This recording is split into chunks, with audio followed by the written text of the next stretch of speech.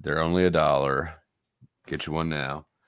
I also had a few requests for merch, and so I've been dabbling with that. But I need higher resolution graphics. So I need to freaking that's for the members. More art. That's for the members only stream. You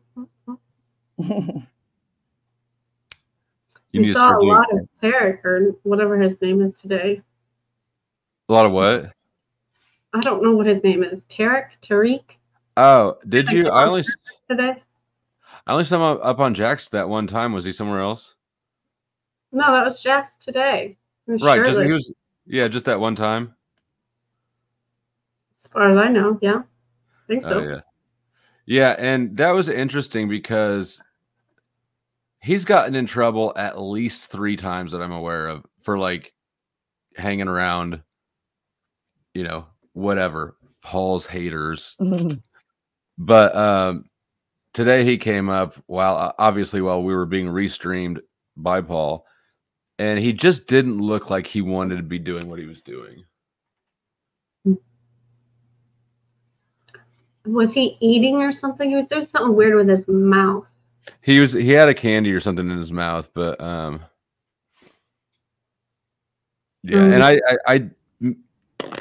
I didn't go back and listen to the stream to see what led up to it. But it just felt like it was or not forced, but definitely strongly encouraged, probably. But he's not like Tarek's not that guy. He's not hostile in his own right. Paul's pretty calm. Cynthia, I see you backstage, but it says your device is not connected.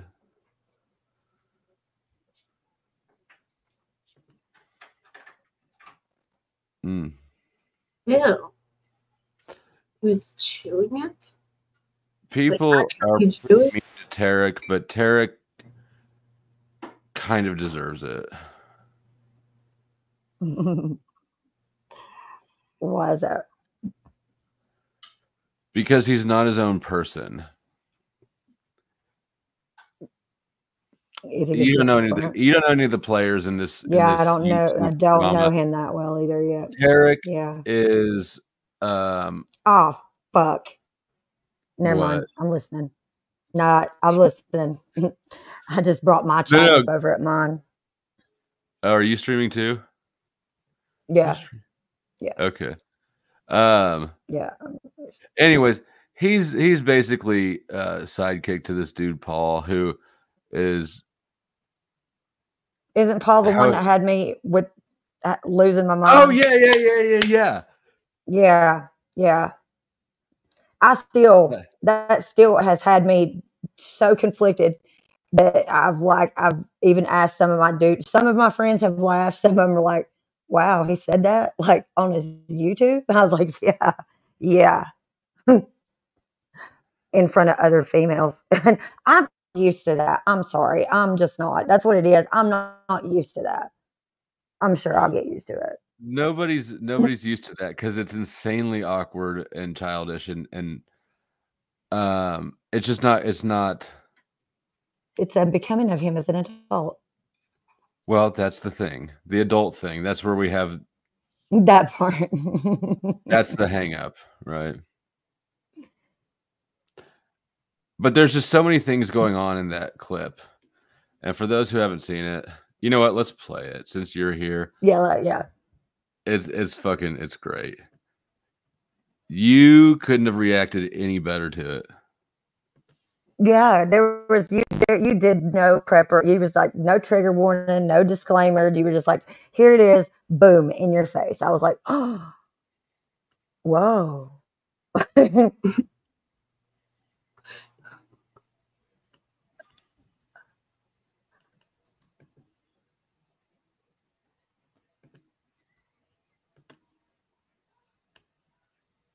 How long ago was this video?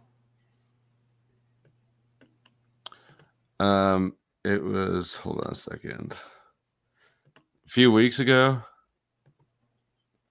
Is from are you talking about the one where I was reacting? Yeah, I think it's been about a week or so. It was during a live stream. Paul wasn't on the live stream. He got brought. I kept hearing about him and kept hearing about him in the chat that night. It was one of those really long ones that he did. It was the night Timmy came up, because Timmy came in bitching about us. We were talking about OTW or something, and he came in and felt like it was his right or responsibility to derail the conversation we were having and take it onto something he thought was a better use of our time. And I told him that he can suck my dick. It's not his stream, and just because of his bullshit, I was going to make sure to spend the rest of the stream talking only about other channels, talking shit on them. So this was kind of a natural outgrowth of that conversation.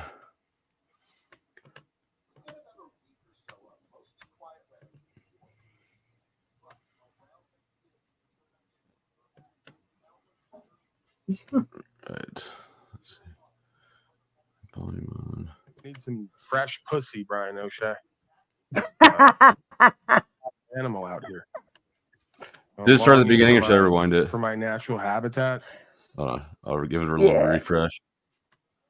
I need some fresh pussy, Brian O'Shea.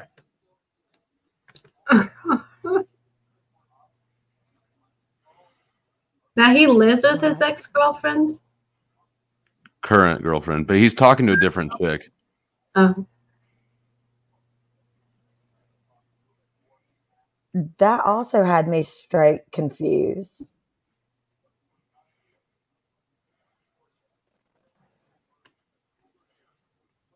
I mean, it's cool if you live with your ex. I understand that. No, he doesn't live with his ex. If he's talking like that and he's still banging her, that's even more fucked up. Like, based on what he said, I would assume that he is. That's why he said he needed some. Oh my God, the audacity of this man. Now that I'm thinking about it, I'm like, I'll tell you what. That one right there. It's like you just watch somebody get shot. Yeah, I can't look. I literally like, wow, he said that, and then he keeps going. I'm just like, wow, he's not stopping. Like, so that was just that short is just zoomed in on us, right? We were watching. I was going to share stream, so we were watching the interaction, and who's he talking to? I forgot who's talking to. He's talking to 2 or 3 different people. Well, other kid that comes in, he walks off too. Yeah, there's a chick. There's a chick there. That's another. That's why I was looking and I was just shocked.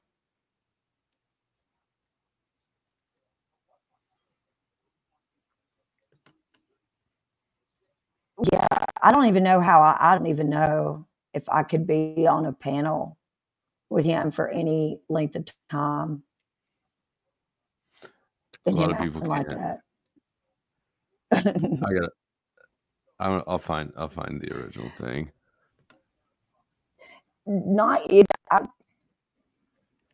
That is how I have been every time I have had this conversation about him or with any, like last night I was over at one of my best female friends' house, and she's super, super Christian. I tried to prepare her for what she's about to hear, and there's really no preparing her for that. So I just played it, and she goes, "My ears, Emma." I was like, "I know." I was so like, "Look, what is the nature of you? What is the nature of you two's friendship? We've been friends for a long, long time. A long time, since we were little girls. I met her in church when we were little kids. We went to school together and everything. She's just like a couple months older than me. Church girls were cool. Yeah, she's pretty cool. She's been through a lot of fucked up stuff. So I almost feel like, even though she's a couple months older than me, but she's always been in church. Like, she never left church and like spiritually went anywhere else. She's always been Christian, and that's the way it is. And I love her for that. because there's still stuff I'll call her up when I have questions that I'm like, yo, help me understand this, and Bible stuff at me. I'm like, okay, that's what I was looking for. But she never, like I said, she never left church. So like I feel protective over her, and she's been through a lot of stuff, and she's a single mom of a young boy. So like, yeah.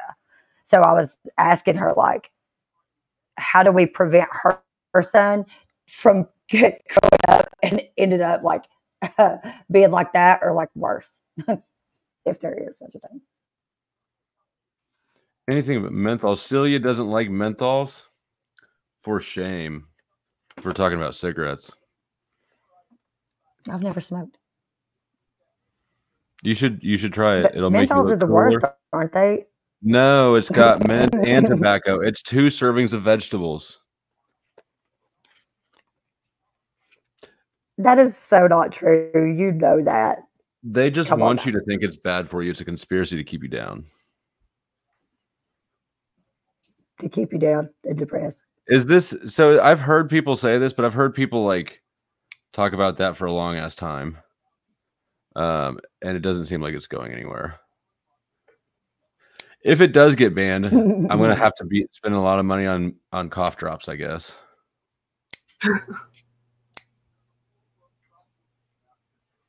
What is this video you've got here now? All right. Okay. Should we watch this? This is yes. This is what I was playing when she was having her facial expressions. Oh. Fresh pussy, Brian O'Shea. I'm like a caged wild animal out here. I'm longing for my natural habitat, and I'm longing to frolic with the women of Unslavia. Mate with them gratuitously. Your thoughts?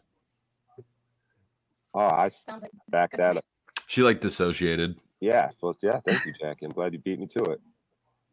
Yeah, good plan. Jackie, you're all right, man.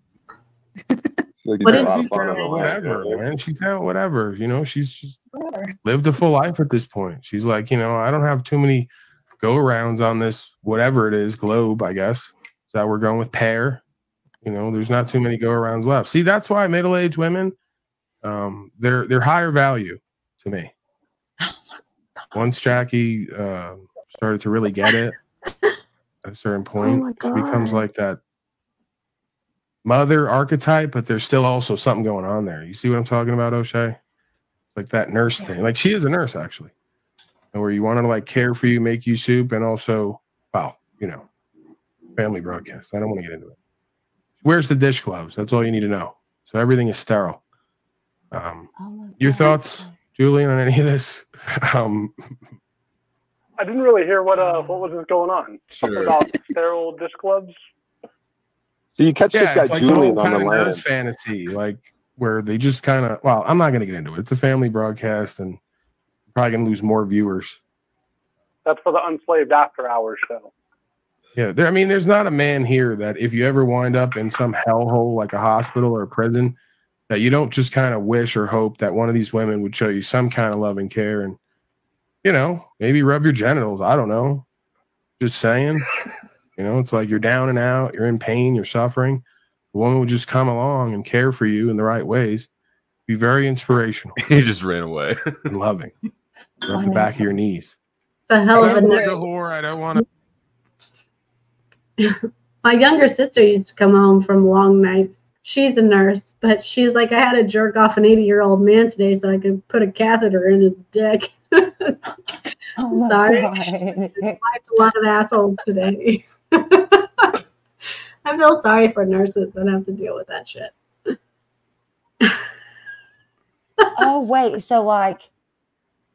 So you can't put the catheter in if they have a boner?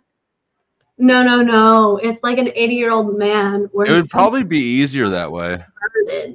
She had to like jerk him off a little bit, too excited enough for her to put a catheter in. Oh. So not hard. But it's possible to excite an 80-year-old man. So I'm happy for the guy, I guess. That poor dude. She didn't finish her goddamn job. Just tease her, you know. She's just. Could you teasing imagine him. that? I don't know how often they change those things, but getting like half of a hand job every time. Yeah. Horrible. I did not even think about that. Put me on a ventilator, right? Yeah. Oh, Cynthia, I just saw your back chat thing. Cool. See, Salty Siren knows that that's hell, and she's never even had a hand job, I don't think. It's different when females are getting catheters, though. Like, we don't, there's, you don't need it. You're not getting a hand job. It's like, it's super uncomfortable, but like, it pinches a little bit, but we don't get boners like that. Oh, really? That's weird. Anatomically, like, yeah, like it's weird to where we are, where our urethra is. There's no need to get sexual with it. It's in an awkward place. Cynthia, I'm not sure what. Pull me up note real quick. I don't know what that's supposed to say. I've never had a catheter. Don't plan on ever having one. I've never had a prostate exam. Don't plan on having one. Never had any of these weird invasive things. I still have my tonsils. I still have my wisdom teeth. That's why I'm wise. Steve making it rain on the chat. Thank you for the membership, I thought Steve. I was a lesbian. Why? Nobody's ever asked me for one, and I don't know why that would be an assumption. For one what? I saw that over there in the comments. He was like, Em, I thought you were a lesbian. I was like, I don't know why you think that. I mean, I guess I could see why you might think that, but like, no, nobody's ever asked me that. That's why I don't talk about that. I've never really talked about that on my channel. That's weird. Now, since we're on the topic, have you ever done lesbian stuff? Yeah, of course. Of course. Why is it of course? Yeah. So that might be why people assume. I guess because, like I said, because I said that I could. Yeah, that's what I was saying. I was like, I could see why people might assume that if they like kind of know me or whatever, or just like at a glance, maybe if you see in public how I'm dressed or whatever, I could see why people would assume that. So, given that, I would say, yeah, of course. But then when they go, oh, so are you? No, I don't. I don't do the labeling thing. I find that so bizarre. What do you mean? But I know which ones that would fit.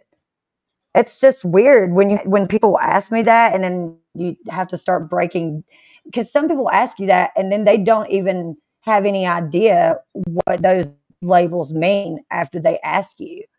You know what I mean? Like gender label, non-binary, and then they don't know what that means. Is that what you are? Just, yeah, that's what, yeah. If they ask me, that's what I would say. Because I don't necessarily identify with just male or just female or male. Like I just don't. What part of being male do you identify with? What do you mean? Which part of male? Like, I mean, if part of me and my being sexually attracted to females, that's definitely the male. I would say that's definitely a male side of me. Wouldn't you say? I would. Well, it's not. I'm not you, but I would not say that. No, I would say you're still female. You're just have an attraction to females. That doesn't make you male. Yeah. No, there's the masculine side of me, I guess, is what I would say that part of me, or the masculine part of my brain. That would be sexually attracted to women. But there's also, I guess, the female in me is also sexually attracted to women too. So that's another reason. Everybody's got female, but got both traits to some extent, right? And that doesn't make. Yeah. I don't know. Yeah. I think people make it way too complicated. There's two genders. That's it. Yeah. There's two genders. There's like maybe 3 sexual orientations. I mean, maybe more. I don't know. Yeah, there's more. People are into weirdo shit.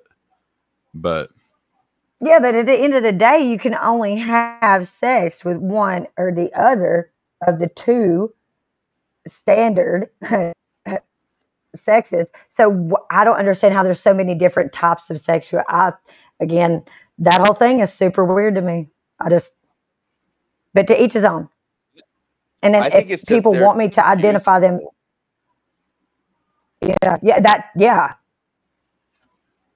Because if I see you and you on the outward look to me a certain gender, that's how I'm going to address you unless you tell me otherwise. And even then, I'm probably still going to address you based on how you look. Like, it's just out of habit. Yeah. Yeah, out of habit. It's not anything that, like, I had people giving me so much shit over the last week over Jeffree Star. I'm like, Why? Why? Because I guess because I called him, and that's as far as I know. Last I checked, that is the way he identifies himself. Even though outwardly sometimes he has a feminine appearance, I think he still identifies as a male. And so that's how and his name's Jeffrey, so I refer to him as him. And people, I don't even know who that is. Who's Jeffree Star? He's a super big influencer that makeup. He's a dude. He does makeup. Oh yeah. Okay. Yeah, I know. Yeah. Yeah. I don't know. Do you know who Eugenia Cooney is? She's a super big influencer, but she's known for being largely like anorexic, like super anorexic. No. Oh wow. Yeah, these aren't the sort of things I watch. I don't watch dudes doing makeup. I forget how I found out about him.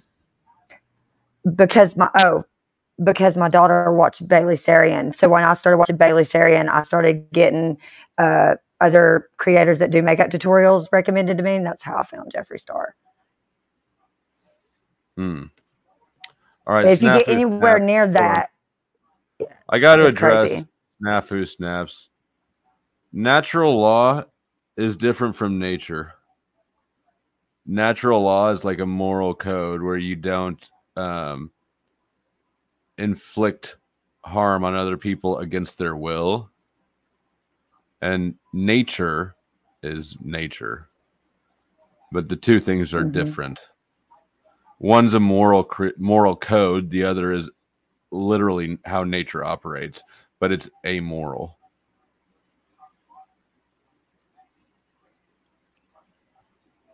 So then how do you feel about what the Guidestone said about balancing the population with like between the balance of nature? That's the whole reason why they wanted to reduce the population. Yeah. I don't necessarily agree with that number. That number I thought was like astonishing low when you take into consideration the global population at that time. When I first saw them, it was like somewhere around 7 billion at the time. And I thought then it was a good idea. I thought then that number, I was like, yeah, that's totally reasonable. No, it's really not. But I don't agree. I do agree with what they said. Okay, so so you're the empress of the world. And population is getting too big. How are you going to implement this? No. That's what I would not want to do that. I would not want that decision. Well, then the idea doesn't matter. On my shoulders. No, the idea only matters if it gets implemented. Otherwise, it's nothing, right? So you can presume that they're going to implement it somehow. Since you support the idea and you're the empress now, how are you going to enact this idea you support? I guess we just have to come up with some other virus, since that one didn't work. I mean, I don't know what. They implemented birth control, which has made a lot of women sterile. That's true. Is it possible for you to fix your mic, or is it just me that there's a lot of static? Her mic is bad. Oh, hold on. You know what? I mean, that It's not. would be It's not very. like. Yeah. It goes like kind of all staticky, robot-y every. I don't know, like fifth word or something. Yeah, Hold on. and I, the thing is, like, well, first of all, I just want to say we don't know what the population is exactly. They say there's about 8 billion people out there. I'm not entirely sure if that's true. That's one thing. Just because I'm I don't pretty trust suspicious of it statistics. too. Yeah, just because I don't trust the governments, and and they're all in cahoots with each other. And but I think there could be probably billions of people out there. So let's just assume that there's 8 billion people out there. Let's just assume. If you want 500 million people, you're going to have to get rid of 7.5 billion people, which is about 95% of the population around dish. Okay.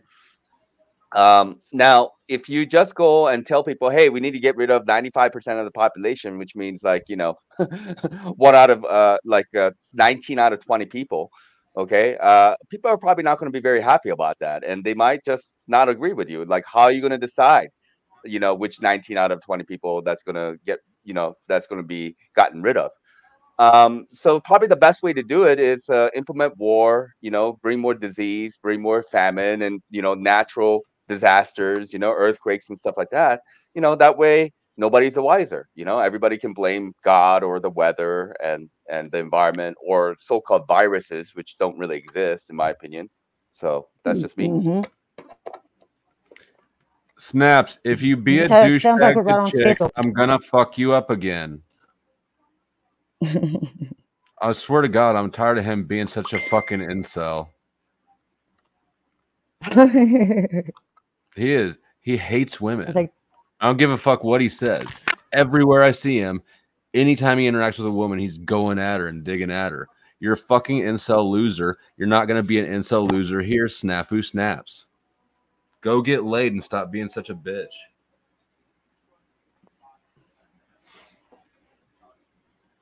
Or Maybe practice he's yoga. angry at the world because he wants to have, his poo hole poked instead of. You think it's repressed homosexuality? I think you might be right. Maybe. I don't know. That would also explain why he's so hostile towards homosexuality and says it's so against natural law, because he doesn't understand that nature and natural law are different fucking things. Yep, that makes all the sense in the world. Snafu Snaps, I can't believe that you're a closeted, repressed homosexual and you're timed out so you can't even respond because you're a douche. What are the chances if you go to prison for 5 years? Snafu says that he's been to prison for 5 years, that he has been with a guy there. What are the chances? I don't know. I think if he said that he's been to prison and been with a guy, then I would believe him. I don't know what you'd have to gain from lying about that.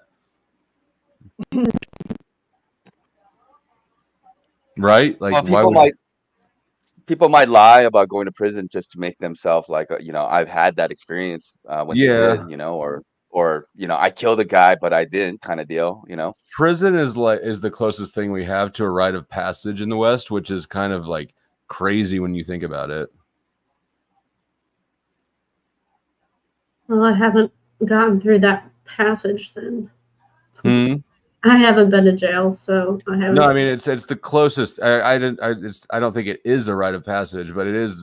I mean, can you think of anything else that's sort of? It's like graduating from high school, but everybody sort of does that. So it's. I don't even know that it's. It's not a big deal to graduate high school. Right. No. It's not a big deal to graduate college anymore either. It's like, oh, you went and took out a bunch of loans for a while. Mm-hmm. It's not a big deal to graduate really with anything. I mean, if you have enough money, you can get your master's and PhD, so. Can y'all hear me? Now we can. Yes, ma'am. I'm so confused because I got it to restream, but then I left and it's still streaming on my page. But it took me a second to get it. Oh, sorry. Hi, guys. Hello. Oh, yeah. So did you get your tech issues resolved? Is that what that was? Yeah, well, I tried to restream it, and then it was telling me that my mic and camera was unable to restream it, but I could be on here. I don't know. No, I don't have it fixed. But hey, all of the feedback from people. Are you on a Android Simple Jack? No, that was Simple Jack's the comment I have on the screen. That was M's feedback. Are you on an Android? I am, but I'm gonna switch it up. Oh no. There's she didn't have any just now. No, there's a StreamYard bug going around. They're investigating it, but they're saying if this is an issue, to have the person put their headphones on. I had Bluetooth headphones in, but what I was about to do is, so here in a second, if I come in the studio again, it's from a different device, and I actually have a microphone plugged into it. But if you guys can hear me fine now, and there's no like weird glitchy feedback, and I'll just leave that the way I'll just you're doing good right now. Yeah. I did want to answer Simple Jack's question though, wherever it went, about because I'm getting a bit of not a lot of pushback, but you know, people like Snafu Snaps who have no integrity in what they say and just run around causing chaos. Like to say that I'm anti-God. Do I have a conflict? God? I'm not. And if I was, I don't think that God's worried about that. Like, I don't think that I'm a threat to God. Do I have a conflict with Christians or Bible backers or both? I have an issue with people who are intellectually dishonest, and even more of an issue with people who are aggressively intellectually dishonest. And I have to admit that I've seen, of course, I've had more exposure, but it's particularly recently since I started getting on panels. Anytime religion comes up, Christians are hands down the biggest douchebags. Not Muslims. It's not any religion except for Christians. All of them I would have flaws with. I'd have issues with. I'm not anti-God. I'm not an atheist. I don't believe in nothing. But I recognize the limits to my knowledge. And I suppose I view it more as faith more than anything. I have enough faith to believe that if there's God, he doesn't need my help. And that I know exactly as much as I should know. So if he wanted me to know more, then he could just tell me more, right? Like, I don't think this paradigm needs me to fix it because God can't. Well, you're going to have higher percentage of Christians in these panels than probably any other religions, just because that is true. America, that is West. True, but the behaviors it doesn't matter to the behavior, because you can have 2 Christians and 2 Muslims, right? You could, but and frequently I do. What I'm saying is I don't think it's a factor of numbers, or I don't think the number of Christians is causal. It is possible. What I'm getting at it that it keeps the other religions more in check. That's like. Yeah, that's kind of what I'm saying. And then the other part is that if you met enough Muslims or Buddhists or Hindus, you might start to feel that, hey, there's some very arrogant and condescending these types of people though too, you know. So sure. I'm just saying. You know. Yeah, no, that's legit. I have not. I mean, not in the metaverse. I have in real life, and. Hello and good night. Where's it? Okay, here. Are those people really Christian based? Sounds more like Catholics going on pretend. So that question sort of betrays itself, because who is to say who's really Christian or not? There's so many there's denominations, there's different translations, there's different all sorts of shit. Nobody knows what a real Christian is, which it's so the Bible's a huge pile of books written over thousands of years. There's all sorts of contradictions within it, self-contradictions. I mean, there's it's no wonder that there's so much confusion and disorder and conflict over about what this means or what that means. That's the way the book is set up. And it's heavily edited, and a lot of other, like Apocrypha is not a part of the Bible, as far as like like Gospel of Thomas, Gospel of Barabbas, or Gospel of Judah, all these other books as well. And if we did have like all the complete Bible books, and we could read them in their original language, I still don't really think I even have the knowledge base to know what I'm reading. I assume that there's at least a degree of occultedness within it. There's a lot of occult in it. And his sentence kind of confuses me, because he's like, are they really Christian based? Sounds more like Catholics. It's like, Catholics are Christians. Kind of. They're the originals. Well, they're original religion. I would say that they're. Yeah. Anyways, you're kind of right, but also I see why people would say they're not. It's the denomination that goes furthest into polytheism. A lot of Christians don't consider Catholics Christians, I would say. But like when you look at the overall like picture of like Islam, like one category, Hinduism, one category, Buddhism, one category, and then Christianity as one category, people might like put Catholicism and other, denominations of Christianity like together as one Christianity. But I would not consider Catholics Christians at all myself. That's very strange. They don't. They usually don't. But see, here's the thing: is that all the Christian churches use Bibles that were compiled by Catholics. So it sort of doesn't make sense to not think that Catholics are Christian, because that's where your real Christianity came from. So I get both sides. Yeah. You're saying like real Christianity came from Catholicism? Protestant, all the other denominations branched out of the Bible. Was compiled at the Council of Nicaea, right? Under Constantine. Which, shout out to Constantine. That's like my 20th great grandpa or some shit. There were Christians prior to Council of Nicaea, right? Right, but that's where the Bible was officially compiled. And so that really set the trajectory.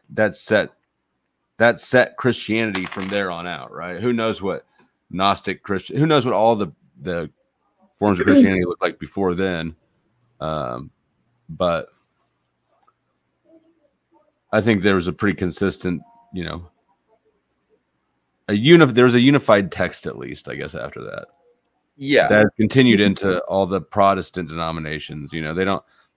I don't think that Mormons. I don't know that any of the others like add in way later. Huh? Protestants didn't come till way later. Yeah, way later. For sure. And the Mormons is way after that. But if you look around the country, right, like those are the sort of the denominations you've got.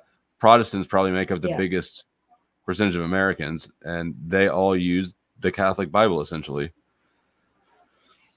Yeah, as far as like history, I understand it. Like the meaning of Protestant is to protest against Catholicism, and they wanted to branch off from the kind of like dogma that they were like subjected under. And Mormonism is very recent event. It's just a completely artificial, made up. Like kind of like a Hold Jesus on now. God spoke to him, just like he's going to speak to me when I start my religion.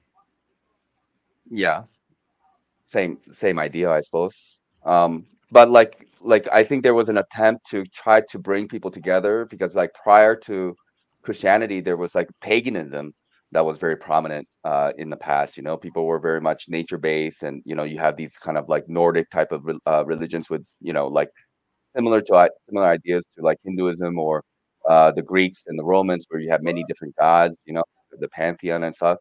People worshipped nature. You have the Celts, the Gaelics, the Frank and the Gauls. You have different groups of people, but they seem to have like worshipped nature in the past, and Christianity also was something that I don't Yeah, the know Druids.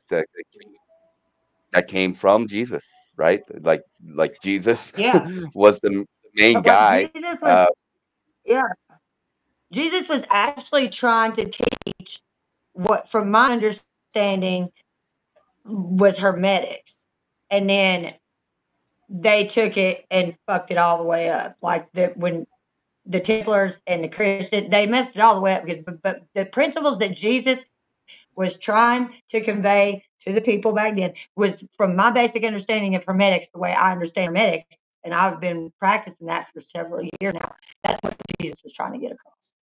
But good luck trying to tell Christians that. Good luck. That's not, they'll go, no, that's devil worship. I'm like, no, that's hermetics. They are not the same, not even close, but I can see why you might think that. Or By say hermetics, that. you mean like as above, so below, all is mental, that sort of stuff? Yeah. Yeah. How do you practice that? By like keeping those perspectives in mind, or is there actual practices? Well, it's that you keep those basic principles in mind when you go throughout your day-to-day life, but there's also like there's a lot of meditation Did you involved. Then switch I back to your also shit, do Mike? like, huh? Are you back on your shit, Mike? No, I just backed away from my phone a little bit.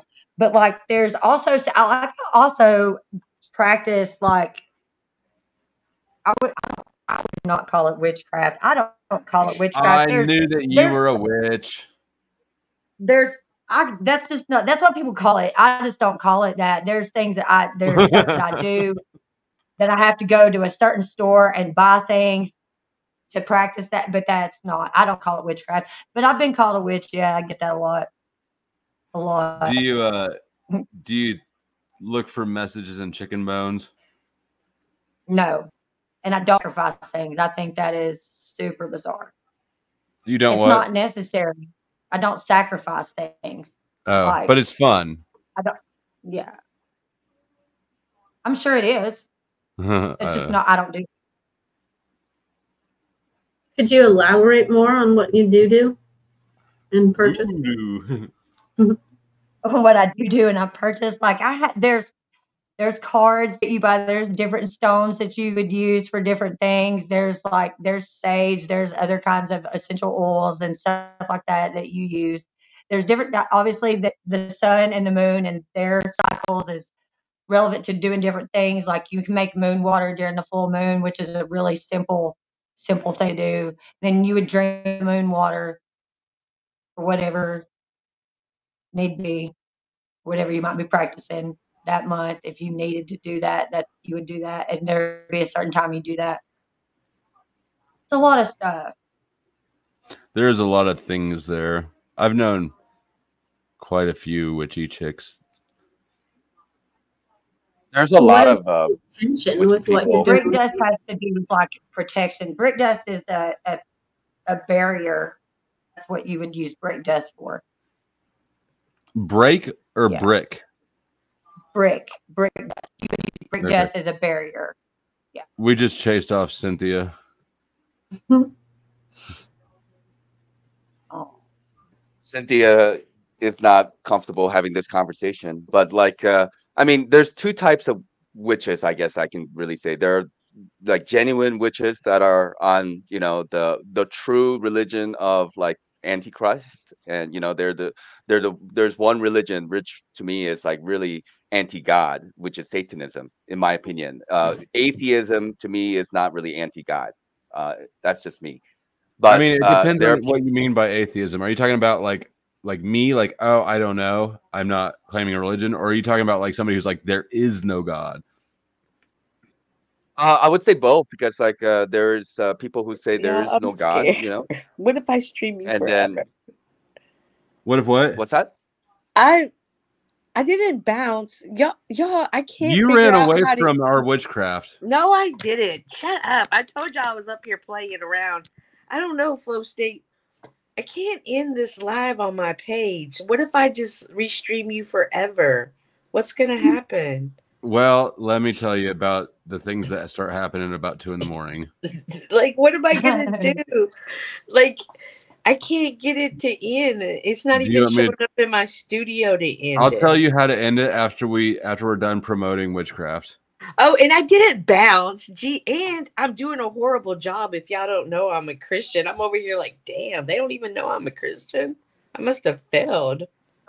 So just because I practice stuff like that doesn't mean that I don't believe in God. I don't. No. Even the devil believes in God. No, when I'm saying, when y'all kept saying we got to get a Christians up here, like we need to get Christians, and I was like, wow, they don't know they have one up here. I haven't you described anything that's actually witchcraft. When you say stones, are you talking about like crystals? I have crystals to clear energy and chakras. I mean, lots of people burn sage. I don't use sage. I think it smells like real shit. Like, what are you doing? Through different amounts of meditation and doing that for a long period of time, that different chakras open up. You don't just meditate and all your chakras open up. That it doesn't work like that. Like I know a dude that's Hindu that's super Hindu, and he can't open them up every single time he meditates. He'll tell you that. Yeah. Yeah, and all the major religions have they all have a lot of elements of which, or at least occultism in them, right? I mean, that's why I don't like calling it witchcraft. I think that's just super, like, it's almost like calling it pseudoscience, because there's a lot of it is just self work and self meditation and self awareness and stuff like that. Yeah, you haven't described witchcraft at all. That's why I don't call it witchcraft, because what I do is not witchcraft. It's not witchcraft. That's why I don't say that. That's why I don't like that word or that label. That's not what that is. Hermetics is not witchcraft. It's derogatory for sure. Snafu snaps. You who continues to harass God's creation, you're getting put back in timeout. Not because of this comment, just because I'm fucking sick of your bullshit.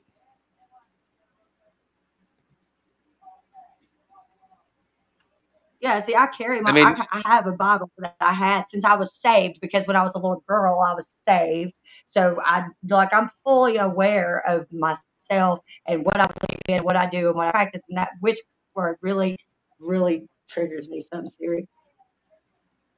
So, okay, there's a couple of things. I think because you're using Bluetooth and then you're like moving away from your device too far, I'll back up so I can read, and then I'll move away. Yeah, so it has difficulty like connecting, and then during that time, it's kind of causing these interferences. Second thing I want to say is that there's kind of twofold strategy about the witchcraft label. One, on one hand, the people who are within the elite, like kind of like their religions, they're genuine witchcrafts. They're genuine witches. They sacrifice people and do all kinds of horrific things. And there's a kind of occultism that goes along with it. It's very traditional. It's very, I don't know, ritualistic and all that kind of stuff. On the other hand, they're denouncing witches like on the outside. So anything, so it becomes like a kind of a dogmatic thing. So it becomes like a very black and white, right? So like they will call people witches when they're not witches. Like any kind of paganism or people practicing this kind of back in the day, like Wiccan or this, like all those people were like labeled as witches, and all those traditions like went along with it. So you create this kind of very polarizing environment where on one hand you have this kind of Christianity that's going to be also controlled by them, right? That is not witchcraft, but then in the inner like world that they have their own witchcraft that they practice. Did that make sense to you guys? What I'm saying? Yeah. Yeah. So there's genuine witchcraft that exists in the world, and there's witchcraft that is not really witchcraft, is what I'm getting at. So like rituals, like what they would call ritualistic stuff. To me, that's no different than when like Christians celebrate Christmas and they go through the whole process of having like the holiday dinner and stuff like that. It's kind of like the same thing. Yeah, Mass They have itself like isn't traditional but things that they do. Mm-hmm. Communion Yeah, is a weird ritual where they're like, eat my body and drink my blood. Here's your little Yeah. wafer and a shared glass of wine we all drink from. well, it used to be, when they used to do these, like back in the day when let's say a genuine religion was there, these were healing centers. Like the churches, they were healing centers with the lights that's going through the stained glass, like the sunlight going through them. They were healing you, the organs were healing you. When you were doing mass, you were consuming some kind of like psychedelic, like mushrooms or psilocybin, right? And then you're drinking, like maybe wine or something with it. Like you are sharing something. If you ever had a trip together with people, you're connected with people Mm-hmm. in a very Mm-hmm. profound way, and so like it puts you in the state of consciousness and vibration with all that stuff going on at the same time. Imagine, like 100 some people together, they're all shrooming with each other, and somebody's playing like the organ, like something like Bach, right? And then you have like the stained glass window. I mean, that's got to be a like an experience right there, and it would connect people, Yeah. and it would actually heal people. Yeah. Do you like sound? Or you mean like you? Well, I think that's why they used to do that like that with the organs and stuff because they knew about the healing of different frequencies. Yeah. Yeah, the Savaggio. Yeah. Yeah, And then so like that's I've been tripped on subverted. DMT before. Yeah.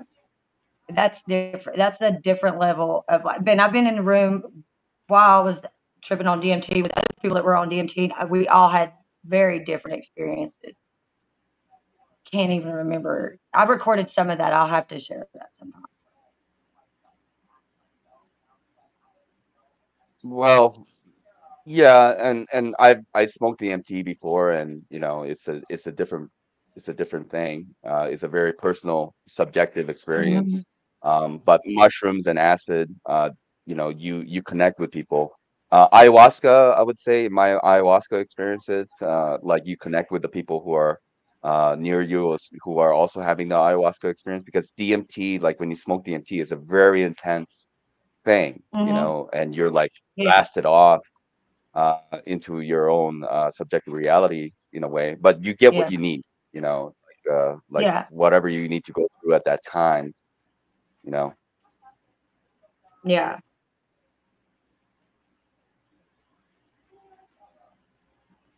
So like a lot of religions have been like infiltrated and subverted over a period of time, and it doesn't take just like a century. It takes many centuries to like infiltrate and then start to change the tradition, and at the same time there are a lot of other stuff that's going on to erase our history of our like genuine tradition, where we actually come from. And like I, for one, believe in Jesus. I believe he was a real person who existed. Uh, I grew up in an environment where my parents were like atheists slash agnostic. They were very scientific in the way they approach things. They were very liberal. So I cannot attribute to my upbringing about this. But I had this curiosity about it, so I had to do my own research about the history of things. And so, but like I think I mentioned this before, but I think Jesus was an avatara of God, as other religious figures are avatars of God. Like the word avatar that we use for like the symbols that we use to represent ourselves, the avatara, the original meaning of avatara is a human incarnation of a god that wants to represent itself through the human incarnation, right?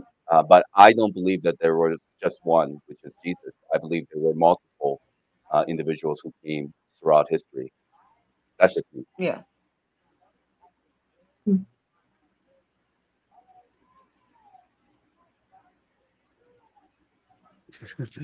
I don't want to be the only one talking. Anybody else wants to chime in here? Oh no, I was listening because I know there's a little bit of a delay sometimes, so I just was being quiet to listen.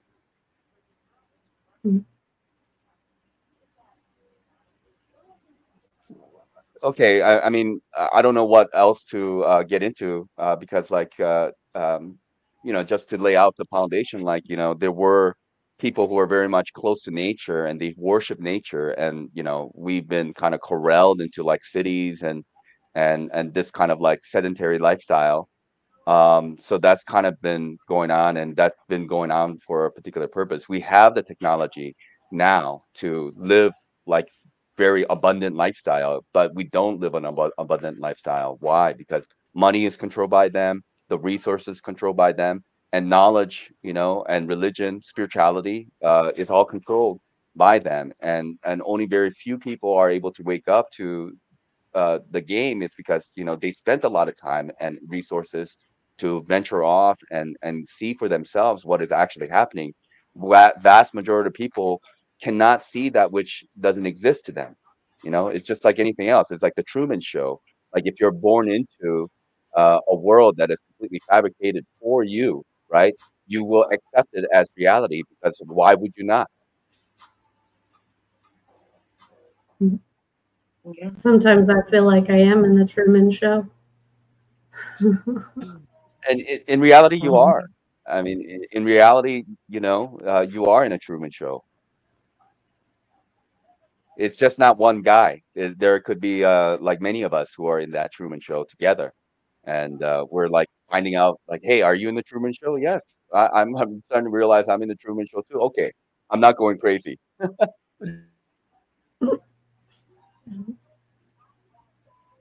Okay, so back.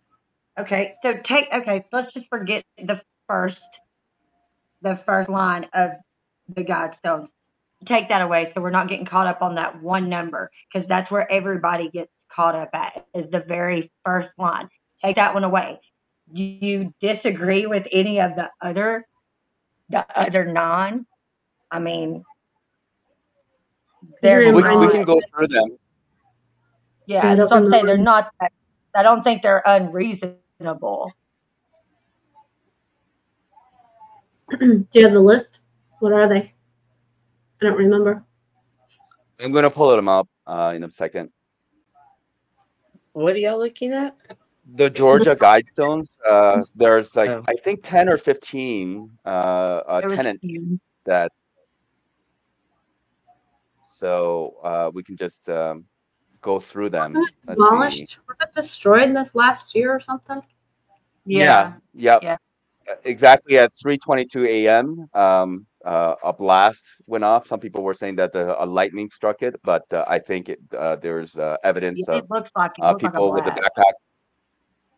Well, it was a blast, but the cause of the blast is up to discussion. But I think there's a couple people with backpacks that was seen earlier, and I think it was done deliberately. But the timing of it was kind of in question because it happened at 3:22 in the morning.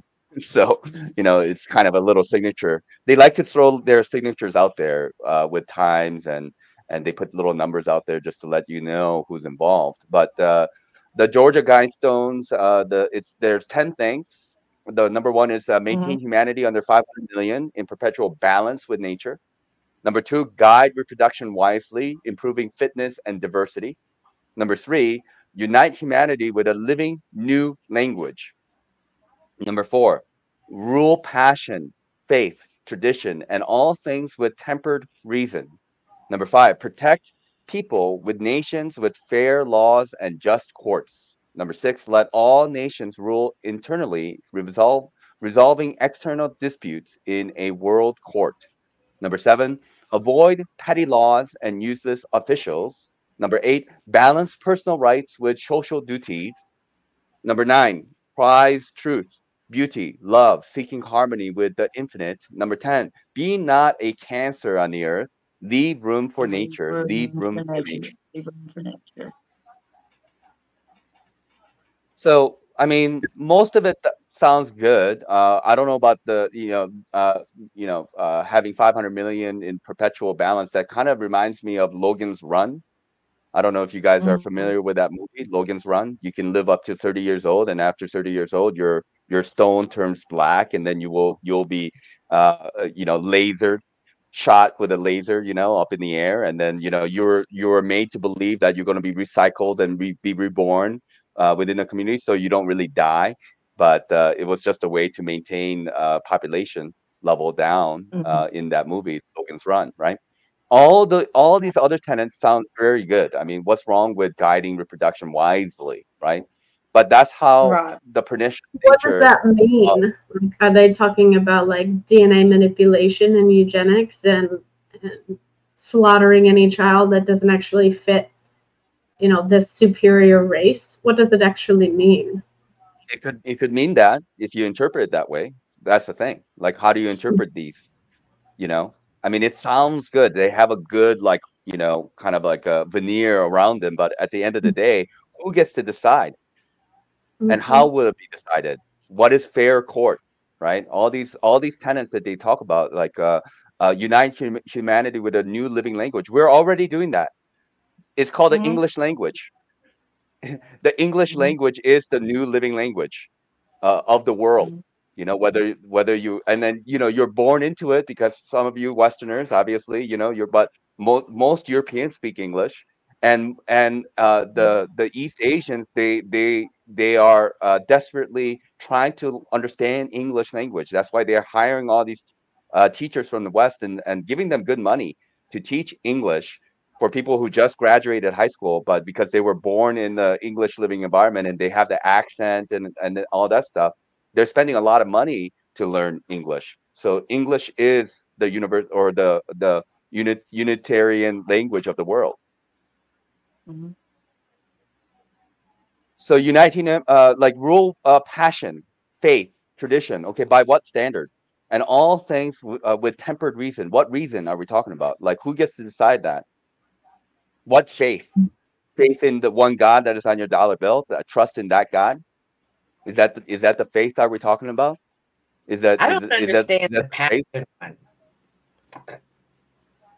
Like, What do you mean, Cynthia? some people don't feel like, and I'm not saying like they're just cold blooded people. I'm saying like genetically or medically. There's just some people that just lack empathy and emotion. So when you tell them you have to have that, That's a how can we problem. fall? Do you think?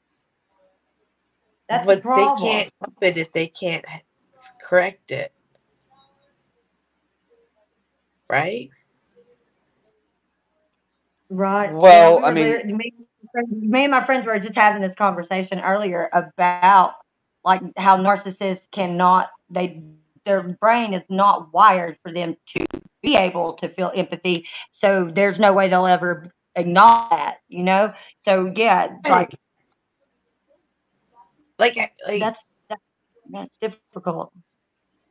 yeah, that part. That's the part, like passion. So they're not gonna have passion. I'm not talking like for people. They're just not gonna have like be like, oh, I want to help the homeless, or they're just not gonna have that something that they're passionate about.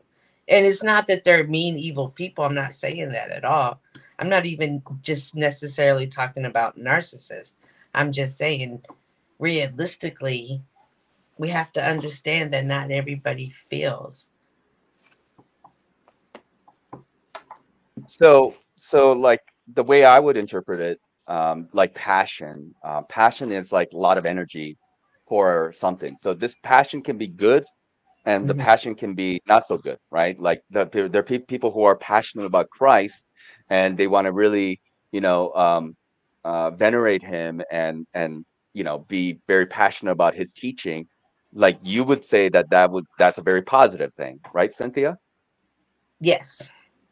Yeah. So, but there are people who are very passionate about romance and lust, and they're like the Casablancas, right? And maybe they have the money, and maybe they have the looks, and then they have the ability to just be very passionate about uh, having relations uh, with with the opposite sex, with women, and they go through that, and you might say that that's probably not a good thing, right? No, why would you think that? Well, I don't know. Like I'm asking you. That's why I'm No. asking you. Well, I'm just saying because you just said, "Oh, you probably wouldn't think that's a good thing." Like you kind of put that judgment on me. So, but no, I would. I absolutely understand passion. I understand passion. That's not the Yeah. issue. No, I'm just saying. it's not a judgment I'm thing. saying It's some people just don't even like. If you have a passion for plants, or if you have a passion for art, like there's just some people that just don't have passion. And I'm not okay. saying because they're cold blooded and evil. I'm just saying it just lacks in them. And that's all I'm saying. So I'm saying that's the Okay. only one of those things. Just like there's commandments and there's things in the Bible that people don't always Yeah. understand. This is one of those things I don't understand. Yeah. So I understand what you're getting at. So you're saying that there are people who are very lethargic, right? And they're very Yeah, docile, right? And they're not right. really passionate about. Maybe they're like morose, They're right? opposite of snaps. Complete opposite of snaps. Okay. So I think this line doesn't really apply to them that much in my mind. Like it doesn't seem like it's applicable to these type of people. I Oh, think what they're talking about when they say like rule passion is that people who use their like energy, their emotional energy and desire towards something that is like very, I would say that yeah, the way I would interpret it is like people who do it in a very negative way or soft farming way for their own passion. Like the idea of passion is that like when you vanity. have the senses, what's that? Do we say vanity? Yeah, vanity is one of that. Vanity, pride, those are related, right? Mm-hmm. But I mean, gluttony is passion, right? Your gluttonous Mm-hmm. for food is passion, right?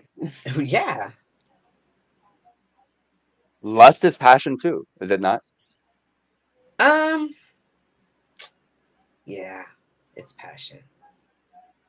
So all these deadly sins are like very much, like a passion in a negative way. Mm. But people who have these passions, they don't see them in a negative way, though. So who's saying they're in a They negative way? usually do not. No, usually Right. people who Yeah. are psychopaths or The sociopaths that opposition. they justify the things that they do. They Mm-hmm. justify the things they say because they don't see it that way. They Right. themselves do not genuinely see it that way. They justify it. It's the Right. end justifies the means type of deal. Whether or not objectively that's the case, subjectively they will consider that to be just. Yeah. They do.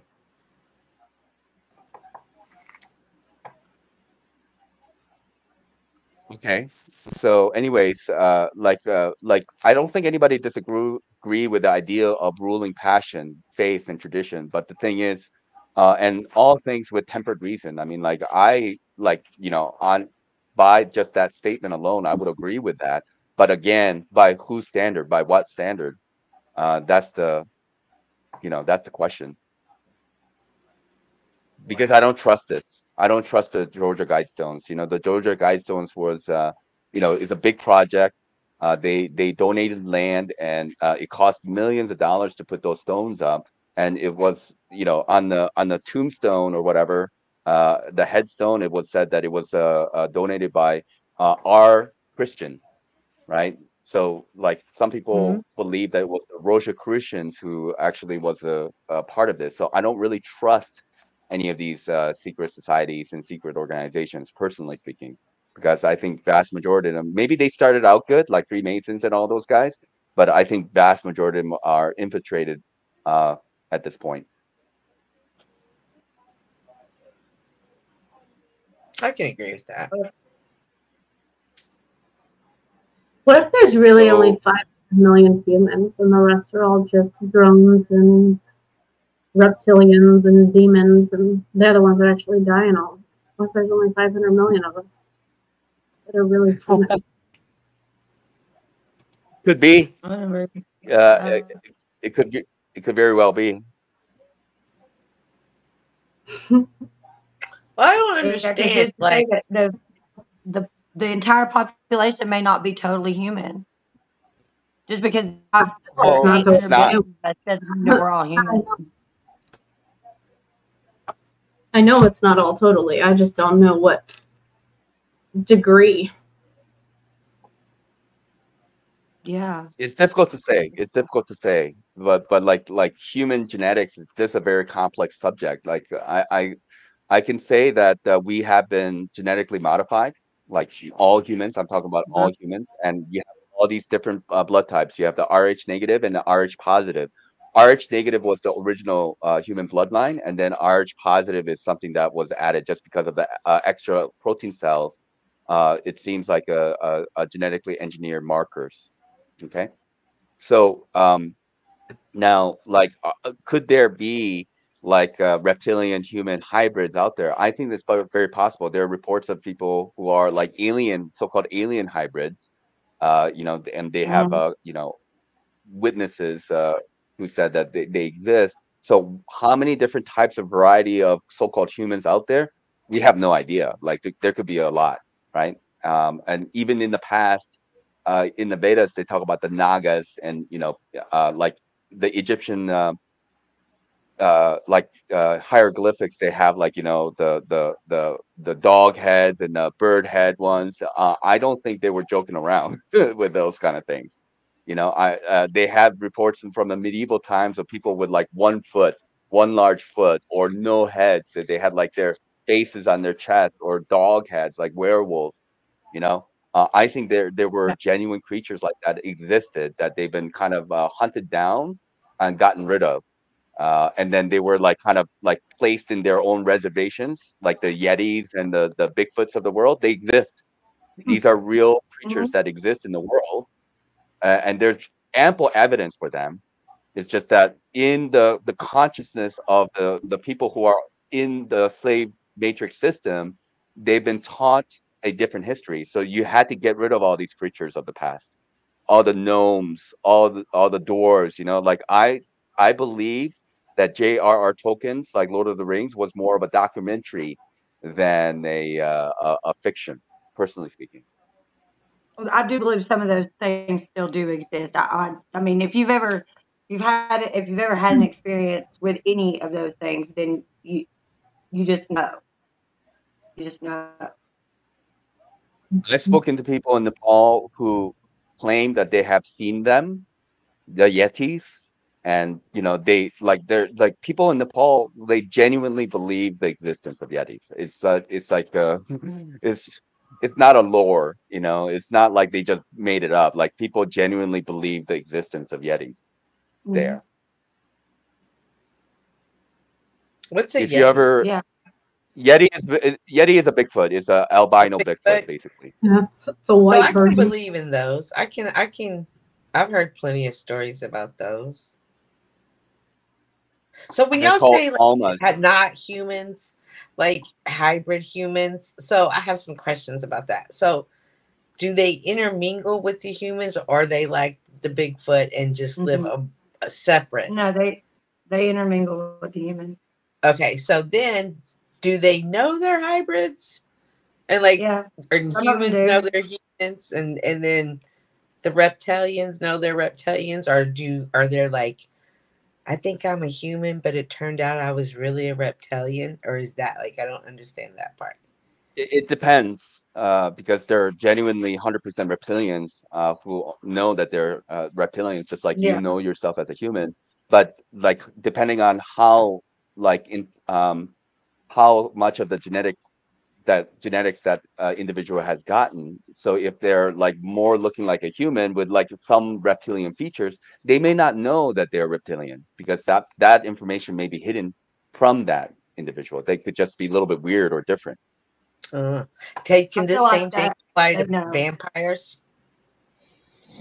Vampirism is two things. That's one, the tradition of these Canaanites, cannibals, the Canaanites who worship Baal. That's where cannibal comes from, and their tradition of actually, abducting people and torturing them and drinking their blood, and they knew from the get-go that going for the jugular was the best way because it was already oxidized blood that was going towards the brain, and then you have this adrenaline that's released into the blood, and that's what they're going for. So they were very much human beings who drank blood for adrenochrome purposes, but then there are also reptilians who are said to consume humans, just no different from humans consuming, pig or, beef or this type of thing.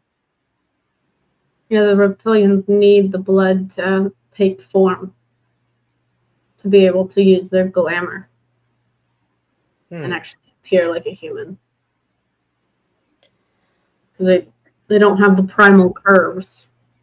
I actually think they're the ones that merged with primates, and that's where the Rh positive came. And they manipulated the DNA to actually look like humans that were walking side by side with these primates. Do they interbreed?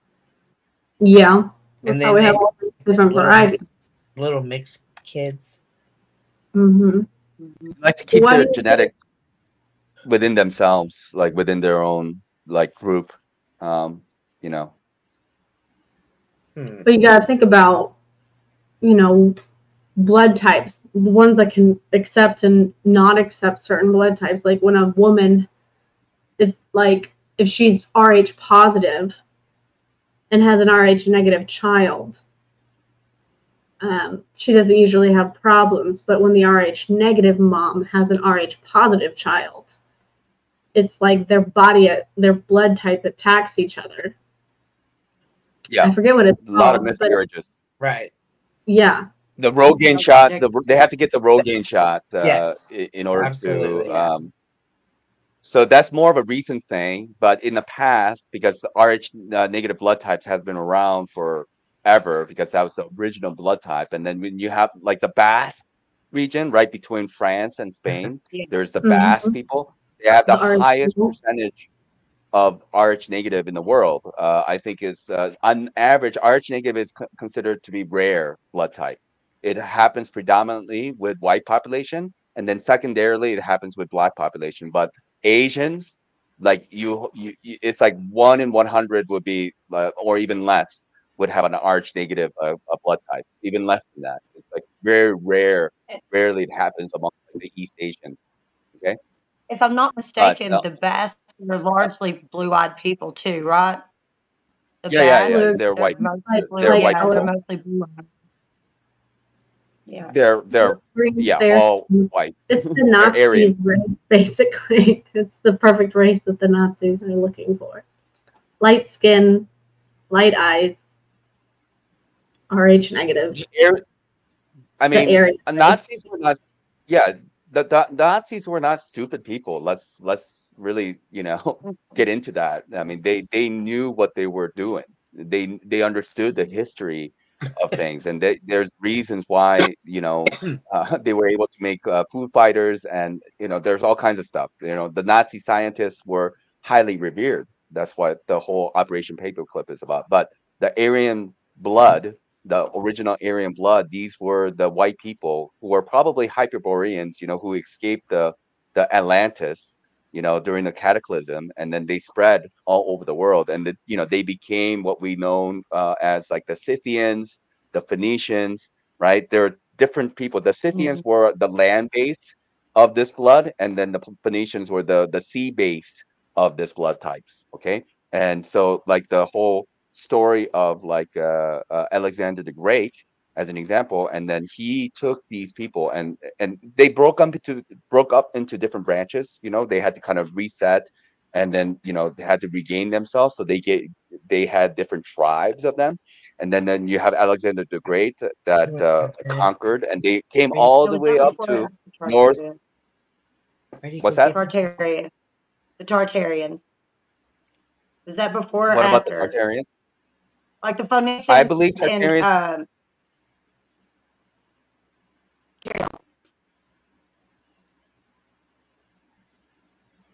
I was just trying to clear that up because I was a little confused about the timeline.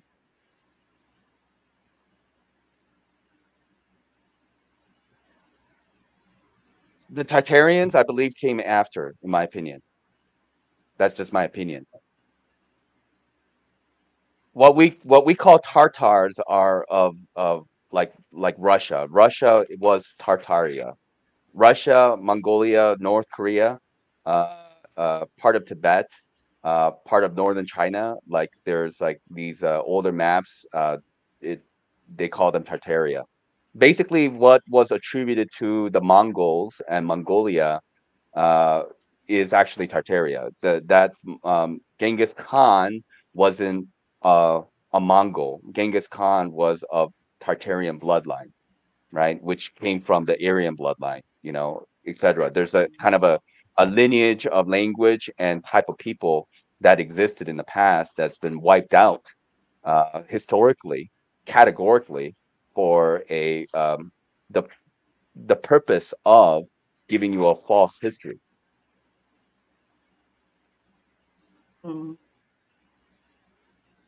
But a lot of what I think to be Tartaria is somewhat inaccurate because, like, yes, there was a kind of a Aryan connection throughout the world. You're talking about in the Peruvian regions with the certain bloodlines, New Zealand as well. And these were like seafarers who went to different places and they, integrated with the population, right? But they were still, because like even in northern India where I'm living, there were people who are of Indian looking but with blue eyes. It's really Mm-hmm. amazing to see them. And they say to themselves, they say to me, I tell them like, you have blue eyes, and they're like, yes, I have Aryan blood. They will tell me that. Mm-hmm. Where do you live in India, if you don't mind me asking? I live in northern India in Kulu Valley. This is a region where the Macedonians came, and this is the last place where they came, and they integrated with the population, and the genetic lineage is predominantly from the males that's been passed on to the people in this region. So the Indo-Europeans, you're talking about Punjab, you're talking about northern India. Like where I'm at is That's what I the was getting last ready to place say. where I they. was going to say Punjab. Yeah, yeah. That's what I was going to ask you. Is that the Punjabi area and all that? The Punjabi area, what? I couldn't hear you. I was just curious if it was that you were talking about the northern, like the very far northern tip, like above Gujarat and all that, like up there, Yeah, past all above, that. yeah, Yeah. yeah, above Gujarat, Because Punjab. I live the in further Himachal south, Pradesh. because they're not as many blue-eyed Indians. They're not there, and then they're the lighter skin because they're lighter skin too. The ones that have they have like a paler like complexion, still darker, but Correct. yeah. Yes, more southern you go, like the body type is a little bit different, and darker skin they become, and more black, you can say, like the features are.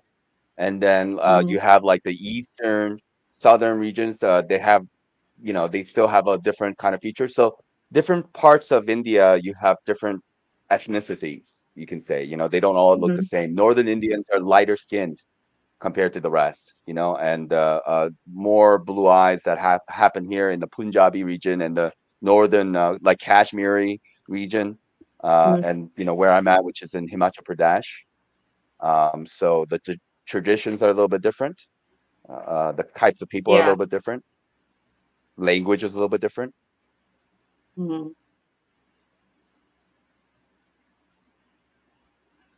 Yeah, but like how they sound up there sounds much different than what like the dialect that you speak. Yeah. Not you, not.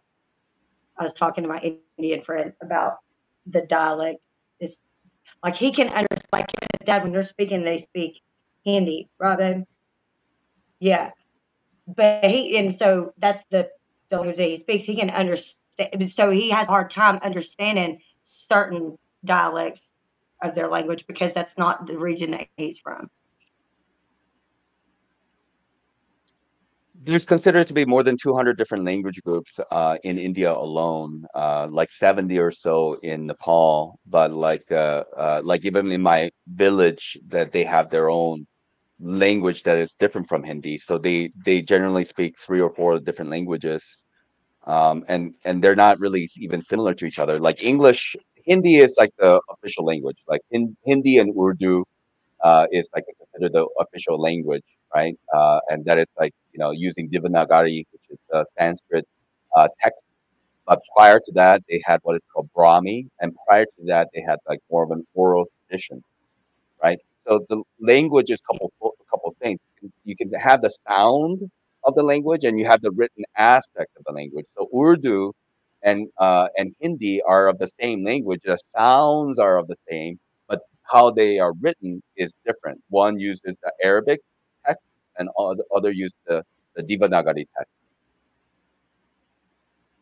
And they look different. They look very different. Yeah, Arabic is different from Sanskrit. The Yeah. the way they look and how it's written, because Arabic is written from right to left. hmm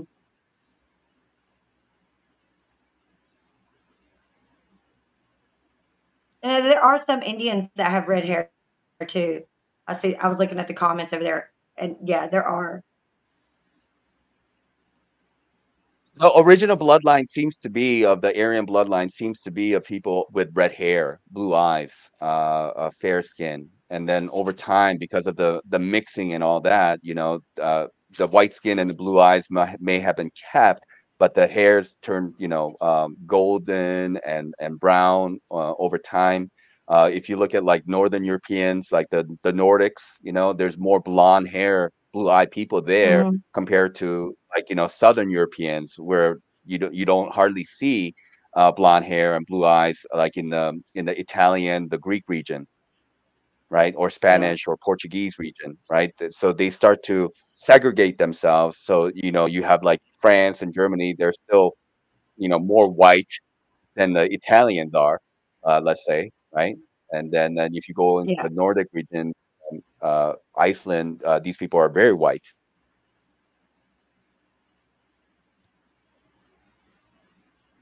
It's super pale. Super pale. So I believe the Aryan people were of like white descent, and then they spread all over, and they actually spread a lot of spirituality and language. So all these other languages are branches of Aryan, and other language they were able to maintain the purity of that Aryan language, predominantly the Sanskrit language, which a lot of people say that it was like the original.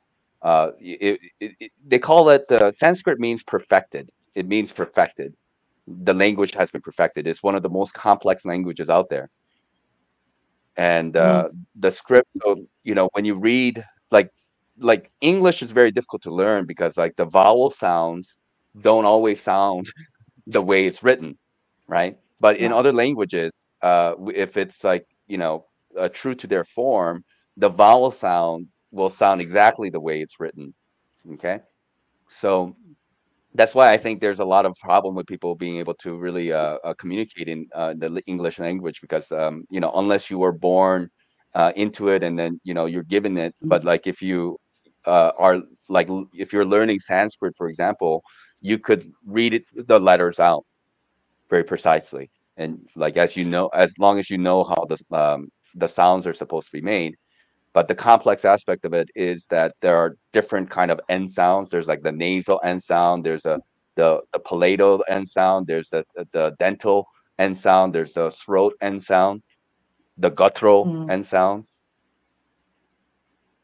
hmm I have difficulty making those sounds because I'm not used to making those sounds unless you are Yeah. familiar with, you know. Yeah. Yeah. It's yeah.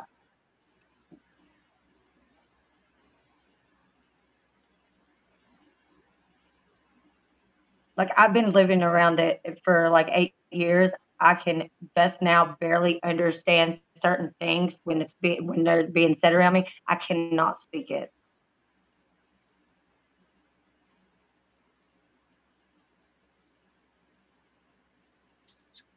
I guess everything just requires practice, you know, everything requires time and energy and effort. Like how much you want to get into it, that's up to the individual. Yeah, So yeah, yeah. I I'm guess so. interested in too many subjects. That's one of my problems. You know, but what can I say? I don't think you could be interested in too many things. I think it's always good to want to learn and to actually learn more. I love learning about anything, Yeah, but especially our there's a lot hidden to learn. history. That's Yeah, for our sure. hidden history stuff. Yeah, especially. I think Flow State might be sleeping. Yeah, I don't know where he's at. He would normally have, piped up at least a little bit in this conversation. I don't know where he's at. Cynthia left. I think maybe I was speaking a little bit too much, so I do apologize if that's the case. No, I don't think it has anything to do with you. He's probably in the background or taking a shit or fell asleep or had to go pick up his daughter or something. Let's think in a positive way. We can finish this Georgia Guidestones unless you guys want to talk about anything specific, because you know, That's fine. like number 5, it says protect people and nations with fair laws and just courts. I mean, that sounds good. Like, you know, we don't have fair laws and just courts these days, you know. So if we can protect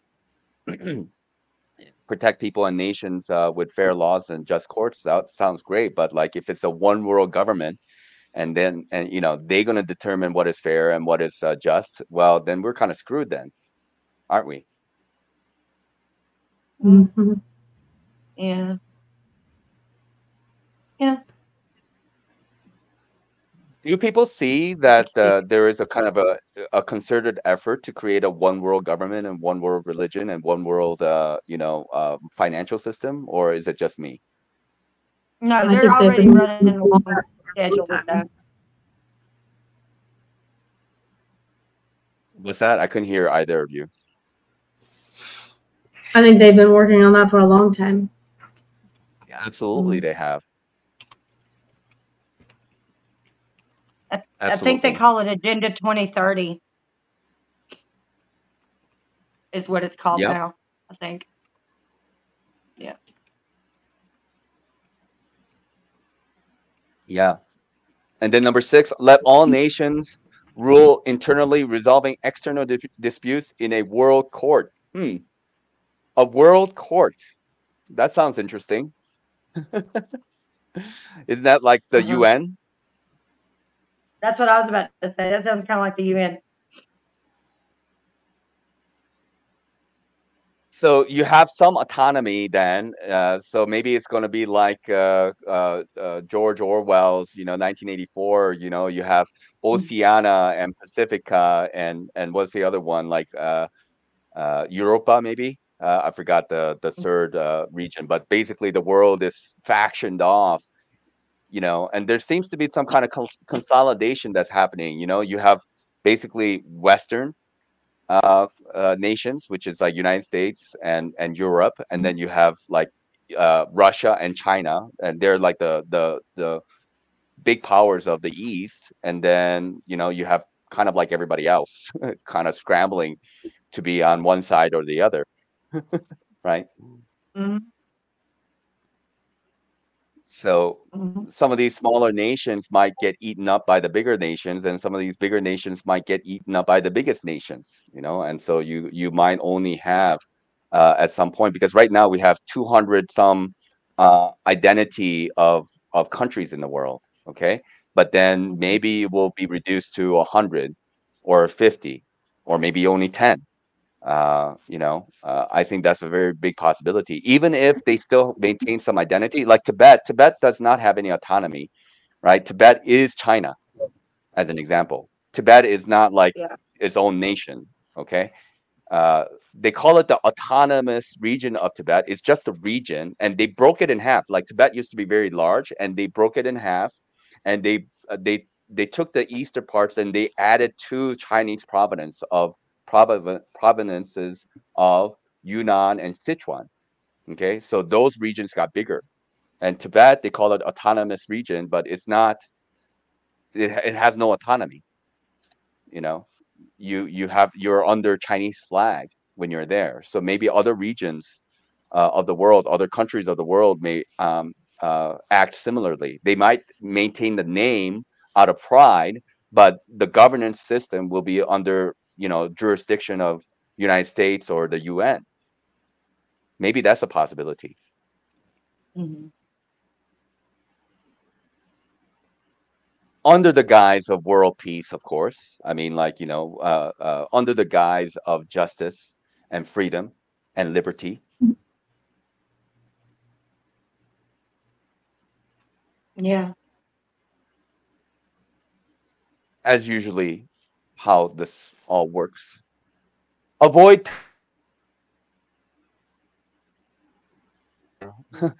most everybody can agree with that. I Will you the say that again? laws were You so froze up look, for a minute. they create more and more. Did you hear me, Notch? You kind of Yeah, froze up there. avoid petty laws. Hello? Try again. Can you hear me? Yep. Mhm. Avoid petty laws and useless officials. Mhm. That is number 7. And who will disagree with that? Who will not agree that we should avoid petty laws and get rid of useless officials, right?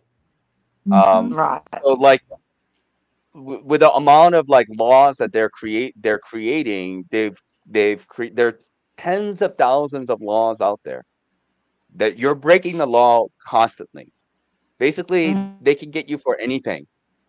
You jaywalked, you walked on the wrong side of the road, you spit on the ground. I mean, whatever. And then that will be you're breaking some law that way. And they've done that deliberately. They made the law very complicated, and they made it very Mhm. obscure, and they made it like, inaccessible for the vast majority of the people, because most people are going to be ignorant to that. And then if you are a lawyer or an attorney, and you have to dedicate your life to learning this new language, like the Black Laws dictionary language, right? And then you have to Mhm. pass the bar in order to be an official, right? Mhm. So they got you under their bag. They got you under their Yeah. system. You are going to be playing under their rules by doing that, right? So either way you go, right, you will not have the power to be able to determine, whether or not you broke the law or not. They have all the cards, right? Yeah. And it's very difficult for people to organize, like, insurgent parties, right? It'll be very difficult for people to create, like creating a militia was a duty of a nation, like under the Constitution, that you were being patriotic by, like, making the government be accountable, because they had guns and you had guns, as an example. But not a lot of that is going on these days.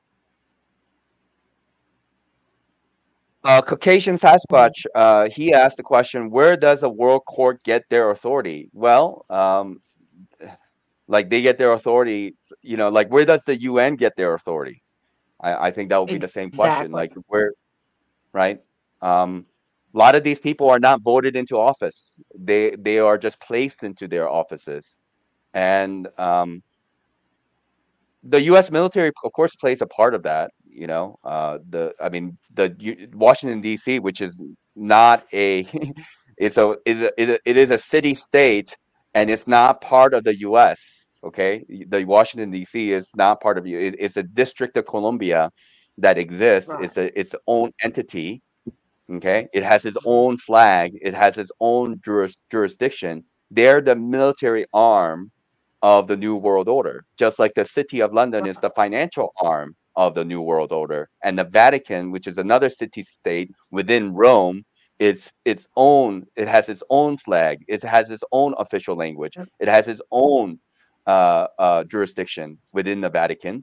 Is the religious arm of the New World Order.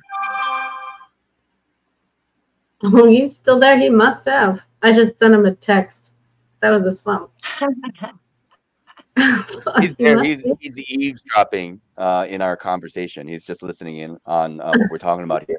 So number 8 is balance personal rights with social duties. I mean, sounds good. Balance personal rights with social duties, but it sounds very communistic and socialistic when I read that. Right? Balance personal rights. Like, okay, so you can't have too many rights. You have to balance it. Right? You can't have too many personal rights because that has to be balanced or offset by what? Social duties. You're obligated to society, right? It's not out of your Yeah. own volition that you will partake, but some third entity will determine what your rights are, and then how it will be balanced to the social duties that you have, you know, you must be a part of. You're obligated that way. Or they could mean the literally just the balancing of the two. Like for whatever you want that there's no government and the people are the government. So whatever they want implemented, you have to put in the work to get that in return. What if that's what I mean? Like the social duties would be the balance of that. Your social duties would be based on whatever change you're trying to get to come about. You see what I'm saying? You would put in the work in that area. I think that's what they would be. Yeah, ideally, if that's the case, like your weight in society will be determined by how much work, how much you contribute to the society. That will be your reputation, right? That will be your credibility, right? And then, so if you have higher reputation, you're going to have more weight in a society. It's just that's always been the case throughout history in any kind of community. If you are a shaman or a king, because you have that reputation of being honorable, being strong, being intelligent, all those qualities brought you to that point where you can be a leader in a society because you have the knowledge, right? And then you have the trust of the people. So what you have to say generally outweighs most everybody else what they have to say, but you still have to be governed under the idea of truth. No matter how powerful you are, no matter whether you're a king or an emperor you still have to agree that 2 + 2 is 4. You still have to agree to certain logic of things, the reason of things, which is God given. And that's why we can all recognize certain truths together because it's a God given gift.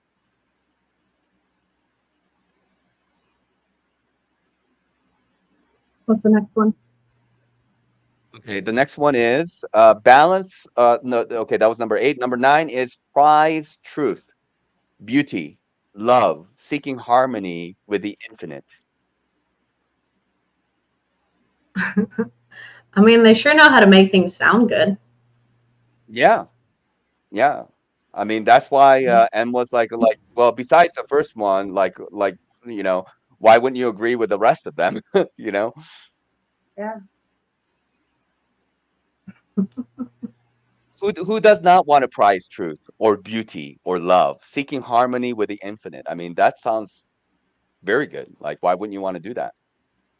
Right? So, again, based on what standard, based on, what criteria would you be prizing the truth, beauty and love?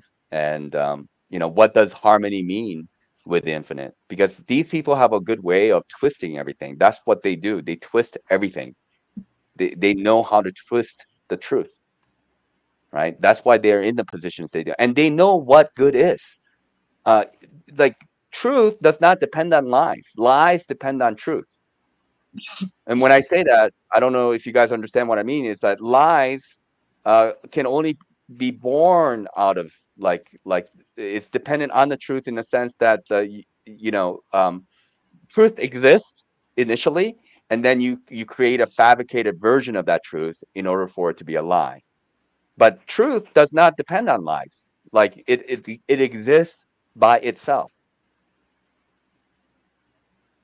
Yeah. Because ultimate truth is wordless. That's what it is.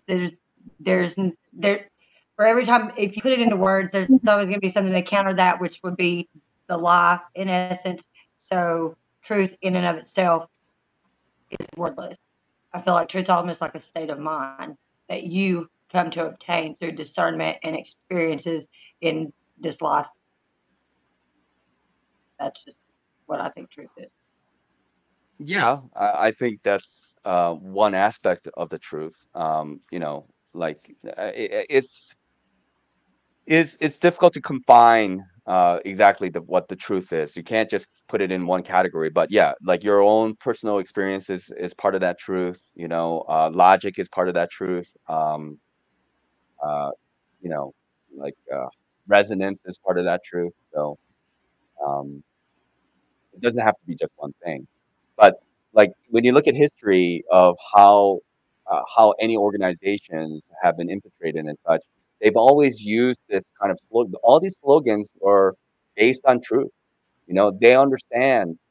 Like people understand truth. They understand that what people want. People want freedom. People want justice. People want liberty. People want genuine communities. So they use these banner of liberté, communauté, right? Freedom. Okay, like for the French Revolution or the American Revolution, but uh, they injected these ideas into the population because, like, what does liberty mean to you? That's the thing. Nobody could agree on what liberty or freedom actually is. They just like the slogan liberty, right? And that motivated people to be a part of a movement that they didn't really know which direction it was going to go. That's what these revolutions were about. They were like pressure valves that were created that, it was time to release the pressure valve, let the revolution happen, let people feel as if they're in control of things, give them democracy as they want, give them communism, whatever it is that they think that they want, give it to them. But underneath, we always were in control and will always have been ever since the beginning.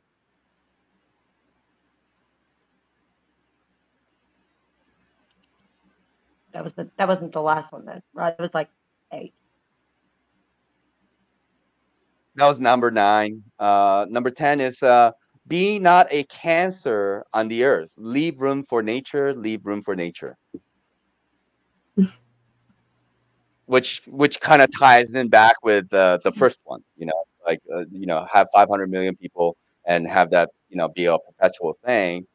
As if like 500 million seems like a very arbitrary number. Why not a billion? Why not 144 million? I mean, like why 500 million? It seems quite arbitrary what that number is. Yeah. No, I agree with you on that. I think maybe humanity has gotten to a point where it became like unmanageable. But this is just my opinion. But like there are entities who are living off of loosh, right? You guys know about loosh.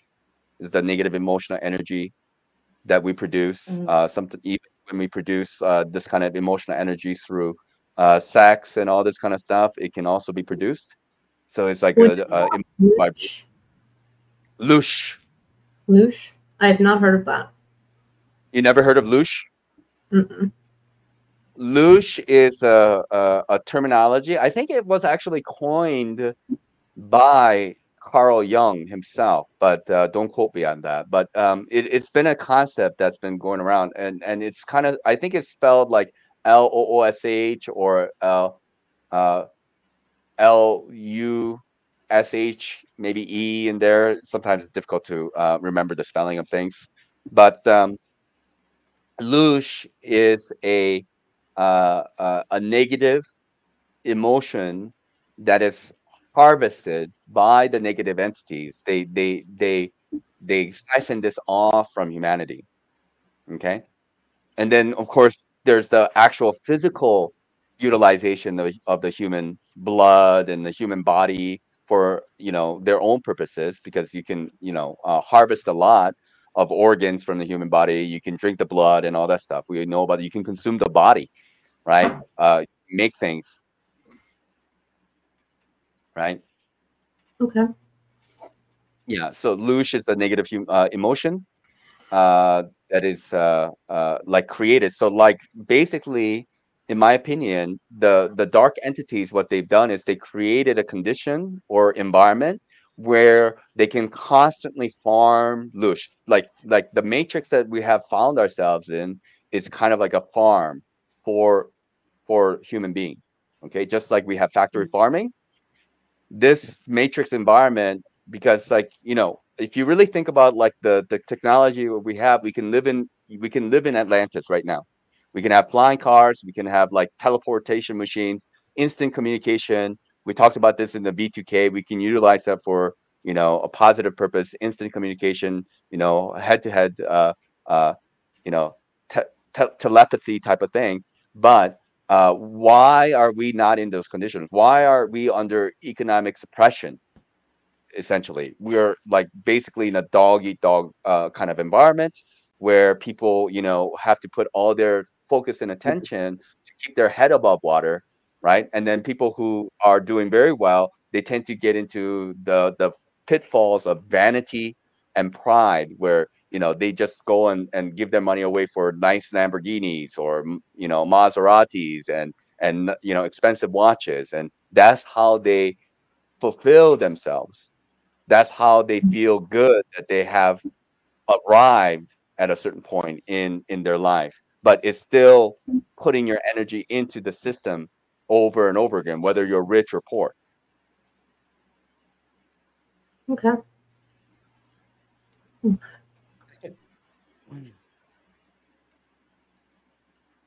I think another interesting thing to take a look at is the 10 stages of genocide. Shit. Okay. Wow. Yeah, because this could be very interesting for people, because it will tell you where we are as humanity right now. Okay, so Hmm. the first stage of genocide is called classification. People are divided into them and us. Okay, so is that what is happening now? Has it occurred before? Yes, of course it has occurred before. It was like you know. Uh, them, whatever, them, and then we are on this side and they are on that side, and those people who are on that side are evil, and we have to classify people. So right now, what is the kind of classification that we have seen in the recent years, right? Without saying the word, there's the people who are jabbed is in one classification, and people who are not jabbed is in Hmm. another classification. Okay, so that becomes a classification. Are you jabbed or are you not jabbed? Okay, and then so that's the first stage, classification. Number two, symbolization. When combined with hatred, symbols may be forced upon unwilling members of a pariah groups. Is there symbolism involved with the jab and the unjabbed? I Hmm. would say yes. I would say we're Yeah. already Yeah. past that stage. Okay. Number three, discrimination. Laws or cultural power excludes groups from full civil rights, segregation, or apartheid laws, denial of voting rights. Is that what has it happened? Not yet. In a way, yes, because like if you were not masked up or wearing gloves, and then you wanted to partake in certain activities, you were not allowed to, like to go to the grocery store in some places, or go to a concert in certain places, being able to travel in some ways, right? So your rights and privileges were limited based on your status. I thought you said you lost the right to vote. Did I mishear what you said? Discrimination is the law or cultural power excludes groups from full civil rights, segregation or apartheid laws, denial of voting rights. So, I mean, those are all included. Any one of those things happening is part of this stage of discrimination. You're discriminating a certain group of people. Not allowing people to vote is a discrimination. Not allowing them to buy food is a discrimination. Not allowing them to fly compared to somebody else is a discrimination. And must have just not heard the first part and only heard the voting part. Number 4 is dehumanization. One group denies the humanity of the other group. Members of it are equated with animals, vermin, insects, or disease. Well, they certainly told me that I hated everyone and that I was trying to kill their grandmother by not getting the traps. Yeah. So, yeah. You're a horrible human being. You're trying to kill me. Yeah, and you're a horrible human being because you only care about yourself and not anybody else. And why don't you follow the rules of putting a diaper on your face, and get your jabs and then booster yourself, Yeah. Don't you trust the science? That's right. Right? Have you gotten your suppository yet? You're not a human being unless you got your suppository.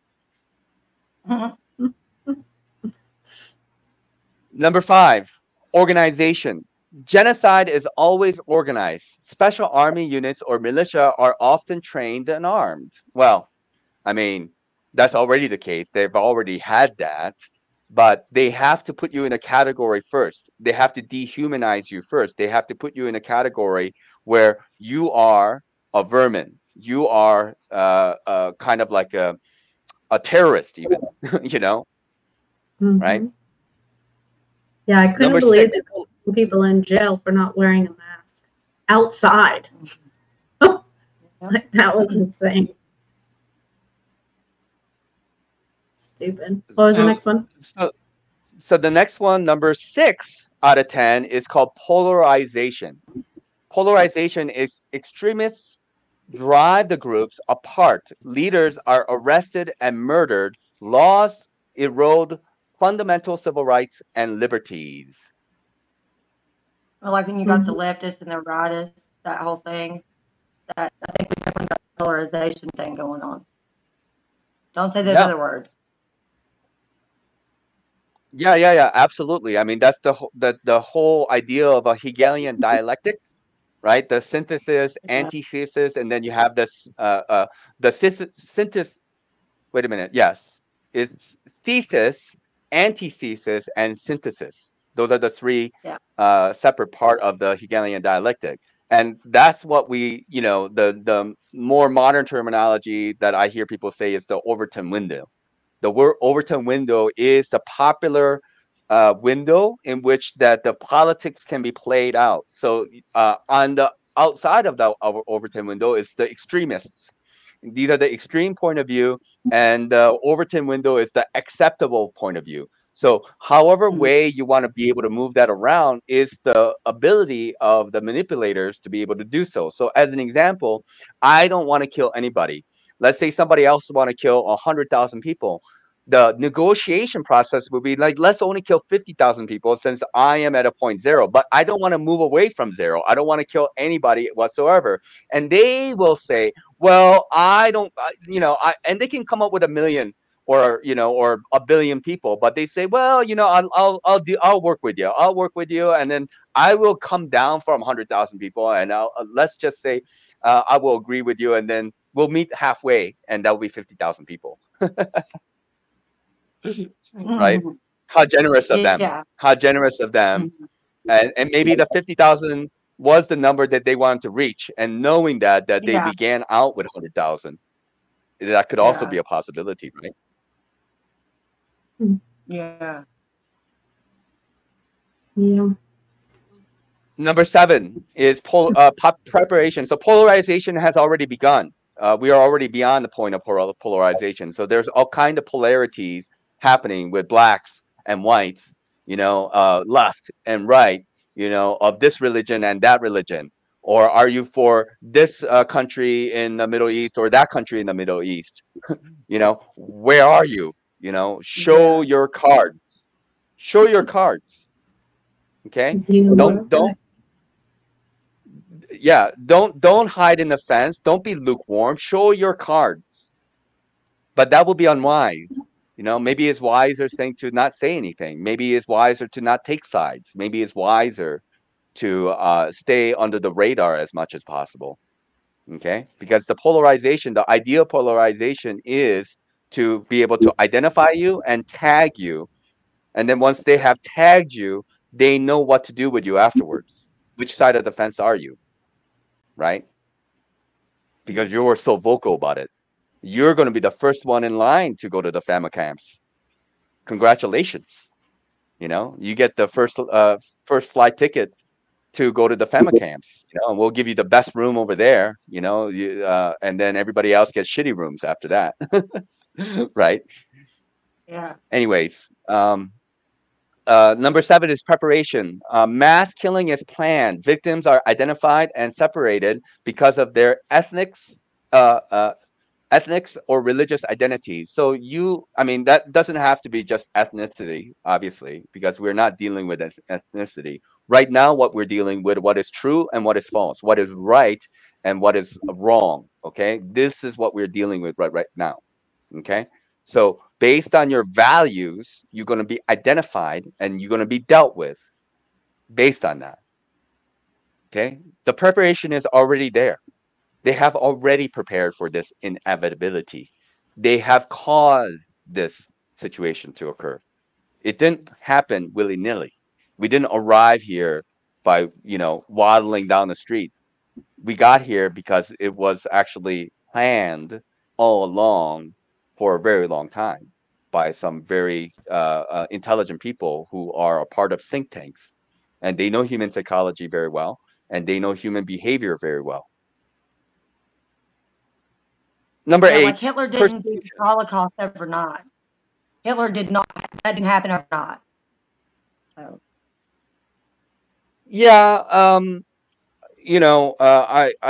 think I have to say this as a kind of a correction, but I don't believe the Holocaust happened the way it was made. And this is a very unpopular view, and yeah. So I stand very much in a very big minority because I'm a revisionist in the way I view what happened in World War I and World War II, and all that happened during that time. Yeah. So what do you think actually happened? Well, the couple things actually. I think these concentration camps initially they were just there were political people who were arrested for politics. The Jews were corralled there. A lot of Christians were also corralled there, right? But they weren't as many Jews as they claimed initially. And also, they were just places. I'm not saying just places, but they weren't the concentration camp as it is shown to us, like in Schindler's List or the whole Hollywood agenda, in my opinion. But they were places where people were political descendants, and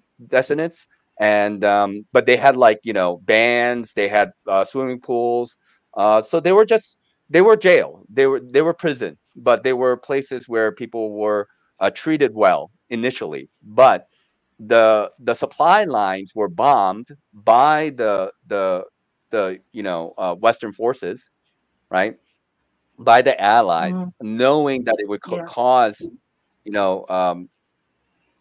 chaos there. So a lot of these people did die from starvation. Zyklon B was never created to kill people. It was a delouser. So it was a chemical that was used to delouse clothing. Okay, it was never made. And then the whole story about the gas chambers is it's a lie. These so-called gas chambers at Auschwitz and other places never really actually existed. They were they had to be hermetically sealed. There were no ventilation system that was appropriate.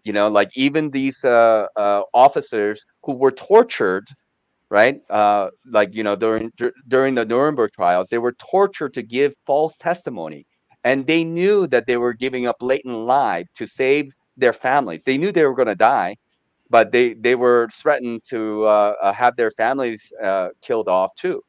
Okay, and they themselves were tortured. So they gave a blatant lie that they like sprinkled, a Zyklone B on the floor and they packed a bunch of people in. That would have that's not scientifically possible. Okay, so the idea that You're they saying that these soldiers were threatened to lie by saying that they were killing people in these gas chambers that didn't actually happen? Why would they have them lie about that? to support the narrative that because this was part of the reason why Israel had to be created, right?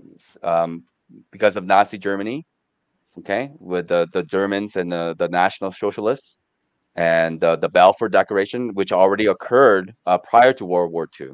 So the formation of Israel was already in the plans, and in order for them to do so, they needed to victimize or make it seem like the Jews were victimized, and they utilized the National Socialist Party and all these concentration camps in order to do so.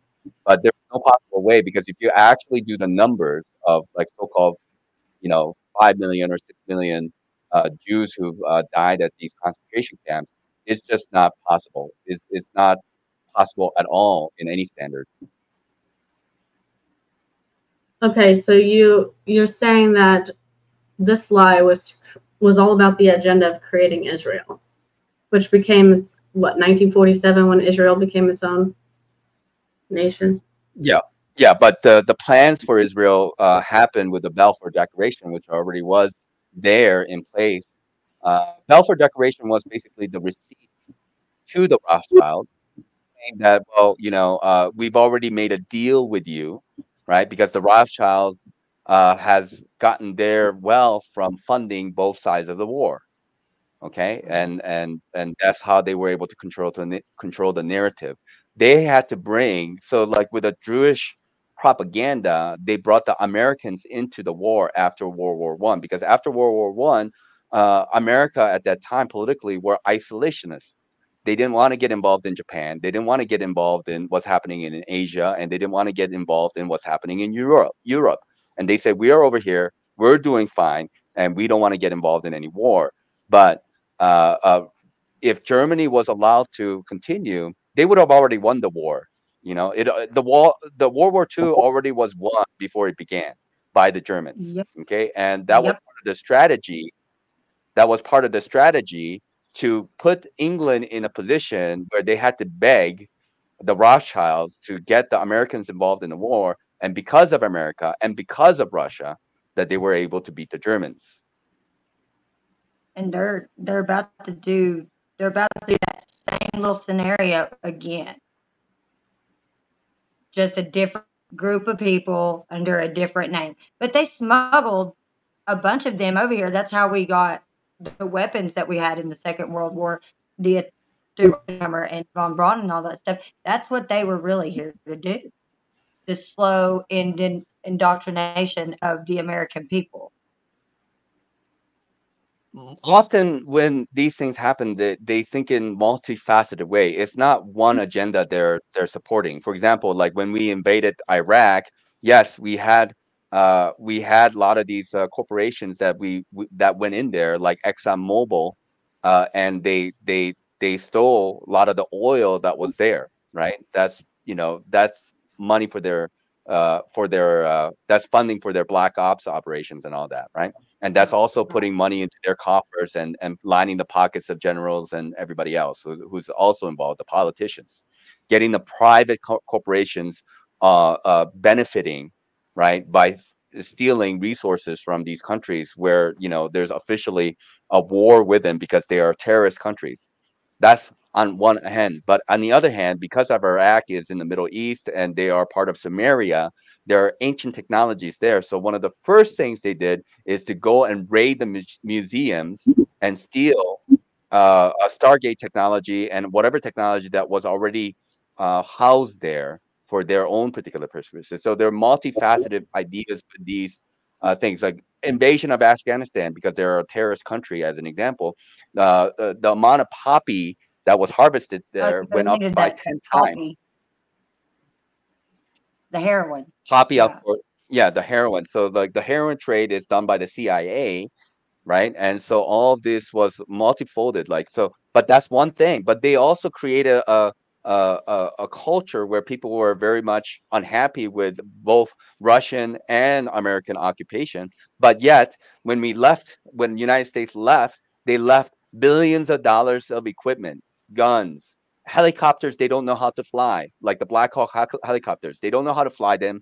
They don't know how to maintain them. So they're crashing all this equipment. They're left there for a purpose because they've already created kind of like um the enemy organization. You equip them, so it gives you, and then they'll go and wreak havoc wherever they want to go because they're, unhappy about the whole thing, and they want to take control.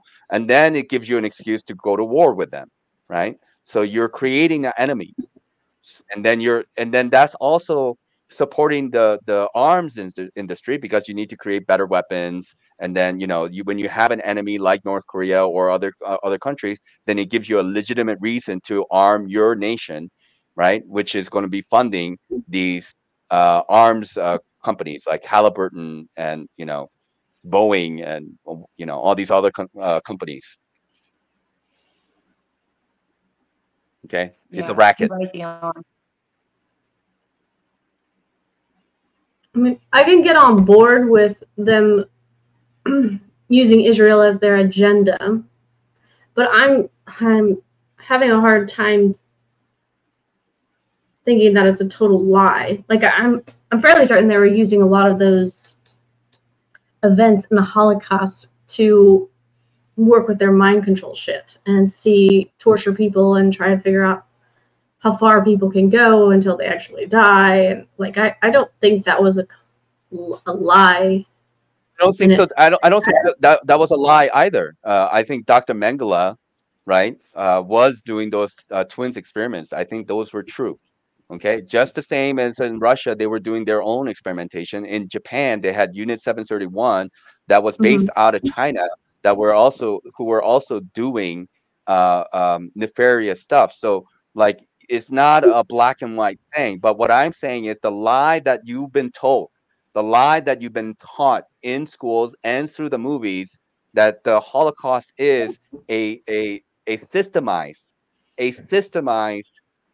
killing and gassing of Jews, right? And cremating them, okay, by the thousands per day. You have to have killed tens of thousands per day because it didn't happen really Mhm. until 1942 or 1943. That's when the whole uh, uh, what was it called, like the last resort or something like that, when that was being implemented. So you have a 3 years, like if you're actually being generous with time, you have a 3-year period where you're killing 5 to 6 million people. Okay, that's like 2 million per year in 15 different concentration camps. You have to kill Mhm. tens of thousands per day to add up to those numbers. Even at the very largest at Auschwitz, you have to kill like something like 50,000 or something per day in order to get those kind of numbers. This is impossibility. Okay, especially with the facilities that they've already made the claim. It's just like they've already shot themselves in the foot by making the claims Mhm. of them having one functioning elevator where it's like the capacity is like 12 people and 5 crematories, and they have all these so-called eyewitnesses who work there, who have all been discredited. Okay, independent investigators have found them that they have never been in the Auschwitz. They were false witnesses to this lie that they were packing in 4 to 5 bodies per cremation. It's a complete fabrication. Okay, it's a Mhm. lie. And they say, well, the bodies burn better because there's more. You know how long a modern day crematory takes to burn a body? It takes 3 to 4 hours on average with modern equipment. Okay, back in the day, it would have taken longer. And they're saying that they were able to gas 2,000 people, move them up on one elevator, and cremate all the bodies and do it all over again every day. They would have to do this 24/7 and still won't be able to do it. Not even like a fraction of that number. It's ridiculous. Hmm. And the fact that there's documentation of people being in a band, having soccer teams, like they had plays, they had directors. Like, yes, it was a camp that was to keep people in, but when, the first, because it was the Russians who first got there, but then the Allies, actually, they used Alfred Hitchcock, the famous director that we know. Okay, he was used to take photos of these free soldiers, free prisoners, and then and all these photos that we see of them being on the other side of the barbed wire fences, that was all fabricated. To what? To sell the lie, to sell the war. Like, look how evil these guys were, and they were making lampshades and stuff out of their skin. They were making parachutes out of the hair. They're making soap out of their bodies and stuff like that. But wouldn't that be a kind of narrative the winners might, like, weave to make the bad guys, your enemies, look bad? Yeah, I would say so. But in all accounts, actually, the Germans were one of the most honorable people in the world. I mean, and Hitler allowed after Blitzkrieg, they allowed the British and the Americans and the French to escape with their lives. They could have murdered them all and put them in a big pit and just shot them all to death and blown them up to bits. Okay, but they didn't do that. Why? Because they probably had more honor than the West. Okay, it was the West who started bombing the cities and civilians first. Okay, not the Germans. Okay, Dresden, where they what's that? It was just a distraction so that they could smuggle the Germans into America. Alleged Germans, Well, I mean, the ones that took over.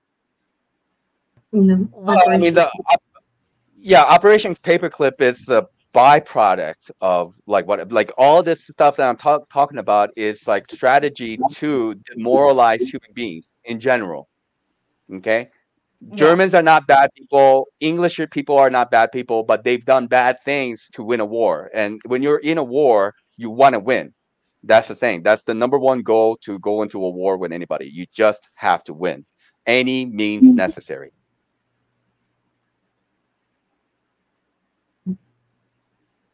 But the way war worked back in the day is very much different from the way war works now, because like for example, World War I, it takes weeks, it takes months to mobilize. Okay, you have to go and tell people what's going on, so you have to go and drive to like each town and tell them that there's something is happening, because communication line is not the same as what we have now. And then you have to recruit, and then from these towns and villages you get your able body, and then they move into bigger towns, cities, and they mobilize. So it takes weeks to be able to create like a ball, like a snowball, and then you have to put them into the front lines. But once that initial process of World War I happened, it means that there's no going back. There's no reverse button for this. Okay, you can't just go backwards. You have to continue to go, because you've already shooting bullets, you're already firing cannons, you're already digging the trenches. Okay, and millions of men died just to cover like 10 yard of like mud, basically. That's the trench warfare of World War I, and it was horrendous, because we created the mortars at that time. We had the machine guns at that time. We were we were more advanced, and we were much better at being able to kill each other during World War I than any other war prior to that, because we were you know uh, doing arrows and swords, prior to that time. Yeah, or single shot bullets. Okay, is the beginning of a modern warfare. Now we're in a different world. World War III is going to be much different from World War I and World War II. It's a different ballpark. I haven't done any real research on the Holocaust, so I can't really push back on any of the shit that you're saying. I mean, I'm listening to it. I'll go do some research afterwards, but that hasn't really been a topic that I've dove into. It's a problem for a lot of people, and I understand it, because it's a very controversial topic, and but it is the truth as I have come to understand. I would look into the works by this guy by the name of Zundel. Ernst Zundel. He has done revisionist work. David Irving is an English biographer, a historian. He has also gone into it. I think there's a website called halahoax.com. I don't know if it's still in operation or not. There's another thing called the Luchter report or the Lecter report, depending on your pronunciation. But basically, there's a Jewish. He was an engineer, and he was an engineer to create the gas chambers for prisoners. Okay, so he knows the process of how these gas chambers worked. He himself went to Germany and Poland to these so-called Auschwitz like concentration camps, and he has done his own independent research, and he called it the Lecter report, and he has basically, given his testimony about what he has found. Okay, so he's Jewish, and he was taught the same narrative as everybody else, and he goes against the narrative. Okay.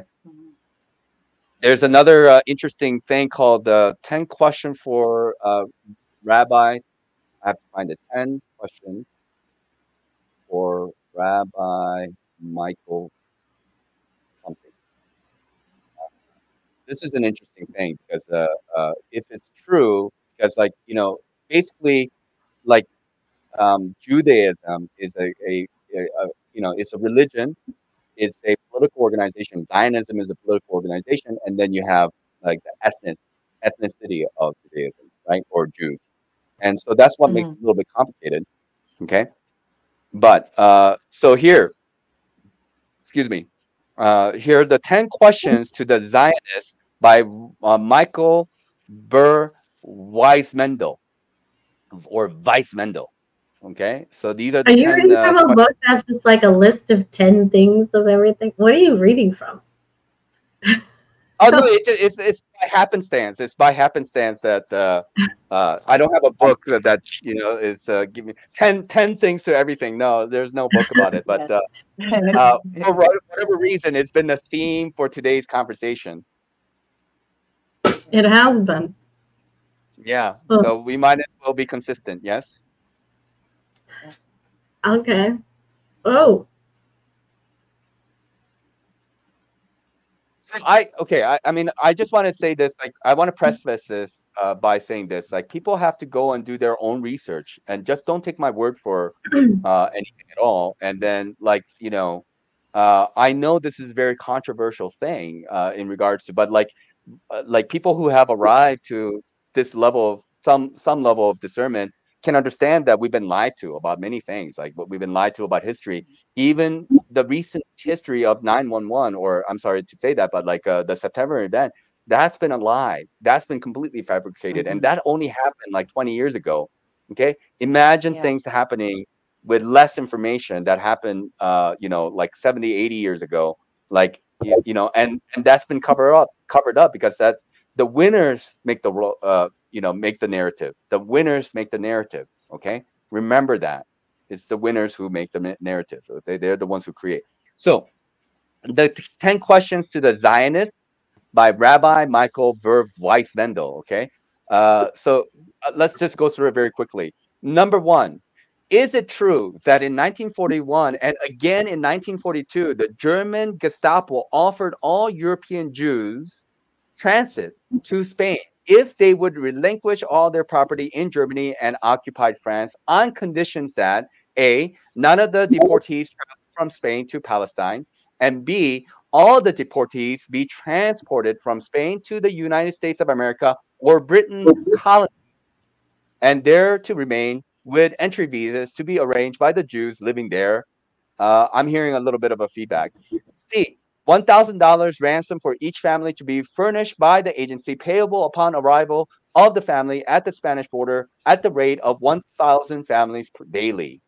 Okay, that's number one. Number two, is it true that the Zionist leaders in Switzerland and Turkey received this offer with the clear understanding that the exclusion of Palestine as a destination for the deportees was based on an agreement between the Gestapo and the Mufti? Number 3, is it true that the answer of the Zionist leaders was negative and the following comments? A, only Palestine will be considered as a destination for the deportees. B, the European Jews must be accused to suffering and death greater in measure than the other nations in order that the victorious allies agree to a Jewish state at the end of the war. C, no ransom will be paid. Number 4, is it true? Is it true that the response to the Gestapo's offer was made with the full knowledge that the alternative to this offer was the gas chamber? Number 5, is it true that in 1944, at the time of the Hungarian deportation, a similar offer was made whereby all Hungarian Jewry could be saved? Number 6, is it true that the same Zionist hierarchy again refused this offer? Number 7, is it true that during the height of the killing of the war, 270 members of the British Parliament proposed to evacuate 500,000 Jews from Europe and resettle them in Britain colonies as part of the diplomatic negotiation with Germany? Number 8, is it true that this offer was rejected by the Zionist leaders with the observation only to Palestine? Number 9, is it true that the British government granted visas to 300 rabbis and their families to the colony of Mauritius? The passage for the evacuees through Turkey, the Jewish agency leaders sabotaged this plan with the observation that the plan was disloyal to Palestine and the 300 rabbis and their families should be gassed. Number 10, is it true that during the course of the negotiations mentioned above, Chaim Weizmann, the first Jewish statesman, stated that the most valuable part of the Jewish nation is already in Palestine, and those Jews living outside Palestine are not too important? Weizmann's cohort, Greenbaum, amplified this statement with the observation, one cow in Palestine is worth more than all the Jews in Europe. Okay? So, if any of this statement is true, then the fabrication and the creation of the Israel nation, the apartheid nation of what we call Israel, was in the works prior to World War II. Okay, it was already planned out, and then when you actually do the research, that they wanted to create a Jewish nation, and they considered Madagascar, parts of South America, to be places where they were going to create a Jewish nation of Israel. But Palestine was chosen because it was occupied by England already. It was a colony of England, and on the other hand, it was right next to where the Arabs are, where the Muslims are, and so that was going to create in the future the potentiality for a third world war, which has been in the works since the 1800s with Albert Pike's plans for the World War I and World War II and World War III.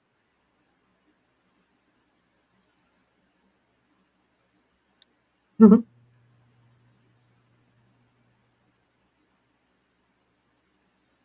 Pretty crazy stuff. It's really wild. And I know that there are going to be a lot of people who are going to be tossing and turning and going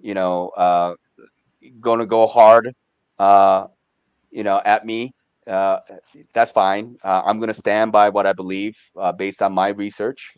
So I would, again, take everything I say with a grain of salt and then go and do your own research, whether what I have just said regarding everything to be true or not true. Right. And some, of course, are going to be more acceptable than others. But this, discussion about the Holocaust is always going to be a very difficult pill to swallow for a vast majority of people. Yeah, but I feel like if you start there, that's a good place to start. Is looking into that right there, because all of the other stuff is connected. It even like when you brought up 9/11, if you dig deep enough, even if you started the Holocaust and you dig deep enough, it'll come back. The national park system in the United States is relative to all of that. The interstate system in the United States is relative to all that. The symbolism within that is also really peculiar, I feel like. Yeah, I mean, I don't know all the details about everything.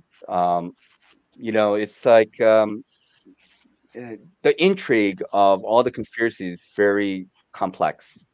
And I know there are a lot more moving parts that goes into these conspiracies. I just know the surface level of them, and I do think that that all of this was kind of it's been like created, like the whole idea of World War I and World War II was yeah was created to bring about where we are now. So it's like as if these entities knew how to create the future, and they understood what all the things that they had to do, like in the past, to bring us to the point where we are now. We are here now, experiencing what's now. But the people who were in the past, yes, they've suffered, they've been lied to, they've been manipulated, they've died. Okay, they've gone through hell. Okay, and then we had a period of peace, you can say, with the Cold War and all that stuff. But that was just a little resting period to get all and mobilize and put these countries in the position where they are going to be a part of the next war, which is basically going to be Russia and China versus everybody else. Okay, that's kind of what's being presented here. Okay, and the players who are in between, like India or Turkey and those countries, like Iran, as an example, which is an Aryan nation. Iran gets their name from Arya. Okay, Yeah. it's an Aryan nation. Okay, like the people we call the Aryans, who have actually spread themselves all over the world, predominantly in Europe, but to Central America as well. Okay, to northeast, northern India as well, the Indo-European, the Indus region. Okay, these people. Okay, and Persia, as we know it, these are Aryans, right? That's where their Iran comes from. Okay, they are in a position where they are the enemy of the West now. Why? Because who controls America? Who controls Europe now? It's the Satanists. Let's say it for what it is. Okay, the Satanists have taken over, and they have put their, like the what is it called? The phallic symbols and stuff like this. They put their occult symbols The Washington everywhere. Monument, the giant Yeah, penises. yeah, the giant penises, the obelisk, right? All these Those city states have the obelisk. Englishman. Okay, that is their flag. Okay, and the monument of George Washington, where his one hand is up and their other hand is down. That's exactly the same as The hidden hand. The yeah, bathroom. the Baphomet. Okay, the West is the new Babylon. America is the new Babylon. Statue of Liberty is a Masonic, you know, uh, symbol, right? It's not about liberty at all. It's the whore of Babylon. Okay, it is disguised as it has the appearance of liberty and all this kind of stuff, but that is a transvestite male. Okay, that's holding up that torch. Okay, so like we've been infiltrated. America has been infiltrated. Okay, it was so why is there a concerted effort to destroy Christian nations like Germany, like Russia? Okay, so you replace Russia with communism, okay, which is a Bolshevik revolution, which is predominantly the Jews who are involved with that. Okay, who were funded by the West by this kind of like a messed up philosophy of Marx. Okay, like if his philosophy genuinely worked, actually it would have been the West who would have been fallen victim to the workers, because the West was more advanced than Russia in terms of their discrimination of the rich and the poor. Okay, so Russia had to be destroyed because they were the Russian Vikings, the Russes, and the Slavic nations. The Slavs don't. We get the word slave from Slav. Okay, the word slave comes from Slav. Why? Because it's actually opposite of who they are. These are the least slave people in the world. They will rather they have a slogan in many of their cultures that say better to die than to be a slave. Okay, better to die than be a slave. So these are like the Polish, Eastern European people. They're the strongest. Like a lot of these world, like what is that, strongest man in the world competitions, they come from the Slavic bloodlines. They're predominantly either Slavic or black. That's it. You don't see any East Asians going in and winning these world record biggest strongest man in the world. And I don't have any feelings hurt by that. It doesn't matter to me. I mean, the truth is truth. That's all I really care about anyways. Okay. So the Slavic nations, which is the Eastern Europeans, they had to be destroyed and disbanded, okay, and put into like poor economic circumstances, right? Why? Because they were very Christian. These were the most Christian nations that's been destroyed. United Kingdom, is that a Christian nation now? You have Richard Dawkins up there telling everybody that God doesn't exist. It's a God delusion, okay? And basically, England and America, if you want to be with the program, you can't believe in God. If you, it's laughed upon. You're laughed at. Oh, you believe in God? Okay, well, you're not very academic. You're not very scientific, are you? That's how it works. Okay. You're Something an to think idiot about when to believe in God. we're not talking about the National Park Service and why that's like relative to the control of all of that. So the Department of Defense, for example, the Army, the Navy, the Air Force, all that, they have extensive holdings in like woodland under the supervision of foresters. And the Forestry Service is operated under two different factions of the military, one being the Department of Interior, which is overseeing the National Park Service, and then you have the Department of Agriculture, which oversees the Forest Service. Because you can have you'll have a national park, and then you have the you'll have the like a forest, it's not a park, it's something else, and that's under a different entity in the government. Both of those entities, however, have stock in the black operations and the funding of that. And that's where all of that money gets funneled to. And and goes back, like I said, the Department of Defense controls that. Yeah. Which I mean, yeah. And then the families, like the Vanderbilts, for example, they are the largest privately owned residents in the United States, meaning there's still people that live in that home, although it's a fully operational tourist attraction that hosts millions of guests throughout the year.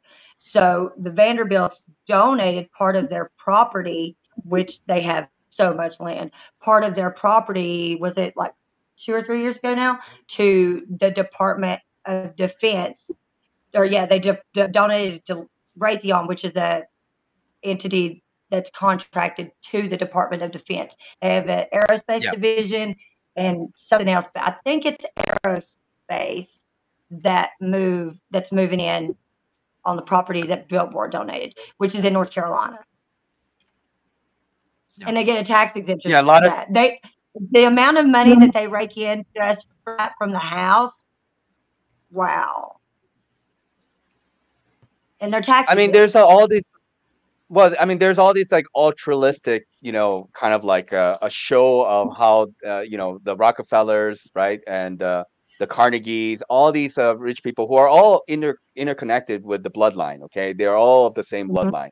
Okay, they come from the Merovingian bloodline. Okay, they come from the same Canaanite bloodline. Okay, so these people, they've donated to universities. Okay, so academia is a part of the branch. Like, military is of course a part of that branch. It's a part of the control mechanism. And they're not when they donate, they're not really donating. It seems like they're donating, but they're actually, taking it back through other entities like the government. It's still utilized by them for themselves. Exactly, because now they basically have the entire Department of Defense, at least their aerospace division, at their own like discretion, especially because of where it's at on their property. Like, there's no way that they don't. But it's really strategic the way they do that. Yeah.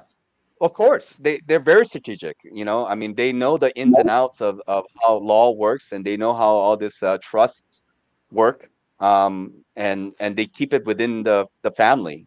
You know, they're not really donating anything at all. There's an appearance that they have donated for the universities and national parks and stuff like that. But ultimately, they just want to have control for themselves. Okay. Yeah. Because they acted like they wanted to come in. They made it out like they had come in and tried to purchase this land, and they made it out like the citizens here were like they do. And honestly, we didn't. We did want them moving in there. And then the Biltmore was like, oh well, they can just have this like 1,000,000 square feet chunk of land back here. We don't need no more. And we voted against it repeatedly. It went before city council multiple times, and it was voted no every time. And they still was like, oh, here, they can have it. And so they proceeded to move in. I don't think they're fully ready to open yet, although I know the access point, there's a bridge you have to cross that has cameras, and then like a punch code with a gate that you can have, and I can't see what's beyond that. And so I don't know if the building's actually open yet, but I know the access point to go across the bridge is. Can't see the building from there either. But what are they doing? Why would they need to open up a whole another Department of Defense entity to build more shit, as if SpaceX wasn't already doing enough for us? Well, I don't know. I mean, I've already spoken about this before, so I'm not gonna belabor this point. But I'm a flat earther, which means I don't believe in space. So all this kind of like Space Force stuff is another kind of like fabrication that the government is, you know, trying to present to the public, because NASA is lying, and SpaceX, with Elon Musk, that's just another extension of NASA as far as I see it, just to convince people that space exists and we're going to, travel to Mars and then colonate Mars or something like that. So that's my perspective. And then Space Force is another like, oh, we got to take control of space because that's going to be the next frontier, and we got to be up there before everybody else. But that's another, kind of like a lie that they want to throw at you, so that because like a lot of with all these organizations, like us spending like 60-70 million dollars per day for NASA alone. I don't know about SpaceX, but they have contracts with NASA.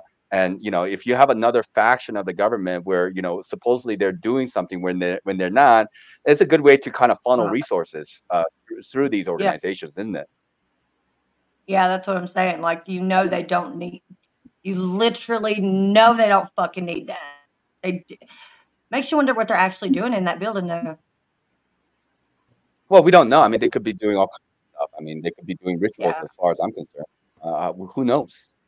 Over there, they could be wearing black robes, and then they could be sacrificing a goat or something else. I don't know. Yeah. I'm not privy to go into those places, and then nor do I have any real interest in doing so. But again, like when you start to like bring all these pieces together, right? Like me being a flat earther and having done my research to understand that we live on a flat and stationary world. It's a lie that they have fabricated that's been like injected into society for a very long time to give you a false premise of where we are living in, so that you have an idea of space. So you believe in the Big Bang. So you believe in the idea of evolution based on the primordial group.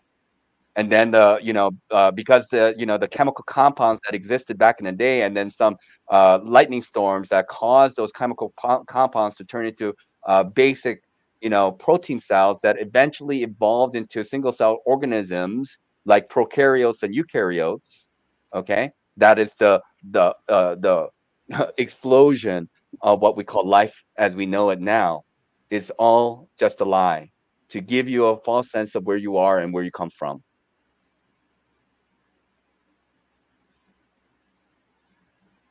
So that's part of that lie, and then it is to obscure God from this reality as well. So what do you make of the stars in the sky then? If you don't necessarily believe in space, what do you make of that? What is that in your opinion? I mean, there are fixed stars. So they're fixed stars. So they we call them constellations. So they're always uh, relative to each other in a Right. way. They're always moving together relative to each other. So we don't experience parallax. Parallax is when you're driving in a highway and you look at the mountain from long distance, and the mountain doesn't seem to move, but you have all these trees, they're whizzing by Yeah. you. That's parallax. Okay. If Right. we have four movements they talk about, which is the galaxies are moving away from each other.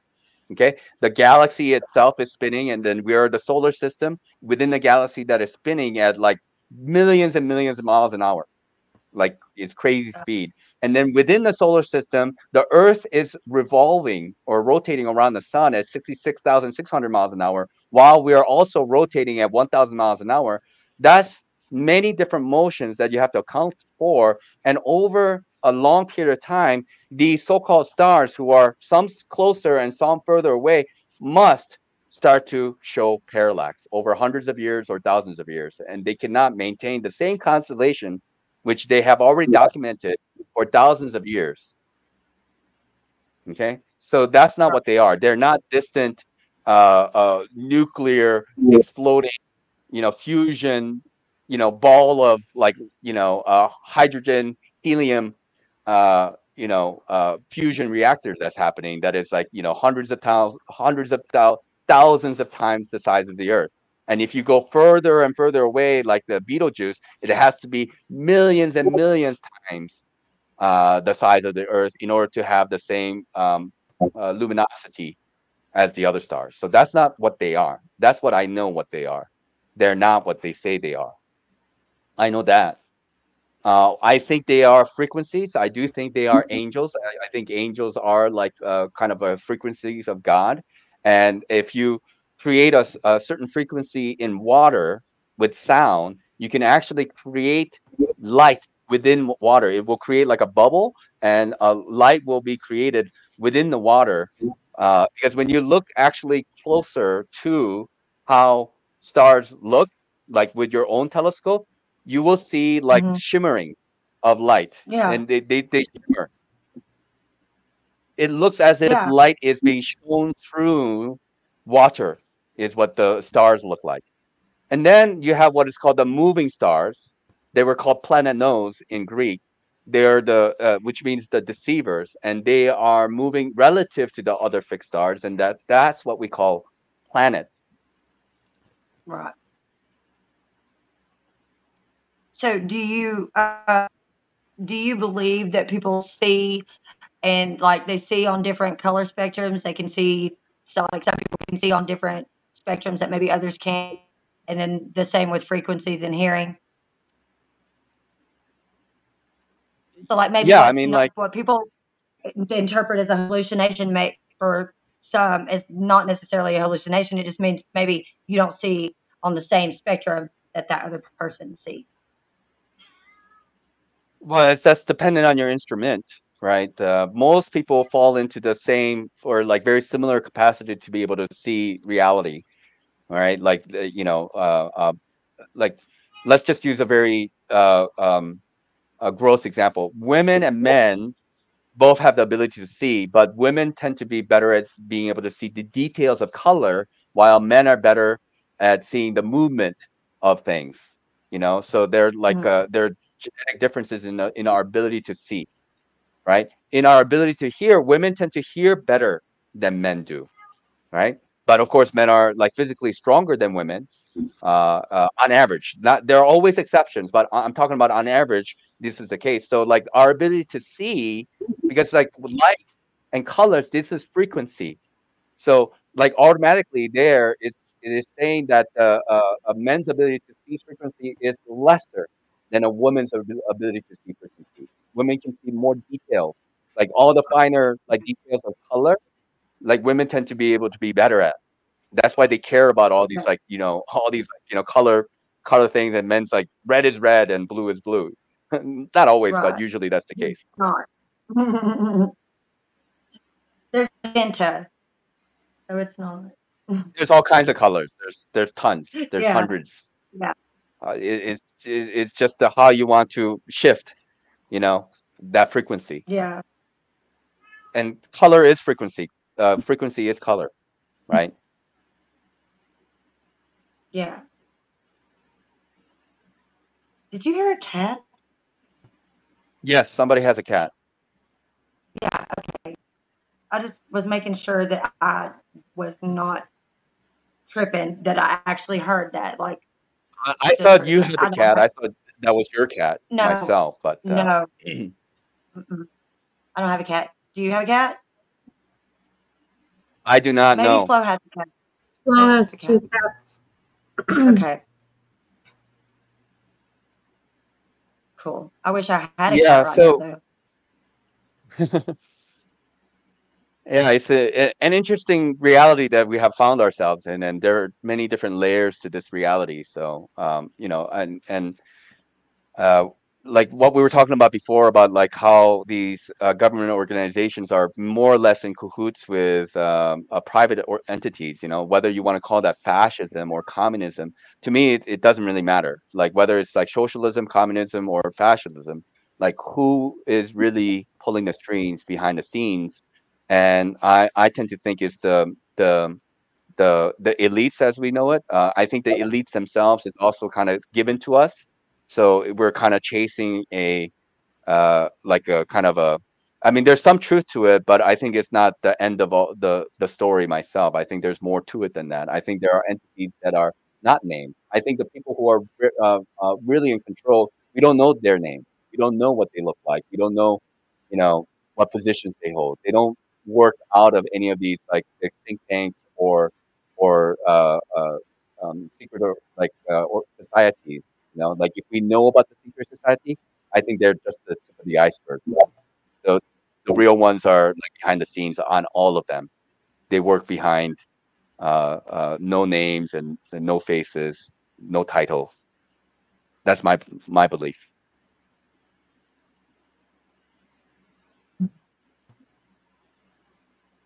I saw my name in the chat, by the way, and I'm not trying to ignore you guys, but when I'm having a conversation up at the panel, I tend to be very focused on what people are saying here at the panel. So if I miss some questions along the way, I do apologize, but I can't. I don't have the ability to be able to read the chat and have a coherent conversation at the same time. I'm just very single-minded that way. So just FYI for anybody who was trying to get my attention before. So, but I mean, I kind I'm of so glad you said perused, that. or yeah, I just kind of I like had skimmed it looking through a on lot of. private chat, so I really didn't see. I think Flo's asleep, Yeah, honestly. Yeah, maybe I've he is. texted times. He hasn't responded. His phone's by the mic though. Yeah, Wake okay. up. A napkin so I can get this paper off. I do need to level up EBT. I'm at a very low level in everything, so I agree. Yeah. I should level up. Nunchucks up or get the fuck out. That's right. Any other thing? Anything else you ladies want to discuss? I mean, I brought up a lot of 10 of everything, so we have to go through the 10 commandments now. That's what I could actually talk about.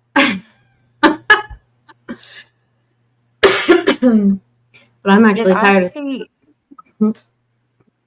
So I'm just now looking at the chugging. Is someone's actual name Meth State? Did I read that right? Yep. Wow, that's super interesting. It is. That's like,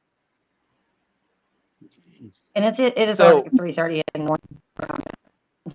oh my goodness, yeah, it's it's actually 2 p.m. over here.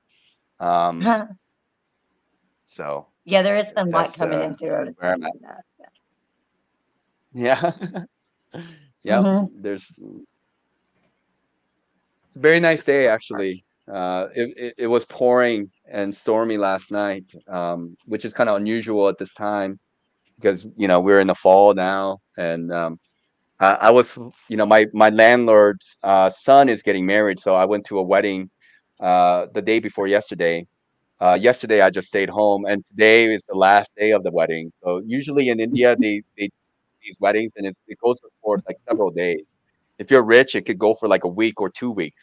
You know, when I have a friend here, she's a 4'11" Jewish lady from like the Bronx in New York. Her father is like a billionaire. Okay. And I think she's MK Ultra, like for sure. Like, super intelligent, speaks like 5 different languages at least, if not more, like fluently, like not even just like partially, fluently speaks language. She initially came to this region to do research on the shamanism that was happening because it's like very unique in general to India, like the kind of shamanism that goes on here and the kind of religion. And then she ended up falling in love with a translator who, and this guy, he's also an interesting guy. His mother is English, and his father was like one of those fake gurus who came from India. And this fake guru got arrested for PDF and other stuff. But like for many years, he was operating, like as a guru type, and a lot of Westerners were coming to see him because he was like well known in this region in the Kulu Valley.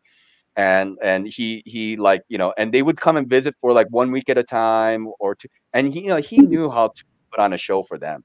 Like these people who are like the guru types, they're super intelligent. Like they're not stupid, and they know what you want to hear, they know what you need to hear, and they know how to manipulate you. And this guru ended up having an affair with this English lady, and he was a result of that affair. He got arrested and put in jail. She ran off and left in here, so he was an orphan who was raised by the locals. And then he grew up, with the local language, Hindi, and he also spoke English well. So anyway, they got together and they made a family over here. Very interesting story.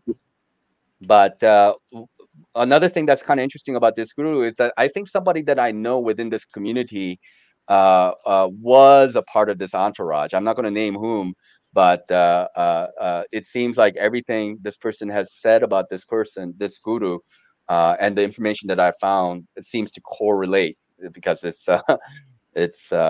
quite a coincidence, you can say. But very interesting stuff, you know.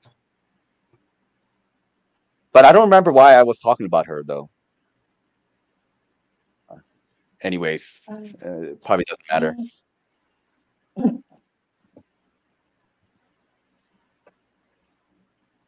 No, it's not Sadhguru. Sadhguru is down south somewhere, so it's another guy. I have to go and dig up that. I just read about these. I don't care about these people. There's like so many of them in India and Nepal that you just don't care about them. They get what they get, and people get involved with them for whatever reason, and then life goes on. You have to learn from these experiences. And the name of the game is more or less the same everywhere, like with us fake people in general, right? Because they always use the truth to promote themselves, right? It's like, oh, God told me that you have to donate. Like, you want to go to heaven? Well, donate now, kind of deal, right? You'll be first one on the list. That's exactly how it works. All you gotta do is pay money and get right in the door. Indulgences, right? That's what they called it back in the day, right? Tithes. So Tithes.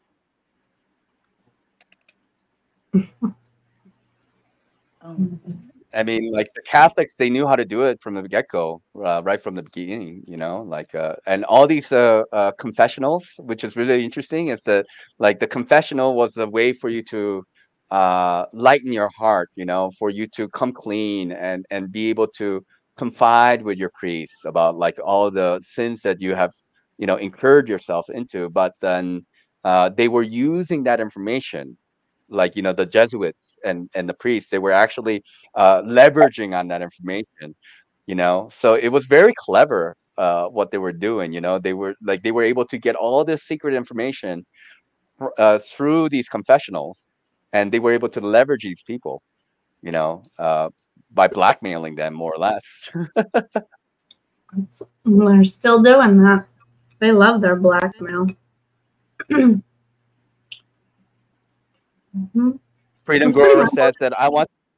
that joins all these secret societies. They make them all do some fucked up shit and say if you step out of line, we're gonna use it against you. That it's just same strategies.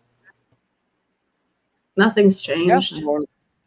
more or less. I mean, again, if it's work, see, like cliches are real because they happen over and over again. We are repeating the same patterns over and over again because our lives are short, and then we have to have our own lessons, and in order to have our own lessons we have to go through these. But the tactics been around for thousands and thousands of years. They're not any different from the way it was before. you know like the whole initial like Babylonian system of like prostitution, you can say, right? Like they say the prostitution is the oldest occupation, right? So like people exchanged their resources, and then they gave that resources to the church. Like that's a whole idea of Jesus being angry, and being angry at the money changers is this grift that he saw that was happening with these synagogues and churches, where people were giving money to, and people were genuine in a way that they want to get good luck. I mean that grift is still happening here in India. It's like, okay, I'm willing to give money, but what am I going to get for it? So it becomes an exchange. It becomes like a business deal. That am I going to get spiritual good luck? Am I going to get good auspicious blessings from certain deities because I gave my money and time? But to me, all of it has to be coming from your heart. No money is required. If you can give 10 rupees or 100 rupees or 1,000 rupees or 10,000 rupees, that's dependent on your ability, because like 1,000 rupees is not the same for one person to another person, right? So I like thought you were saying roofies. I was like, what? rupees. How many people are you trying Rupees. to drug? Yeah. No, I know. I'm tired. Rupees. Yeah, it's getting late. We need Flo back to allow us to have the closing statement, so he's not like just left alone over here. Flo, are you having a comeback or not? Because I hear the cats. Damn, I need that cat. Did you message Is him? that cat mice? I've sent him 3 text messages. We can call him. Let's see if he'll answer. Yeah, give him a call and see, because I do think we need to land this pretty soon. And I hear it.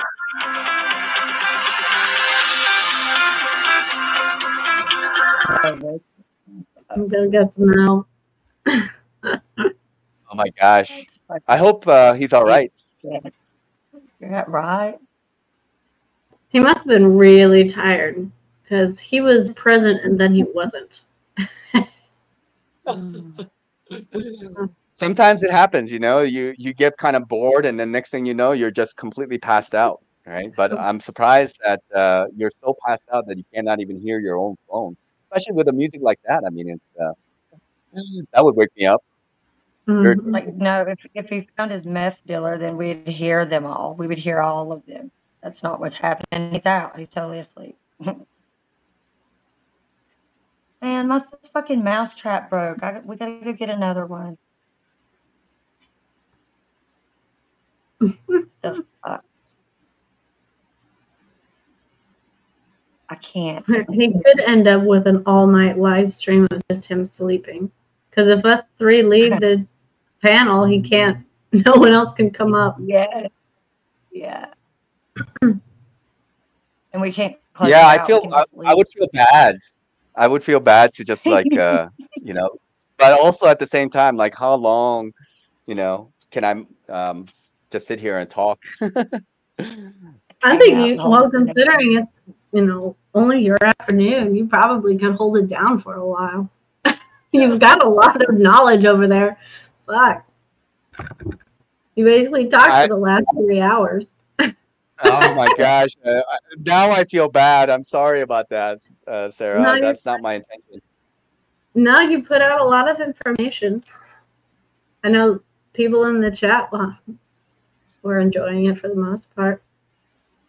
Yeah, and I'm not here to step on anybody's toes or anything. And I know, uh, like there's there are details that I probably should get into a little bit more in terms of what I believe in. And I think Barbara brought up a good point, but maybe it's like not exactly the Merovingian bloodlines. I guess my main point is that a lot of these American aristocrats, the Bushes and the Clintons and all them guys, they're all related to somebody, right? And then they're related to the royals in England, and the royals of England are very proud that they are related to Vlad the the terrible, or is it the horrible? I've forgotten. But Vlad, the original Dracula, right? So Oh yeah, all what these was it? Vlad, what? But what did he go by? No, it's Vlad the Impaler. Vlad Impaler. Thank you, the Impaler. Thank you. Yes. That's right. Yeah, and they say, well, they came out and admitted like, oh yes, our bloodlines go back to Vlad the Impaler. They're very proud of it, right? And the English royals, they are not English, they're German. They changed their name to Mm-hmm. Windsor, but I've forgotten exactly what their German name was. But like they have, they're not English, right?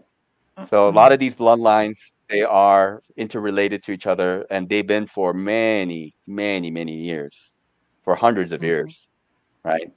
And so I believe that the existence of the black nobility who are subservient to the Catholics, or the Pope, right? And then the Pope that is residing now, I believe he is the Black Pope, right? So there's all these prophecies about various popes, like what was it, the Pope Benedict? He was like the first pope to actually retire before death. Like all the popes, you die as a pope. Once you become pope, you die as a pope. But then Pope Benedict Mm-hmm. actually retired, and then Jesuit, this Pope Francis, he's a Jesuit priest. He's the first Jesuit priest pope, so far as I know, right?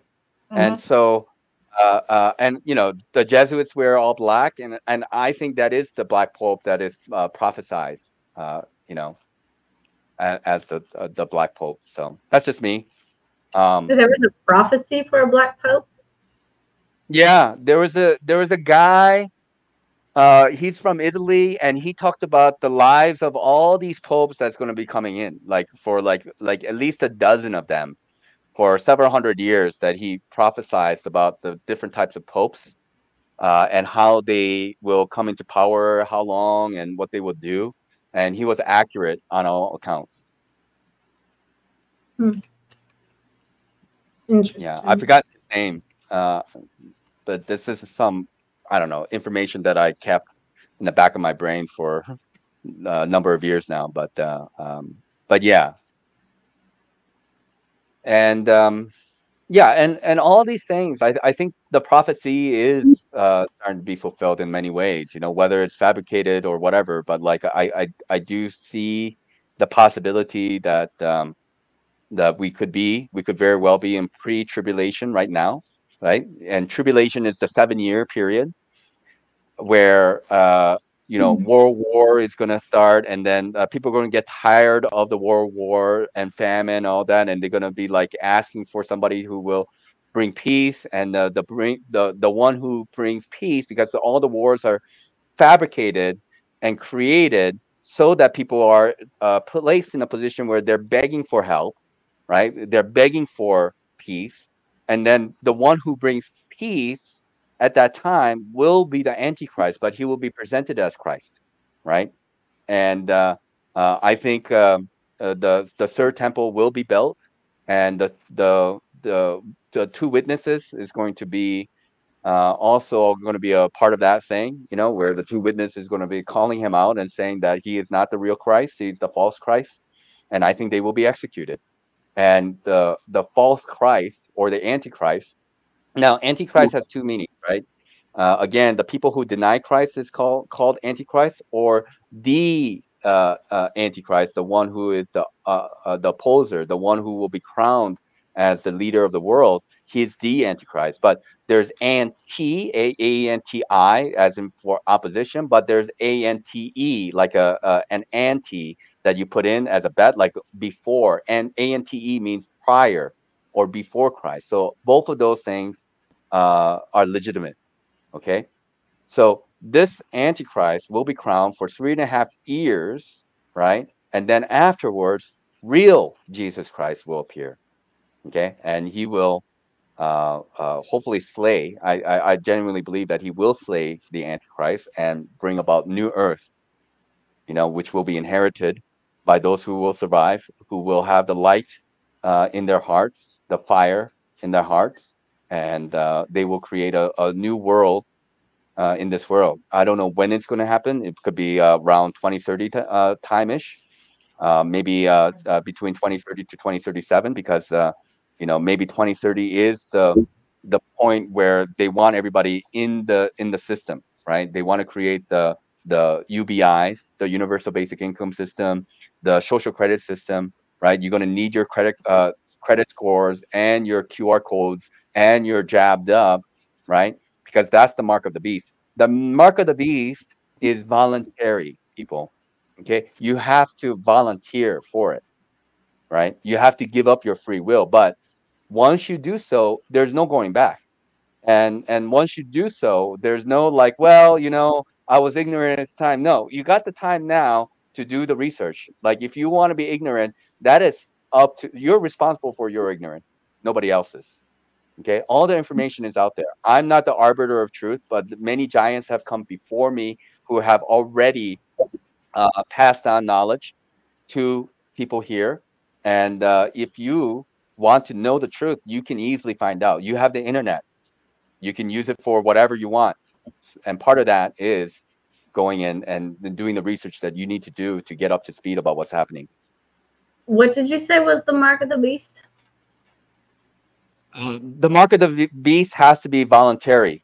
Like you have. No, I heard that. What did you say was the mark of the beast? Oh, the mark of the beast is the acceptance of a beast system of like this QR code. So QR code is just like one facet of it. It doesn't have to be the QR code. Yeah. Like what I'm talking about is like the biometric code that is going to be accepted by the central government, that you are part of the system, right? So you're going to have to state that, yes, I accept the system. I am subservient to your government.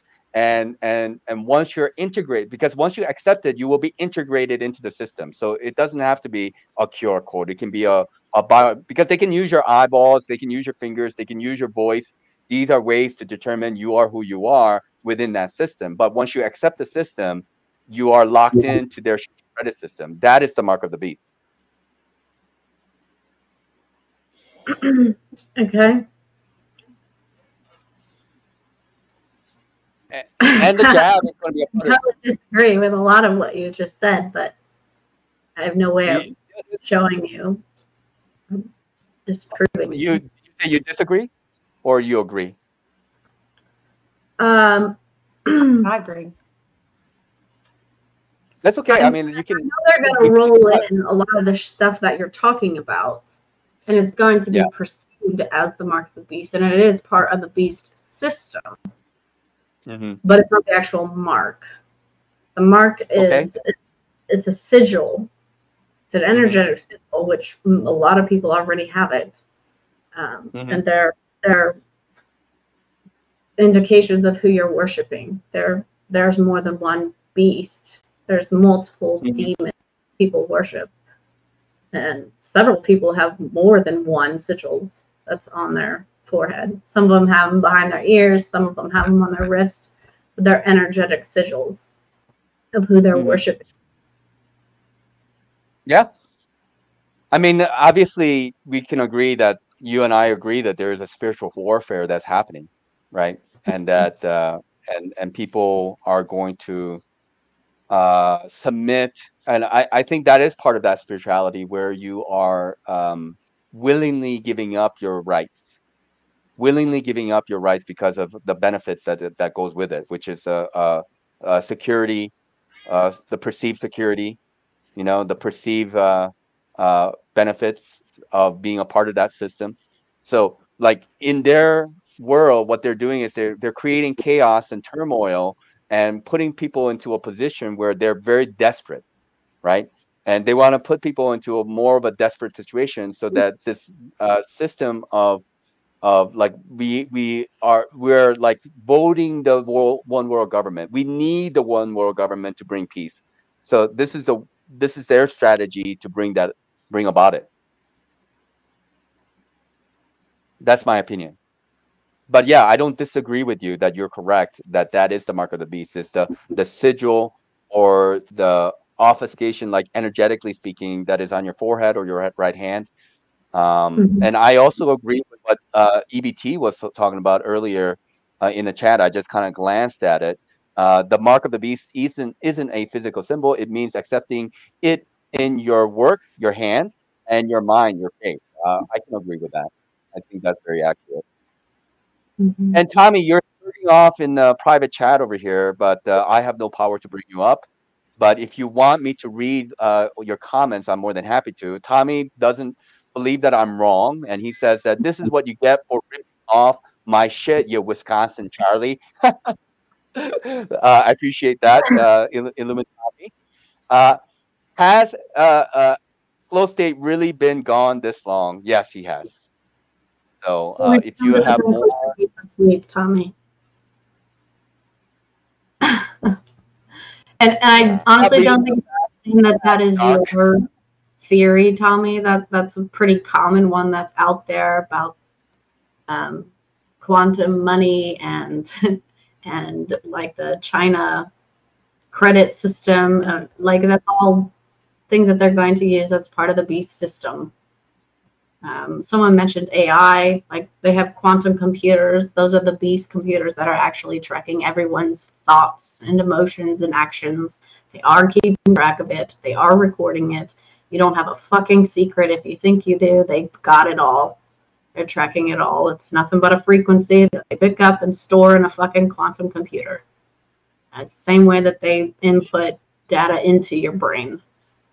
You're using technology like a motherfucker. It's all part of the beast system.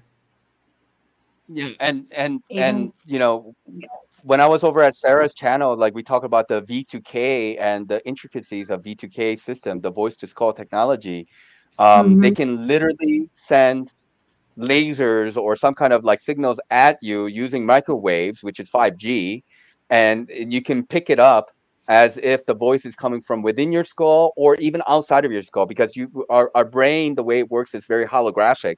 So like just with our ears as an example, we can pick up where the sound is coming from, that like with the echo and stuff like that. We have an idea There's where patents the for that. yeah, There's there's patents for that. that. Absolutely. Yeah. Very old. They're like 50 years old patents. I mean, this technology has been already thought of prior to 1970s.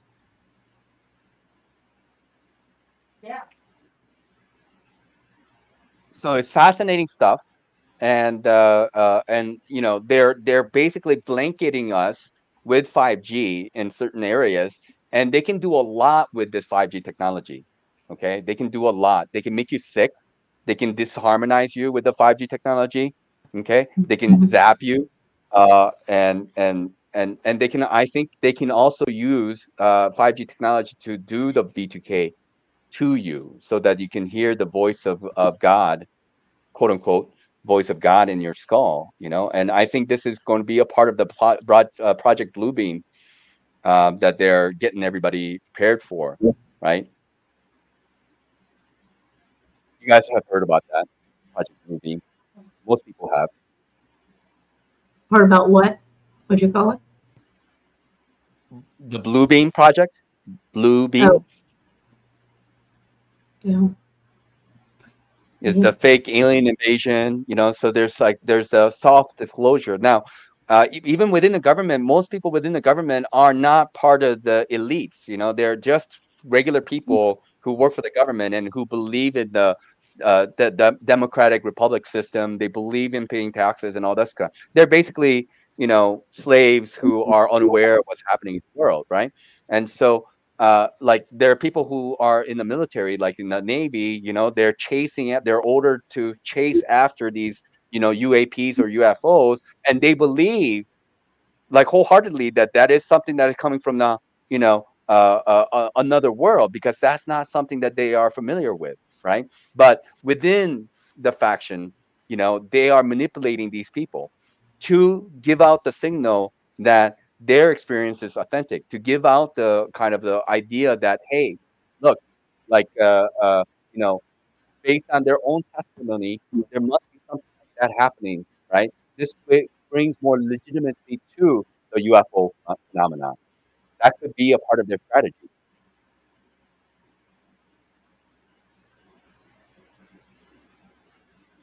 Yeah, Bearsworth, flow state is incapacitated at the moment, so nobody can be brought up, and we're kind of afraid to leave because we don't want to just leave flow state alone. And for me, it's not a big deal because it's like 2:30 in the afternoon, and I can usually go on for hours. But for Sarah and M, Sarah's getting kind of tired, and it must be like 4 in the morning over there where she's at, and I don't know what time it is over there at M's, and so that's the situation we're at right now.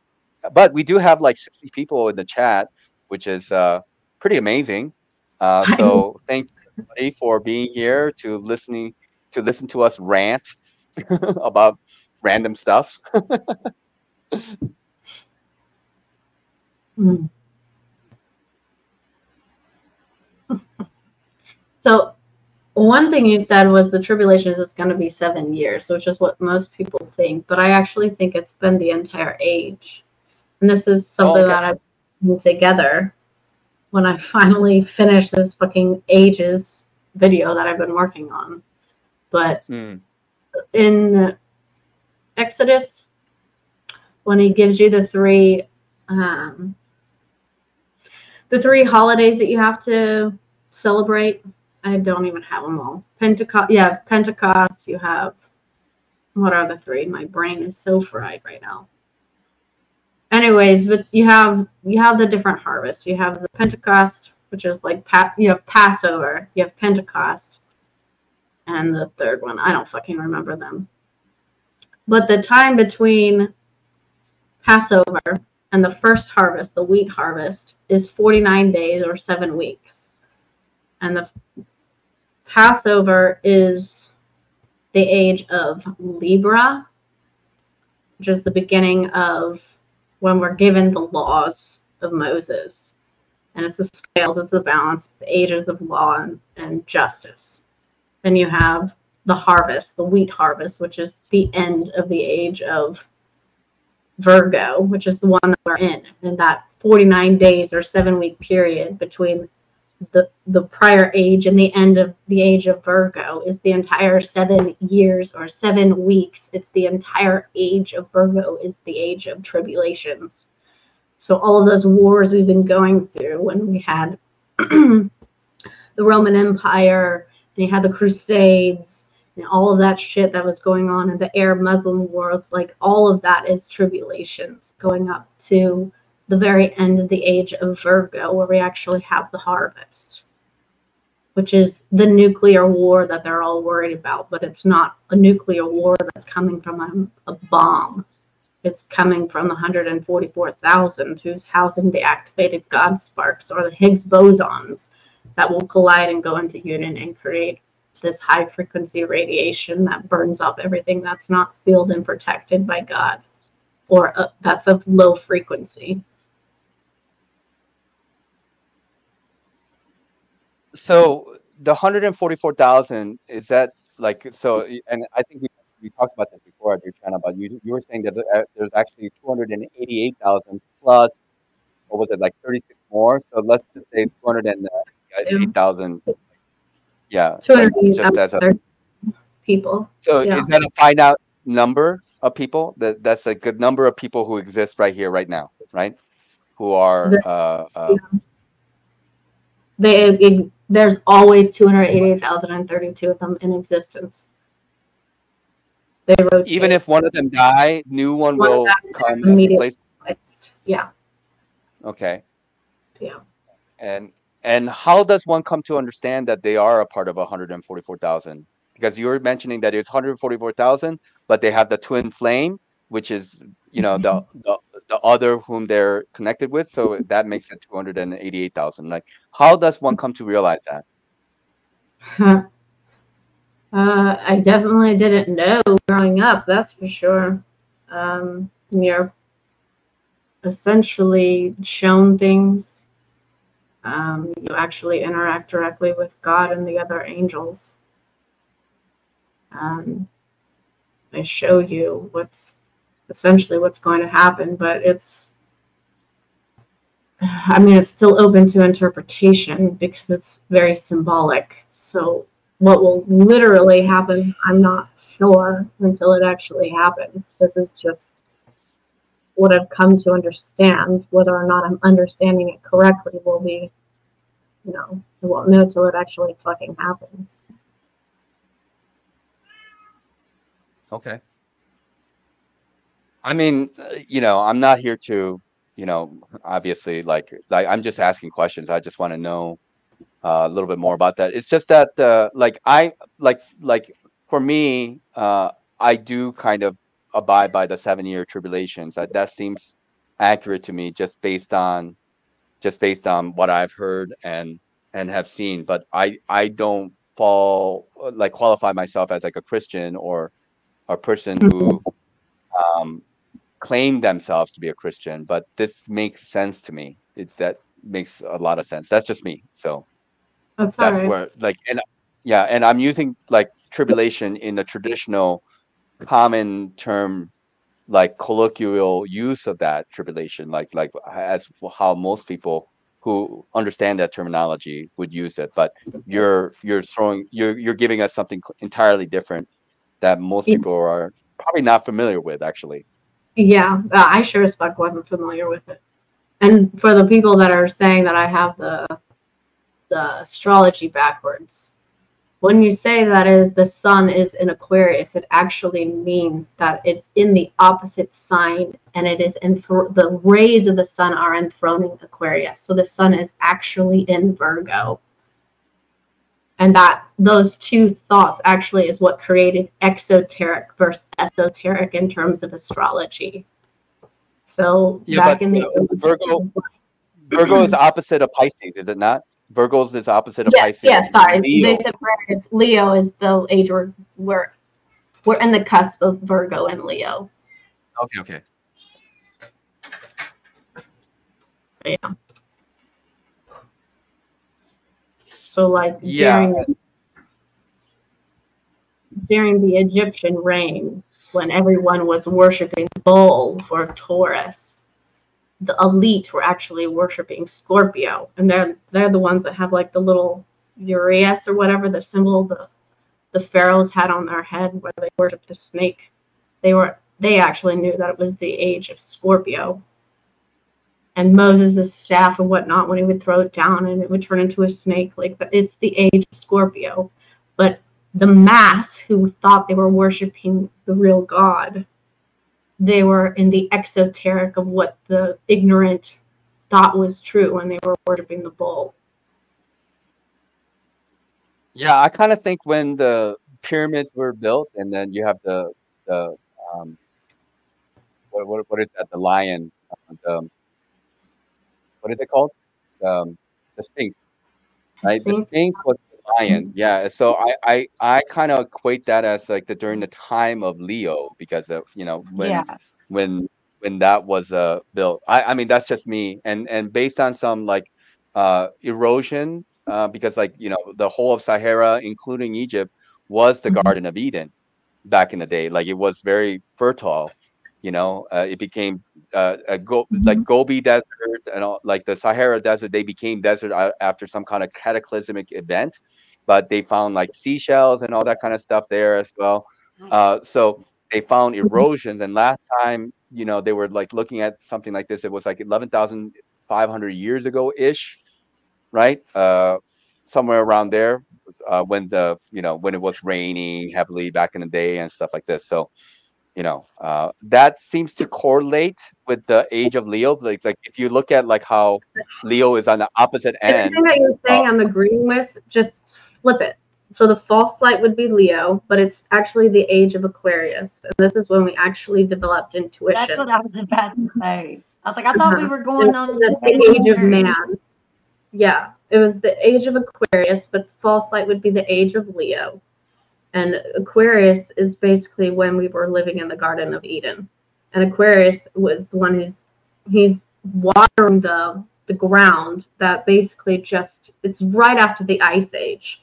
So once everything fucking melts, we have all of this vegetation and everything where we're able to, this is when this is when man took dominion over the earth. When we were no longer having to fucking survive for our lives. And all of the big mammals, like the mammoths and the saber-toothed tigers, all died off, and we became, the head of the food chain. That's the age of Aquarius. And the false light, when they were worshiping the sun, the false light of Leo, but the true light was Aquarius. The age of man. Yeah. And the fall of man came with the age of Capricorn.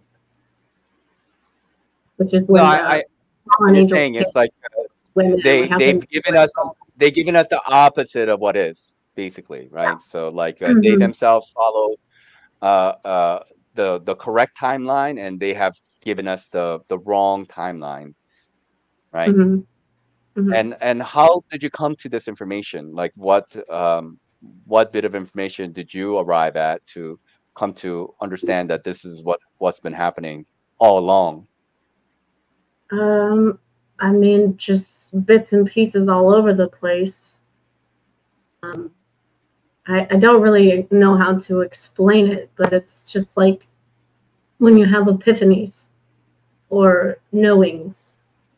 Okay. But I mean, all you didn't read it. You didn't read it from somewhere who was already on the same page with you, but you come to this conclusion yourself. Pulling from different material, right? But I mean, like, I pulled bits and pieces from other people. Like, I didn't know that about the false light thing, where what the original saying, like, I didn't know, like, when you say the sun is in this sign, that it actually means it's in the other sign. I read that. Like, that wasn't something that I just came up with. That was something I found in research.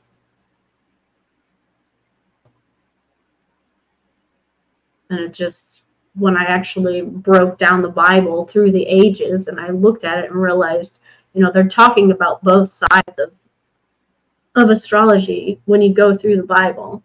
It's just, you have to realize that most of them are following the false light, which is why everyone thinks we're going into the age of Aquarius. It's the false light of Aquarius.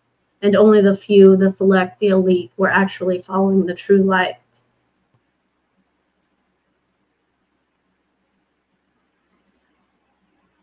And when you take that one little piece of information and you flip everything on its head, it all just kind of fell into place.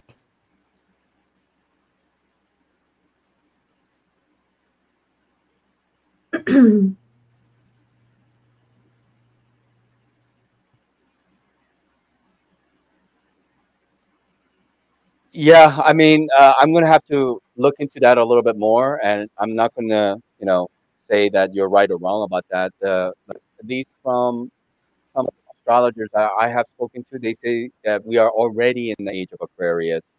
This is something that is still, difficult for me to say, like with any kind of authority, any kind of confidence. So I can definitely, I mean, I can see why you can be right, because like most everything that's been given to us, like history, cosmology, you name it, So I can also accept that it's possible that no, we could be in a wrong timeline. And I think, you know, there's something to be said about the precession of the equinoxes, you know, and each age being about 2,100, 50 years of timeline. And so, you know, like all this effort back in the day to create the pyramids, because a lot of technology had to be involved to create the pyramids, right? A lot of Mhm. technology had to be involved to create um, uh, the Sphinx at that time, and it does match up to me, you know, because if you're going from one end to the other, that's about 6, so that's like 12,000 years ish. So it makes also sense that, you know, that back in the day, so even back in the time when the Sphinx was created, and then, you know, people were representing that to be the age of Leo. You're saying that that wasn't the age of Leo, that was actually the age of Aquarius, and the people who were like building and doing all that were lied to you know, to give it that impression that they were in the age of Leo, when in fact that they were in the age of Aquarius, correct? I don't know when the Sphinx was actually made. Okay, so I don't know what time frame it actually happened in. Okay, most of the high-end technology occurred during Capricorn when the fallen angels came. That's where all of that high-end shit came from. Before then, we were living more of a rural life as farmers. It wasn't until the age of Capricorn when we went into more of the urban life, where we were building all of these cities and Atlantis and all of this shit. So when was the Sphinx actually made? That's a good question. I think it's hard to know exactly. Like it's again with the, you know, with the research that some people have done in terms of like erosion, that it had to be prior to 11,500 years ago, just based on the that erosion. Like when was it raining? Like when was it like fertile during that time? So it had to be further before that. Okay, so flow must be back, because we got some new people in the panel. What's up, Dick and Be EBT? awake. How you guys? I can go to bed now. For a minute. Okay. All I right, just Sarah. remember him Well, you yelling have a at good night. somebody and disappearing. Yeah. I'm gonna hang out a little bit more and talk with the fellas who just showed up. Cheers. What's happening? Just talking about random stuff, you know, as usual. How you doing? Oh, doing good. I ended up going to bed early and woke up randomly. Came on here and go figure, all the same cast of characters having more communication. So figured this is big. I better get involved. Yeah, well, get yourself involved. Dive right in there. What do you want to talk about? I don't want to be on the sidelines, Notch. If the parade's moving, I got to get in the parade and start walking, you know? What direction we're going, nobody knows. Maybe in circles. Yo, what's up? I just want to say big shout out to Nacho for holding down that stream for such a long time. You did an excellent job, sir. You definitely have the skills to run panels on the interwebs, and I think you should pursue that. I think you should do your own streams. I think you would do a good job at it. Oh, I appreciate that, EBT. I like your vote of confidence, but I'm not very consistent in being able, because like, you know, you have other No, characters who are yeah, like I get that. Yeah, yeah. day out. They do it day in and day out, and then people create, they are able to create the expectation. Okay, this person is going to be on at this time of day, and they know that they're going to be on at that time of day, almost like every day, and that's kind of their special power. I do not have that special power. No, it's about it's about the way I look at it. It's about quality, not what's the word that I'm looking? What's the other word I'm looking for? Quantity, right? It's about quality and not quantity, right? I mean, you could do every day, you know. If you do every day, you're gonna rely on the fucking general fucking drama bullshit that happens on a daily basis, and you're not gonna produce anything that's really. I mean, people do love the drama. It's Jerry Springer on a daily basis. on the same time schedule, right? We have the we got Judge Judy, Judge Mathis, we got Jerry Springer, we got Maury Povich. They're all on the same time schedule every day, all day, every day. But that's about the quality of it, right? So who cares? I'm with you too.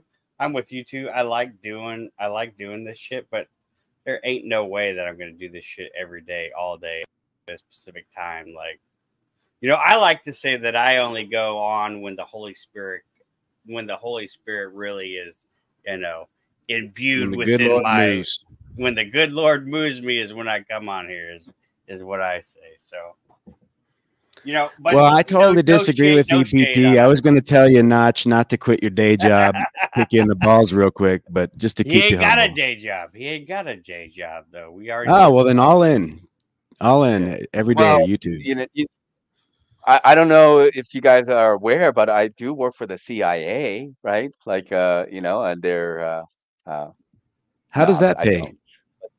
Good benefits? Pretty well. It's like 30. It's like 30K a year. But that's what I heard. Yeah, low level, a lot more than that. Yeah.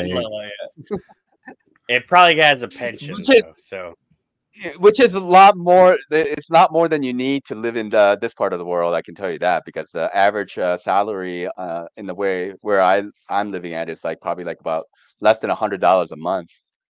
For these villagers. So 30,000 a year. I mean, I got to be living the high life around these parts. Well, I mean, you already made all that money off of Mad TV, right? Because I mean, you were the hot dog guy, right?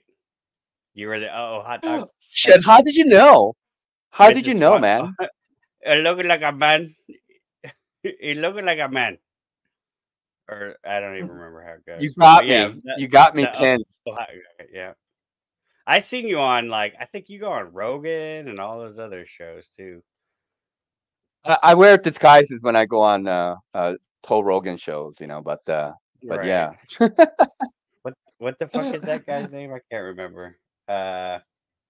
You guys know who I'm talking about. The Mad TV guy. The hot dog guy. Everybody knows what I'm talking about. I pretended to be Gadget from Goonies once, and people genuinely believed me. I was like, "Yeah, I was that kid. I was that kid in the Goonies," and they're like, "No way!" I'm like, "Yeah, and I still have the trench coat, and I wore this like trench coat, and they're like, "Whoa!" Bobby if Lee, you're an Bobby Asian, Lee, you can pretty much get away. You can just get away with it. You could be the guy from Johnny Number 5 too. I think if you tightened up a little bit, you could be the engineer from Johnny Number 5. He's Indian though. That guy was Indian. Johnny 5 from Short Circuit. I mean, that guy was Indian. You guys all look the same. That's true. That's true. Yeah. I mean, aren't you in India, right? I thought maybe. I am. I am a Korean American living in India. So I can fit all kinds of roles. So if you got any, if you got a job for me, I'm all for it. What's that, M? M, you're muted if you wanted to say something. No, I'm not muted. I was just but I'm looking at you, and then I'm looking at my buddy who's straight up Indian, and you do not look nothing alike. So that was just such a weird thing for him to say. I was just like, what? No, I mean, no. Yeah. There's 64 billion people there. So, I mean, there's a lot of different, look at The Machine Lies, he's, and then the other Punjabi 33rd degree lawyer that was on the other day, you can't judge it by that region. It's so diverse of a region over there. You never know, Yeah, and especially around these parts, he's definitely Korean. But Koreans have this ability to just mold themselves into, they're they're very flexible. They can mold themselves into all these different areas. I mean, he could play a role in a Vietnam. He could be a Viet Cong. He could be a Filipino. He could be a Japanese. Anything, Yeah, that's what's so great. Yeah, definitely Chinese or Japanese. Yeah, it's well, East Asians, we all look very similar, but I've been definitely confused by other Japanese and other Chinese, and they thought that I was Chinese and Japanese. Just I can be Yeah, anywhere. I wouldn't When look I at was you in and Mongolia, go, they thought I was he's Mongolian. Indian. I wouldn't go, that dude's Indian. Like, that is the last thing I would probably think. I would Yeah. say it, like right off the cuff, I would say Korean or Chinese. I don't know how tall are you? What the fuck? 5'10". Did you steal Yeah, hats Oh, from wow. Hank? He stole Hank's hats. people are always accusing me of being Asian and mistaking me for that. It's fucking strange. It looks I like would you totally ate a be couple confused too. Yeah, I would think the Anyway, machine is part black. Is he not? Is he not? Who? The The machine? machine lies. Yeah, Yeah. he's No, part he he's part nigger for sure, definitely. Oh my gosh. But you know, like he has blue eyes, doesn't he? I think the machine lies. He's got No, like he's blue eyes. Punjabi. He's Punjabi. Okay, Yeah, so yeah, Punjabi. they have colored Punjabi. Yeah. So there's And I was Pakistani talking about that. Punjabis Oh, is and that there's right? Indian Punjabis. Correct. So And then Pakistani Punjabis are usually according to my Muslim. friend, the Indians don't call themselves Indian. That's No, the term that that was given to them.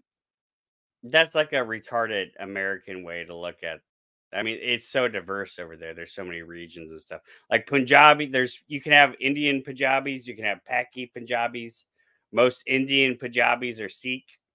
Most Pakistani Punjabis are Muslim. But then it's intermixed with Hindus that kind of go between both of them, and there are Christians too as well in that area.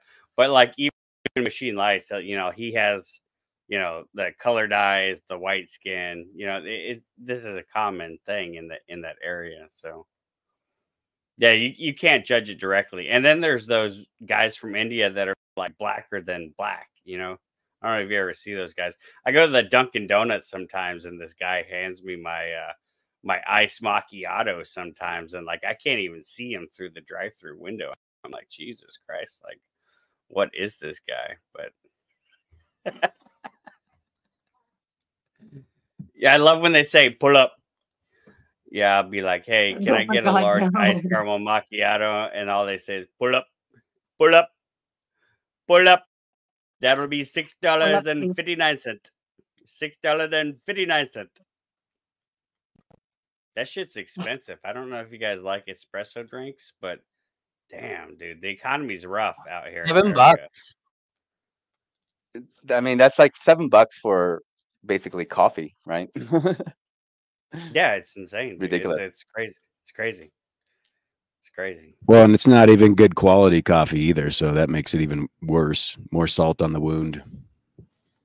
Yeah, if it's Dunkin' Dunkin', Donuts. Dunkin's okay with some of them are different. You know, he has the one that I go to is a very new machine and it's very good. It's a very new machine. Is very good. The only one in the state of Illinois, he says. Yep, very good. If I can jump in here for a minute, recap some of the things I've heard. Not go in here and ruin the whole vibe of the chat, man. That is not acceptable. Are you talking about me? Yeah, I will be talking about you. Well, for one, excuse me, ma'am. Yeah, now for one, I've been in here for a minute. Age of Pisces thing, it's not going to happen we got 6 more degrees to go in Pisces. That's like 72 years a degree. We got a few more 100 years. Second thing, the reason why he looks like he's a versatile Asian is probably because you're not Asian. And so when you look at Asians, you're like, oh, Jackie Chan, what's up, dude? Third thing, there's the holy trinity of Indians that are working in drive-through situations or convenience stores, and it's the guy wearing the suit, the guy that's like, hey, what's up, bro? That's the other one. And then the third one is the guy that understands no English, and that's the one guy you encounter exactly when you're trying to buy a pack of American Spirit cigarettes. And as soon as you got to differentiate between the 40 colors, that's the dude you get that's pointing at him. You're like, can I get tan? And he picks you up one of the green ones and he goes, oh, this one? And you go, no, sir, please. Can I get the tan pack? And he's like, oh. this one. You're like, no, no, no, those are black and milds. I appreciate it, but can I get the tan one? No, no, no, no. This one. That's a Red Bull, sir. Please, if you don't mind, I'll go back there. I'll grab it myself, and then we can clear this up. But yeah, those You are the forgot three about the hotel primary owner. guys. No, I'm just talking about dudes. I'm just talking about dudes selling you stuff like in convenience stores and stuff like that. The guy in the drive-through, guy in convenience stores. Those are the three types. If there's hotel types, I've not been there, so I don't know what kinds those are. I mean, we got That's how inconvenient. Y'all must be a whole different breed, babe. Yeah, I'm like a minority over here in the Chicagoland area, like for sure. I see them all. It's tough. It's real. It's hard out here. It's hard out here being a white person. Just to be honest with y'all. Nah, I feel you, EBT. Fucking rough. Sir, what is your name? One with the red sigil with the eye. That's not. You're not Cage, are you? It doesn't sound like no, it. that's not Gage. No, it doesn't sound like he's pretty. His name is Ken, and he's the biggest OG on the panel. Yeah, sorry about that. I'm switching. I'm switching in between the chat and the YouTube. So sorry, I was a little bit stuck. You got to be careful with those gas station attendants, though. They'll get hot on you quick. Coax them into Sharia law or something. Those are Pakistanis, sir. Usually, not the Indians. Well, whatever. They'll get violent on you. But those hotel owners, they'll steal your daughters. The Sikh guys are pretty dope. Those are the dopest of the brown people, is the Sikhs, in my opinion. But that's the Punjabs. The Punjabis are the Sikhs. No. We just talked about this. Like you can be there's Pakistani Punjabs and there's Indian Punjabs. Most Pakistani Punjabs are Muslim. Most Indian Punjabs are Sikh. Yeah. Okay. So a lot of Sikhs live in Punjab. I'll put it that way. Punjab is a region. Punjab is just a region. It incorporates Pakistan and India. So this is what the American mind doesn't comprehend this very well. I think is but vast majority of the Sikhs are from Punjab is what I'm getting at. Vast majority of the Sikhs. Not all Punjabis are Sikhs, right? But all Sikhs are Punjabis. Can we just do the Christian thing and recognize that Punjabi is just a fun word? It's just fun. It's turning me Punjabi. on. It's got me excited. I like it. It means five rivers. I mean, originally, check out some Punjabi rap. The Punjabi rap is pretty dope. If you never you said it means 5 rivers. Yeah, because it's panch. It comes from the word panch, so that means 5. And panch, like the word punch, may be coming from panch as well. But panch means 5, and Punjab is the 5 rivers because that region between Pakistan and the Punjabi region, there used to be 5 rivers that converged, like the delta. Yeah. Right on. I'm near a place called a river because I'm by a river. That's really not a significant fact, but it's related to rivers. So I really hope you appreciate it. That's pretty dope. I'm by a river too. All right. Well, nobody enjoys like a thunder stealer. So maybe get your own fact. You know. Damn, dude. Do you think Justin Timberlake? Should still sing "Cry Me a River" now that Britney Spears has revealed in her book the truth about what happened between their relationship? Which was better question. Why do you know that? You know, I think Britney Spears is a fucking Sikh. The way that she handles that knife and shit, she's probably a Sikh. Leave Britney alone. She's good with those knives. She could probably. Sikhs are all about the knives and swords. In case you guys didn't know that, but yeah, it's definitely a red flag. Not the one you want to settle down with. when they're working. And then with speaking of Timberlake, I learned on the We Are Awake stream yesterday about Mandela effects, the NSYNC Mandela effect. That one was kind of mind blowing to me. That blew my mind too, EBT. Like it was always the N apostrophe sync. Yeah, what's going on? And then I looked it up. It's star. No, all one word. Yeah, it's fucked up. I thought the star was another one that was not this reality, or maybe when I heard that it was a different reality timeline. I was hearing it. Who knows? Who knows? I mean, there's no way to know, right? No, that's the problem with this whole Mandela effect thing. I can't get my thumb on it. Did your old albums change, EBT? Well, and I always say that karaoke debunks the Mandela effect because people can sing the wrong lyrics all the time and think they're right, and then be corrected on it. But does that mean that it fucking changed? I don't know. I mean, like, how do you even know? I don't know. The whole basis of the whole thing is fucking retarded in my position, but. I think I'm in a different timeline from you guys because I swear to God, it was the Mandela effect. So are you guys from a different time than me? No, I say it's the mandala. It really is the mandala effect because if you know about the mandalas, I mean, it's the 2D affecting the 3D and all that kind of shit. So for sure, yeah. No, the place I'm from, it's definitely the Modelo effect because of all of the beer. Yeah. Yeah, you know, I was slamming those ice cold Modelas during the pandemic, right? I was just slamming those ice cold Modelas. Modernas? I don't remember which one they were. Yeah, the Mandela effect is a trip. It's one of those things that, you know, it's just unexplainable. It's a phenomenon of sorts. But I guess there's somebody that came up, had old tickets to a NSYNC concert, and she pulled it up, and it was the N apostrophe sync, I guess. No. Allegedly, I don't know if she ever cammed up and showed it, but I was just listening to it. But you know, I created a whole Mandela effect of my own during that stream.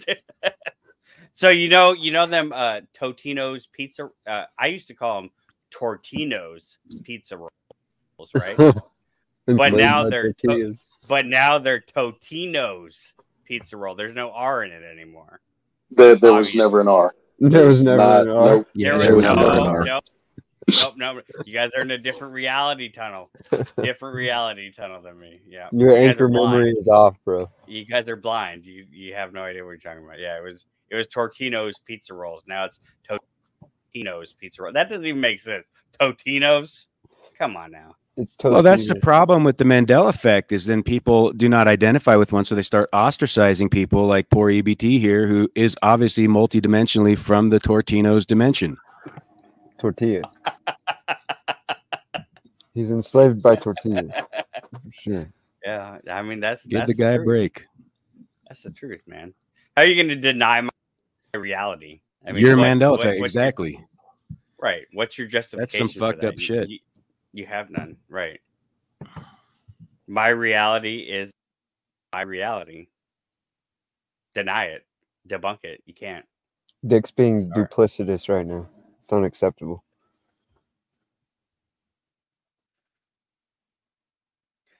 I'll be back. I gotta grab my tea. It's cute. He's got to grab his EBT.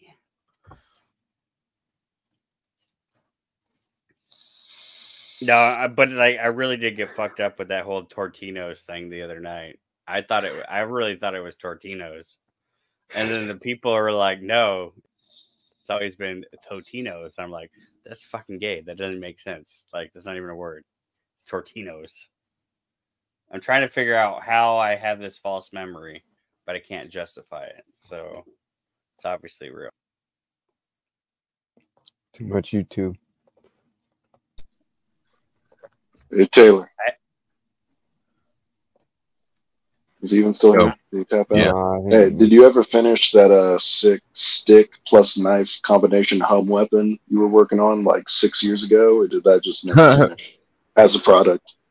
You're gonna have to jog my memory on this weapon. I don't. No, you were literally, you had something. I swear to God, it was like a broom handle, and you were working so hard at it, and you're like, "This is gonna be the best thing ever." It was just a stick and a knife. I mean, it sounds pretty gangster. You just abandoned it. That's fine. That's cool. It's still in testing. The world isn't ready for stick knife. They're not ready for spear technology. It's just never gonna happen. Spears have been invented. This is a whole new stick knife technology. All right, it's like a pickaxe, knives at a 90-degree angle. I got you. You know what? It's still in testing. I can't give too much away right now, but sticks and knives have never been combined in this manner before. They're not ready for it in this economy. I'm sorry for the 90-degree turn, but it's just I was looking at the screen. I saw flow state. I was like, oh shit, stick knife. Or yeah. It just jogged my memory from like 6-7 fucking years ago. Yeah, I don't remember it at all. I have no doubt that it's true. This sounds like exactly the sort of like low grade violence, basic ass technology that I would be working on. Well, it was beautiful. So if you ever want to take up the project again, I'm all for it. I'm not going to crowdfund it, but like I'll support you emotionally. Okay, well, I'll just throw that out there to the universe regardless. You know, crowdfunding for stick knife is now underway anyways. I'm still waiting for Nacho to come out with the nunchucks. I want to see some sick ass. Well, that's actually what me and Nacho are working on is nunchuck knife, right? So just think about how that would work out or how it could Those work things out. already exist. No, they exist already. I think this thing, yeah. But this is a tri-chuck. It's actually 3 sticks attached in like a star formation with knives on each one of the nunchucks. So damn, that sounds dope. They're tri-chucks. Yeah, actually, Notch is the only one who can wield such a deadly weapon because you know he's got the persuasion. I would not trust myself with nunchucks with knives on them. There's no way. But the knife part is at the very end. But like, of course, you have to have a part where you can still use your hands. But those things already exist as a weapon. These are different. Sick. Wow. Well, thank you guys for the suggestion. That's sweet of you guys. I'm going to put that on my Amazon wish list right away. And hopefully Mitchell or somebody will donate. Black Friday is coming up. They'll have a deal coming? Oh, shit. I'm going to get on that. Yeah, for sure. If you pre-order now, you should get yours just in time for Christmas. The Christ Massacre? You bet. Yeah, right. He's depending on some elderly lady to pre-order for him, but it'll work out. We have a anyone senior here discount on the pre-orders as well. Got to get creative. Yeah. Yep. It's So, all in the marketing. Good stuff. Out of everyone that uses Amazon, does anybody here feel like they need to use a breathalyzer before they're allowed to shop on Amazon? Because the amount of shit that I've bought just absolutely fucking hammered. Don't get me wrong, most of it's phenomenal. But it's always funny when it shows up and I'm like, oh shit, I bought myself a gift and I don't remember. That's amazing. But think how happy you are when that case of nacho cheese shows up that you forgot you ordered. Oh no, it's not fucking nacho cheese. It's like a full-on Grim Reaper outfit with compass. Yeah, no, that's gotta be I was ordering shit on Amazon today, and they were showing me like meat and shit, tomahawk chops, and like all kinds of shit, like, and then like pallets of water. A pallet of water is fucking like $800. I don't know, like it's retarded. But what I like to do that really is a really bad thing to do, but you pile shit in your shopping cart on Amazon and you leave it in there and you don't buy it. And then like the algorithm figures out that's in your cart and it'll be like, it'll send you a message and say, hey, this is fucking 33% off today. Do you want to buy it? Well, fuck yeah, I want to buy it. Now, That's how I shop. Yeah. I can get it overnight. I can literally get it in 3 hours. Yeah, fuck yeah, I'm gonna. If I order in the next 3 minutes, I'll get it in the next 6 minutes. See, Amazon is one of those things where it's like, if you were to go into Walmart and you buy things that are food and buy things that are not food, you feel okay about that. But if you go to Amazon and you buy things that are food and not food, when they show up, there's something that feels weird about that. Like, oh, I got a telescope and steak. That's not something feels off about this. It's something about the packages showing up. I don't want food just showing up on my front door and sitting there. I don't know why that is. Did you guys see the latest shit? The latest shit on Walmart. Now they're charging an extra fee for using the automated checkout. Shut the fuck up. No way. Yeah. Yeah. At all of them? Or just like a test program? I don't know if it's a test. A bunch of like stealth campers made videos on it and shit. I haven't fact checked it myself personally, but they showed receipts where if you go through the self checkout, it charges you an extra fee. They charge for shopping bags here now. Yeah. Yeah. But I don't think they're charging for self. I would think they would do it the other way because they would want to promote the self checkout so they can get rid of the cashiers. Me and Benton talked about that. They don't want you going into a fucking Walmart anymore. They literally do not want you there anymore. That's a good point. I see what you're saying. They don't want you in the store. Yeah, they don't want you in the store anymore. They want a surveilling Amazon militarized drone to come over your property so they can give you a code violation. While Yeah, have you been in an Amazon Fresh location yet? No. Oh my God, dude! Like, it's the most dystopian fucking thing that you've ever seen your whole life. There are like 6 million cameras in this fucking place. Like, the entire ceiling is all these drop down cameras that point in every single possible angle that you can imagine. It's the craziest thing I've ever seen. And then you have to like check in through a gate. Like, you have to scan your fucking code, get in through a gate. But there are cameras literally fucking everywhere because you can just go and pick your shit and then go to and just walk out, right? And it automatically bills your Amazon account. It's crazy. And even Circle K is like this now, which is retarded. Like, Circle K is a massive sack of horse shit. I hate Circle K with those fucking scanners because you need somebody to come over anyway. Thing, it's so gay. It's they like, don't yo, bro, fucking work. Need cigarettes. I need fucking cigarettes, bro. Like, just open a regular fucking. The guy's still standing there behind the fucking automatic scanner thing. Like, it's fucking retarded. I've never gone into a gas station before, put down 2 hot dogs and a bag of chips, and then had the thing taking my order be confused because it thinks it's a 20-pack of Modelo. Right? It's so stupid. Like, dude. It's like, oh, you're gonna need somebody behind the counter to ring up this alcohol for you, and I'm sitting there staring at a fucking Snickers bar, like, I'm confused. Am I already drunk? Shit, I need to go home. Yeah, dude, it's retarded. I went into one when they first had that, and they still had like a regular register, and they had like the fucking camera scanner thing or whatever where you put your items in it. But then over the weekend, I was driving back from Florida, and I had stopped in one in Kentucky, and it was like free, just like the automated like thing where you put your items under the camera. And then it fucking charges you. But then I'm like, I need fucking cigarettes. Like, I have to ask the guy behind the counter. And like, it's so stupid.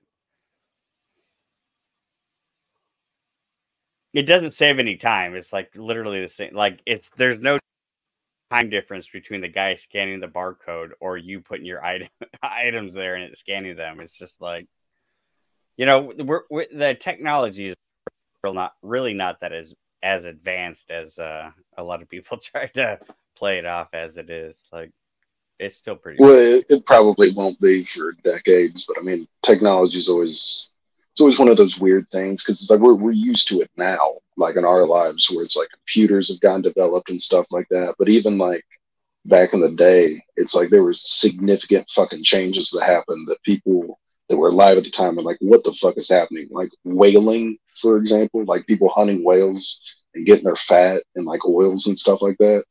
It's like as soon as people started being able to tap into like crude oils, like into the earth, like whaling as an entire fucking industry, which was massive, just disappeared overnight. Nobody fucking did it anymore. Yeah. But like, I mean, before the invention of cars, it's like back in the day, if you had like a horse or something, there were all these weird fucking regulations. Like if your horse dies in the street, and it's like a big old city like New York or something like that, it's like you just gotta leave it or something like that. Like just weird fucking rules people would come up with, and that's how it's always. Anytime you get a lot of people in a small area, they just make up shit.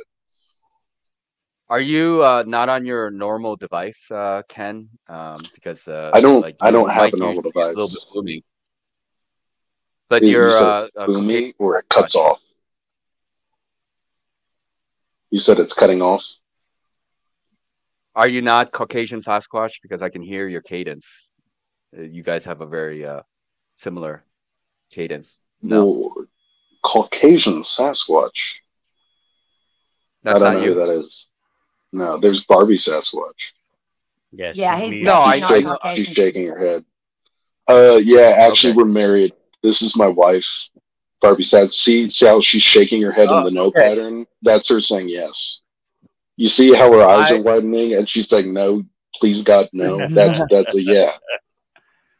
Yeah. No, I see Barbie Her mouth's Sasquatch, but open. there's a guy who is also Caucasian Sasquatch who runs a channel, but he's usually on And a it is mic. not But that you guys guy. have a very similar voice. They are not. Not that Okay, guy. but They're not. okay, but I when you apologize. saw her shaking her head yes, and she said, "Yeah, he's not that guy." She was lying. Actually, it is. I'm that guy. I mean, Well, she you looks do. like a liar. She looks like a liar. You are, or Oh, you're not absolutely. Caucasian Sasquatch. No, I am not. I'm not, fella. He's I'm killing it. no, I'm a dude. I'm a dude who comes in here because I've known Taylor for many years. I Okay. popped in recently, so I haven't really been active here for a few years now. There's I a know lot a of Caucasian Sasquatch. not active new people popping in these panels lately. I've noticed. Yeah, it's because I'm a new guy currently for y'all. For y'all, I'm a new guy, but I'm very, very old. Very old. Were you listening to That's the how it's conversation fun. that we were having previously? Like when I was talking about shit? Did you have any thoughts Were on you that? talking about fucking cycles and 5G and shit like that? Yeah, I touched on that. We talked Okay. about a lot of different stuff. I mean, I got off work like an hour ago, so I chimed in only recently. Okay. Never mind then. Yeah, he missed that. He missed the big part. Are you Mandela affected? Damn, you must have not been here that night. I didn't know that. I guess he must have missed when Caucasian Sasquatch was in this. It was only for a small chunk of time, and I thought you were in that stream too, but it was probably later on. But that's how I know Flo. Oh, okay. I met Flo for the first time over at 007's. I think that's when we actually That's how I met Sasquatch. Is that a gay bar? No, Because that's definitely something Taylor would do. Taylor, You're defend gonna yourself. summon a, Sounds like you're a gonna gay bar. summon a Lumutami. 007 The is Lumutami left. awesome. He was in the backstage too long. Speaking of gay bars, am I right? So since Taylor's not here, now's the perfect time for me to just roast him. He solicited me for sex, and I told him no, I'm good. Then he tried to offer me Slim Jims, and I said that really doesn't sweeten the deal. I appreciate it, but I'm solid. Then he tried to give me a box of what I can only assume was biodegraded forest porn from 1970. Because it had been rained on for many, many years. And he was like, no, it's okay. It was my dad's. And I was like, well, that doesn't make it better. And he was like, please, I love you. And, yeah, so I had to take a break for a few years.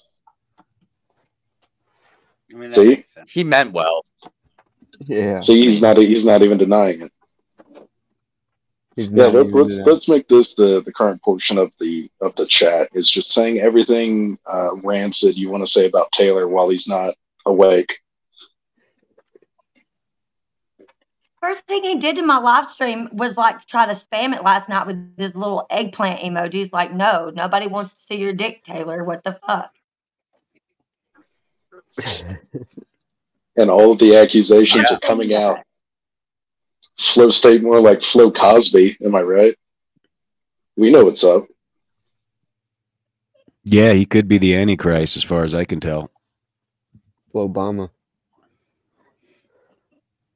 There are And many the other thing about antichrists flow out state, there. he's very angry. I mean, he's got, you know, serious anger issues. He can't control himself. Just Look at like them pops eyes, off, man. He's got some crazy eyes. Yeah, right before blows he a took his gasket. little like power nap, he yelled at someone and was like, "Fuck you! You're being a fucking asshole," or some Exactly. shit. And next thing I know, like you Yep. didn't hear from him for like hours. You're He like, needed where did that. that come from? Who beat you, you know, when you were a kid or whatever? It's like Like, unchecked what? wounds and traumas he's got to work through.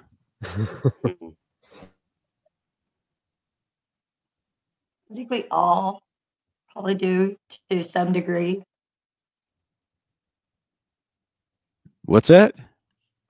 I said I think we all are like, you know, still coming like around to some traumas that we probably maybe haven't dealt with. I'm At some point. traumatized by what y'all are talking about with this like utopian apocalypse of fucking militarized Amazon drones flying all over. Because, you know, I went to the fucking Walmart the other day, and my wife had something like where you have to go pick it up, right? They bring it out to you. And that's exactly what I thought when I'd never done that before, where some asshole brings it out to your car and makes you wait longer than you should. I said, this is all going to be automated. This is going to be Walmart. You're not even going to go in. You're just going to pull up. They're going to put it in your vehicle if you don't just have it delivered to your home, because they don't want to deal with, you know, they're creating it like it's an empire for robots. It's designed for cyborgs, and we're not quite fully integrated yet. So it seems very odd and strange, but the more we get, you know, docked up, it'll seem normal, I guess.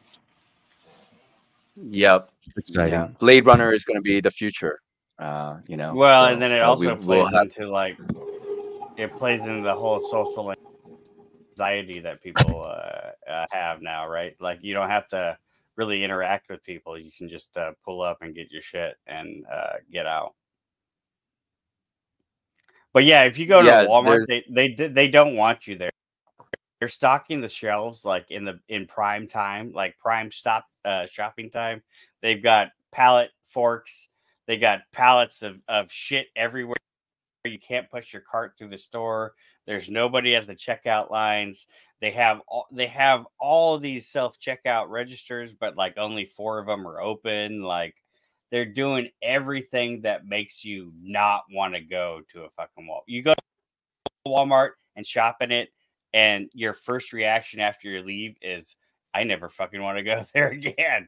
And like this is kind of a lot of people all over the states are like, yeah, I'm having the same exact kind of scenario. And there's not even, you know, when I was a kid, it used to be a thing to go to Walmart at 3 o'clock in the morning and just fucking hang out, right? Like just go and fuck around in the Walmart at 3 o'clock in the morning. Well, now post pandemic, there's not a single fucking 24/7 Walmart that I know of, like within 400 miles of me. I don't know. It's not even a thing anymore. So it's like, you know, that's probably one of my favorite COVID conspiracies. Somebody was like, yeah, you know, these chains, they just engineered it that way they wouldn't have to stay open 24 hours. Right. Like, I don't think that's why they did it. They're like, we're losing so much money staying open at this time. Like, let's engineer something where we can just like get rid of that whole thing. They're like, fuck it, let's just chuck a bat in some wonton soup and just see what happens. Yeah, no, it's insane, you know. Like, but if you go to, but I mean, also, I mean, even before then, I mean, has anybody really enjoyed spending time in like a major, like Walmart, like Meijer, whatever? I mean, like back in the day, like I'm from like kind of the Midwest, and like we got like Meijers, like up near Michigan and shit like that. And back in the day, they used to have like their own fucking restaurant in there you could eat at. As a kid, I enjoyed it. I mean, maybe it was trash, but like I was like, oh fuck, we're going to Meijers. I'm getting me some chicken tenders. Like that was like a highlight, you know. But it's like things like that, like fucking Kmart or shit. It's like, it's like not anymore. Yeah, I used to like going to Costco. I'd always get the fucking the bratwurst and some fucking fake ice cream and all that kind of shit. That was my jam when I was a kid. And they got rid of the bratwurst. Fucking Costco canceled that shit, but yeah, back in my day, gas was only a nickel. You could drink the booze for free, and they had bratwurst No, there were trees. There were bratwurst trees, and he just picked a bratwurst when he wanted. Yeah, I mean, you know Gas how much was a a condom used nickel. to cost back then? When was that? This was How old are about you, Ken? well, actually, so basically, I don't know. I just remember there was this dude, and he was real shiny, and he told me to name all the things on the earth, and then he was like, "Hey, I got you this lady to live with. She fucked everything up," and then I just kind of went on a booze cruise for like 6, 7 thousand years, and then I'm here now. Okay, that's cool.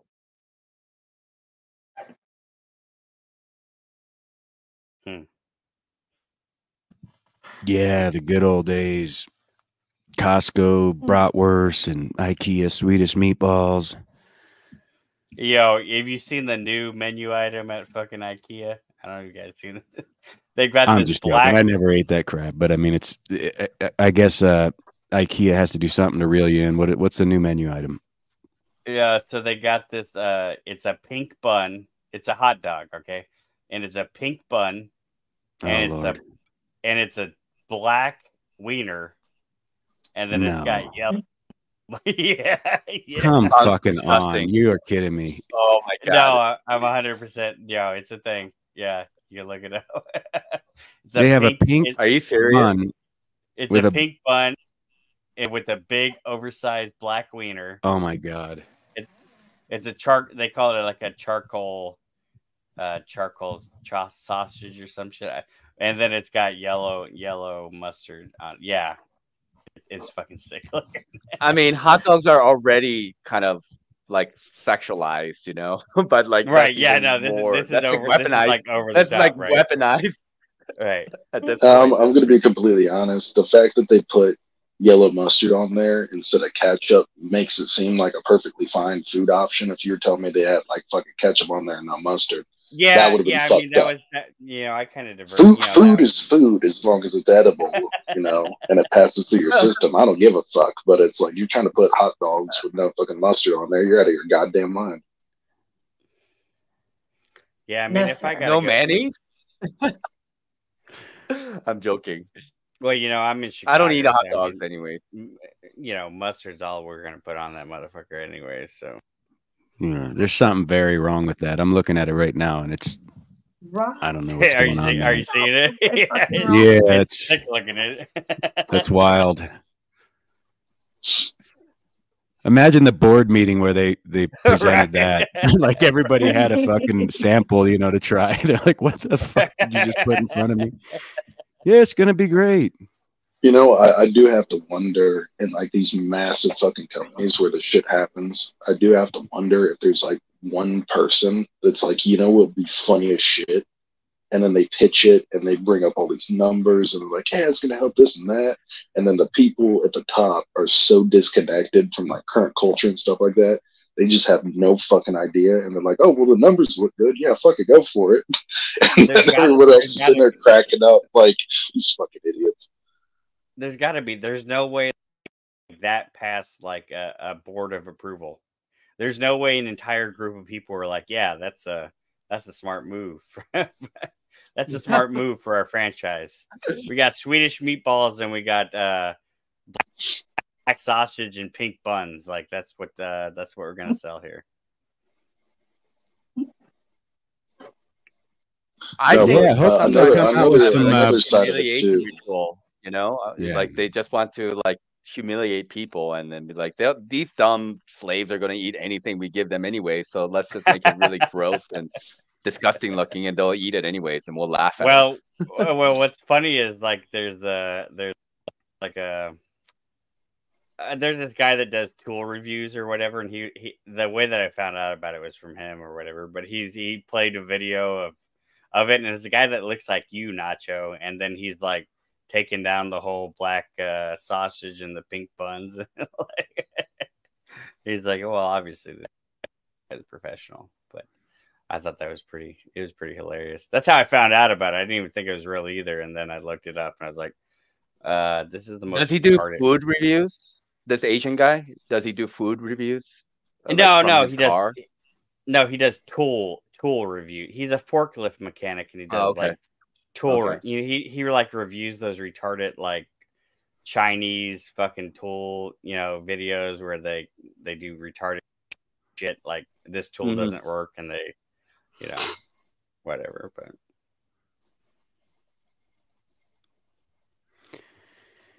yeah. Oh, Next up, they'll have black meatballs for you. And then they'll do white meatballs, and they'll have a price differential between them. I mean, it'd be great. An added layer of propaganda. It would be great if there was a host on this panel that could like pull up the images that we're talking about to maybe add some kind of relevance to the conversation. But I guess this is not broadcasting excellence here. I don't know if you've met Benton, but he could teach you a thing or two about broadcasting, or even Mr. Paul and Slave would be able to teach you something flow state. But when you buy them white meatballs, your credit score goes up. There you go. Well, that's the thing about Flow. Flow's pretty dysfunctional and ineffective, and it's not doing much at this point. We'll everything it's the same way it's been throughout all of human history. It's just everything is fucking shock and awe. It's just like, because here we are talking about it, you're like, oh, look how fucked up it is, but guess what we're thinking about now? IKEA. So the fuckers won. I guess so. Yeah, I get what you're saying. Like, make it shocking enough that everybody's like, have you seen that new pink black sausage dog they're serving? But no one's going to buy it, right? So it's a lost leader. No, but it's like it's all they got left. They're like, we have to be honest. Shelves are not exciting anymore. We have to, and I don't know why I'm doing a German. We have to shock you know Swedish. I don't know why I'm doing that, but it's like Swedish. The only Swedish accent I know is the chef from the Muppets. Like, ja. The Americans want the pink sausage dog. Ja.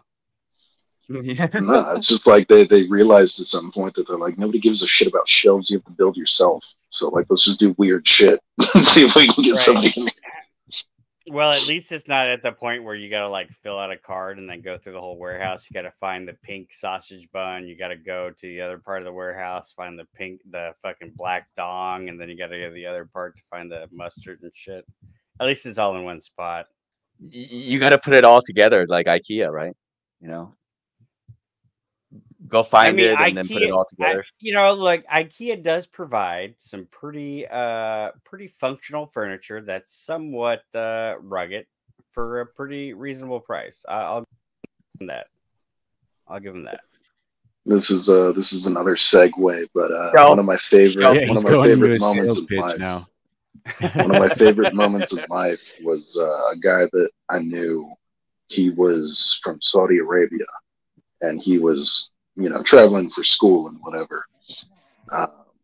But he said one of the most intense, what he called religious moments of his life, of like conviction, of like struggling with who he was and trying to understand the world, was when he was talking to a girl on like Skype or something, and she was putting together a piece of IKEA furniture, and he's like, a woman building shit, I don't know how I feel about this. And he was really fucking struggling with it. He's like, she's got a fucking screwdriver out? I'm not okay with this. This is not okay.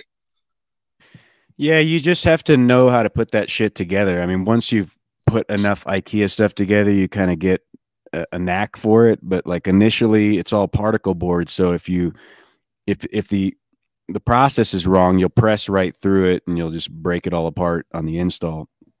But if you do it right, the thing I hate about IKEA stuff is it's not designed to be more than used by one customer. Like if you bought a bed frame from IKEA, once that's installed, yeah, it'll work for you, but you could never take that apart and then reinstall it somewhere else. Like it's done once you decide to move it or do anything.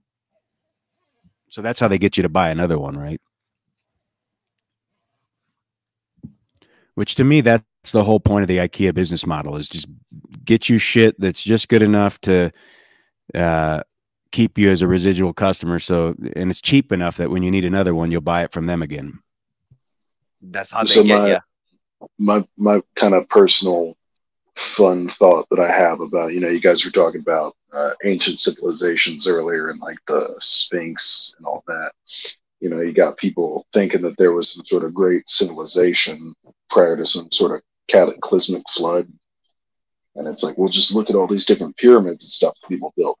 My personal thought that I'd like to think just for fun every now and again is that people in the past went through a similar experience of being sold shit that's just crappier and crappier, and like IKEA furniture, you can't really move it, can't really do anything, so people just got fed up and they're like, fuck it, out of rebellion we're just going to build something that's going to last 40,000 years. Exactly, that's what I do. I just build my own shit now. I got fucking sick and tired of it. I don't like particle board glued shit fucking products that are off gassing and among other things. It's just shitty. There's no art in it. There's no craft. There's no skill. It's all fucking automized CNC machines cranking out shitty glued together particle board. Isn't that all the stuff you just bought from Lowe's to build your tiny home from the woods? No, it's not actually, Mitchell. The wood, is sourced in the forest. So when you get lumber, a lot of it comes from the Pacific Northwest, and it's a sustainable resource that's, quite intelligent to use for building. See, this is how I know you're lying, because that's just the plot to Twin Peaks. I've never bought any particle board stuff from IKEA. It's all been real wood. I don't know about all that. Yeah, I get a lot of installs where like sourced wood from the Pacific Northwest that you buy at Lowe's either. But what's that, Mitchell? I want to know what the brand of sustainable wood that you bought from Lowe's from the Pacific Northwest. Just go look at the wood supply, dude. It all comes from Roseburg and somewhere in Oregon. Some of it comes from your backyard too, Mitchell. Just go look for yourself. Right. Dude. All the lumber comes from the Pacific Northwest. What do you not understand about that? It's being processed through the corporations and, treated with chemicals. So what? Everything is. What do you buy that's not processed through the corporations? But you live in the woods. Who cares? It's a sustainable resource that I can purchase that's actually sourced from my backyard. Would be the woods in your backyard.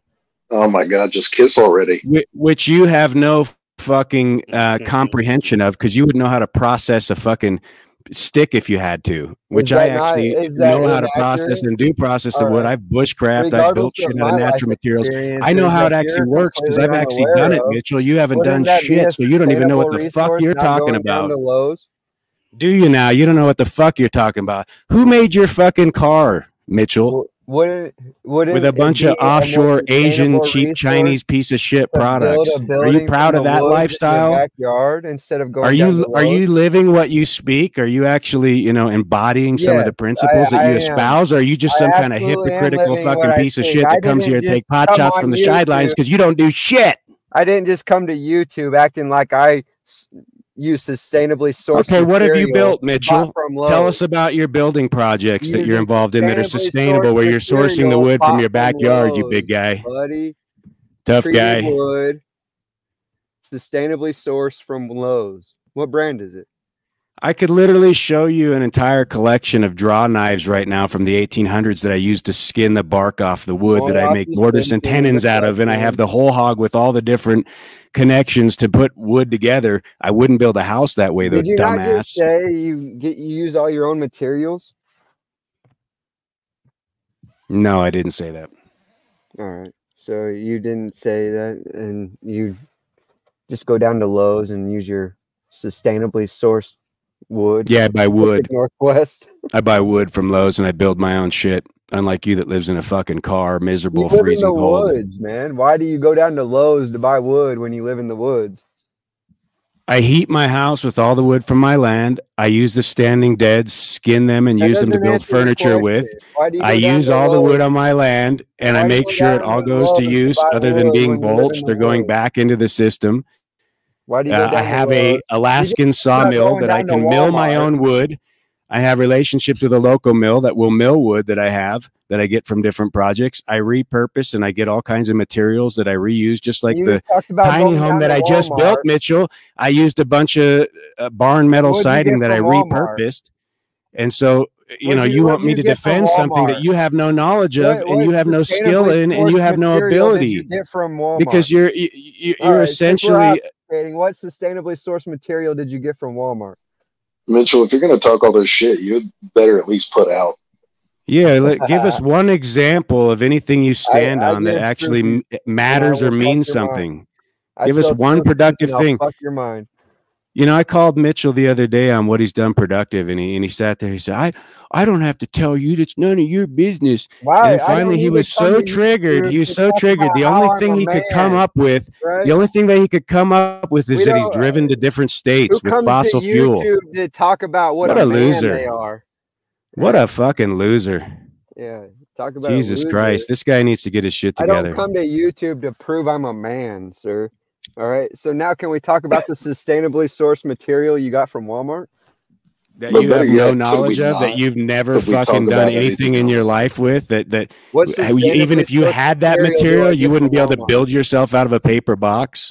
Didn't you just talk about how you went down to Walmart recently?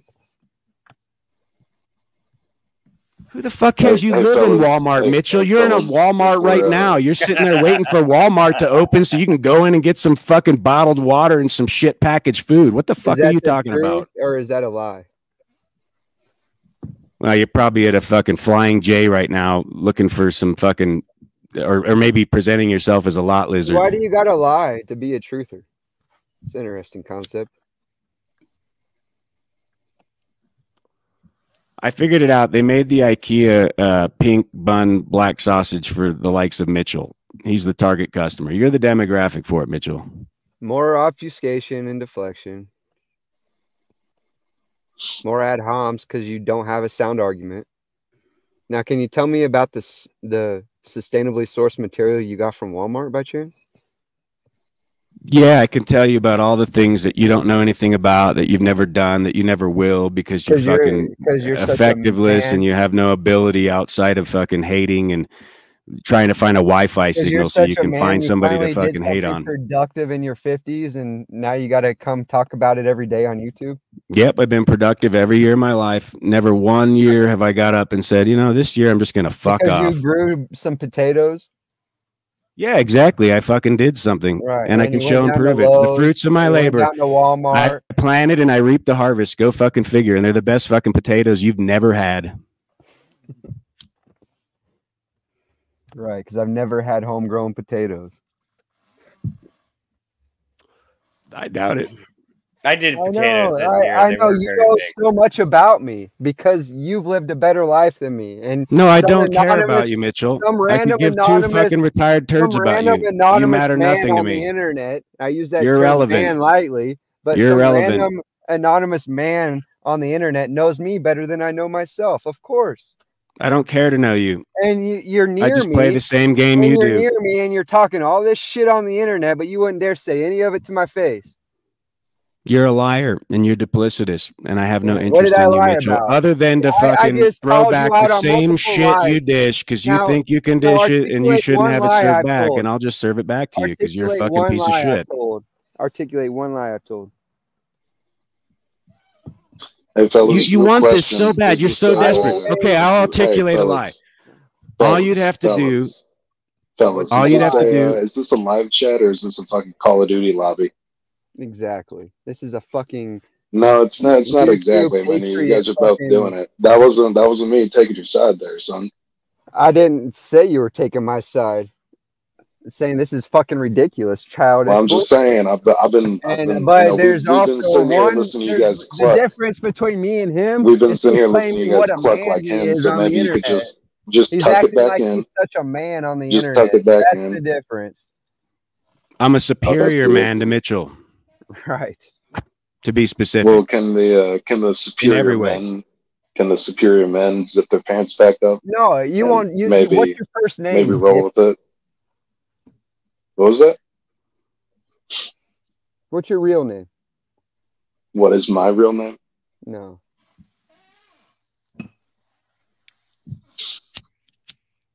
Exactly. We can go back talking about astrology. That's how it's going to be. We can go do that. We can talk He's a about saint dick, right? I'm duplicitous. is And he calls Nachetta himself right there? Is Nachetta still here? Is that how you say it? Ah. Nachetta? Nakaketa? Makes sense. Did He he go can't to bed? articulate a single lie I've told, but I'm duplicitous. And I've I'm caught gonna him in just stay out of multiple it. lies in this Yeah, conversation. well, no, we don't have to stay out of it. We'll just start our own conversation, and eventually they'll go jack off and go to No, bed. I'm just gonna probably leave actually, but I think there's something that needs to be settled between Dick and Mitchell. Well, then they this has been can going on get for into a private Zoom meeting, and they can look longingly into each other's eyes, and they can sit there and jerk off, and then they can do that. Well, wait a minute, Notch. So who instigated this interaction, though? Who is the one that wanted to desperately have this conversation? Am I the one sitting here propagating this? Yes, you started it by talking shit in the chat while I was on panel, and then you wouldn't respond to me in chat, and then you wouldn't go on panel and talk your shit to me. You just wanted to talk it about me.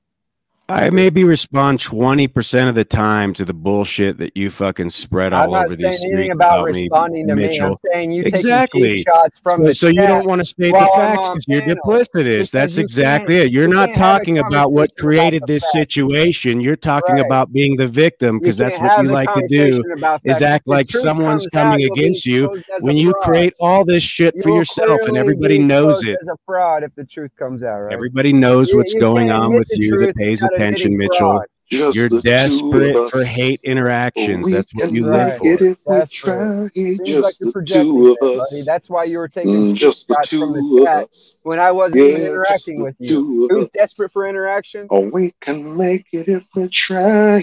Just the two Probably of the us. guy Yeah. taking cheap Well, shots I in can the Just the chat. switch gears in two of 2 us. seconds and move in Probably any the guy who direction right keeps now. You talking can't, about Mitchell, me, but because you're not to locked me. in. Probably You're the guy I desperate to have keep. this interaction.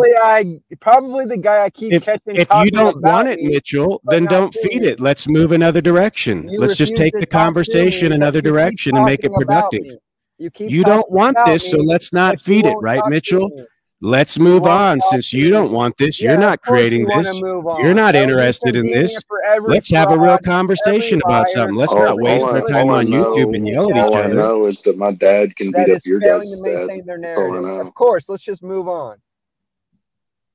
My dad can beat up your dad. Well, it's not going to be resolved between you and I, so why would we Because burden you everybody keep else with our talking disagreements? shit in a fucking chat room instead of talking your shit Benton's to dad me. can beat up all your dads. Dude, I will do whatever the fuck I choose to do. Does And anyone you'll do here have nothing a about it, you piece of shit. 2024 presidential candidate that they're But you're voting a for? cowardly little bitch, and there's no fucking doubt about it. Does anyone have a 2024 presidential candidate that they're voting for? Personally, me, I don't vote myself. But I want to see Trump run. You know, I'm not saying I'd vote for him, but the dude's hilarious. I want to see that happen again for sure. Although the thing I'm not looking forward to is people that like once Trump ran in like 2016 and I saw the way that he ran, I knew as soon as he did that there was going to be people coming out of the woodwork that would start trying to use that as their model for how they were going to try to get a presidency. And that's what I'm not looking forward to. I'm like voting a bunch for of people who I'm voting for whoever has the best potatoes. You said the best what? The best potatoes? The best potatoes. Yeah, that's who I That would be a candidate from Idaho. I feel like for sure would be the people with the best potatoes. Not Colorado. No, those are the McDonald's potatoes. You know, McDonald's dominates. Off-gassing taters. Can't touch them for 4 days after harvest. Got to send them in a warehouse and let all the toxicity dissipate. So is Idaho, is that still, because that's what I grew up hearing, was that Idaho was like the potato state. Is that not true? Yeah. They make the potatoes for McDonald's. That's what they do. But potatoes grow good at high elevation too. I don't know all my species of potatoes. Is the thing. You got like your fucking golden russets. You got your reds. I don't what are the sleeper potatoes? What are the species of potatoes that I don't know about that I should be eating? Go check out the Maine potato lady. She's got a lot of different options as well as garlic and onions too, but she's Oh got shit, we're everything talking for East your Coast region. taters. Yeah, but she has region-specific taters that are meant to be grown at high elevation, or the early harvest versions or the late harvest versions, so you can get a couple harvests in a season, which is usually what I'll do. I'll plant some early harvest ones and late harvest ones, and then you kind of keep a perpetual harvest going. But those fucking Maine potatoes are great because she has them all selected without any disease, and they're, you know, very resistant to pests and whatnot. And if you go try to grow a potato from your store, which I've done plenty of times, I can almost guarantee you're going to have like potato rot, or it just seems to pull in the beetles, the potato beetles, and all the things that ruin your crop. So I would definitely buy it from a reputable source if you're going to grow potatoes. I don't know if I would grow potatoes. I don't even have any We grew land a as of bunch yet. of potatoes in little cubes. We had little cube boxes, and we grew potatoes in them this year. It worked out pretty well. They produced little tiny little, you know, nad sized potatoes, but they're delicious. I don't know what the fuck species or variation they are, but they were delicious. So Well, hell yeah. So yeah, I it was mean, just a little like fucking like 2 foot by 2 foot cube, and it produced quite a bit of taters. yeah, I like a lot of that small scale stuff as far as, because that's the thing. I mean, like you see a lot of, you know, large farms growing stuff, but that's usually for, you know, many people. It's kind of interested in the smaller scale stuff. I've seen a lot of people do a lot with, you know, gardens as well too. I mean, like even smaller gardens. I mean, back in the day, my grandma used to do tomato farming just back in the backyard, and that backyard was the size of a fucking dirt patch. Just still pulled the hell out of those the tomatoes. I mean, feel like we got to get back. Yeah, I got like a third. I got a bunch of pretty large raised garden plots, and then we usually there's a community garden plot here. Then we have like a small patch there that we grow our butternut squashes and that kind of stuff at the community garden. And then we have a backyard. We got 2 large raised garden beds, and then we'll do other stuff like the cubes for the potatoes and all that kind of shit too. It works out really well. Hell yeah.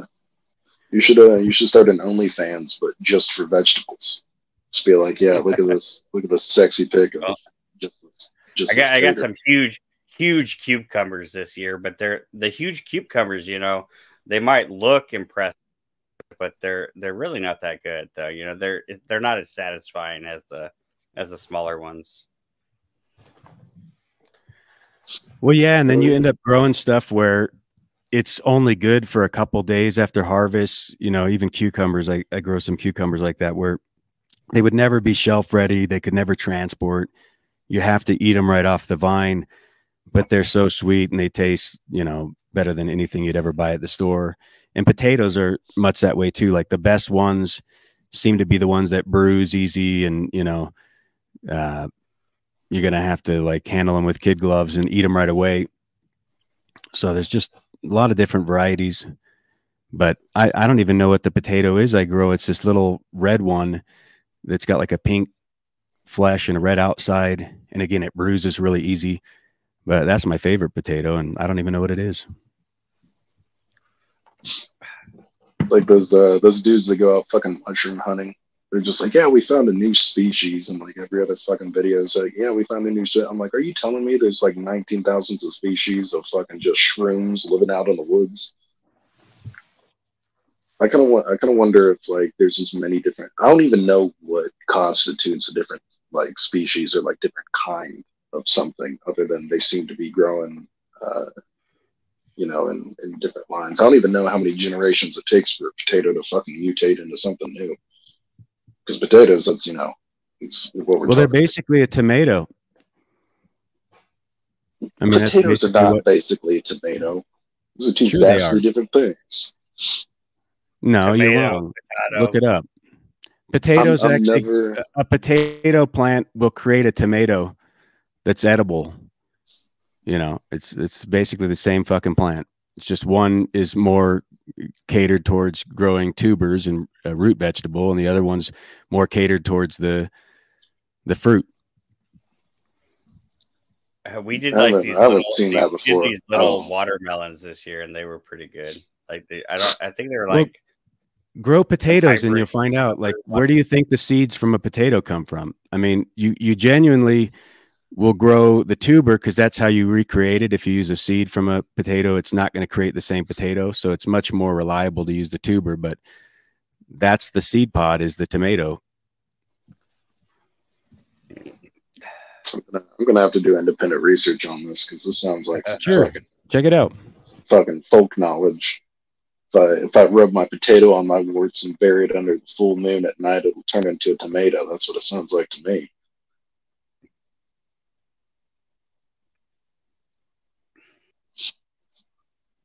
Yeah, I've just I'm never heard pretty that. sure that I'm pretty sure that Al Gore invented tomatoes, if I recall correctly. The allegory. Not even doing it, just talking about it. Tomatoes are kind of tulpa. They're a thought form. Tomatoes didn't exist until people started bullshitting about them. Yeah, I mean, there's some variety of potatoes. You literally look at the plant and go, "Oh, a tomato plant," and be like, "No, that's you don't even eat that part. It's potatoes."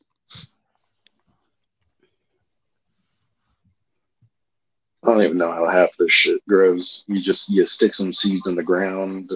Jesus comes down and says "woo doo doo doo doo," and then you got food. I feel like you don't even need to do any science behind it.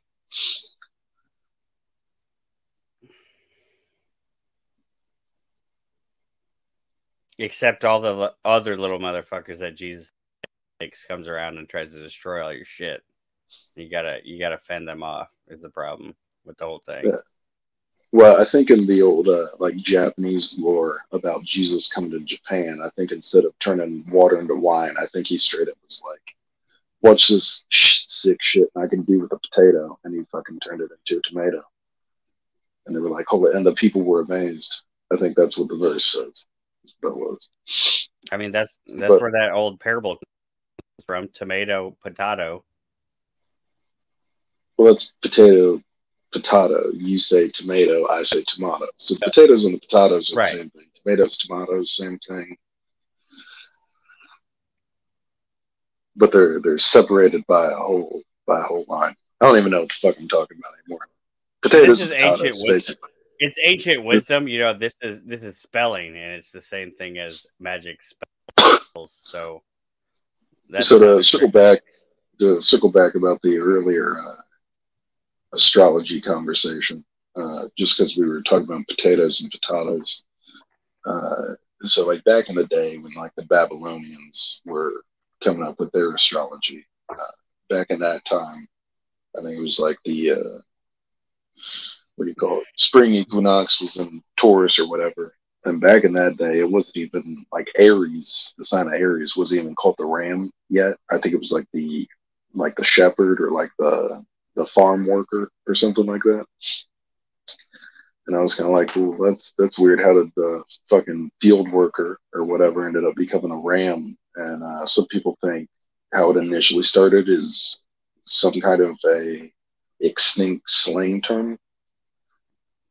Like basically people were using a slang term, and then over time, like the image of like a ram or like a sheep ended up overtaking the actual term that was used prior to, which kind of reminded me of, you know, current slang terms that we have for stuff. Like, I gotta be completely honest.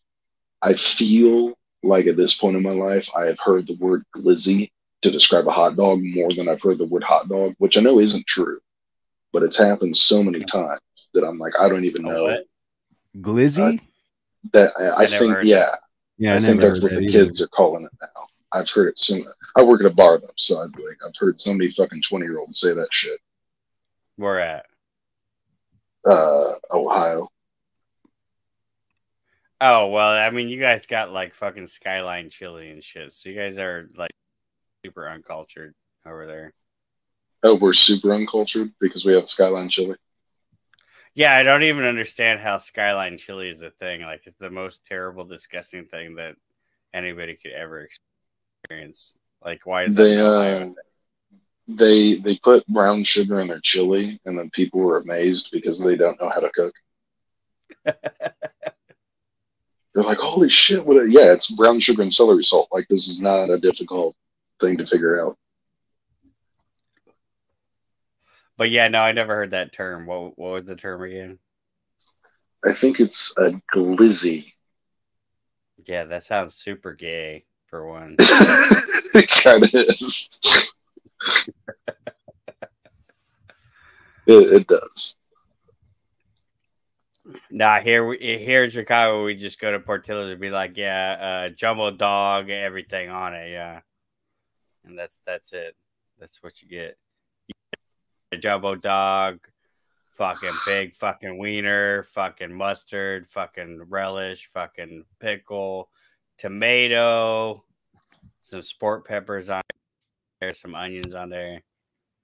Delicious. A glizzy. You sure you weren't like courting a prostitute or something, Ken?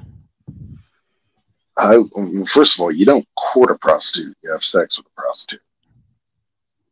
Oh, okay. Well, no. Appreciate the advice. I'm not too fluent with those things, but Yeah. No, So next time you see you rent next them. time You're renting them. yeah. But always remember, be kind, rewind. But no, I think if you see a prostitute, I think you pretty much just going for sex. I think if you're carrying flowers and making sure that you're wearing your Sunday best, I think you're going about it backwards. Well, I think what Dick was trying to say is saying that glizzy is something that would be on a menu of a prostitute, like glizzy, 50 roses. You know. Oh, okay. So you're not courting, you're ordering. You're like, yeah, I'll take the number 5, and then she ties her hair up in a bun. Yeah. How did this all relate to astrology, though? No, because I just briefly talked about the sign of Aries. We talk about the sign of Aries being the ram, but back like 1,000 or more years before Hellenistic astrology, like the Babylonians, they didn't refer to it as a ram; they referred to it as the field worker. Right. Yeah. So it's a completely different sign. Or like the animal associated with Pisces wasn't even fishes; it was, I think, swallow birds or something like that.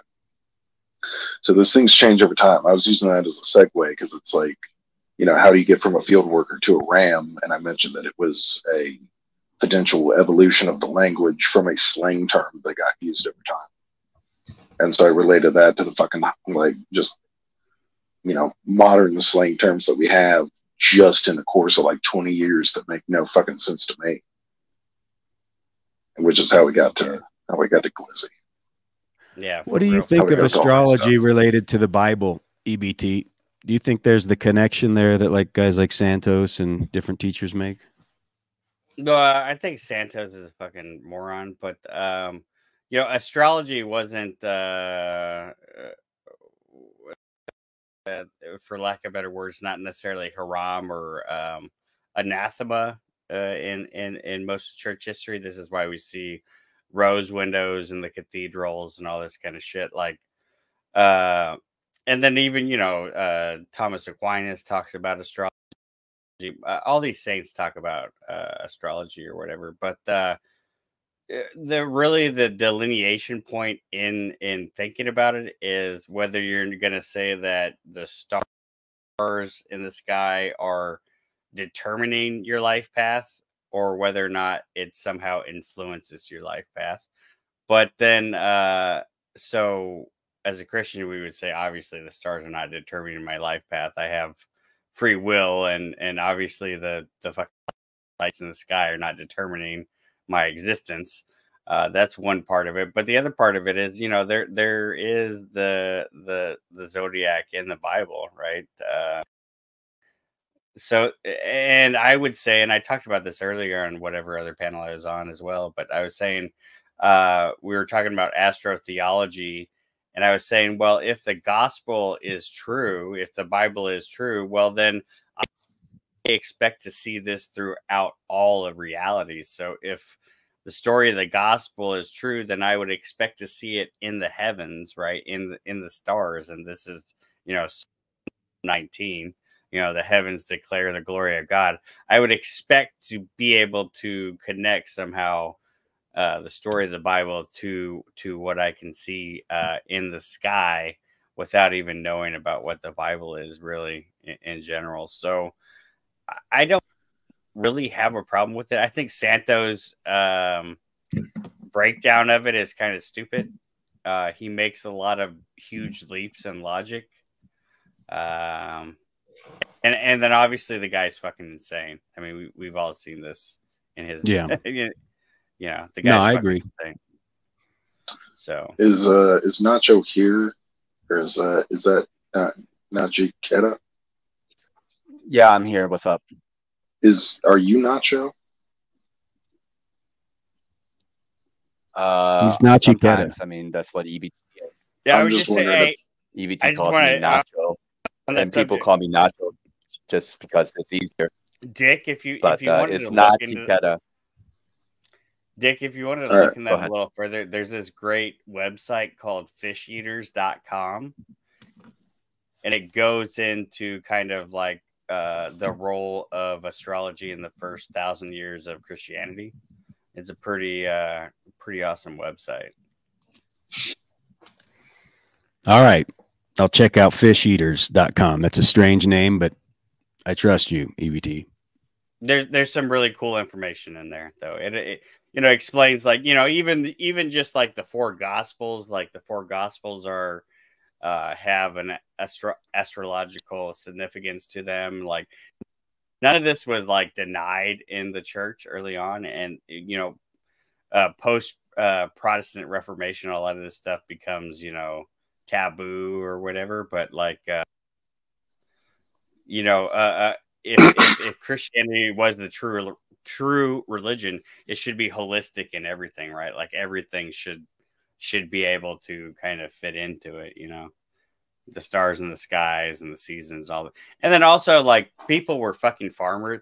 Like, this is what a problem with fucking truthers a lot of times. Or sheep like, herders, right? They're staring at the right. sky all night. If we only understood the sky clock, that we would know. Like, well, this is what people were doing. Like, it's really not that big of a leap in understanding to know, like, when to plant your crops and all this kind of shit. Like, you would understand the seasons. And then a lot of this is, I mean, if you want to take it further and say that, like, all of it is kind of just like a myth to kind of pass down knowledge to farmers, like when to plant and when to sow and all this kind of stuff. Yeah, sure. Why would that not be part of it? Like, so to me, it's not a defeater. To me, it's more of it kind of builds it up for me, right? Like, it has to be true on all aspects. If it's gotcha. True. No, that makes sense. The main thing about astrology is, beyond anything else, it is semantic. By semantic, I mean it's meaningful. By that, what I mean is that the whole point of it is that people are using these things to try to create meanings about different things. On top of that, it's associative. So then you have these different things you're breaking down, and then once you decide, okay, this is something meaningful, then you have, these 12 different signs or whatever. And then from there, you're saying, okay, well, with these certain signs, we're going to associate certain meanings with them. And on top of that, it's cyclical. So then there's another idea, which is that not only is life meaningful, not only are the stars meaningful, not only can we associate information with these certain partitions of the sky, but on top of that, it's a cyclical thing. So there's things that happen, then they happen again and again, and they happen at variations of time. So, for example, the moon comes up and it goes down and it comes up again pretty much every day, just about. Right.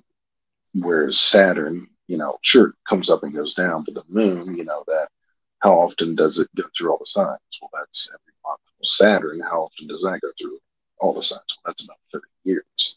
What? So then when you use all three of those things, which is the semantic meaning, the associations, and you combine that with the cyclical aspect of it, then you start getting people saying, well, what happens in the course of a month?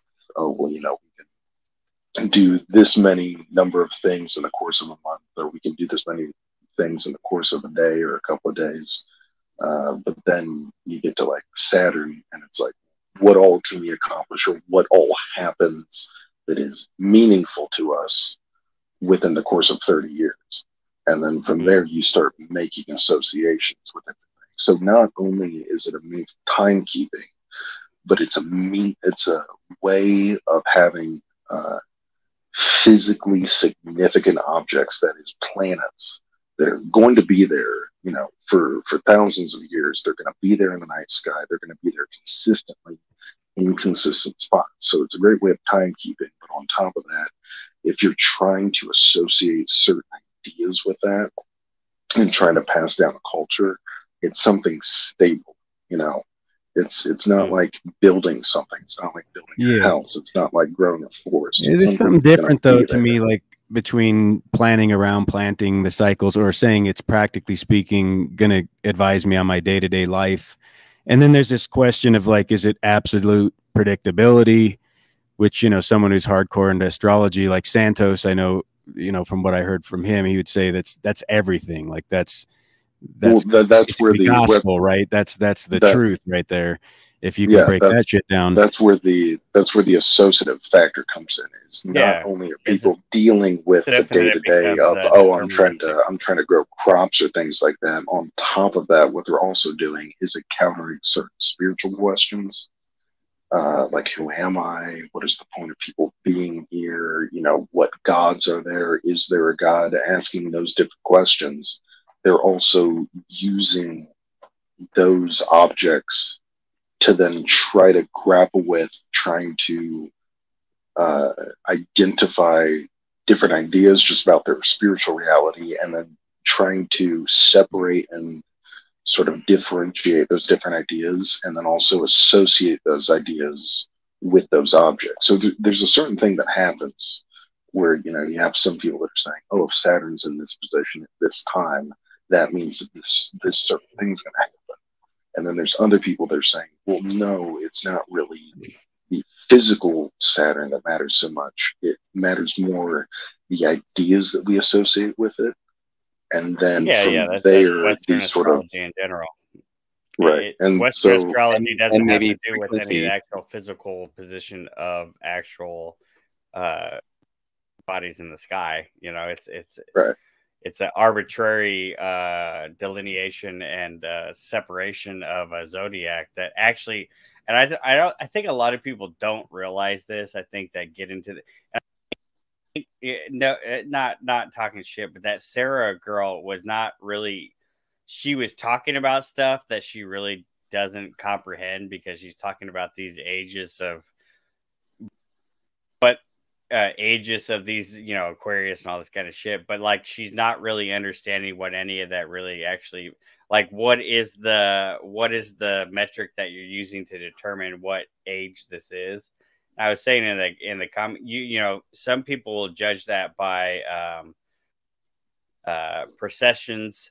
And then I think really the way that I look at it is, I look at it as in the conjunctions, the Saturn Jupiter conjunction.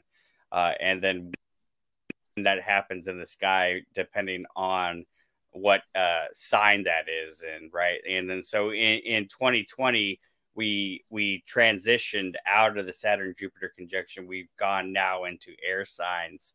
So the Saturn Jupiter conjunction is going to occur within air signs, and Aquarius is an air sign. So you could say that, yes, now we have transitioned into, if you wanted to, age of Aquarius. But but this whole idea of age of Aquarius, age of Pisces, all this shit is just something that's invented by Theosophy, by primarily Madame Blavatsky. None of this shit really actually has any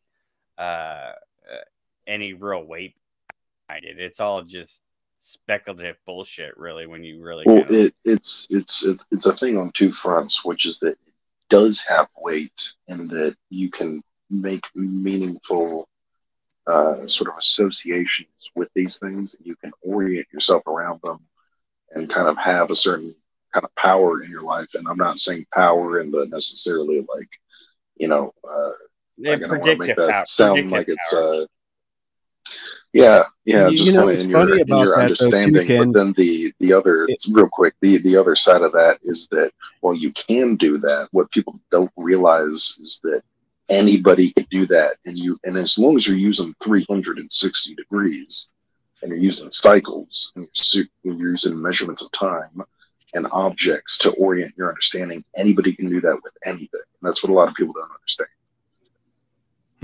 Anyways, go ahead.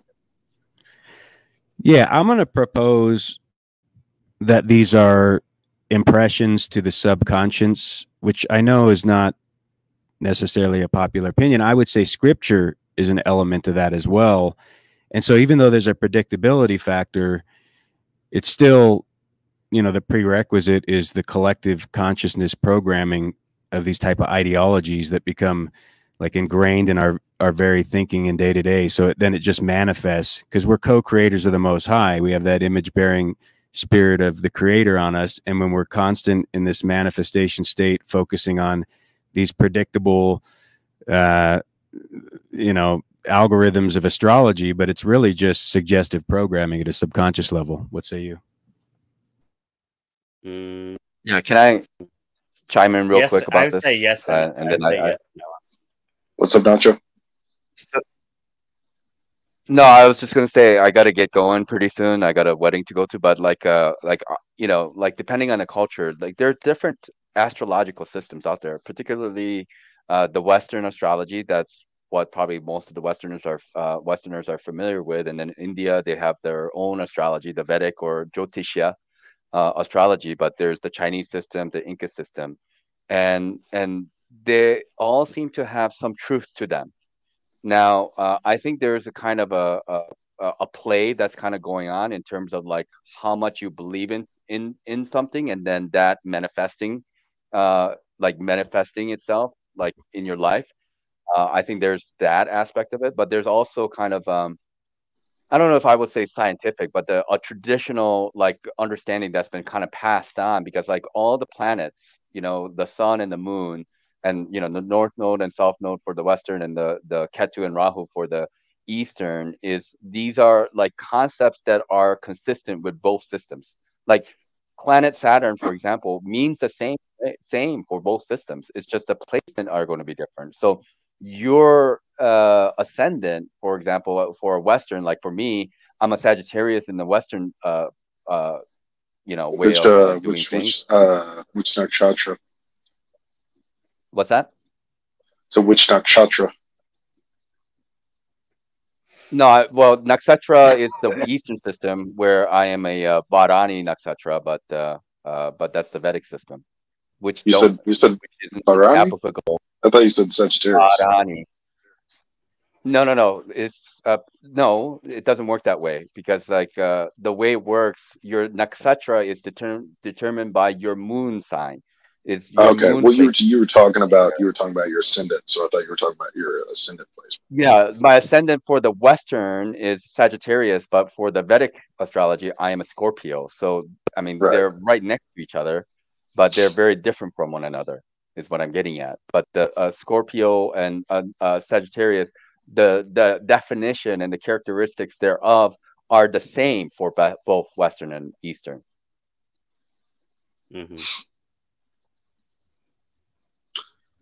Right, and there's another aspect of that, which is like, you know, using Bharani as an example. That's like that's a nakshatra that's like associated with birth in a lot of ways, or the struggles of childbirth. Yeah. Despite the fact that it hasn't been the sort of preceding or final nakshatra before Kritika, where, you know, Kritika hasn't been the what do you call it, the spring equinox for, you know, well over like 4,000 years.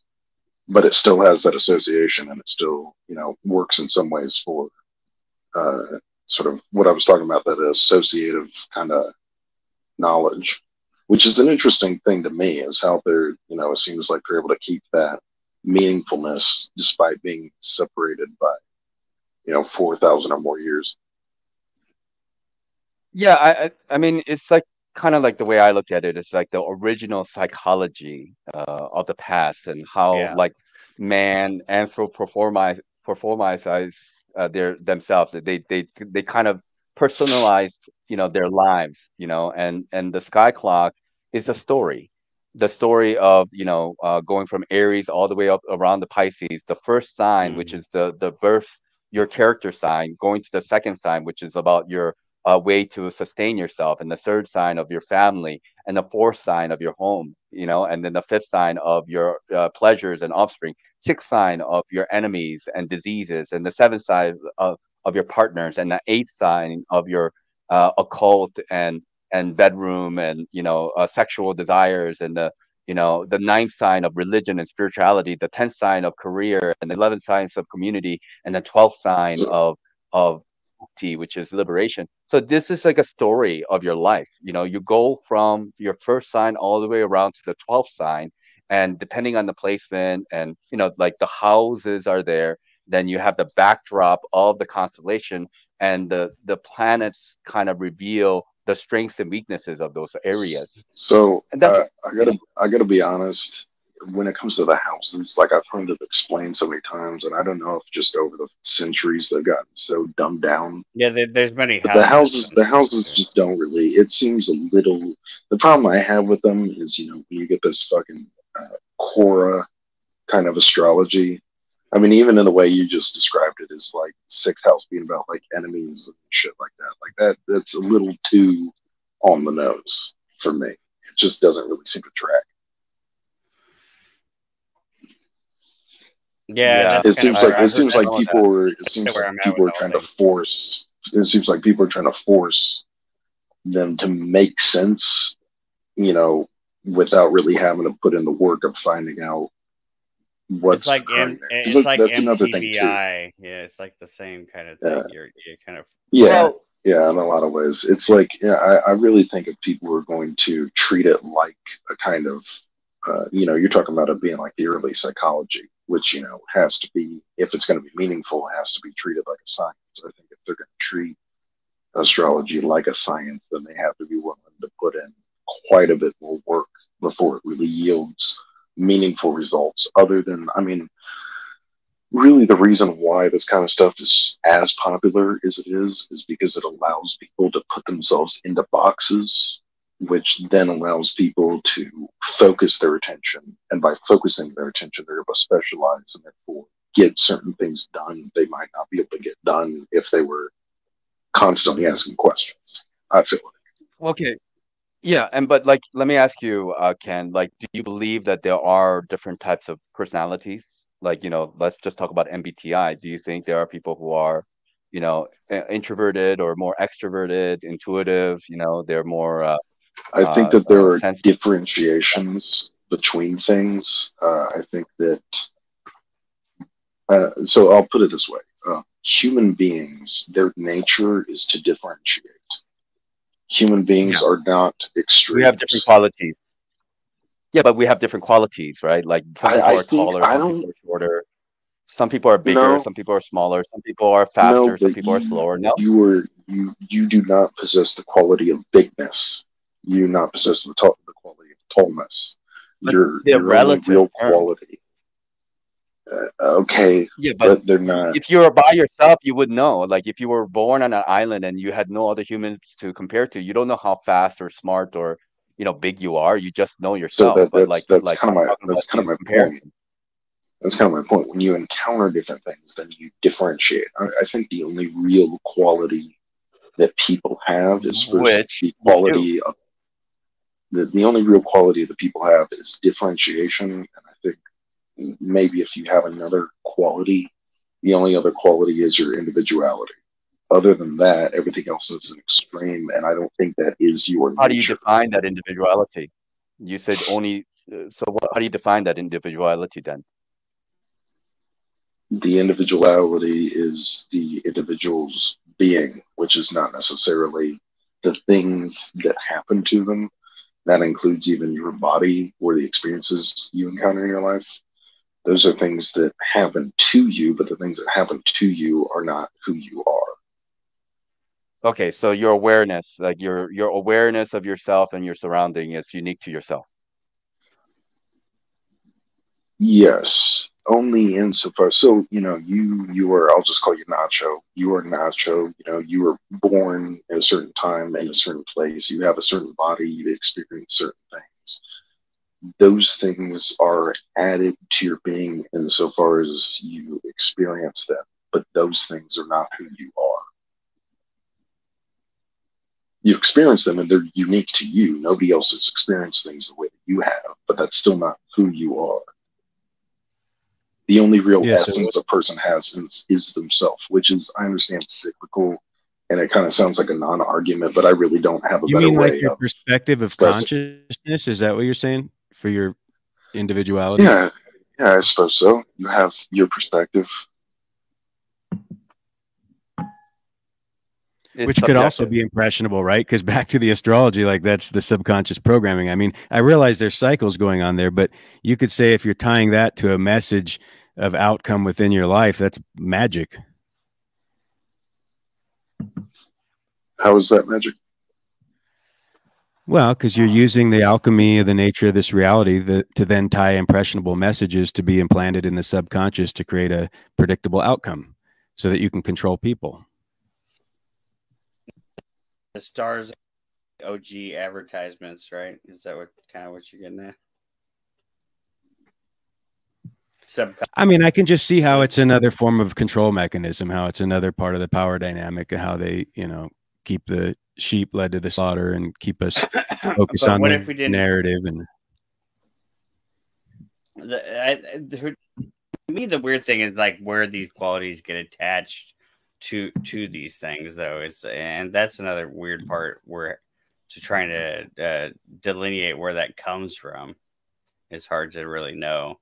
That is the mystery. That is the mystery, right? But it is a mystery. Yeah, for sure. I agree with you. To add to the mystery, though, they're generally pretty on point. So is that some which is another mystery? Right. And so let's use this for an example. You're saying that, like, Nacho, you're a Brahmi moon sign. That doesn't mean that is your nature. To me, that has something more to do with, like, I wish I had a better way of explaining it, but I almost feel like it's kind of like density. How like air is less dense than iron. Iron seems to have a kind of greater substance to it than air because it's heavier, it's weightier, something like that. And so I almost imagine it as like kinds of gravity or something like that, where it's like there's things that are kind of stuck to you. So let's say your moon sign is something that's like stuck to you. That's an interesting analogy, dude. Yeah, it's not who you are. It's just that something that's kind of clinging to you like a sticky substance. I mean, the different layers of who, like, quote unquote, we are, right? Like, we're not just our bodies, although we are identified with. So it's the layers of different identity that you have. And so your psychology or your psychic makeup is another layer of your quote unquote identity. Your identity isn't just one thing, it's faceted. And going back to your, analogy of nature, like the way some people look at astrology is the nature of another reality in a way. So just, we have iron, we have gold, we have all these objects. They've already existed prior to us naming them and categorizing them and, discovering for ourselves, what the nature of this and how they interact with one another. But those things already existed. Right. So some people would argue that astrology already existed. It is that humans are discovering what astrology is and putting different attributes to them, but they've already was there. Right. And then discovering for ourselves, the ancient geniuses, the rishis of our past, they've already known the science of astrology. And people in India, they consider it like a hard science, like no different from math or physics. It's not considered like a soft science. Yeah, and I really don't have any. Yeah, I really don't have any issue with that. When I was complaining about it, I I'm not was saying more that so you have complaining any. about the way that kind of people talk about it in the way that I'm familiar with, which is kind of trying to get too many answers too quickly from it. If you know what I'm saying.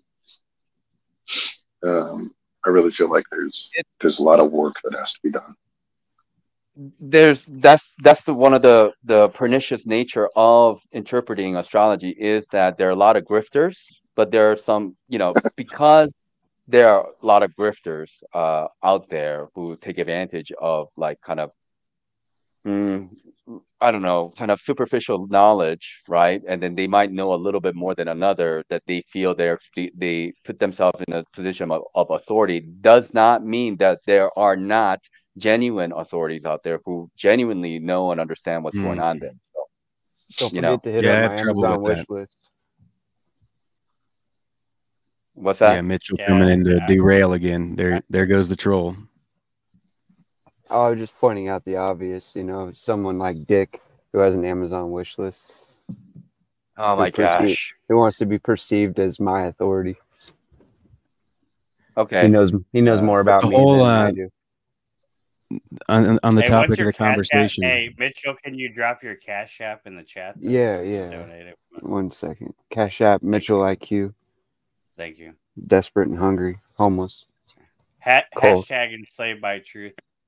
Do it for the Just dog. give me some money. Forget about me. I'm a terrible person. Yeah, fuck Mitchell's dog. I Do don't it for give the a fuck dog. about your dog. Help him out, folks. I mean, He desperately Nacho might needs eat your help. your dog. He might eat your dog. I got trophies. I got trophies. I am a Korean, so watch your dog if I ever come and Yeah. visit you. If your dog disappeared, it wasn't. Well, Hide your dog. Just for the record, you're Your not dog. welcome. Hide your cats. Hide your- Nachos. Yeah. You need to watch out for Nacho. He'll eat your dog and fuck your muffler. Keep him away from that car, dude. But to say I'll fuck your muffler astrology with is a potatoes, science, man. Yeah. you would say it's a hard science, and you're okay with that, and I did not you would say want that. to. No. Okay. There are people who believe. I have met them who believe it to be absolute fact. That's what I was saying. thought Ken was saying he I don't agreed know. with that. Well, I don't know. Like and for me, I believe in science is gonna say astrology. anything's You know. absolute fact. Yeah. I like the medieval kind of definition of science from like Aquinas, is that science essentially is any kind of formulated, structured study of any kind of individual topic. It's not anything about the scientific method or any of this. Like theology is a science, right? Like, Okay, I see what you're saying. Yeah, and so in that sense, I'd say that astrology, like psychology, in the sense that he just said, would be considered science. I think in the lens of contemporary, like the sciences that we have today and the scientific method, I wouldn't call it a hard science. Yeah, I think in order for things to really be a hard science, you need to be dealing in a purely objective fact as best as you can.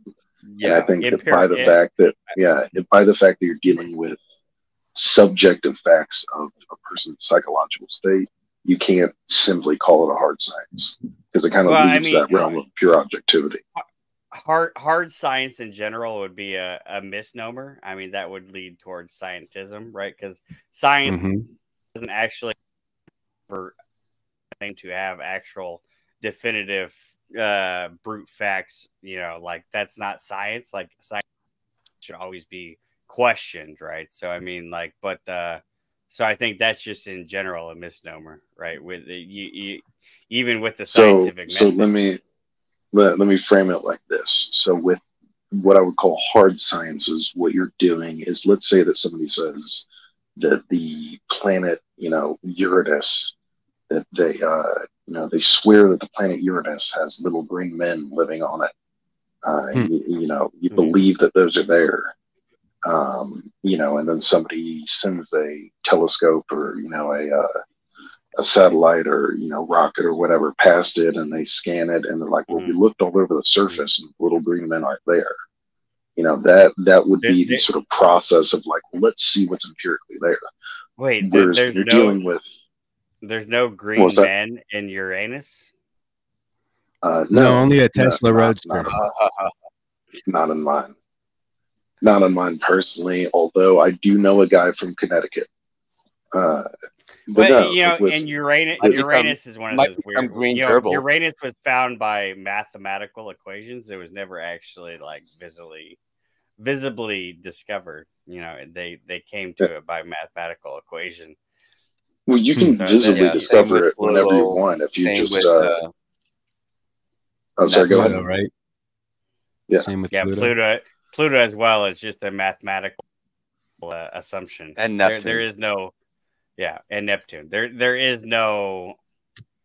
Like how do we even know? It's a mathematical equation. We don't. How do we even really know?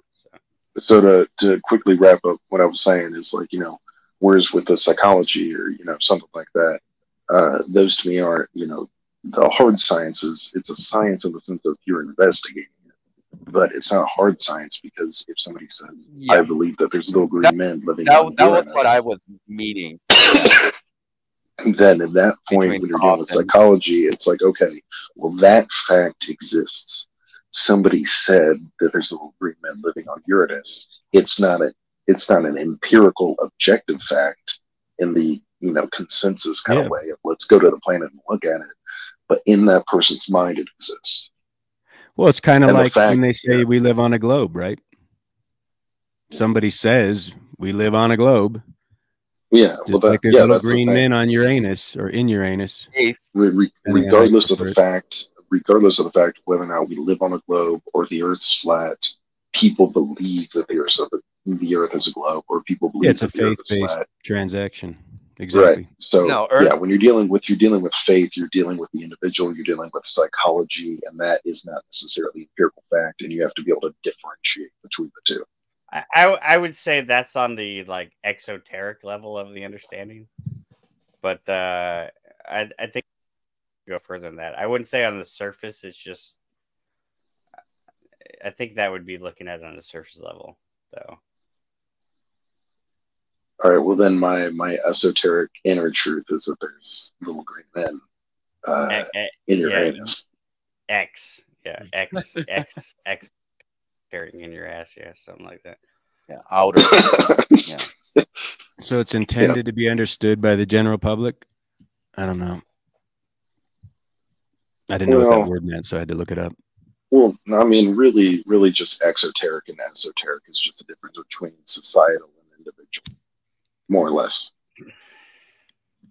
Yeah, essentially. Yeah, there always is a like out-facing exoteric understanding, and then that can lead you to an esoteric understanding. But so I was wrapping up what I was saying, but then what you were talking about was that Uranus and Neptune were discovered through science, which I think is interesting because Uranus is. I think I meant Neptune. I don't know about Uranus actually. Well, no. Both of them were. Just a fun word. Uranus was discovered by I think Sir William Herschel, maybe something like that, in like the 1784, 1781, something like that. Maybe. No, but yeah, like those planets, so-called planets, were discovered like much later. I think late. Yeah, Neptune is super recent. No, I want to say it's 1781, and I mean they might have been theorized at first, but I want to say people were doing the science about them in 1781. I want to say 1846, maybe. What the fuck, Thomas? Are you hiding so fucking Daddy doesn't find you? That's crazy. What's that? Ken is Thomas. It is Thomas. The voice is dead on. Yeah, I kept wondering that all night too, Mitchell. I was like, is that Thomas? God, it sounds like him. I feel like that thought subconsciously crossed my mind. And I don't know. It's just that's yeah, that could be Thomas. That is definitely Thomas. There's no doubt about it. Come on. Who's Thomas? But Thomas is Mr. regardless. I'm sorry. I'm on one tonight. My bad. I distracted again. It's all good. I mean, could be Thomas. He could be Thomas. Definitely Anyways, sounds like him. yeah, I thought he was a Caucasian Sasquatch. I heard this voice before. I know it. So I I'm was telling like, you, I who ain't is those this people. guy? I ain't those people. Anyways, He's changing his okay. voice now. It's so so fucking. So much. Okay. I think I'm Go gonna get going, T-Rail. guys. On that note, on Alrighty, that BJ, note, you have a good so night. Oh, sorry, Nacho. I I've thought that already was been here EBT. for like. I've been here. EBT and I don't even sound alike. But anyways, Well, I saw his mic going, and I didn't see your mic going, but I heard your voice. That's why I got confused. Anyways, Nacho, you have a good night, man. Thanks for talking. Later, guys. Cheers, Nach. Yeah. Good job tonight, Nacho. Yeah, Nacho definitely held down the fort pushing that white power shit. I got to press him on that. Some... Yeah, he was for real. I mean, I got to be honest, as far as white power goes, I like it just because probably my first or second favorite of the Rangers, I got to say. Yeah, the White Power Ranger is the best. Yeah. And the next after that is the Black Power Ranger, but no, Tommy, White Power Ranger. I had the whole. I don't know. I kind of feel like it's a tie between green and black. Well, RIP Green Power Ranger, but I think we all know about that. I don't know if you follow the Gematria guys, but Green Power Ranger, big deal. But I don't fucking know, dude. Well, no, didn't the Green Power Ranger became the White Power Ranger, right? That's how that was what happened. I'm going to be real honest, man. Those are childhood memories, and I just remember action sequences, explosions, and people wearing colored suits. Now, I'm pretty sure the Green Power Ranger became the White Power Ranger. Is how that happened. I might be wrong. I don't know. He died on the cross for our sins and raised from the grave 3 days later as the White Power Ranger. Right, yeah. Obviously Christianity ripped off Power Rangers. I mean, I remember that from the Gospel of Mark, where Jesus is just flying around on a cross, just blowing shit up. Yeah, that was definitely. I remember that from Sunday school. I mean, that's pretty dope. I mean, I think a lot of more people would be into it if that was the story. Imagine if Jesus was like out here with some badass fucking knife nunchucks and shit, like triple cross, knife nunchucks and shit, like just just fucking fucking Romans and the Sanhedrin and everything. Like, yeah, that's what. No, that's a graven image I'd be willing to worship. By golly, that's what the Vatican fucked up on their marketing. They should have done that. Yeah, they need more compelling marketing. That whole effeminate white dude is really, it's not cutting it.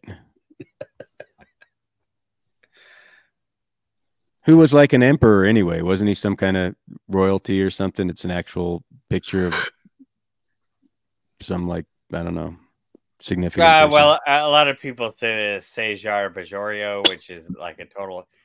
Usually when they pull up the image of what they claim to be Cesar Borgia, who is a cardinal, who is the son of Alexander VI. The image that most people pull up actually isn't even Cesar Borgia, and then it's a Hebrew Israelite claim. They claim that the church is somehow hiding the blackness of Jesus, but like there's one image. There's only one image that Leonardo painted of Cesar Borgia, and it was when he had like the huge syphilis sore on his face, because Cesar Borgia wore like a half leather mask because he had this huge fucking syphilis boil on his face and shit. So like there's no credibility to the story whatsoever, because I mean, images of Christ existed for 1,000 years before existed. Like, it's just a stupid Hebrew Israelite claim, and it's one of those things. Truthers find a meme and they just fucking run with it and don't do any background research in it. Like, I don't care if you're like, even if I didn't believe in Christ or anything, I'd be like, if I looked into it, I'd be like, well, that's obviously fucking fake and gay. So I'm not going to buy into that nonsense, right? I mean, why believe in lies if you can easily debunk them? So, but I love how if you talk to the Hebrew Israelite long enough, they'll eventually go to Obadiah and show you where they get to enslave the white man who's the Edomite in Right. the millennial reign. So like they're looking forward to enslaving you and you having you carry their water and shit for, I guess, the 1,000 years of peace. Oh, so that's where people got the whole thing of black people being the son of Ham. Now we know where it comes from. Yeah, in general, that's where a lot of this shit comes from. Of course, I mean, according to the good book, it had been more like a Middle Eastern looking guy, copper skin, kind of probably along those lines, you'd think. Well, I mean, yeah, who knows? I mean, you look at Middle Eastern people in that area, and that doesn't mean that he is that way. I mean, it never actually describes exactly what he looks like. I mean, even what he looks like doesn't even fucking matter, really. No, I think it actually is a big part of the problem of the message of Christ is that there's all these graven images in the mind of what this body looked like, and then that becomes a point of division, and the real message is lost in the sauce of like, what did this guy look like?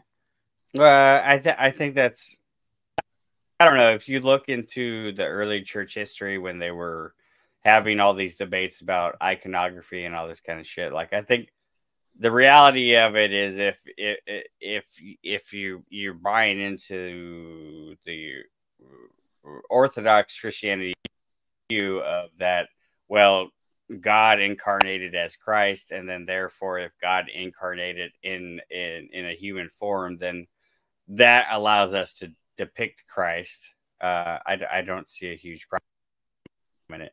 And whether or not whatever he fucking actually looked like is not really the focus, or not even actually the intended purpose of an icon to say. And this is why like icons are kind of like cartoonish, like they're not actual real depictions of people. Like you're not focusing on the image per se.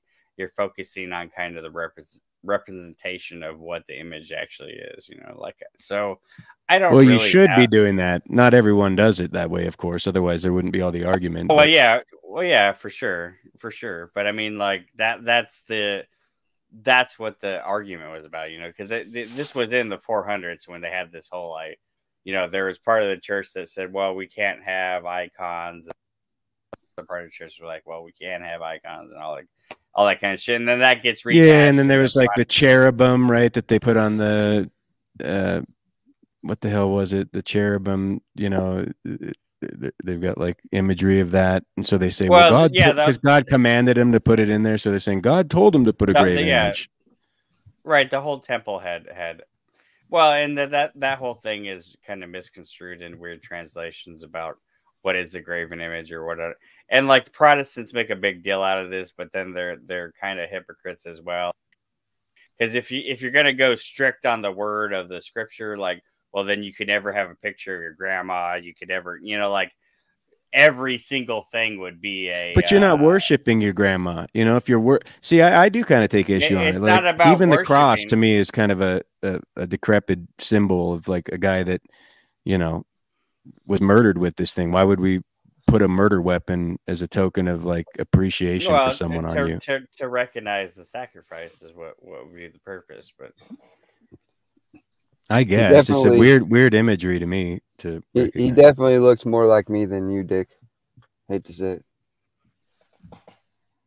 Yeah, well, I mean, plastic Jesus. I mean, they gave an effeminate version of the Christ for everyone to worship, so that does make sense, Mitchell. The earliest image of Christ actually looks more like Provo Kid than anything else. There's like a 400 AD version of Christ, and it looks just like Provo Kid. He's got curly red hair and white ass face and all this kind of shit. Well, but then that also doesn't make sense too. It's like Christianity spread primarily in kind of like the, you know, from Judea to like Turkey and all this and the Greece areas and stuff. Like, so, you know, often the claim is like, well, they're depicting Christ as this kind of European guy, like, but well, Christianity wasn't even touching Europe at this point. Well, what we call Europe right now, you know, now. Gotcha. So, I mean, So that has to be a false narrative. Well, that was the first part of the Norse propaganda. Those are Dick's people, you know, the red curly hair, the blue eyes, you know, the fucking Neanderthal looking motherfuckers. And to me, it doesn't matter what. To me, it doesn't really matter. It doesn't really matter what necessarily he exactly looked like. And how do we even know? I mean, if you look at people that live in that area now, well, they kind of look the same way. I mean, they're not fucking brown people that live in that area, right? Like, I mean, Iranian people are fucking white people, right? Like, they're fucking white as can be. Like, it's not. I think often it gets misconstrued, especially like they did that National Geographic fucking bullshit. A lot of people, well, this is the true face of Christ. He's this fucking negroid looking fucking, you know, like short curly hair, big fucking, how are they like, white? Iranians are white. What are you talking about? What do you mean they're white? Iranian people are Caucasian. What are you talking about? I don't know. It doesn't seem right to me. All right, fellas, I'm going to be heading to bed.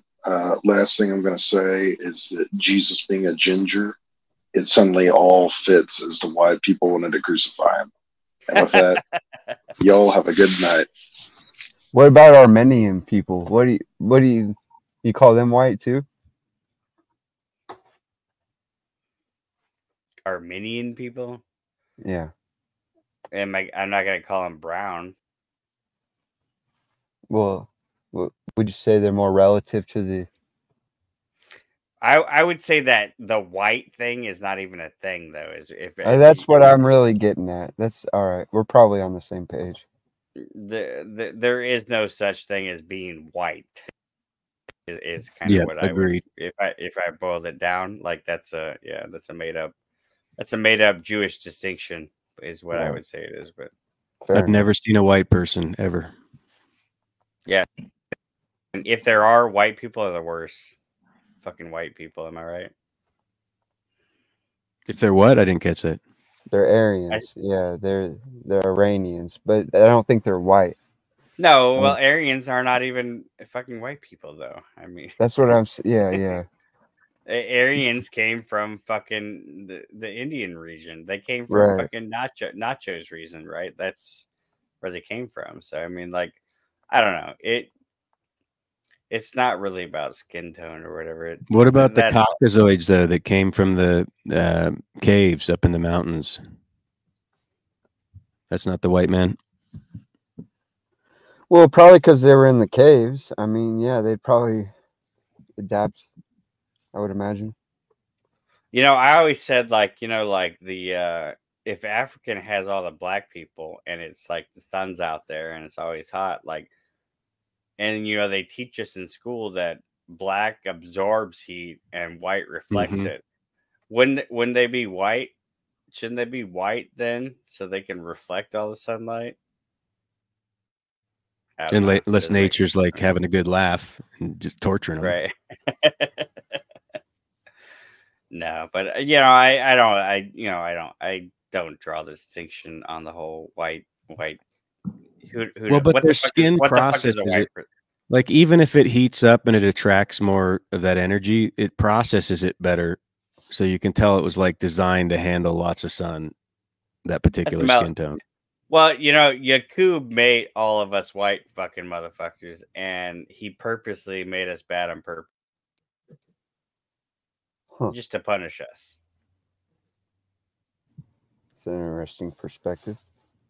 And this is something that we really can't comprehend as non-melanated individuals, as we all are here on this panel. I mean, everybody on this panel is white. I'm Let's copper. be honest. No, you're white as fuck, Mitchell. I don't identify as white by any means. Well, I mean, you're one of the whitest motherfuckers I've ever seen. Let's be honest. No, I'm not. I don't represent the white man, but in any Let's sort be of way. honest. Let's be honest. I got melanin in me, but it's white man. only right below my waistline, you know? White man's the devil. That's what they say. I mean, they're pretty convinced that he's the Edomite, and you know. I hate white people. I do too. Fucking white people are the worst. Especially the ones that drive Teslas. They're the worst. Yeah, for sure. Yeah, for sure. There's a lot of those. I'm on board with that. Teslas, then Priuses. That's the tier there. Yeah. You should get a Prius, Mitchell. No. You'd look good in a Prius. No. Trade that truck in and get you a hatchback. Put your dog back there and. No, I have been doing this for 15 years. I know what works, man. What happened to your camper truck, Mitchell? Why are you not Sold doing it. that right? You sold it? Yeah. Yeah, it was time for. What are you in now? A Yukon or something? Or It's no, it's an Armada. oh shit! Yeah. You know those are trash, right? Well, yeah, I don't know. Mitchell doesn't work on his vehicles. He doesn't care about any of that. Oh, sure. He's a slave to the mechanic. You traded a Toyota. You had a Toyota, right?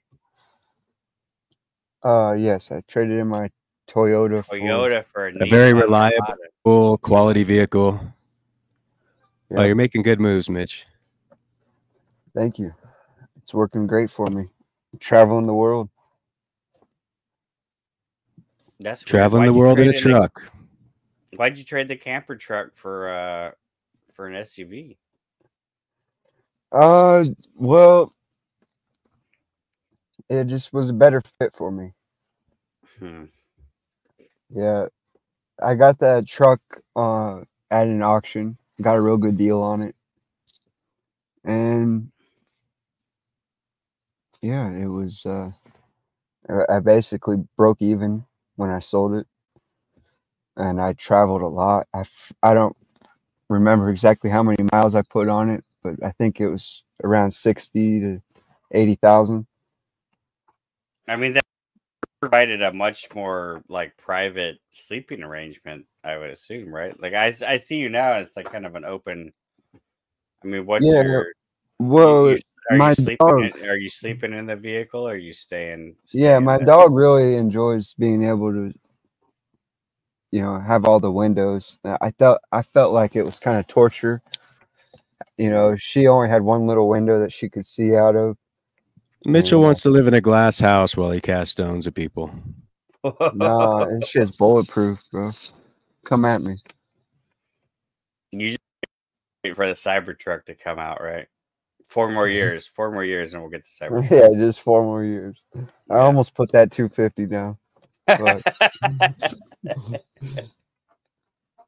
oh shit! That is the one selling feature of that thing, though, that actually is compelling. I'm not scared. What? You're talking about that Tesla truck that's bulletproof? Yeah.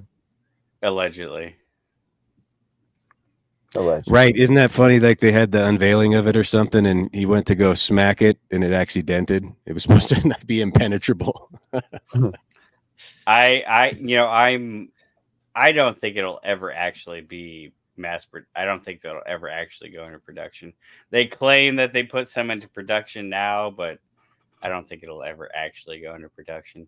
Tesla's full. Everything Elon does, bullshit. It doesn't even matter. Well, it's just a weird demographic. Like, what kind of man would buy a truck that isn't really a truck? It's not. I mean, who's the customer for that? Just you have to be like P. Diddy or fucking Kanye or something to buy that thing, because it's just a fucking novelty item as a token to you know, tote around and be a big pimpin' OG or something. Well, but I know a couple people. Illumin Tommy, for one, is on the Cybertruck waiting list allegedly, and then in our community, Rusty Smackleford is also.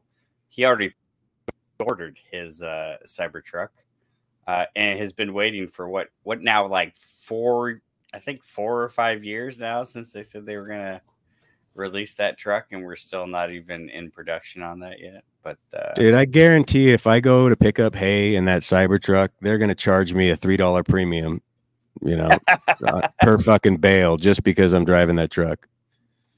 yeah, I mean, if it actually was what he purported it to be, and at the price level that he said it was, the truck's going to end up being like $130,000 easily if they actually produce it. It's never going to be a $40,000 fucking pickup truck. Like, yeah, it's just no not way. gonna. It's just not going to happen. Not with those You features. can't produce a fucking stainless steel body fucking truck for $1,000. Like, it's fucking retarded. They can't even sell the fucking F-150 Lightning electric trucks and shit. Like, it's just not gonna happen. It's fucking retarded. Well, especially right now, right? I mean, the car sales are in the toilet, from what I understand. Oh, in the toilet, yeah. Well, and then cars are fucking retarded expensive. Like, they are. It doesn't even make sense. Like, if they drop the prices and they made shit of, and that's one of the biggest things I've always had an issue with fucking Tesla, right? Is they got that government funding for building electric vehicles, pretending like they were going to make affordable electric cars, and they've never made a fucking affordable electric car. Like, they were supposed to be making $15,000 entry level electric cars, and they still haven't done that yet. It's all narcissism and vanity. I mean, practically speaking, if you cared about your budget and you cared about sustainability, you're going to buy a Honda Civic or a Toyota Camry, that's 10 years old, that's got low mileage, and you're going to drive it till the wheels fall off, and that's probably going to be forever because the things don't break down and the gas is good. Beyond that, it's all novelties. And then, there's the real situation where you do need a truck, you need to haul something. And I couldn't, live out here without a truck. I got to have one. But beyond that, I can't imagine, even if I had millions of dollars, I would not go buy a new vehicle. It's just pointless to me. Yeah, no. Yeah, it's just stupid. They're so overpriced, and it's not even a slightly used vehicle at this point. Like, there's like the resale prices are retarded at this point. Like, you just got to be dumb to buy a newer vehicle at this point. And you can't work on them, all the emissions. I mean, there's so many fucking variables that make it more difficult and more expensive to own. Yeah, on some stuff. I mean, you can buy some. GM is good at still making vehicles that are still pretty basic as far as the engine and powertrain and stuff as far as gas engines. But engines, like, weren't you the one breaking down diesel engines or something on a broadcast? I mean, look at all the fucking shit they've put on those things to ruin those engines. They basically all suck now. They want to eliminate diesel engines altogether. They did it to all the tractors. I mean, it's just a nightmare for these farmers. And even California, you can't drive. What is it? The law already went into effect. It's like, I think 2000. You can't drive a diesel vehicle that's older than 2010 or something like that. I can't remember the exact date. Where's that at? They've in California. So no like, way. There's trucks. So if you own that vehicle, that's grandfathered in, though, right? If you already own the vehicle, they can't stop you from driving your property, right? I don't know. I don't know the exacts about it. The government couldn't possibly do something tyrannical. That would never happen. Well, I know a lot of trucking companies won't even haul into California anymore because of the truck regulations anymore, because they won't meet emission standard. And California has always been on the head of this, CARB with the carb regulations and stuff. They've always pushed all the industry to, and, you know, a lot of stuff. Manufacturers make stuff specific for the California market just to meet California emission standards and stuff. But it's basically yeah, an impossibility, right? Like the self-driving trucks that they're going to replace the truckers with, they'll have to be diesel versions. They can't be electric, from what I understand. Well, and that's another. You know, Elon's been promising full level 5 or whatever self-driving vehicles for like fucking like 10 years now, and it's still not there yet.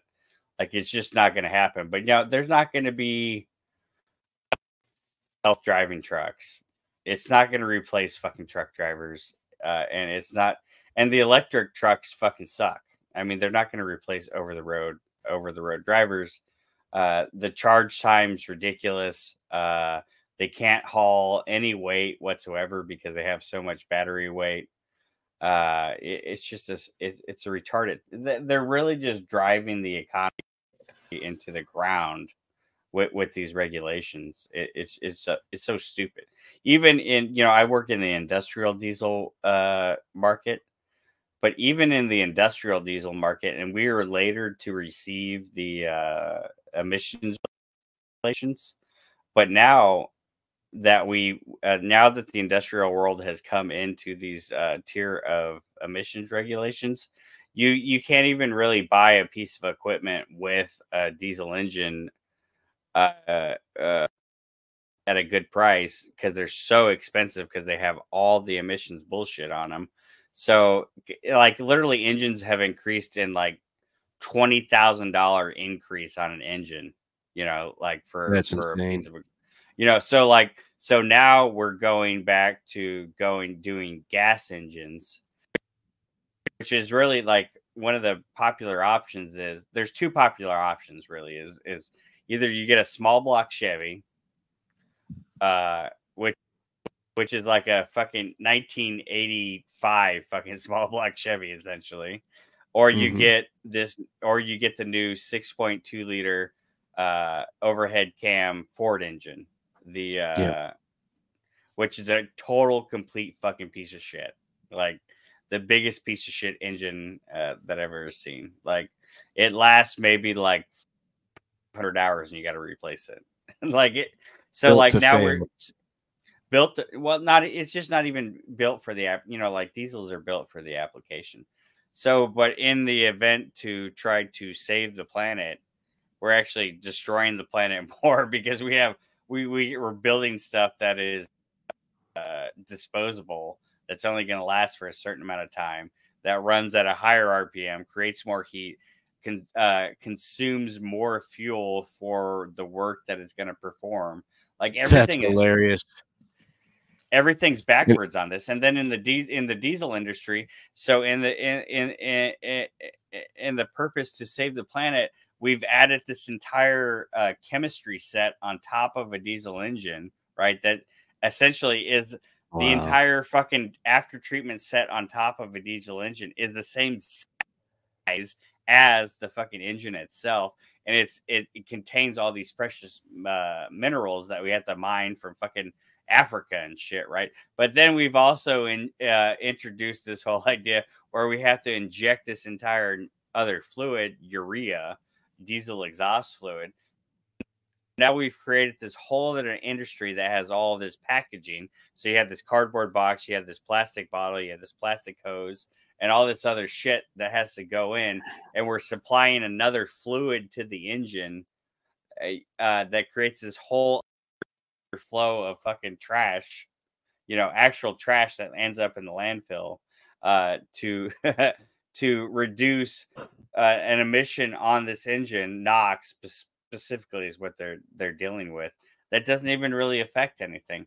And they've actually done studies where the newer diesel engines are actually cleaning the air in urban cities. Like they're actually reducing pollution in the cities, like the buses and shit, right? Because they have all this emissions equipment in it. Yeah, so they're actually producing better air. So it does do a good thing at some level then. some of this technology. It does, but they just want to push. Well, and see, the government has put so much regulations on this industry, and then a lot of people, and this is a string you're probably. I was talking about the right to repair thing because a lot of people go after John Deere, and I'm John Deere master technician. So like a lot of people go after John Deere, saying, "Well, John Deere is trying to fuck all these farmers and all these end users because you can't fix this certain thing on this engine or whatever." I hear that all the time. It's not John Deere doing that. It's the government telling John Deere that they have to make these stipulations on the engine to where the individual end user can't fix this thing because that's an emissions component, and that emission component has to be regulated specifically. Like everything has a QR code on it, right? It could be fascism, though. I mean, it's sure convenient for John Deere to have a excuse like the government to make contracts with people where they get residuals and have to come out on site and render you incapable. I would say it's not fascism, communism, because they want to. The idea eventually is and that's the push with the right to repair people, is that they think that everybody should be able to mass produce. Every tractor company should produce something that I can fix on my own. So actually what it's going to create is like AK-47 factories, right? There's only going to be one brand of gun, AK-47s, and you can produce it in your different factory. There might be a slight variation between how you produce the AK-47 or the T-37 tank, or like it really push towards communism to where there's a government oversight. Yeah, government standardization that's saying, well, you've got to produce it this way and it's got to be able to be repaired this way. And I would say that is that goes against capitalism. Like, I don't see a problem with John Deere making their own proprietary engine, proprietary tractor. If you want to fix that tractor, you got to buy John Deere parts to fix that tractor. But that doesn't mean that somebody can't aftermarket company can make parts to fix that tractor. Mitchell, mute up if you would, man. It's making it echo.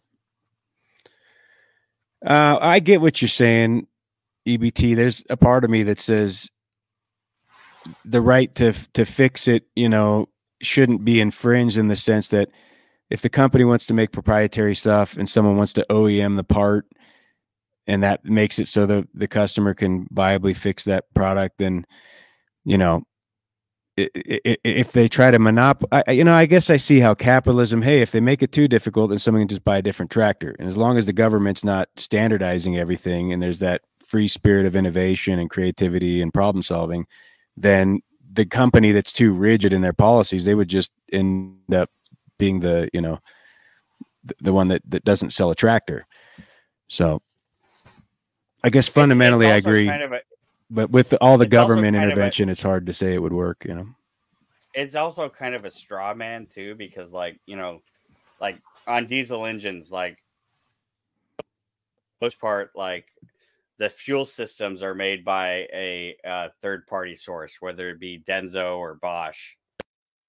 Those are the big ones that make fuel injection components for all engines, no matter who the manufacturer is. The fuel system is going to come from Denso or Bosch. Okay, so they kind of got a monopoly over all of the manufacturers, but they're relying on the regulations from the government on what they need to do to meet the requirements by the government to sell that engine in the United States, right? So I mean, it goes so far as to like each individual injector that you buy for a diesel engine, right, has an individual QR code for it, right? So like, and I talked about this during the pandemic, like it's funny how they couldn't make individual QR codes for the jabs, right? But like each individual diesel injector has its own unique QR code. So if you change a diesel injector on an electronic engine, you have to input that QR code into the engine's computer for that engine to run correctly. But so innovation is it's monopolized and it's centralized into these government regulated companies, are they subsidized? Are they, you know, because I mean, basically it's like there is no capitalism. There's no like free market with any of this stuff and natural competition then. I would say like probably aspects of it are subsidized. I wouldn't know. I wouldn't be able to. I don't know exactly. Not to a huge. But even without that, it's like no one could start a competing company just because of the market dynamics or the government regulation, and that's why there is only like one option, right? Because it's essentially everything else has been regulated out of business. That's what they're forcing you into being just one option, right? They want, and this is also the kind of dialectic push that I kind of was alluding to with this right to repair movement, because essentially the right to repair movement is attacking a straw man, and that movement is actually perpetuating what actually the goal of the whole idea is in general, is that the people that believe that they're fighting for the right to repair, which isn't even a thing, right? Like you can repair whatever you want to repair on the fucking tractor, right? But not if you can't get the part, right? And they're saying it's proprietary, and no. You can't get the part, but you have to buy it from John Deere, right?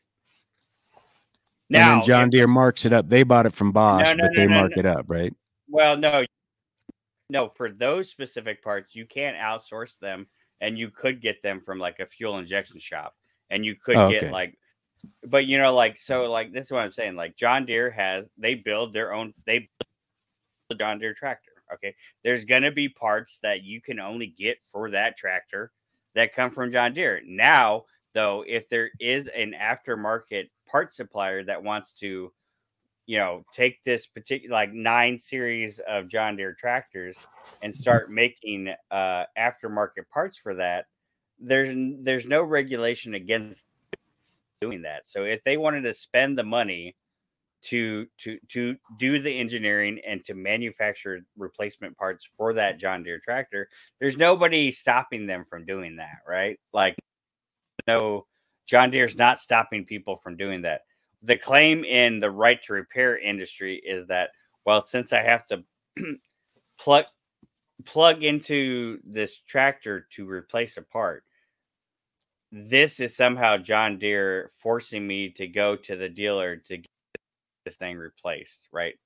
To get this thing repaired. It's not John Deere requiring, like if you replace a exhaust filter on an engine, right? You can't do that as an independent owner. Like as the end user, like the farmer, if you have a exhaust filter component go bad, you can't replace that on your own and make the engine work. You have to go to a John Deere dealer to be able to get the code. Because like when I go in, I get codes directly from John Deere factory, and it allows me to get codes in the computer and to be able to make the engine work again if I replace a component. That's not John Deere saying that needs to happen. That's the government, the EPA, saying that we're requiring you, if this component fails, we're requiring you to build into your system, and this is all manufacturers, we're requiring you to make sure that they have to go back to an authorized dealer with certified trained technicians to replace this component so that we can eliminate any kind of foul play in this. But that's not happening at this point, right? Anyone can repair anything. They don't have to go to a certified technician for warranty or anything.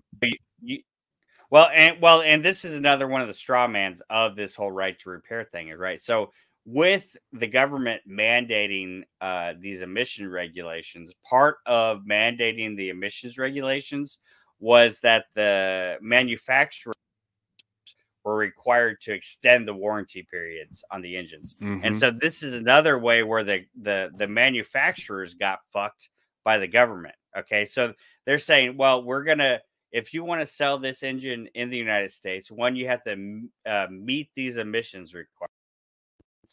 You have to engineer whatever you got to engineer to make this engine meet these emissions requirements.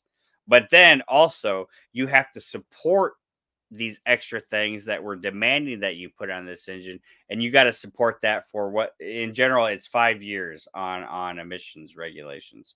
You got to support that product for 5 years, where generally it used to be like a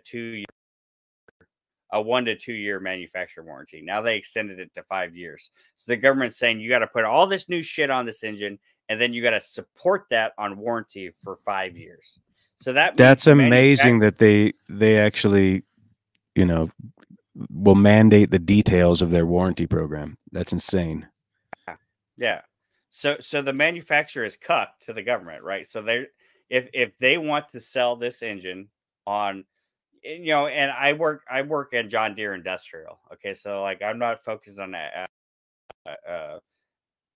John Deere tractors. I used to work at a John Deere tractor dealership for a while as a service manager, but I work now on John Deere Industrial stuff. So like John Deere engine is like one of the largest industrial engine suppliers in the world.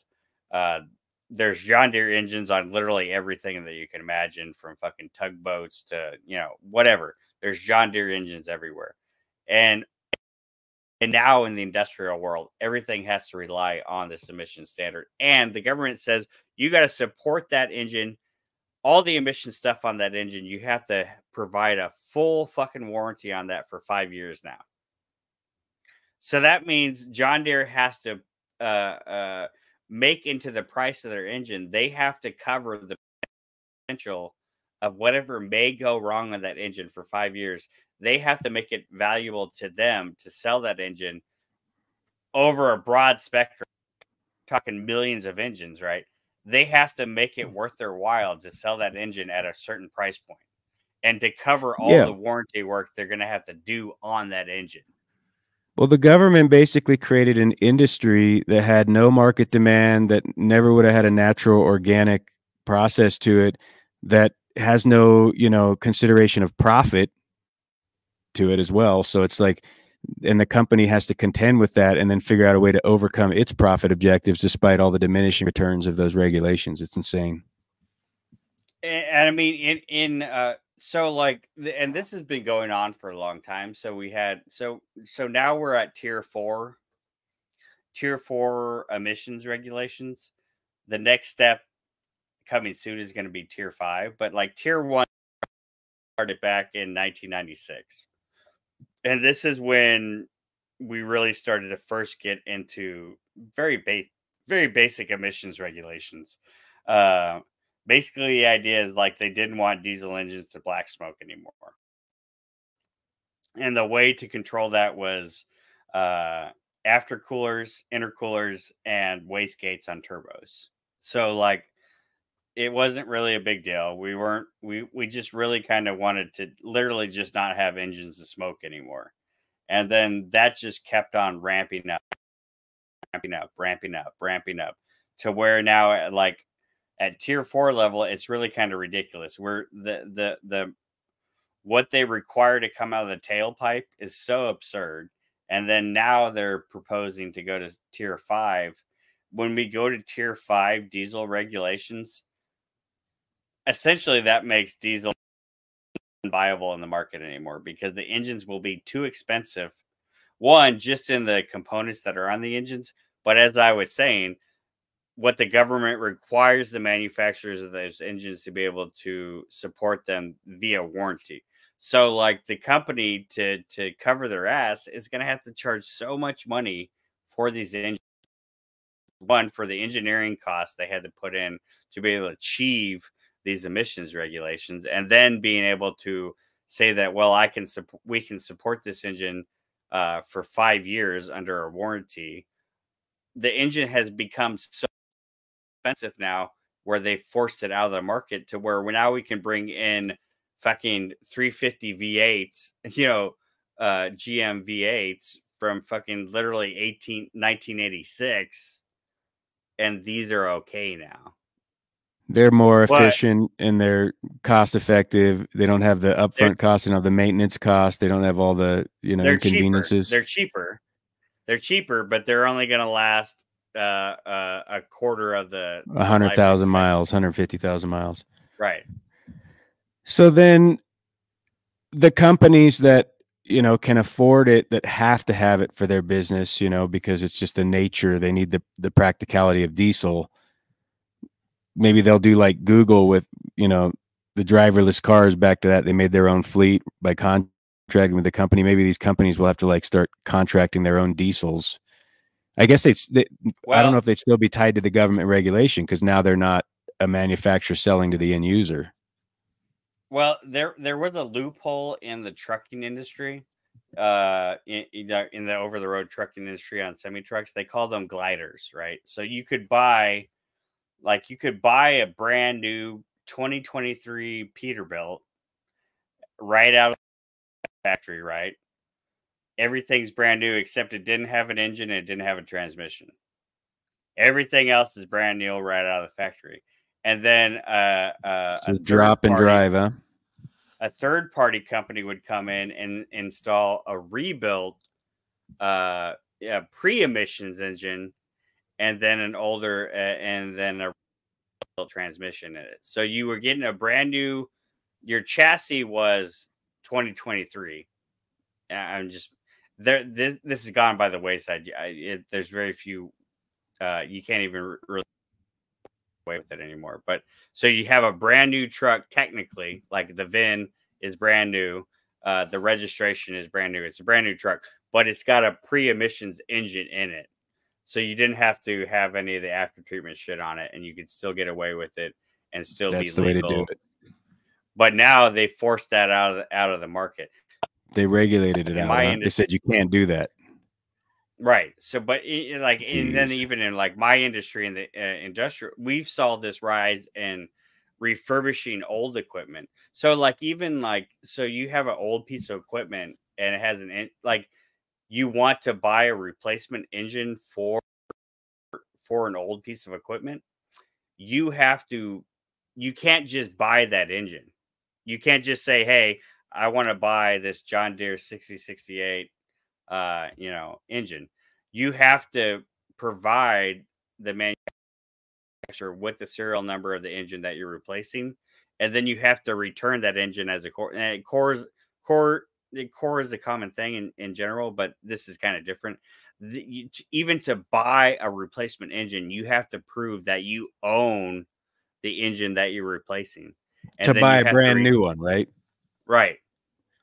And that's how they control it, is because it's, because I was going to say, like, how could they force that? But if, you know, they couldn't do it on a used one, but on a new one, they're going to say, we won't even give you the engine. And they're worried about that. But I don't understand why they do that, because nobody wants that engine though, right? That's the one that got all the new technology on it. Oh, even if you have an old worn out engine, right? That's pre-emissions or whatever. You can rebuild it. You can rebuild it, right? But if you wanted to just say like it threw a rod through the block, right? And only viable way to repair that would to be buying a new replacement engine for that. You have to you can't do that unless, or if you just had like a machine, you wanted to power it with an older engine. So they still manufacture the old engines that don't have the emissions on it, right? Like, I didn't realize that. Okay, right. So you could buy those and then put it in, and there's countries that don't have these emissions regulations, you know, like Brazil and shit, right? Like, so like these companies still produce. They never even fucking developed newer engines for a lot of these countries, right? Because they're not under these regulations. So they said this old engine was perfect as it was. We're never going to change it. It's a cash cow. We're just going to produce this old engine. And then, but you're kind of grandfathered in if you have an older engine. And if your older engine goes bad, you don't want to rebuild it, or it can't be rebuilt. You do have the option to buy a replacement engine, and like John Deere will still manufacture that older emissions engine, and you can buy a replacement, but you have to prove that you actually already own that previous version of it, and then you have to return that previous version to the factory. They can destroy it. Yeah, I don't understand why they're doing that, what they're controlling with that. They're just, but here's the other question I have is, on the industrial level, can the farmer, are they regulating him with what he uses, or could he just tear all that emission stuff off and the tractor works just fine? Yeah, no, he can if he's clever enough. Yeah. There you go. Always a way to rewire the mousetrap. Yeah, no, you can't get away with that. But I mean, you would have to. The problem is when farming it, and the whole emissions thing on diesels works on horsepower levels, right? So like a lot of your lower horsepower level tractors are really not really affected by this necessarily. But when you get into large commercial farming operations, those tractors are usually in service for less than what the 5-year warranty period is before they're, flipping them out, right? So it doesn't even Yeah, make but sense. that's the whole argument. So, okay, so it's not that it's the functionality of the it's the reliability. It's that you go to work that morning and you got a whole field, it don't start up. Now you have the right to repair, but it's under warranty. So for their warranty, they're going to have some guy come out and you're at the mercy of him coming out to fix it, right? Isn't that the whole debacle? Right.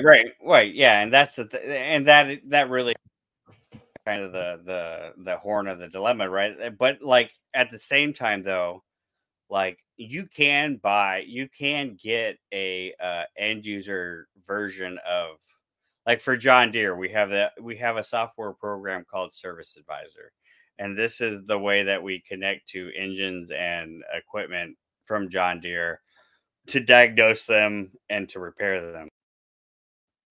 Now, an end user can buy that program, but he doesn't get the full-fledged version of that program to be I've able heard to do, about this. I don't to be know. able to Maybe do. you said this. I heard this somewhere though. Yeah. So they can buy that program and they can pull codes, they can see what's going on, they can view live data, telemetry from the tractor or whatever. But there are things that not John Deere is saying that the end user can't fix. It's the government that's saying that John Deere cannot allow the end user to be able to fix. Yep. I get it. I get it. But the farmer, if he was crafty, he could just tear that shit off and say, enough already with the shenanigans. So if it gets bad enough, eventually farmers will contract, mechanics to do No, that. you can delete it. I mean, and this is what happened in the trucking world, where guys were deleting, what they call it deleting, deleting the after treatment stuff, right? Or So just you put have a chip in and it's like it just runs the program different on your computer. Yeah, that's all it is. You delete the after treatment system. You put in some chips to fool some of the sensors. It depends on how far you want to go with it, but yeah, you basically delete all this shit. The engine runs kind of similar to what a diesel of 20 plus years ago would have ran. But then now the EPA cracked down on that bullshit and said, and if you get caught operating a commercial vehicle with a deleted emission system, I mean, you could lose your whole business and possibly even go to jail for that. Well, and how easy will they be able to regulate those vehicles out of the driving fleet when any officer is told if you see black smoke coming out of a diesel, you can tow the vehicle to a yard and they can't drive it until it's brought up to emission standards. So, I mean, Well, they got plenty of mechanisms to fuck everybody with this shit. Yeah, it's a pretty fucked up situation. In general, the way I look at it is just the other way I think that you can look at it is like they just want to destroy industry in general. They just do not. And I would see early on, I was going to say this earlier, I think sometimes these regulations actually do promote like the manufacturers stepping up their engineering, like how can we make this better, what can we do to make more power, like because it gives you kind of goals to meet, right? Like we could have the same old engines. We could have a pump line and nozzle diesel engine and it would function just perfectly for whatever we needed to do. But it's these regulations that force us to get better at the engineering of the engine to, one, produce more power with less fuel. So Yeah, that's in so general, strange though, because it's not competition, it's not free markets, it's not innovation or creativity towards a it's goal to meet a market it's demand. It's forced to meet a government demand. right. It's forced innovation is what it is. Yep. That's crazy. That's what drives the whole automobile industry at this point. The diesel world wouldn't wouldn't do anything if it wasn't forced by the government to. It would still just be the same engines from 60 years ago, right? Like, and so like I work in, so I work from engines from 30 horsepower to 2000 horsepower, and when you get past the 800 horsepower range, there really is not a whole lot of regulation on them, right? So like 1200 horsepower diesel engines, like 12-cylinder Caterpillars and shit like that, they don't abide by regulation. They don't have to abide by the regulations, and they use So 30 why is that? Construction industry gets different standards, huh? Yeah, it's a tier level, right? So like even well, not even like it depends on the horsepower rating, right? So each horsepower rating has a different level of emissions that they need to meet. So like you Gotcha. could have something that's like sub 50 horsepower that can meet emissions regulations but doesn't have anything fucking fancy. It doesn't have exhaust after treatment and shit. It's just like the German So a Deutz engine is skidster's one. not going to be like a little 50 horsepower skidster's not going to be held to the same. But if you jump up to an 80 horsepower, it might have a whole different set of Yes. Yeah. standards Mhm. to it. Yep. Yeah, that's a trip, man. I mean, all this regulation and then the idea that there's not even really free market innovation, it makes me think if they were trying to meet customer demands, we'd have like better use of biodiesel fuels and ways to manufacture it on site or locally in your communities so that these, this ancient technology of diesel engines, which is probably the best and the most efficient and the easiest to reproduce, would then even operate more efficiently based off using our resources locally to run them. Or is that just a crazy Well, thought? yeah. Well, no, one of the biggest problems was when we did switch to, when we switched to ultra low sulfur diesel was in like 2007, because that was part of the emissions, the tiered emissions regulations that rolled out. When we went to ultra low sulfur diesel is when we really started to see the reliability in diesel engines drastically Plummet, huh? decrease. Yeah. Yeah. So that sulfur in the Because it fuel makes that the we engine used to run have, shittier, or it just makes it run less efficient without the sulfur. we didn't get the same lubrication in the fuel after we switched to that new fuel. And then a lot of times that fuel, the new fuel that happened after 2007, is mixed with So when I biodiesel. buy that diesel treatment and put that in the engine, that's basically sulfur then, isn't it? Yeah, essentially some of it is, yeah. And you really should put treatment in your fuel if you're on any engine for sure. And especially if if it's mixed with the bio blend, because the bio blend is not good for the fuel system whatsoever.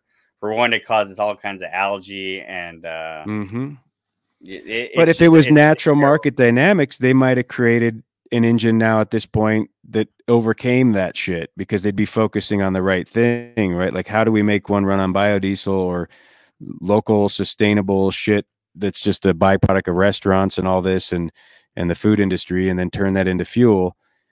Yeah, there hasn't been. Imagine if the government. Well, no, anyway. The older injection systems could, but then it's like a combination thing. So like we had to. So the progression on the diesel engine from tier 1 to where we're at now, tier 4, is part of the main so tier 3 was when we had the advent of what's called high pressure common rail, right? So we had electronically controlled piezoelectric electronically controlled injectors, and then we had a high pressure common rail supplied by a high pressure pump.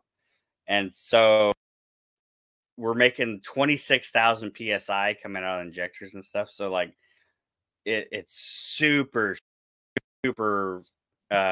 precise components in this stuff. And it so they're electronically controlled injectors based off of vibration. Yes. Yep. Yeah. Piezoelectric injectors is what they are. And that's been around for, I think, because I hear a lot of truthers talk about piezoelectricity. I'm like, well, fucking Diesel's been running on piezoelectric shit for 30 Dude, I've had years. a piezo pickup on my every acoustic guitar I've ever owned. Right. So, but yeah, so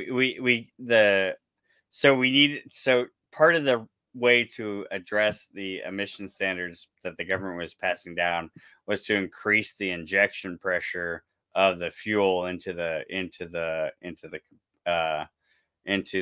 cylinder, right? Like the pressure we can get, the more atomization we can get, and the more power we can get, and the less we're going to get out of the back end. But like the older engines that were just what we call pump line nozzle, which is like an injection pump, a line that goes straight into a nozzle, which is a nozzle. Just some people call them injectors, but it's a nozzle. Just fucking, it spits fuel into the cylinder, and it burns some of it, and it doesn't burn some of it. And still doesn't use a carb though, huh? No. So like a gas engine is air regulated. Like, so a gas engine is regulated by the air that's coming into it, and it mixes with the fuel. A diesel engine runs off of it's fuel regulated. So a diesel engine, I think I've heard that, but I never made that connection. So it's not regulated by air. I mean, but there has to be air for combustion, right? So at some level, there's got to be a regulation there. So it did change once we got to tier 4. Things changed, but on previous everything tier 4 and below on diesel engines, air regulation is not really a thing. We want to put as much fucking air as we can into the cylinder, and it doesn't really matter. Gotcha. It doesn't really matter how much air is going into the cylinder. All that matters is the fuel going into the cylinder. Every single thing that's right, because it's a heat combustion engine. So we all we care about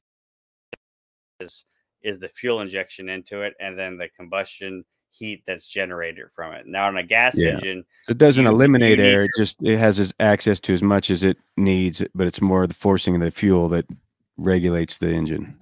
Yeah. You do not have to regulate the air going into it. So, but on a gas engine, you have to regulate both the air and the fuel mix, because and this changed when we went to direct injection gas engines slightly. But so on the gas engine, you're regulating the air with the throttle valve, right? So you have like the carburetor has a throttle valve, or on a fuel injected engine, you still have a throttle valve. You're governing the engine with whatever air is going into it. But on diesel, you're just pumping fuel into it. That's why you clean out your throttle valve assembly, and your idle will fix right up. Yeah. The diesel works on a different principle. It's governed by fuel. But now on tier 4 stuff, we do regulate, because we have to. So like we have throttle valves now on new diesel engines, because we need to, and we have exhaust valves too. So we have to be able to close off intake air, and we have to be able to close off exhaust air, because we're trying to create a certain amount of heat, because we need a certain amount of heat to burn off the shit and the fucking exhaust filter and shit. And we even have spark plugs in the exhaust and shit. Like now, like it's so fucking stupid. I mean, it's so ridiculous. A diesel doesn't have an airflow sensor. Like I've had diesels and I've done minimal work on them, but honestly, they were so complicated that I hated working on them. It was always like relearning mechanics. There's no like mass airflow So like on a gas engine, you're gonna have like a mass airflow sensor. Right in your We're not your in your air filter on a area. on a diesel engine. We're not concerned about that because we're still governing the engine by the fuel injected into the cylinder. So we don't really care about mass airflow. There will be like a boost sensor. So we'll have like a MAP sensor, so like manifold absolute pressure. We will get that reading, and that reading really doesn't do a whole lot. But there are now, though, in the motor diesels, they do have kind of like a MAF sensor, which is a MAF, so mass airflow sensor. But that's to just deal with like, because we have to generate a certain amount of heat now in the exhaust on these diesel engines to be able to burn the shit off in the exhaust filter. So that's the only reason we got to have it now, but it's not really having anything to do with the engine running. And this is why we were talking about earlier about like deleting all that emission shit. We can delete all that shit and the engine will still run because we just got to basically, the engine's got to fucking do the 4 strokes. We got to pump fuel in at the right time. There's got to be fucking air pumped to it, and we're fine. So, it's different from a gas engine on that aspect. So we don't really have mass airflow. That's not really doesn't even matter really. Like it's when you diagnose a gas engine, you always got to look at that shit. Like you could have a vacuum leak and all that kind of shit. We're not worried about vacuum on a diesel engine.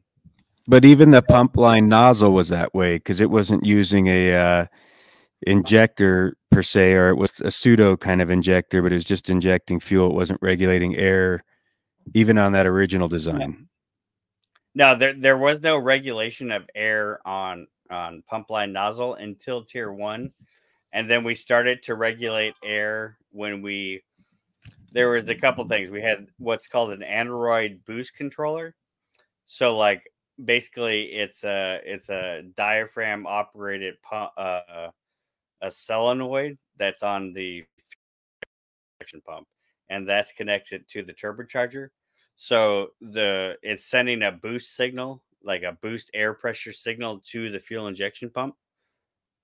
And that sounds more complicated. It's a fucking No, but you're answering my question. You're going right where I was going because I was wondering how turbo injection related to that.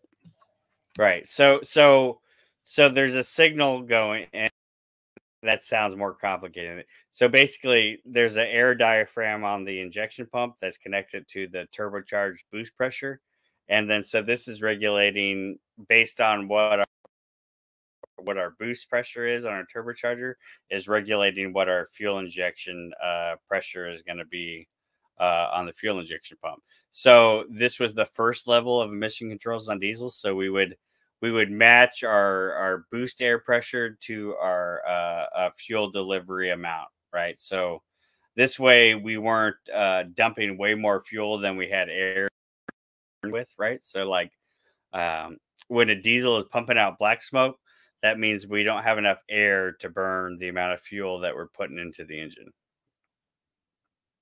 So like that was okay. The first So step.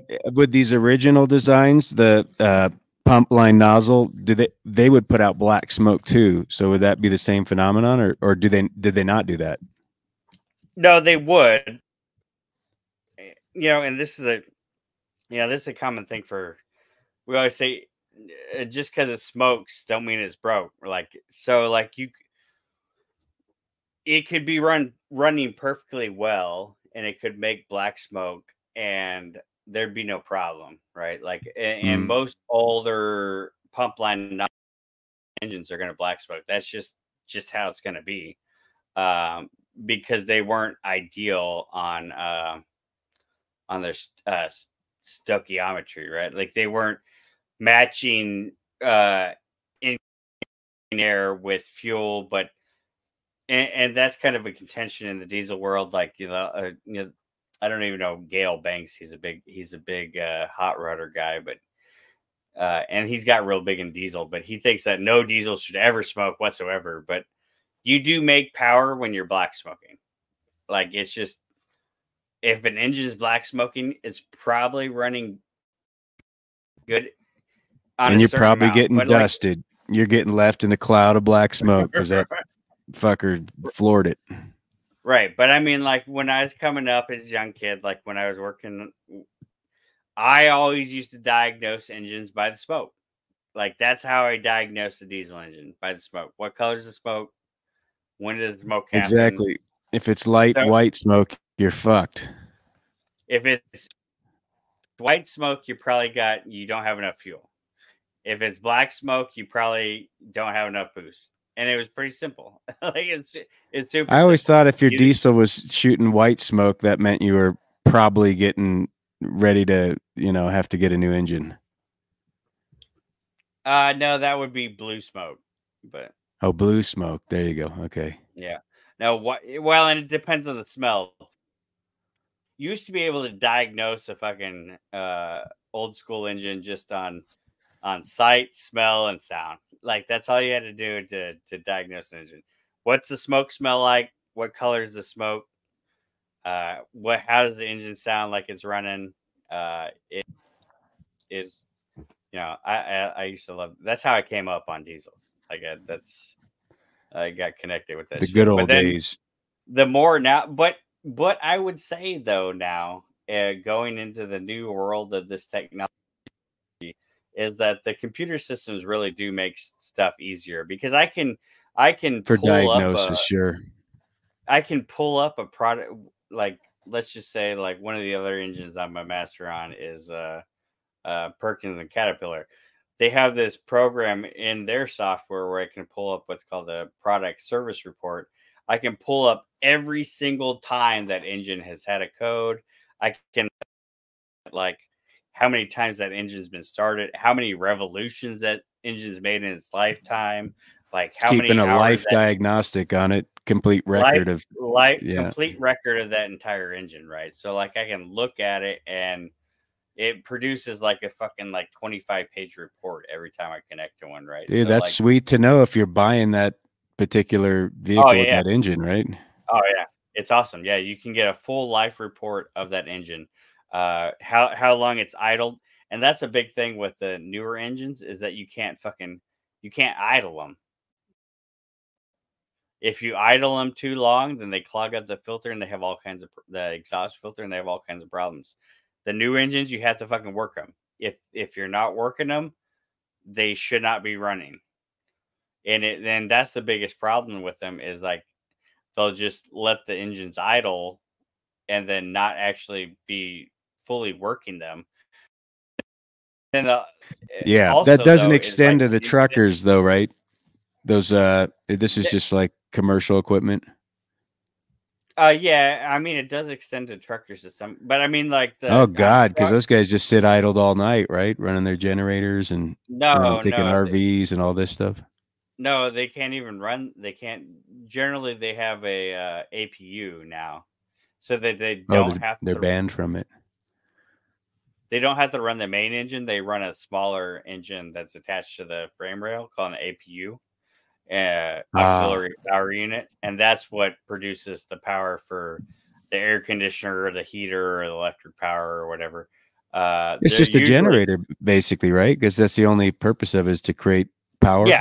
Yeah, it's a generator. It's a generator. Yeah, they call it an APU, but yeah, it's a generator. Another industry created by government that never would have existed otherwise, right? So people had to go out and create Jiminy Christmas. That's one thing I used to love having a diesel. I had that 12-valve Cummins in a Dodge diesel with the 6-speed manual. I'd love that fucking truck. But I'd take big road trips and when I'd go to the rest area. No, I'd never shut it off. Never shut it off. Yeah. Yeah, that was the thing back in the day. You never shut that fucker off. Even if you're refilling it at the pump, you never shut that fucker off. And that was the thing too, because like sometimes it'd be hard to get the motherfucker started, and once it started, you ain't shutting it off.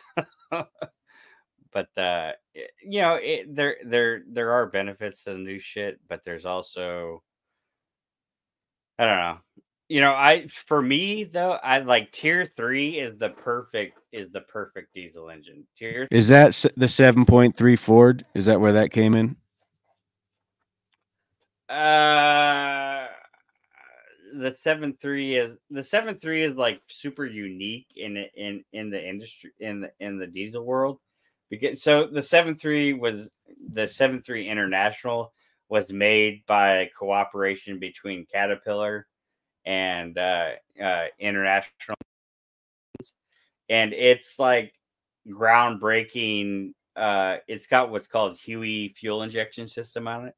So it uses engine oil hydraulic pressure to open the injectors in it, and the injectors are electronically controlled as well. But like the force that's opening it was the first engine to have like super high pressure fuel injection.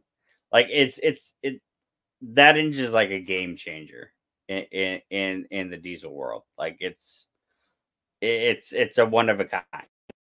It opens up a whole new world of.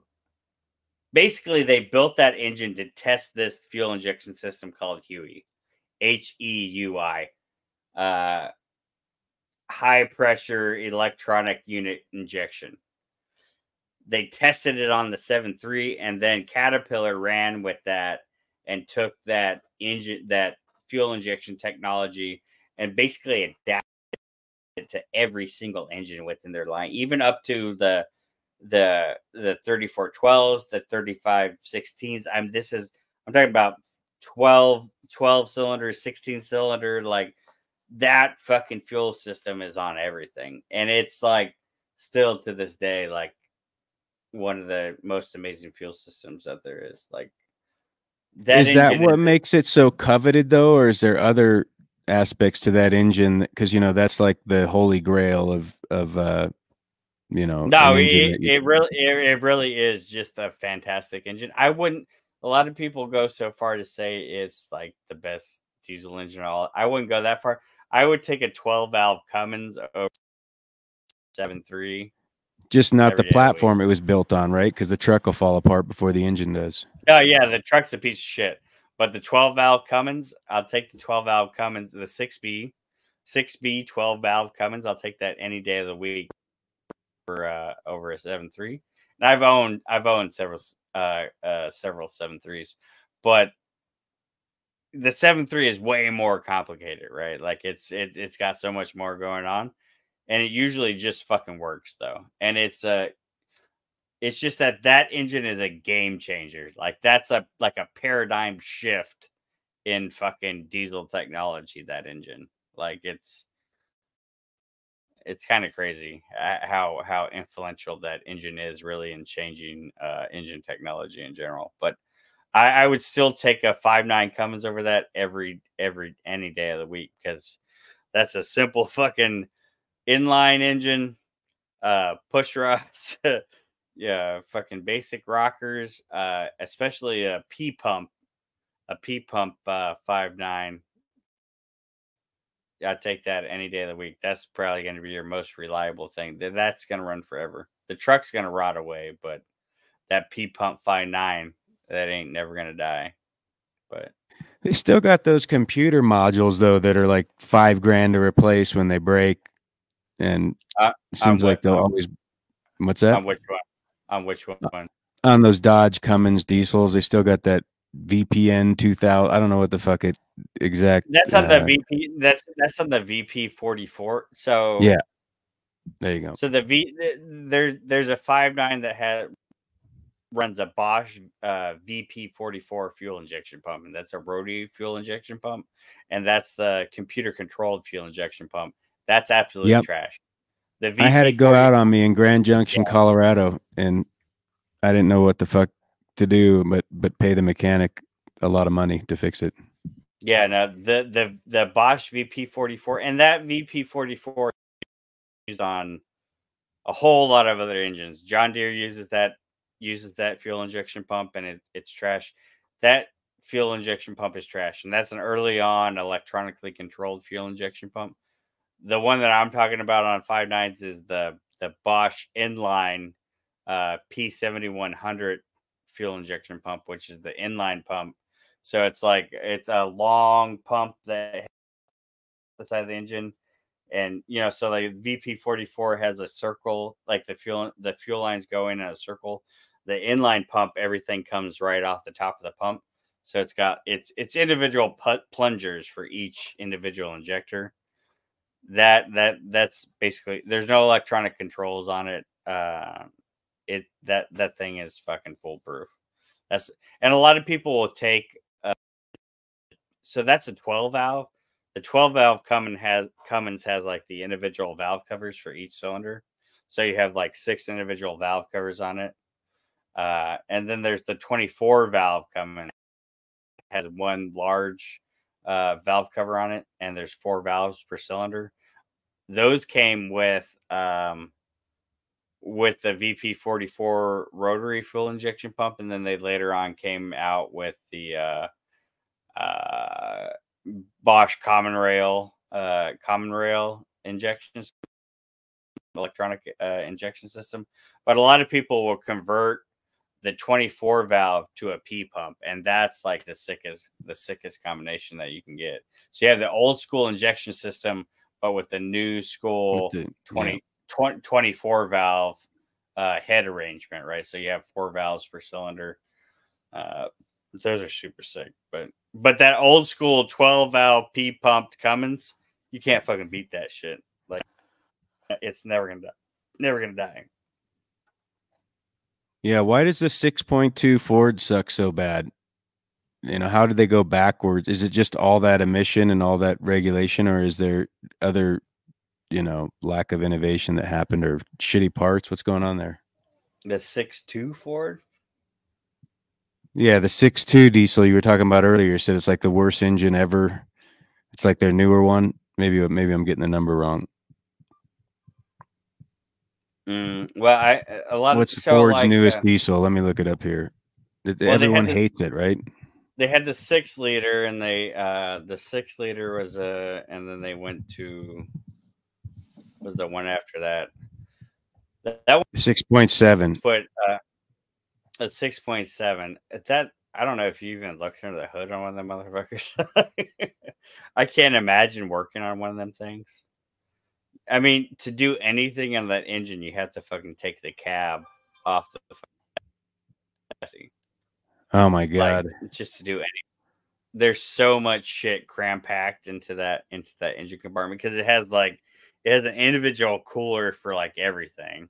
Like the cooling package alone is retarded, but it's so no, it's basically why I don't own a diesel, is because I like to work on my own vehicles, and it's over my pay grade. I get lost in the confusion of these engines. And I had that old 12 valve Cummins, which was a great truck, but I got rear-ended, and truck was totaled, and then the new technology was out, and everybody was complaining. So I said, "Fuck this! I'm not going to buy another one." Yeah, I've driven GMCs for the last, I don't know, fucking 15 years at this point, with Duramaxes, and the Allison transmission.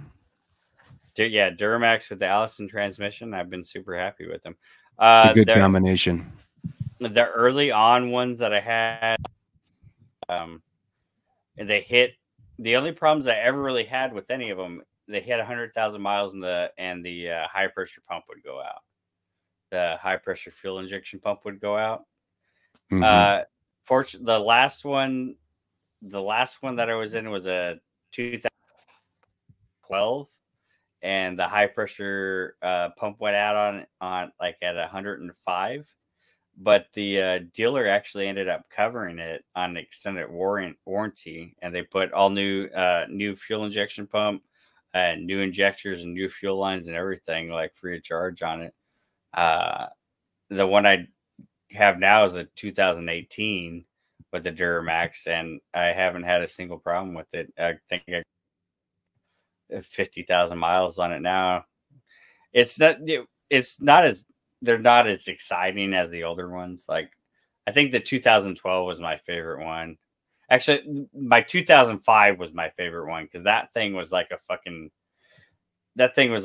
race truck. Like, the way the transmission was geared, the rear end in it, like you just took off from a stop sign and that engine was like but the new trucks, the new transmissions and shit, they're just geared so stupid. Like it's I just they're not super fun or exciting to drive, but they're reliable. My whole company has it's all we've had all Duramax for 20 years, I think, at this point, really. Or 20. The Duramax came out like 2022, I think, or whatever. Ever since they came out, we've been running them, and we've had good luck. Once they hit 100, yeah, you get problems with them, but usually they're easily fixed, and you can go back in. And you got the Allison is a commercial transmission out of Indianapolis, old school. You can't beat the Allison transmission. The newer ones are kind of weird. I don't like the new ones. We've got a 2022 truck in our fleet now, and I fucking hate the way that thing shifts. Put a shift controller in them. I put a shift controller in my 2018. Put the shift controller in it, and it's fantastic. But what does that do? It just changes the shift points on the transmission. Changes the. Oh yeah, okay. It's a chip upgrade. Yeah. Well, and then like the computer has like the one has like a fuzzy logic kind of adaptive learning thing. So it kind of like if you have like multiple people driving the truck, like it doesn't learn your driving preferences very well, or if you don't tow all the time, or if you drive like a fucking grandpa sometimes, like it doesn't really adapt very well. So like the transmission makes kind of weird shifts that are kind of annoying. But if you get just the upgraded controller, then it kind of just shifts like a normal transmission. Like if the transmission should just shift, like it doesn't have any, it's not adapting any kind of, it's not taking in any kind of information to determine the shifts. It just shifts when it should shift. So. Yeah, well, I got a Chevy Colorado, and I can't remember what that engine is in that thing, but I don't like the way it shifts. I'll tell you that much. Transmission's weird on it. It's got a. I don't like the new trucks fucking shift in general. It fucking sucks. But it really is strange, especially on the hills. And it's got some kind of mode you can kick in where for towing a trailer or whatever. And that actually works pretty well. It does seem to adjust it good for towing things, but just for day-to-day driving, I'm always like thrown off guard when it shifts. It's the you got the V8 gas, or you got the diesel Colorado? I can't remember what engine is in it, but it's definitely not a diesel. I know that for sure. So whatever they put in them these days. Well, it's a 2018, so it's not that new, but you can get one with I believe it's a 5.3 LS V8. I've heard that. Or the diesel, I've heard. There's a diesel it's a smaller Isuzu engine. The Isuzu makes the Duramax engine. That'd be kind of cool though, right? With that platform. Good gas economical little truck. Yeah, one of my buddies has the Duramax Colorado. It's pretty. He's got the Denali Duramax Colorado. I mean, it's a stupidly expensive fucking mid-sized truck. I mean, like, yeah, I would never like. It's hard to justify it when you could get a Toyota or something that is going to be significantly more reliable. I mean, it's a $65,000 fucking mid-sized truck. I don't think so. But yeah, there's a V8 and there's a 5-cylinder on the Colorado. Well, so basically, I mean, these car manufacturers, it seems like there's going to be a lot of manufacturers going out of business or too big to fail, needing government intervention or something, because nobody can afford cars now, and they're not going to get cheaper with inflation. Yeah, well, and that's what I was saying earlier. Is I think that they're gonna have to make like you know, like a Yugo. You know, like they're gonna have to make like Exactly. Yeah, they will. manufacturers are gonna have to make one vehicle. You might be able to put a bow tie on it. You might be able to put a blue oval on it, but it's still gonna be the same fucking same vehicle, no matter what factory it comes. I think that's where we're going. I don't know. Just cookie cutter basic platform that you could do a couple little upgrades on or customizations. But And I don't think that's even a bad, like, I think that they should fucking be doing that though, you know, like that would be a good move to create a car company that just makes fucking good, reliable, basic vehicle for fucking $10,000. Why does that not exist? Why can you not buy a brand new car for $10,000 right off the lot? It doesn't have to be fancy. It doesn't have to do anything. Why can I not buy a brand new car, $10,000 right off the lot? I don't care, fucking 3-cylinder, 2-cylinder. It doesn't even matter. You know, at this point, like, why can't you just buy a basic fucking vehicle for? You can in other parts of the world. You know, every other place in the world, you can buy a brand new truck for fucking $10,000, 4-wheel drive. Like, why can't you do that in America? It's kind of bullshit. well, and we're not even early adopters to technology at this point. But I mean, I guess the argument is that the government couldn't slip in some regulation to data mine, surveil, reverse analyze you, hack your human spirit while turning your vehicle into a portable prison. You know, if it were $10,000. The regulations in America is so ridiculous. And this is another reason why I say the Cybertruck will never actually be in production, because there's no way the Cybertruck is going to pass fucking crash regulations. And there's no way there's no way it's going to pass pedestrian. You know, there's regulations on what happens when you hit a motherfucker, pedestrian, right? Like, no way it can pass the pedestrian.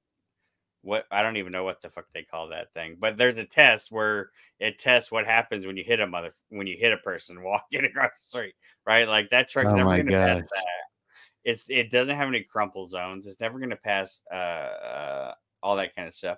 But even outside of that truck, like now you're required to have lane departure technology on the vehicles. Obviously, you gotta have airbags. Not just like a single air. You got to have fucking. That's required. Lane departure technology is required. I think at this point, lane departure is required in the United States market. Oh my God.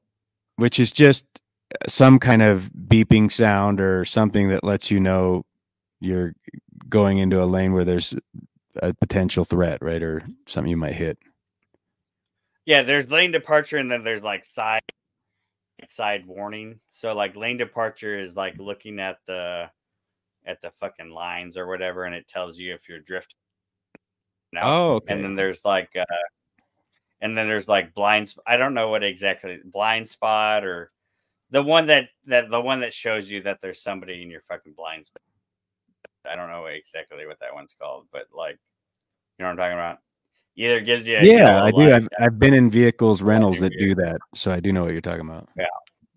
So that one, and then I think automatic braking, I think, is now going to be required on new vehicles. So like if and that one I hear the statistics are really good on. I mean, they believe that will definitely save lives. I think it would too. I mean, I don't see a problem. But the only problem is if that automatic braking happens when you're not wanting to automatically brake. Or if they use it as a control mechanism. Now a policy enforcement guy can flick a switch, because he's got like a universal computer or something that shuts you down. Well, right. Well, and this is like going into tier regulations we're talking about in the diesel world, in the car world, like 4, like that all has like telemetric data in it that can be recorded and transmitted to an external source. So I mean, like We're already there. Most of those vehicles, they can be shut down whenever they need to. Yeah, that's wild. And then they're saying, Mary's saying in the chat, more AI controlling things in life. It does seem at some level everything's being set up to be controlled by some centralized intelligence of technology that will probably be the all-seeing eye keeping everyone in line.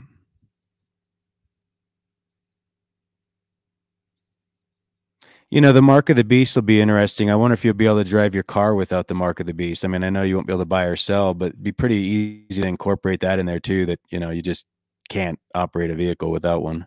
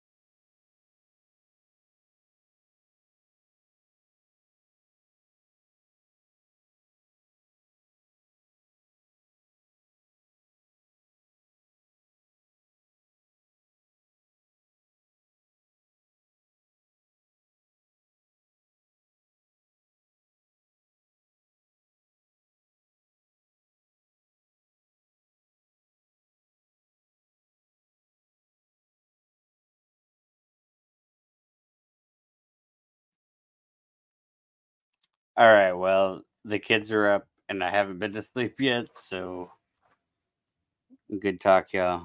And we'll see you on the next one, I guess. uh, Dick, good talking to you. Flow State, good talking to you. And Barbie Sasquatch, we'll see you around. Cheers. Yeah, I got to go deal with chickens. Mm-hmm.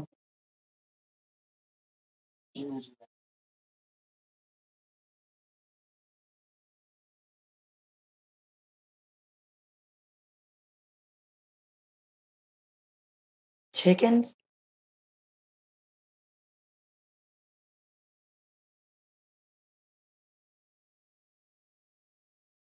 I swear he said did he say he had to go deal with chicken?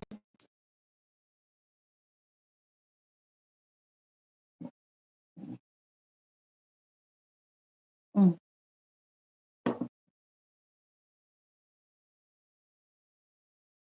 Well,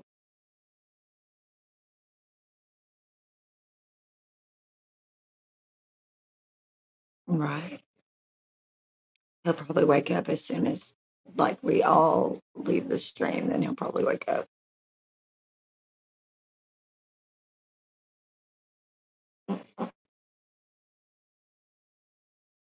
Mm. Mm.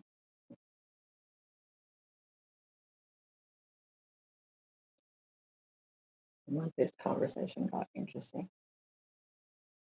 super fast.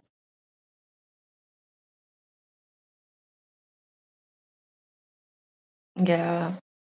Yeah. It's what it looks like.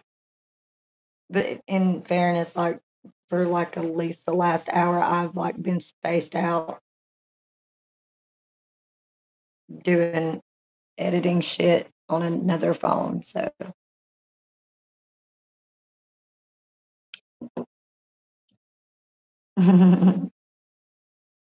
apparently I'm next in line to babysit the stream. Flow States woke up a couple of times. That's how other people got on the panel. I do need to refill my coffee. No reason yet. Who's talker that whose chickens are we talking about? My bad. That's what I should say. I don't want to get in trouble, but let's see if this will work. Shit, shit, shit, shit. That's so funny.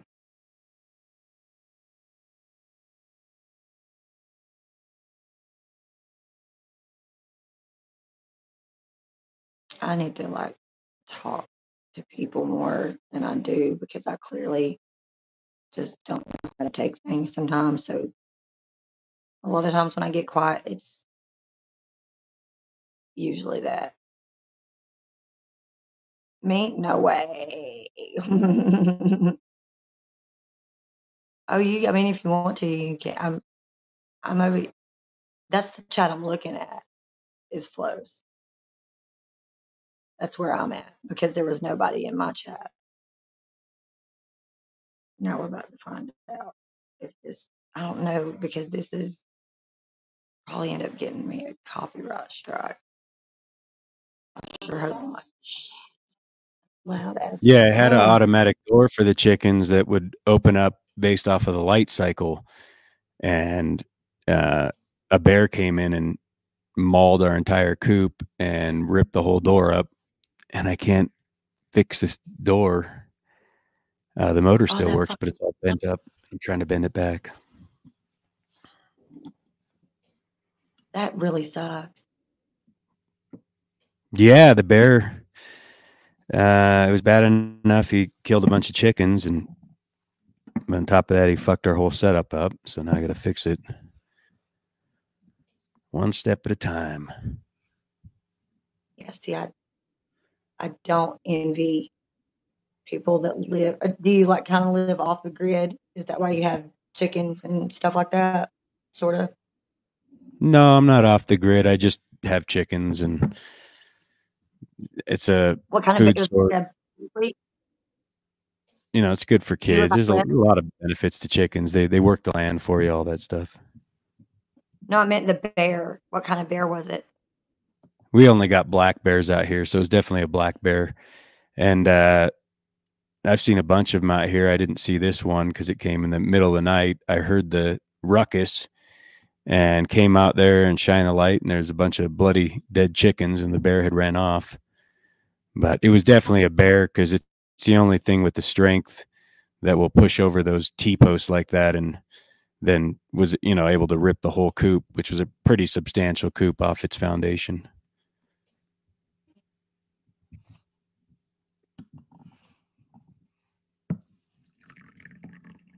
Did you live East Coast? Excuse me? Do you live East Coast? Because you said you just No, I live up in the Colorado Rockies. Oh. I wonder what size because the black bear that we have out here are like they're pretty good size, but they're so used to people that they just roam the neighborhood. Yeah. It's like super common. It's a trip.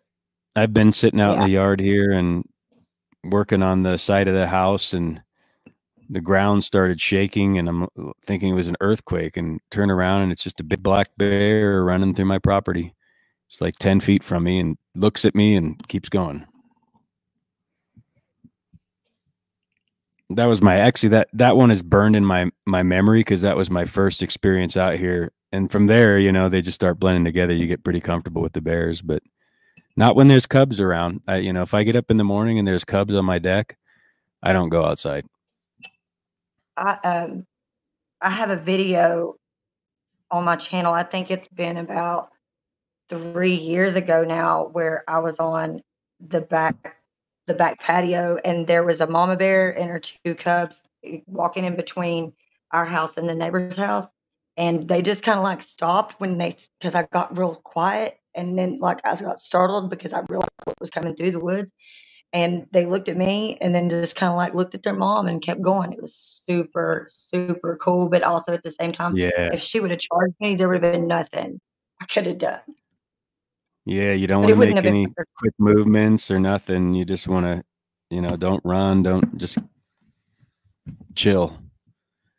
Yeah. Yeah, if they see you as any kind of threat and they got cubs there, you're fucked. Oh yeah. And she was even the cubs were pretty decent sized cubs. Yeah. For cubs. Yeah, I mean, was the out cubs. riding motorcycles in the backwoods the other day, and came over the top of this ravine, and this gigantic moose was sitting right in the middle of the trail, and I'd never seen a moose in the wild that close. I've seen them in Alaska, you know, like in the car in a lake washing off or whatever, but this was just like that thing staring at me, and I could see the just hot air coming out of his nose, and then it started freaking out and went into the bush and flipping its horns and looked like an elephant in the safari or something. I mean, it's such a majestic, gigantic fucking animal. And it was right before he was rutting, because this was like, you know, maybe a month and a half ago or something. But God, that thing was, you know, I had a 45 caliber on my side, so I wasn't completely defenseless, but I still felt like a little fucking ant. And if this thing would have charged me, it would have been pretty fucking, it'd have been pretty fucked up. Huge. They're gigantic. They're bigger than a horse. They're huge. And with those horns, I mean, and they're just aggressive animals when they're in mating season like that too. You don't want to fuck with one. Yeah. What was it? I used to watch something that was based in Alaska, and occasionally they would have like little run-ins with. Maybe it was the Alaska State Troopers. That was back when I used to watch like regular cable television, which I don't do anymore. I haven't done that in a long time, actually. Yeah, we all got rid of the TV sets, and I think for good reason. Yeah, well, I mean, we had devices in our hand all the time. I still have a TV, Yeah. but just don't have cable, because you can stream everything. If you have Wi-Fi and you have like a stick or whatever, you can just stream everything. Or if you know people What do you that think of someone that say they raise their family, their kids, and they don't ever let them have access to a computer or technology, cell phone, anything? Do you think that's abuse at some level, like they're putting them at a disadvantage, or do you think that's love and noble, or something in I between? think that's super cool, but I think a little bit just because of where society is with technology, that's the only thing I think would be a downside to that. However, I don't disagree with that at all. I mean, hell, I You grew see up why without the someone internet. would do it, huh? Yeah, totally.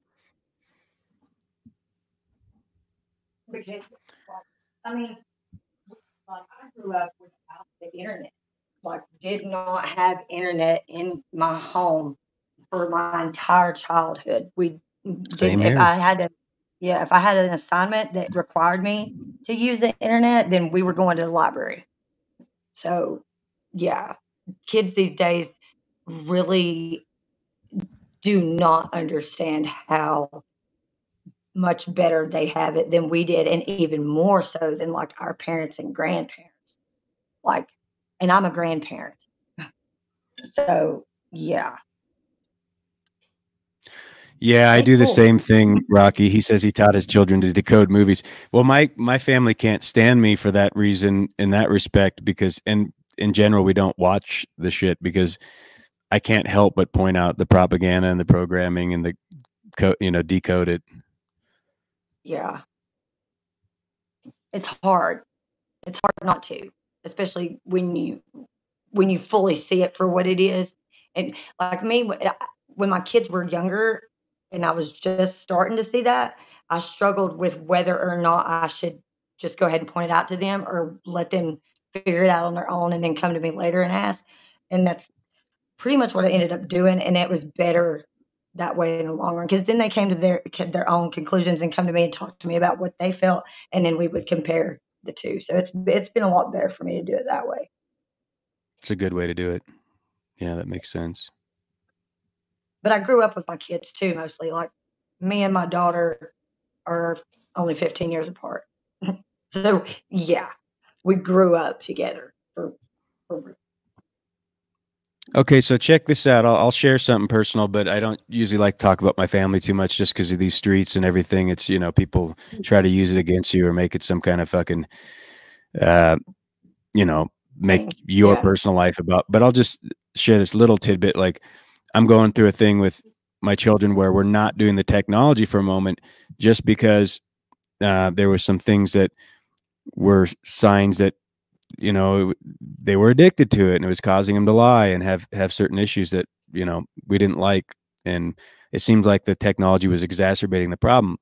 So we went for a while without it, and the instantaneous acknowledgement of seeing how active and just how much energy your children have when they're not staring at screens is blowing my fucking mind. And the way that they'll take that creative and by the way, we're really limiting. I mean, we don't allow the kids max in a day. They'd have an hour and a half. Some kids are sitting on it all day long. And, that's if they want to play a game or something like that, they'd never get more than, 2 hours tops in a day of playing a game.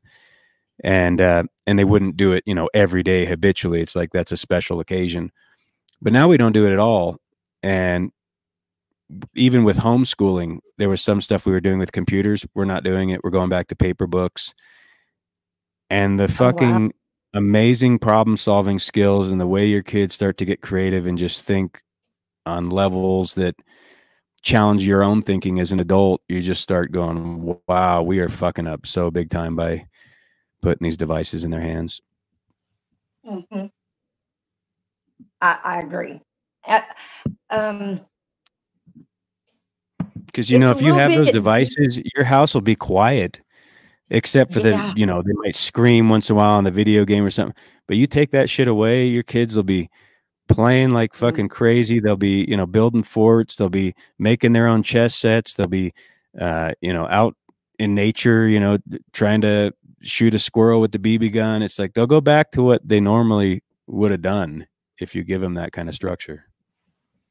I remember being a kid and we would get yelled at a lot for what was called running in and out of the house. Like you're constantly coming in to get something and going back out. So the screen door is always slamming and it's letting the air conditioning out in the summer. Kids, I can't remember the last time I had to get on my kids or saw other people getting on their kids about running in and out of the house because they're either outside on a device or they're inside on a device, but they're sitting complacent somewhere.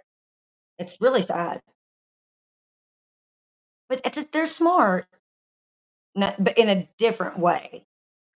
The kids these days, there's like you said, you notice that they're starting to lie. I think kids, because of the technology, actually started to learn how to do that younger than maybe our generation did because they want the technology and they want to have their devices.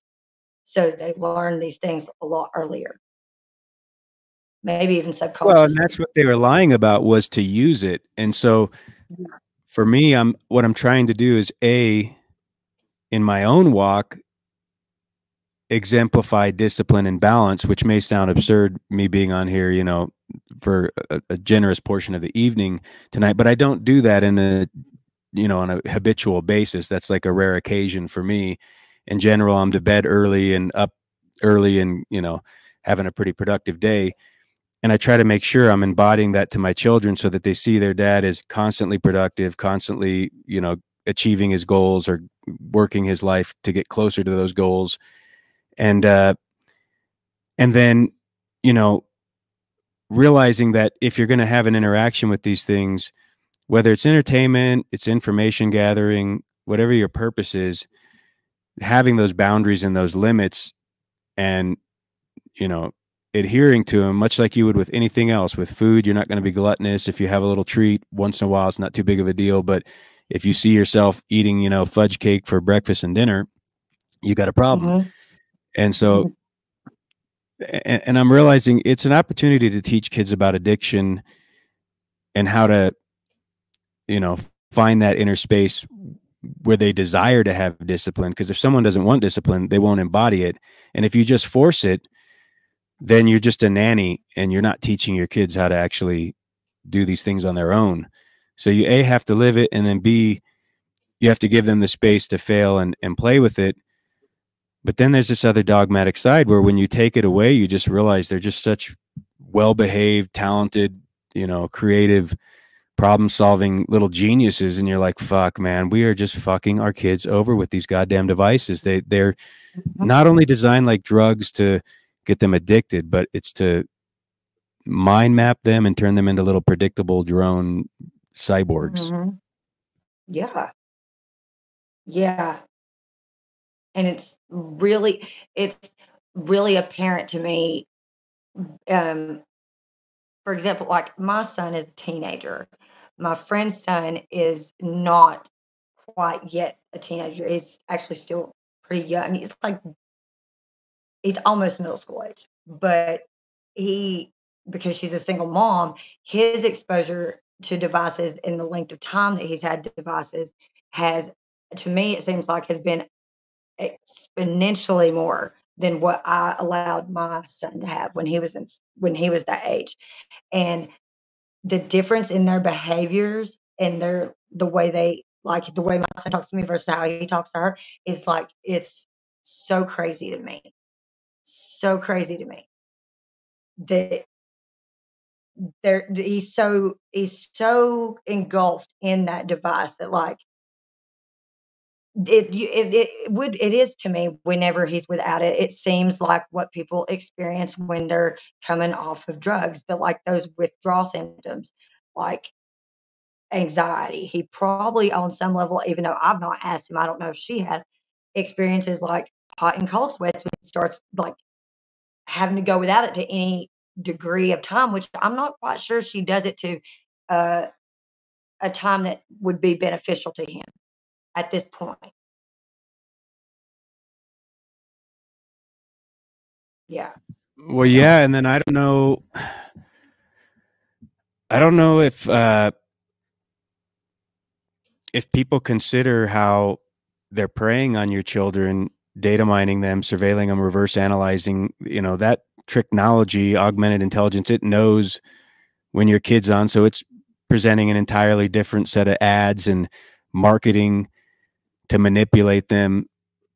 And, you know, how much oversight is that? So it's quite disgusting when you think about what children are being set up for. And then, like we were saying earlier, like I remember a time with no cell phone, with no laptop, no computer in the house. You didn't have access to any of that kind of technology.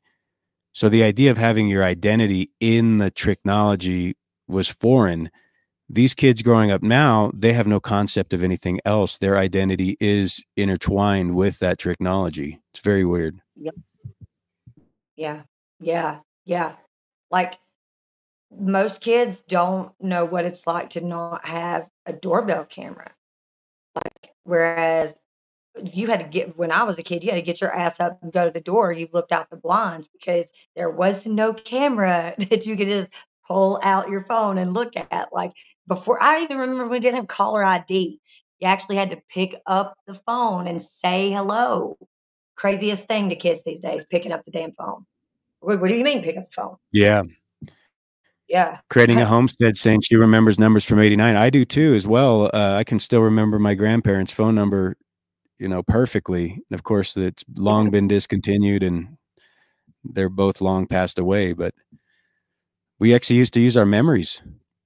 Yeah, we had to remember the phone number, and we used to go to these booths, these things that we would enclose ourselves in, and then pick up a phone on a cord and talk into it. People would be waiting in a Crazy. line in a snowstorm. Yeah, just to use the phone. Because And they there was weren't a even time worried when there about was no phone in germs that. on the phone. They didn't wear a mask when Yeah, they used it. cough all over it. Literally have it almost in their mouth while they're talking on it, sweating. They didn't give a crap. Germs. We were like, oh, almost ready to bask in them nowadays. When I think about it, I'm like, please give me a dirty telephone. Let me talk on it. Build my immune system. But like that's what I'm worried about too, is the way we are and the way they are about, especially the younger generation, about germs because of what they went through a couple years ago. That the immune systems are going to have this weird, bizarre, like backslide because of all that. Because kids are so afraid. They're major germaphobes, and it's our fault. Yeah. Well, and we've not taught them how to contend with what they're afraid of. We've just told them there's a boogeyman, and the modern science is going to create inoculations for you that will solve your problems. So just wait for the guys in Wait for lab Sean coats to yeah. to give you a And medicine, and you'll be. so if you're Don't worry living, about the side effects. Like, don't worry about yeah, that. It's not a big deal. or We don't even God know what knows they. what else they're doing, how they're tinkering Yeah, with you. the whole MK Ultra program, like the whole when Notch was talking about the 10, like the 10 different levels or the 10 steps to mass genocide or whatever. If you look at it like that, yeah, even with inoculation and when they started doing stuff like that and how that works, it's all part of this much bigger plan for the one world government to be implemented. It's so weird. It's so weird when you were because we were hearing about this stuff when we were kids. Like we were here. Oh, well, at least I was because I grew up in church. They would talk about it then. But I never actually thought that you would that when I was an adult that I would actually start seeing those things come to fruition, like in like full disclosure, where I'm just like, wow, they really going through with this whole ass thing, aren't they? Yeah, yeah, they are scary. And then I'm like, oh damn, I've got kids. I've done brought kids up. Oh wow, Mm-hmm. this is so irresponsible of me. Oh my god. Too late. You already have kids. Now you got to deal with it from that point and then a whole nother perspective. So it's like, oh, this is why I say to myself sometimes, being an adult is so hard. And then when you factor in kids, it's even harder. And then when those kids start having kids, like I'm so ready to turn into a tree. Hurry, God. Well, and they did it just slow enough to make it that frogs boiling in the pot scenario where by the time you figured out, the water's too hot, you're already cooked. And the way they did this whole technology thing, bringing it in with convenience and not telling you how invasive it is and that it's reverse analyzing, data mining you, mapping your mind, hacking your conscience, and collating all that intel to be used against you to make you predictable and consume you. And then you find out, you wake up and you realize one day you're midway through a cyborg transition where they're turning you into a partially synthetic, robotic, augmented intelligence, docked up being through self-assembling nanotech. And it's like, well, wow, go figure. And then everybody else has their head in the sand and they don't even see it happening. And you're like, you realize you're being turned into a robot right now.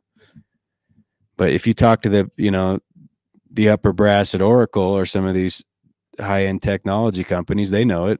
They don't necessarily talk about it, but they know it. It's that big pink elephant in the room. But they know it. 800-pound gorilla. Yep, they definitely know it. That's why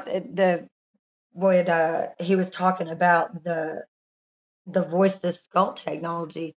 I was like, yeah, there's a patent for that. There is patents for the other different things that they use,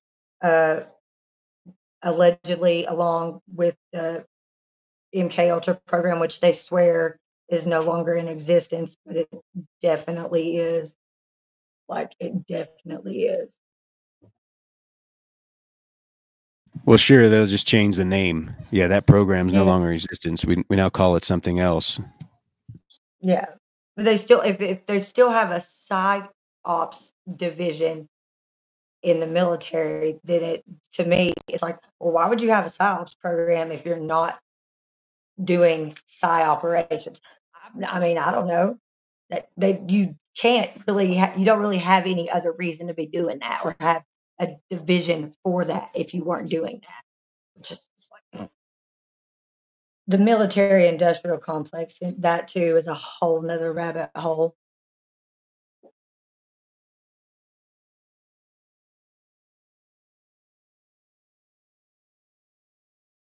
I cannot believe Flo has been asleep the whole time. Whole time. Yeah, but I think that organic intelligence or natural intelligence is, for lack of a better term, always available, right? So it's just personal choice, discipline. Can always go ground in nature, tune yourself to the rhythm of the frequencies of the Most High and what the Creator presents to us as a sustainable example, which is right outside our door. And that requires discipline. So it's like, yeah, the easy thing as an addict is to just say, I'm going to allow this thing to consume me and to defeat me because standing on my own 2 feet without it is too difficult. And if you look at your relationship with technology, it's very much the same thing. It is an addiction, and they do prey off of that obsessive compulsive part of you, or the part of you that has a tendency to be manipulatable and impressionable, to coerce you into giving more of your beingness to it and more credence and credibility to it. And so I think there's a massive thought experiment / like disciplining of the mind exercise going on, where will you let this thing handicap you and turn you into something that's incapable of operating without it, or will you let it enhance you through your own intention and how you choose to interact with it? And it can go either way for you, but you have to make that decision. That's why we have free will, is so we're able to do that. Because then you don't have nobody to blame but yourself at the end of the day. And I think a lot of things that's why I believe in mind over matter. I think if humans could come to the full realization of what we used to be capable of, then we actually could make progress. I'm not so sure. And then sometimes I sit here when I think about stuff like this, I'm like, maybe we're not supposed to get to that point again. Maybe that's why things are the way they are. And, I'm probably not going to see that happen in my lifetime. I was reading some article yesterday about coronal mass ejections, and there's one that's happened, some crazy stuff like that. It's just every day I have those little existential meltdowns. Yeah, and what is progress? Somebody was saying the other day, I think it was the Machine Lies. I heard him say there is no progress, or maybe that was someone he was talking to. But regardless, this idea of progress, I mean, the Garden of Eden, if it was initially balanced and in equilibrium, which it appears we've come out of a state of balance. Like when you look at the creation and you look at nature, or like a rainforest, it's like perfect organized chaos. So, is there really any progress if we're always falling from that perfect type of balance? Yeah, and if you look at it like that, then it's like if there's not, well, there's just this almost like a perpetual state of limbo, because there's not really any progress, but we're not really digressing. We just kind of like plateaued. which is also really sad if that's the case. Yeah, moving the pieces around on the board, not Mhm. even really getting anywhere with it, because it's just, you're just playing with the same building blocks of creation, which is an illusion. It's an illusory state here to teach us something, you know, maybe a testing ground, if you will.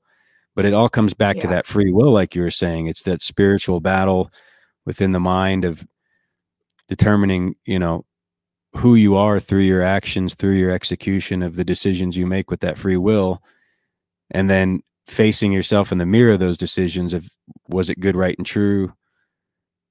Essentially becoming your own judge. You know, do you deserve to be Yeah. condemned or not? And if you don't, you know, great. But if you do, what are you going to do about that? You need to absolve yourself somehow.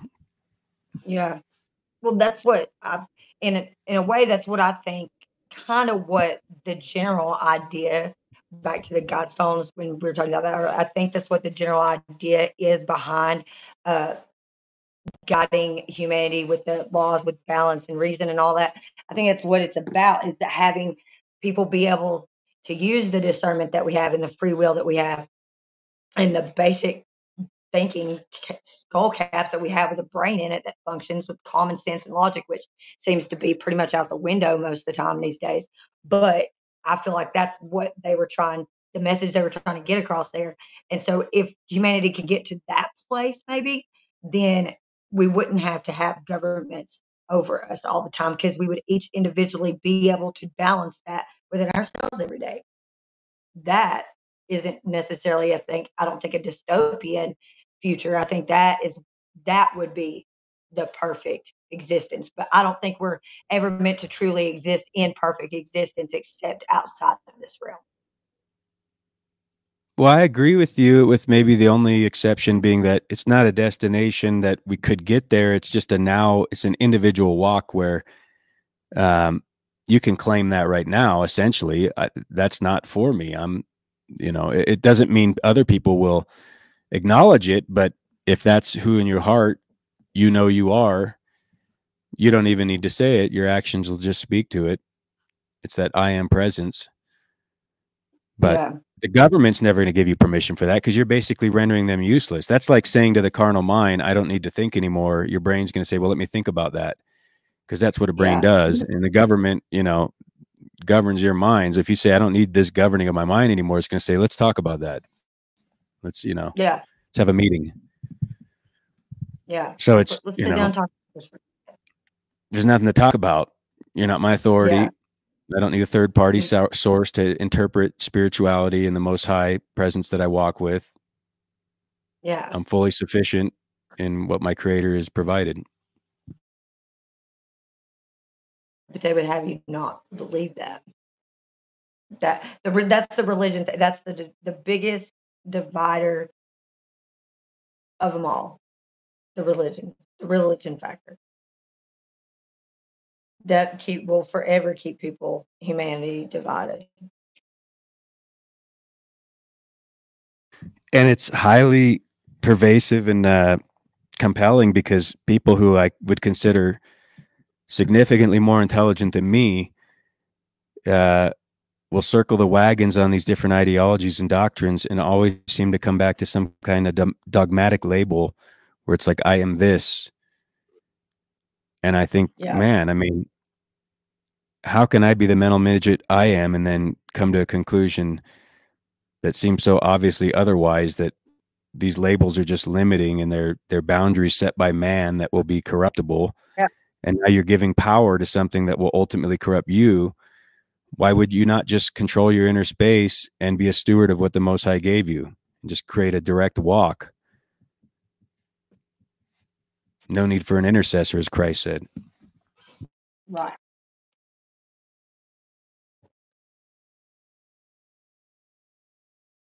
That's a very, yeah.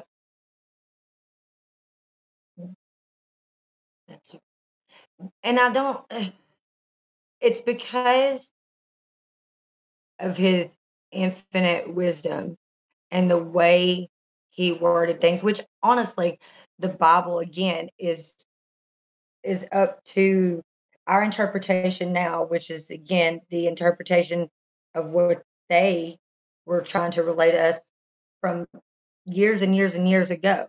So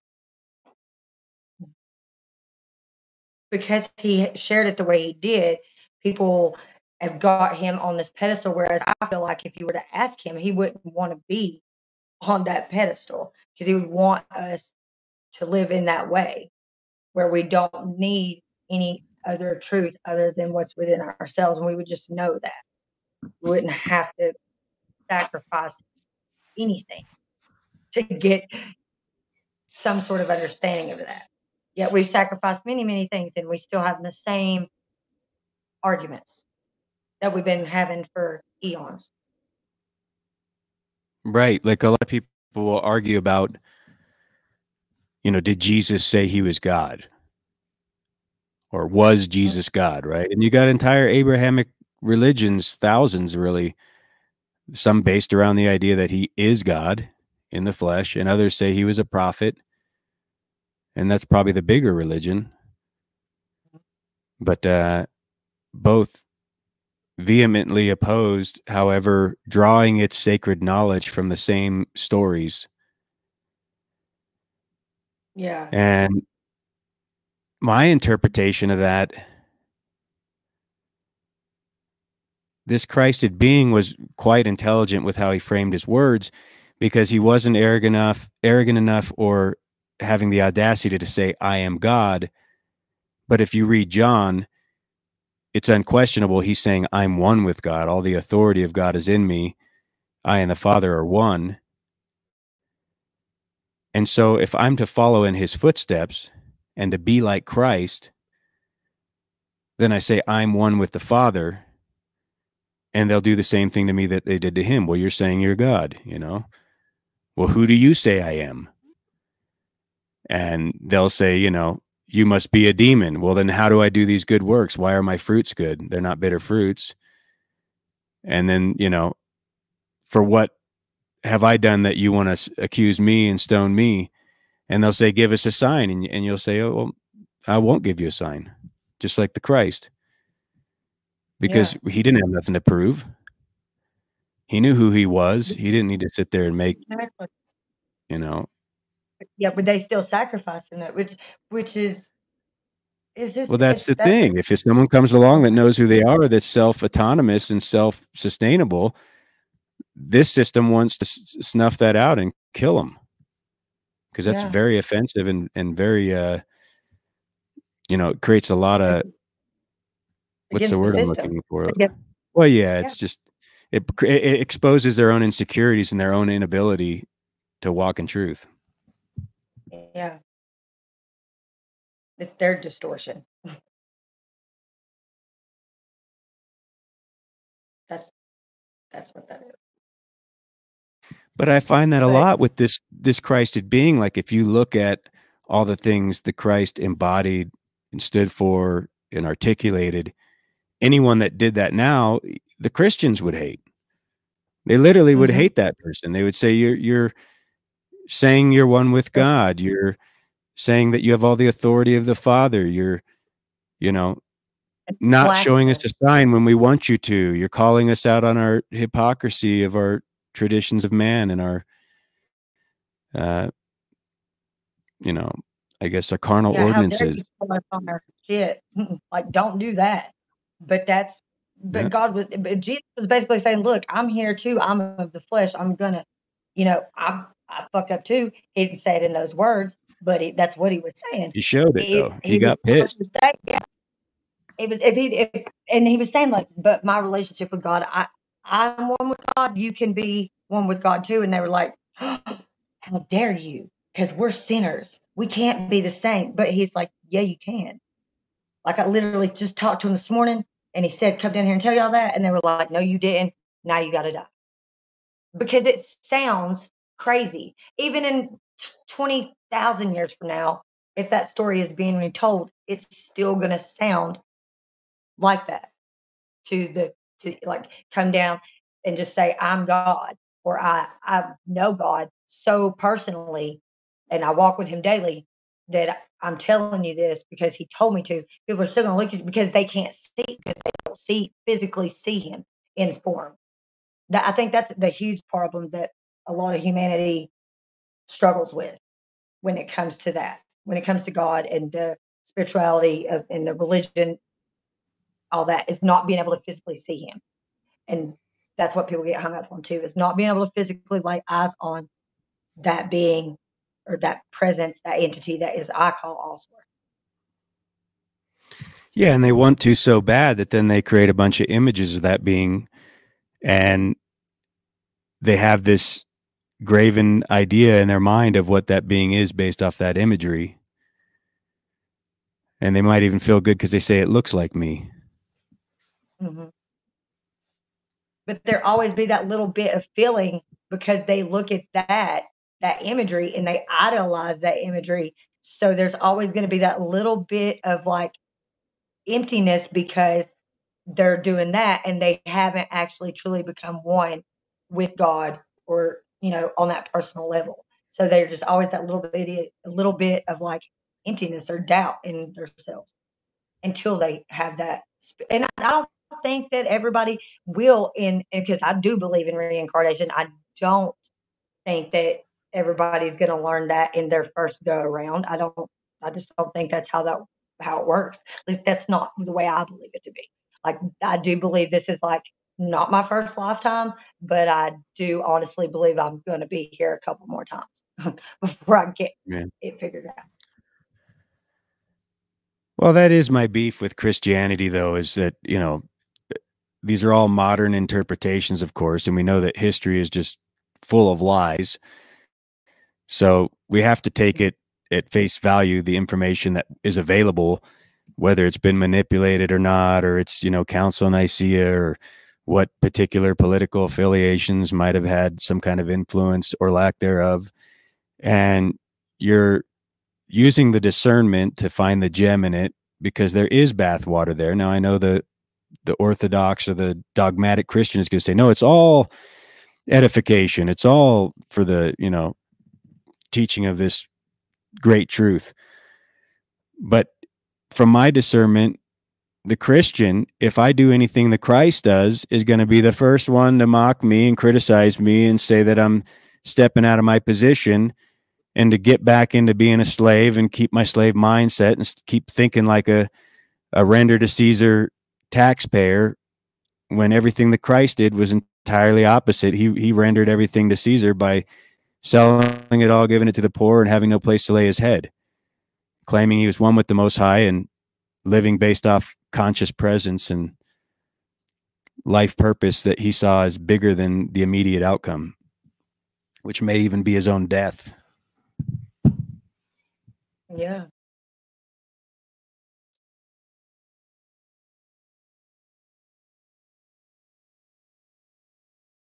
Wow.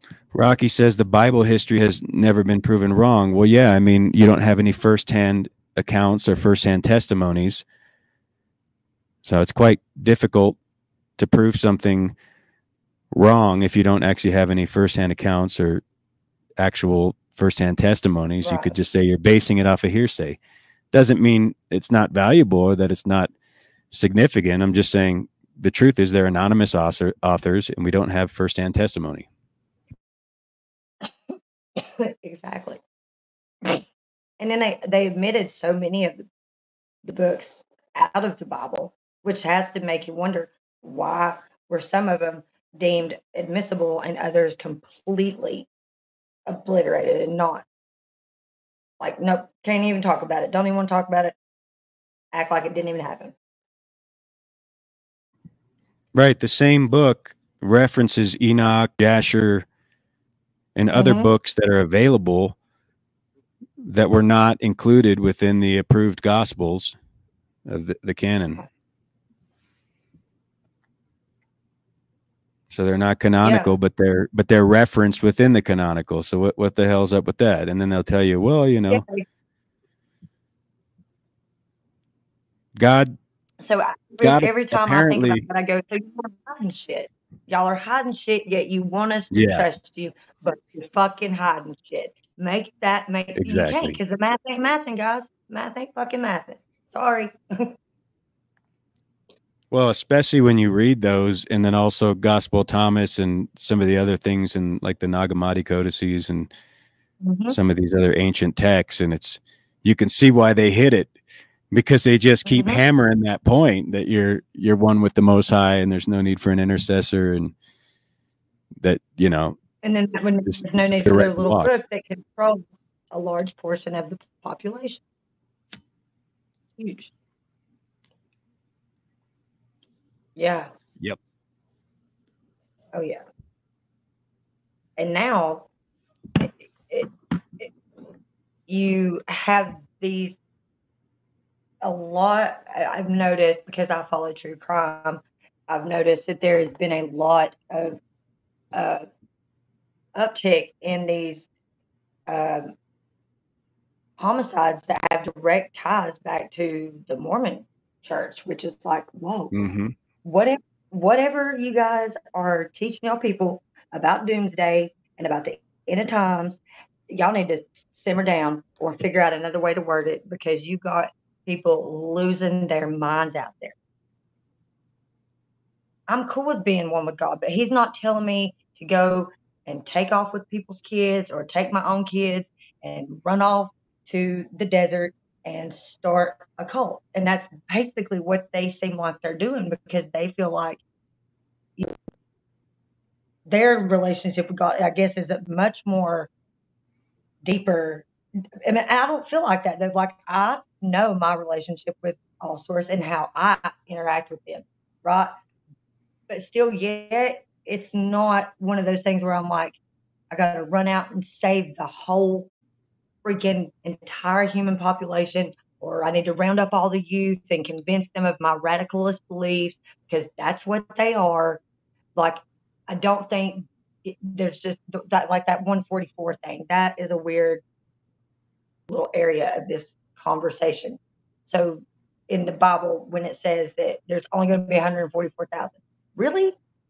Like, just that's it? 144,000? Like, I'm sorry. Like, where are y'all getting these numbers to? Where are those coming from? I just question so much stuff about that.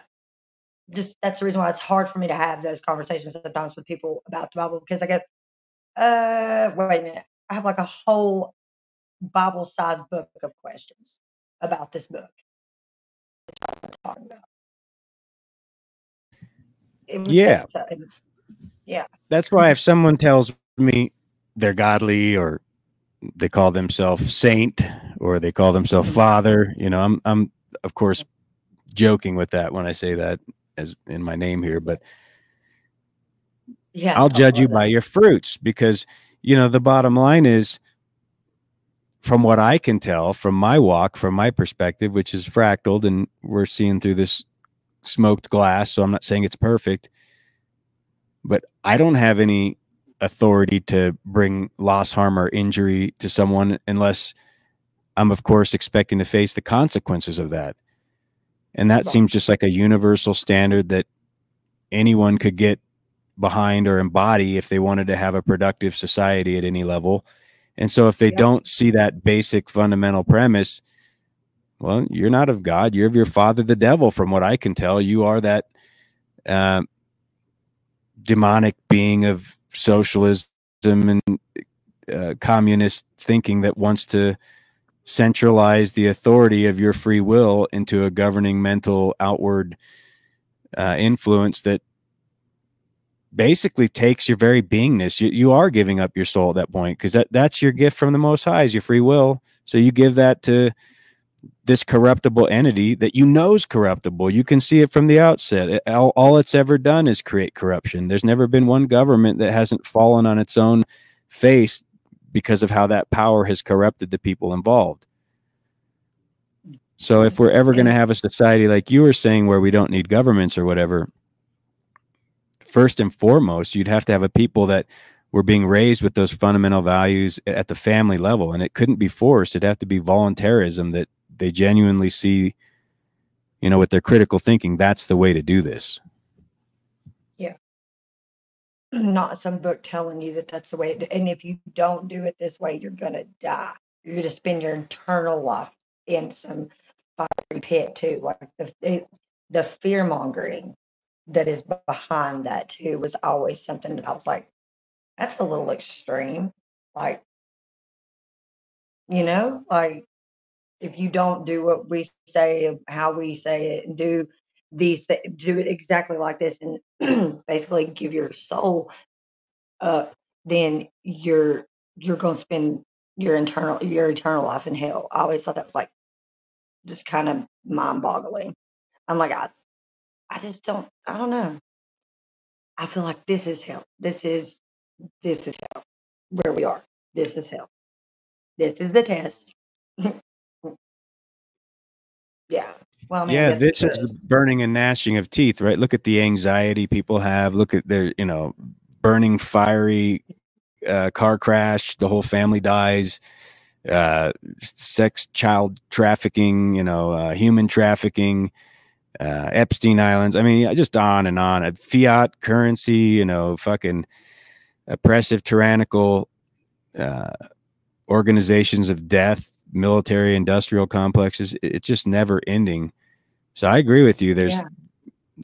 It's the greatest opportunity and it's the worst, depending on how you react to it and how Yeah. you express your free will. Yeah. That's the reason why I believe as above, so below. So whatever is going on down here is going on up there. Is you're the same godly being in your soul here that you're going to be in your quote unquote afterlife. And the sooner we understand that, the better humanity will be. But I don't think, again, like I said, I don't think that each individual person is meant to understand that the first go around in life. And I do, like I said, I do believe reincarnations. So I do think that we we get multiple lives, and we'll come back here, and Yeah. till we get it, literally till we get it. I think Then I you're don't know onto what. something with that.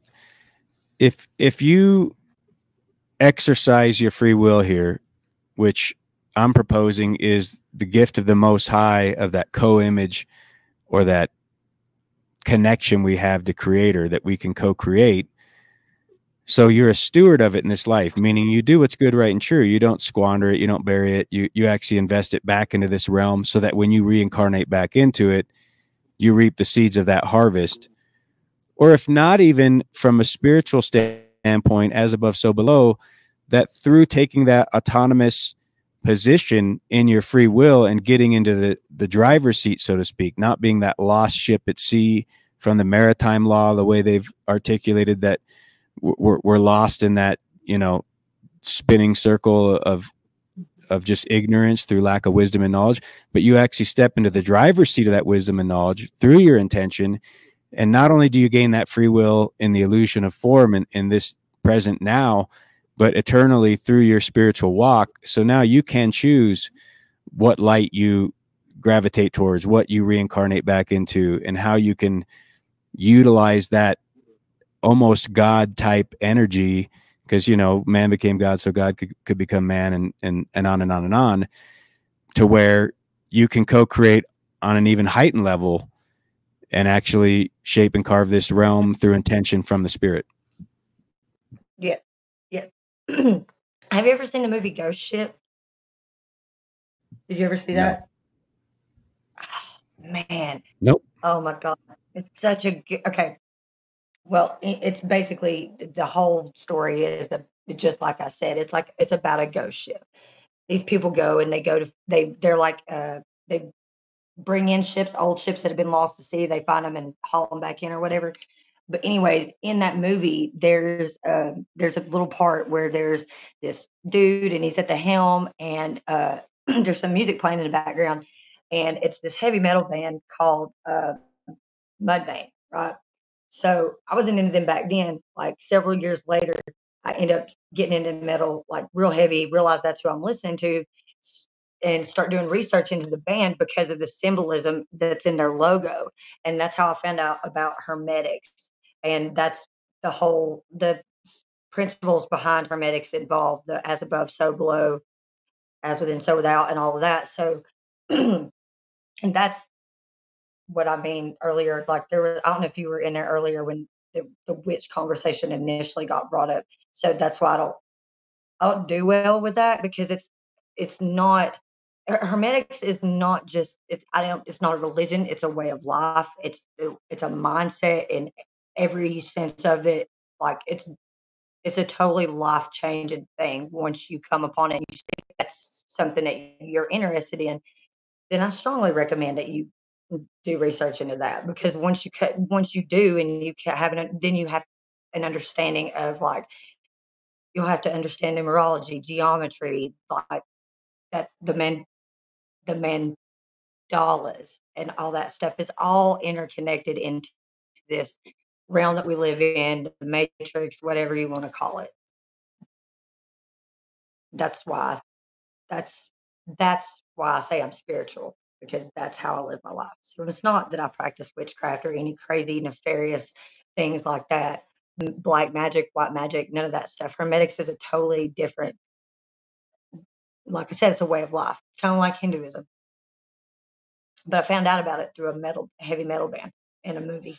But I grew up in church. It does at some level, though, reek of the same philosophies that all religions espouse, that there is a divine theology at some level that God is trying to communicate that is universal. Because like a Christian will say, there's only one God. I'm the, only God, the God of Isaac, Abraham, and Jacob, and before Abraham I was, and it's the eternal God, and in the beginning was God, and the God was the Word, and the Word was God, and yeah. And so they're always trying to tell you that it is hermetics, essentially. It's the same argument, but in a different label. You see what I'm saying? Yeah. Well, no. Hermetics is like I believe that like, for example, so Christians, they pray to God. I talk to God throughout the day, all day, every day, and I talk to Him just how I talk to you or any other person, except I may not do it while other people are around. But when I say I talk to Him just the way I do, I'm like, look, God, hey, so here's what's going on with me right now. I'm struggling with this because da da da da da, and just lay it out there for Him and be like, so I don't know if that's something we can work on right now, but I kind of need to do that because I got shit going on. And that whole thing. So if somebody was to walk in and hear me while I'm talking to God, they really might think I'm crazy. But I believe that because I have that oneness with Him, all source, whatever, that is why that I will talk like that with them, the Creator, because I've had that closeness with Him. But it come from the growing up in the church, being saved, whatever you want to call it, which I think is the basic understanding that there is a greater power than myself, but that I had to become one with that. And that is a process that takes a lot of time. I think that started when I was young and growing up in church, and then over time and things that have happened to me in my life, losing a child, one of those things, traumatic, will change the way you think about those and the way you experience things. And that's when I feel like also it allows you to open up to allow source to come into your life more, so that you have that oneness with them. Which is why that's why I say them, because I don't call God, Him, God, and label Him with a gender. It's all source, they, them, all that. That's how I prefer. It's a neutral pronoun. Hey, you know what? I resonate with it more than like hermeneutics. I mean, the idea that the intercessor has to be a book, or the interpretation of a book, is absurd to me, even though I find value in that book. So at least it seems to be more moving towards the idea that the theology God is trying to communicate to you is direct from source. Because I hear Christians talk to God the way you're saying too, of course. But I guess the main point being, like, even the word theology, that's what starts to send the shrilly thing up the back of my spine, because that's where I feel like the arrogance and the ego of man steps in to say, let me tell you about God. Let me give you a little lesson on God, and I'll give you some boundaries and definitions and fancy jargon and words, so that now I'm framing it in a way that's sparkly and enticing and sizzly, and it's, oh, that's cool, man. I really like that. And that then they just take you on another fucking ride with that power dynamic. And so the only spiritual leader that I resonate with is the one that says, always points you back to self and just said, hey, it's all in you. Mm-hmm. You want to know the Most High, you got a direct connection. So work with that. Yeah. Yeah. Yeah. Yeah. I guess I do it. I guess what it is it is kind of like I taught you. I would talk to them like how I do talk to myself sometimes. But I guess it's the subconscious fear of not wanting people to go, okay, she has literally lost her mind. She's batshit crazy. She thinks she's God, or she says she knows she's God. Well, have you ever talked to everyone. yourself? Like, just have a conversation and you answer your own questions and even play with your own answers of how you can manipulate yourself to answer your own questions differently? You ever mess with that? Yeah. Oh yeah. Yeah. So who are you talking with? How is that any different than talking to God? Yeah. That's what I'm saying. But you don't want to like saying that out loud to people. And my kids, they are fully aware of their mom and all of her crazy. And I still try to dial it back with them, even though they're older now. but it's because of that too that I have such a good relationship with my kids to where they come to me and they talk to me about anything. They know that they even religion, anything. They know that they come to their mom and talk to their mom. Their mom's not gonna flip out on them. Because I'm like, look, let's talk about this. We can always talk about this. And they're like, we know. It might take a minute because it's your mom. We're gonna be sitting here for a minute. So just make sure you call your significant other and tell them it's gonna be a minute. They got the kids, we're good. So, but I'm blessed in that sense because I didn't always have that with them either. But I did raise them in church too. But they're older now and they've made their own decisions about how they view that. And then they conduct their lives accordingly. They're both pretty different as far as that goes. But they're pretty cool. Having kids is cool. Mm-hmm. Yeah, I think it is. And I did not actually want to have kids. Yeah, you don't know what you're missing until you embark on that one, huh? Yeah, for sure. Because I literally was one of those. I was like, no, I'm not. I'm not gonna do that because I got like goals and dreams, and that is all happening. There's no way I'm having kids. And literally, I was pregnant when I was 14. So like, God had a whole nother agenda, whole nother ass plan. He was like, oh, really, Spur?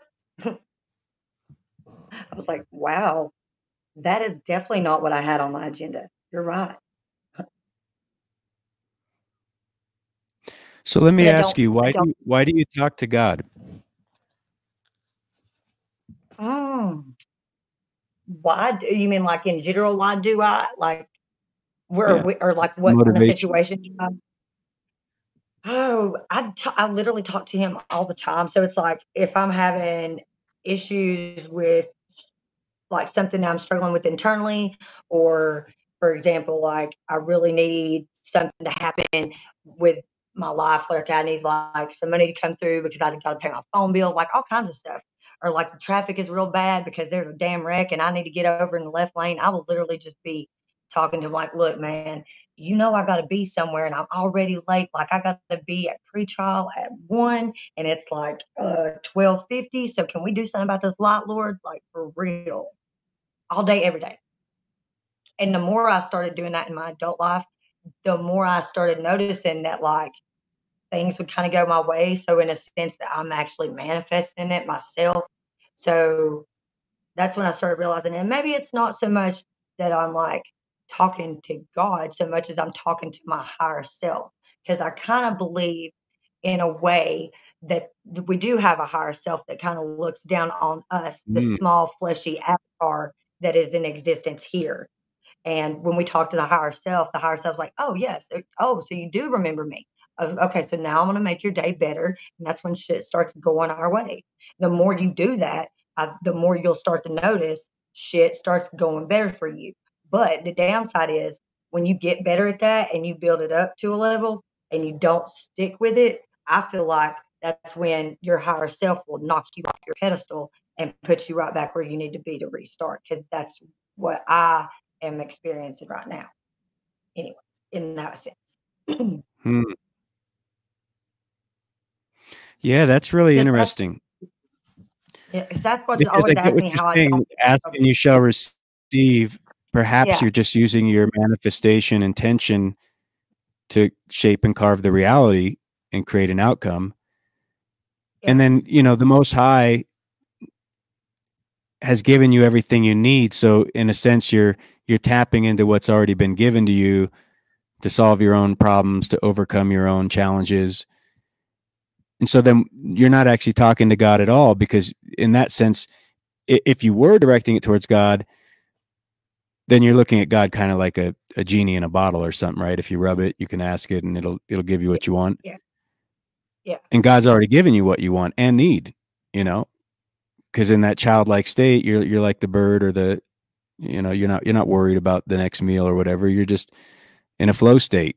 Everything's provided and it's all timely, and you don't have to orchestrate anything. You don't even have to worry about what you say. You're just showing up. So perhaps talking to God is more that meditative state where we just dwell with the truth and dwell with the spirit. Yeah. That's why my favorite quote, I have like this quote that I painted on a canvas. I've got to find that canvas. I think I've got it actually wrapped up. But it says the ultimate truth is wordless, the silence within the silence. So like, which basically is basically what you're doing when you're meditating, and when you're sitting there quiet within yourself, meditating with your inner self, you're one with God. It's all silent. That's when I noticed too, is when I have some of those aha moments where somebody left a comment on my channel a week and a half ago, but it was like they abbreviated it or just put like the anagram. And I asked them what they meant. They never responded. And I'm sitting there like a week later, I'm looking at it and I'm like, let's sit there and think about that for a minute. Okay, Em, just sit there and think about that. And within like 2 or 3 seconds, I was like, I got it. And I was like, I'm so glad he did not tell me that, because then it forced me to have to go into that like inner self and figure that whole thing out by myself without Google and without asking anybody. And I did it. I was so proud.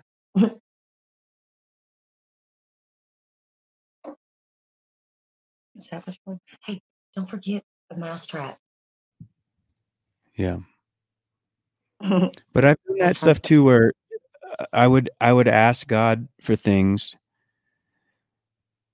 and I have had experiences of like miracles where when I was really young, I remember there's this time I couldn't even pay my rent, and it's like I needed like an exact amount and asked for it, and like a check just showed up that day. It was fucking mind twisting, you know, just total synchronicity. Mm-hmm. It's those little things, like when you have those little things happen for you in life, where it's like so inexplicable, except for that you know that you did that you asked for that or whatever, and it happened. And so that's when you kind of start thinking, wait a minute. So if I can do that, and then you'll start like kind of doing other things to test that theory out. That's what I do.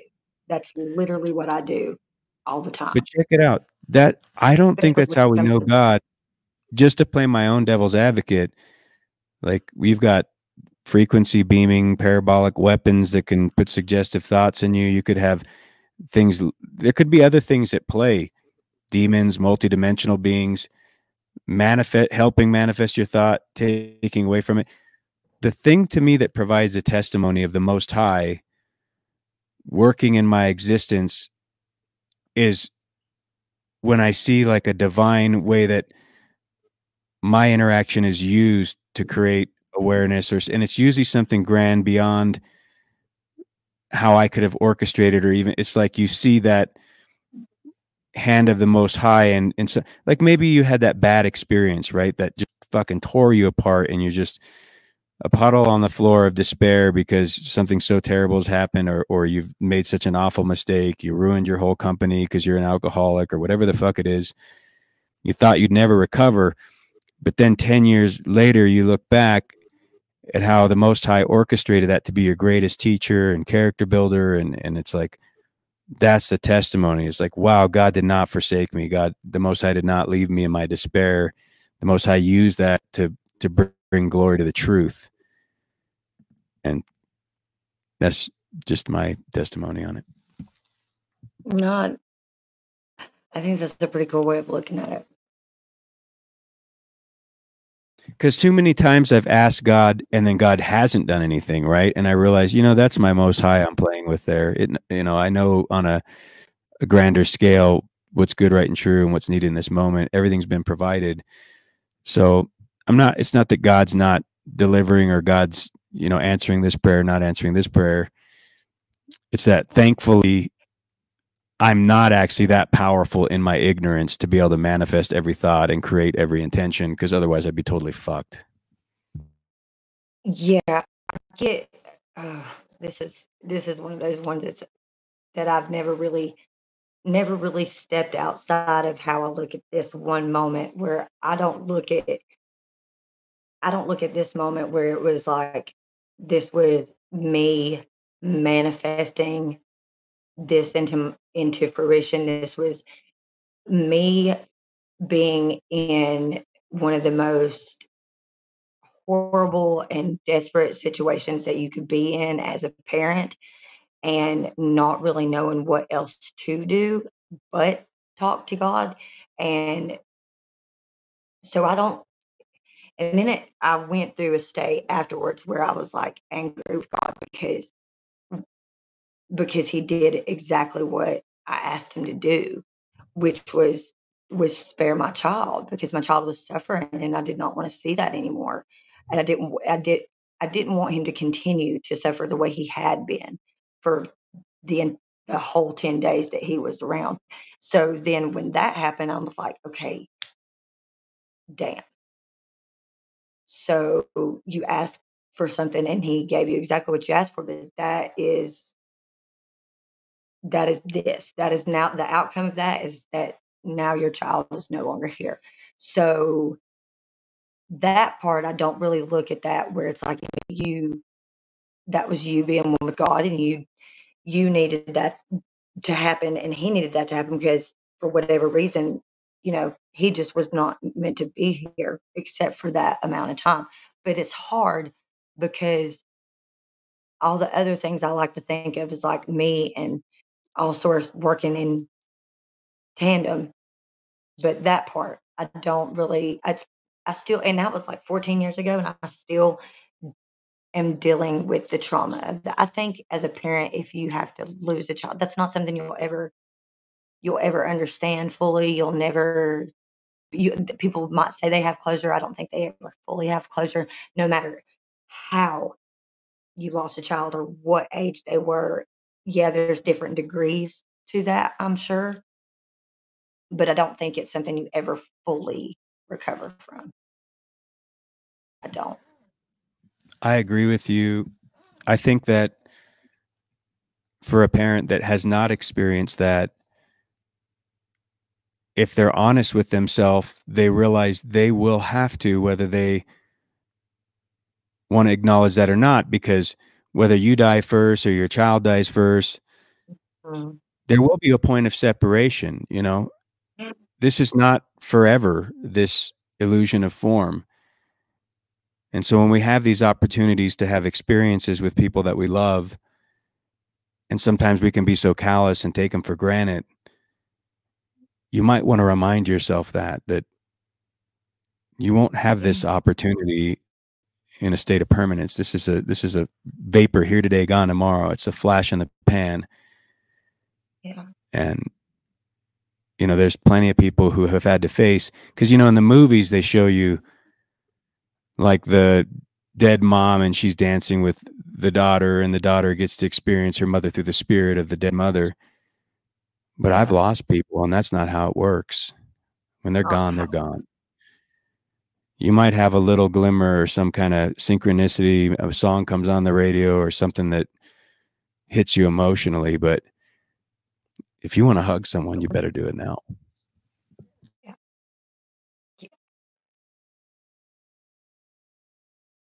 Yeah, because I lost my brother earlier this year, and that was it was super, super unexpected and really hard to deal with. I think that I'm sure that had a little bit to do with why I've been to jail twice this year.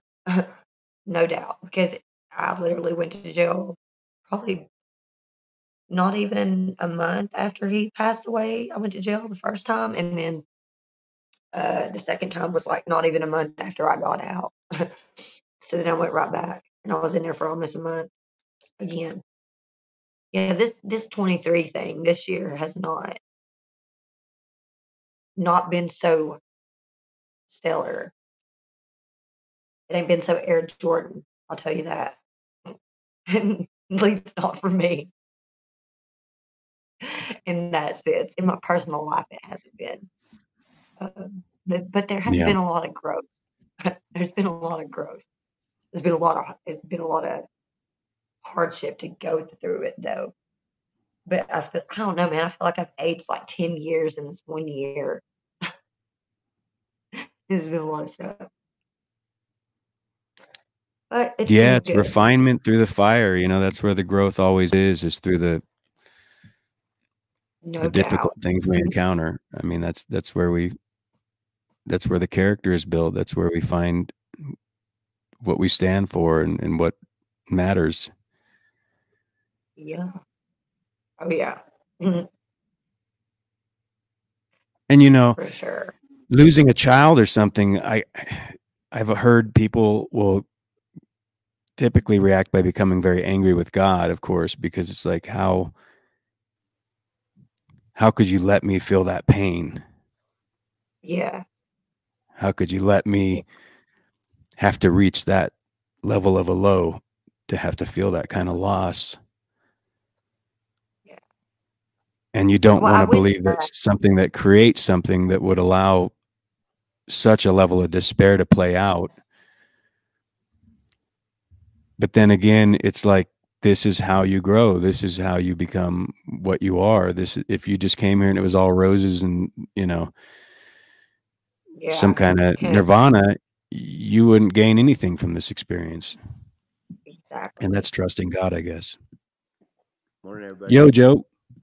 St. Dick, is that your channel name on there? St. Dick on YouTube? I'm the Freedom Grower on YouTube. I just was playing around here. I got you. Yeah, I follow you. I hadn't heard you speak before, man, and see you said a lot of good stuff. I could relate, putting earlier you're saying, you put things out kind of out in the ether, and they just have this effect. But first of all, let me say thanks, Flow State, for having me on, buddy. I've been watching you, and I appreciate it, man. Thank you for joining. Yeah, big time, man. Big time. Oh, he lives. Yeah. And my friend Emma, how you doing? Hey, how you doing, buddy? Excellent. Doing man. good? Excellent. Yeah. I didn't grow up going to church or anything ever, like not even thinking about like these type of thoughts for like 45 years. So I feel kind of dumb sometimes, but like, man, when I first started getting online in this kind of community, and like I'd put a word or a phrase out there and it'd catch on, and it was like I was so lonely, man, that type of thing made me feel good, man. I was like, all right, like I'm having an effect on people, like positively, you know what I'm saying? And like I still do it too. I hear things I say and they never go away and stuff like that, and it's like that's kind of godly, man. You know what I mean? That's like God is like, it's not personified. It's not this dude's going to help you who looks like a Portuguese guy or something like that with a beard. God is everything, man. It's all around, but God is You know, one logical Yeah. conclusion to the next is how I kind of was last 5 years I've been living, man. You know, and like you say, you feel like you age mentally, but physically I'm feeling younger. But like mentally, I'm starting to feel like the old man on top of the mountain. You know. Yeah. You know? Oh yeah. For sure. Mentally, definitely aged. I have. A lot. Physically, Like what not wisdom. so much, but yeah. I don't know. I got to work on my resting bitch face because if those wrinkles set in, I'm not going to be happy. Dude, I got gnarly ones. My feet are coming back. But also I lost I lost like 50, 60 pounds and I got wrinkles. Oh my God. Just done eating I carcasses. wish I could lose like 10. Yeah. Yeah, man. Is this from last night, this stream? I didn't see how long it's been. Yeah, it's Yeah. midnight. They were going on. Gangster, dude. You're going on. I'm not the gangster. They're the gangsters. I just woke back up. I've been sleeping all fucking night. It's crazy. And say this Pud has been asleep all night. He is not fixing to take credit for holding this stream down. There is no way. No. Notch held it down. He did a great job. Yeah, Notch held a huge chunk of it down. Coffee and smokes, Yeah. man. Man, I woke up a few times. I kept setting alarms, right? Like, all right, I'm gonna wake up in an hour and I'll close it down, but I'll let them finish out their conversation. The conversation keeps being good every time I wake up, so I've just let it ride. That's cool. That's kind of fun night, sort of. Yeah. That's cool. Yeah, I'd be getting up for work right now, and I'm like, I try to be up at night and get on, but I just fall asleep. I'm such a morning person. So My schedule, especially since I started freaking messing with flow, my schedule has been so chaotic. Because if I get on a stream and I'm there for stay more than 15 minutes, I'm restreaming it, I'm gonna be there all night. That's the way it's been the last couple times.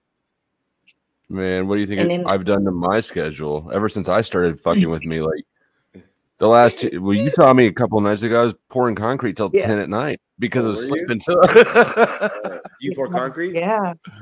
Yeah. I do all sorts of things. Concrete, is one of them. We were doing concrete this week, and it's a gig such that I can, if I choose to pour concrete at night, then that's when we're gonna pour concrete, and it works that way. So it's convenient to be able to sort of move that way. Yeah, most jobs, most people don't have the luxury of being able to decide that they want to pour concrete at 10 at night and having that work with, all the variables.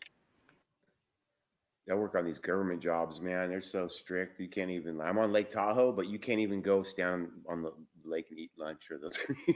Like, get your dirty body off the lake. Yeah, that's cool, man. I'd like to do all different. I'm a plumber, but I'd like to do all of it, man. Everything else. Now that I've been learning so much stuff, man.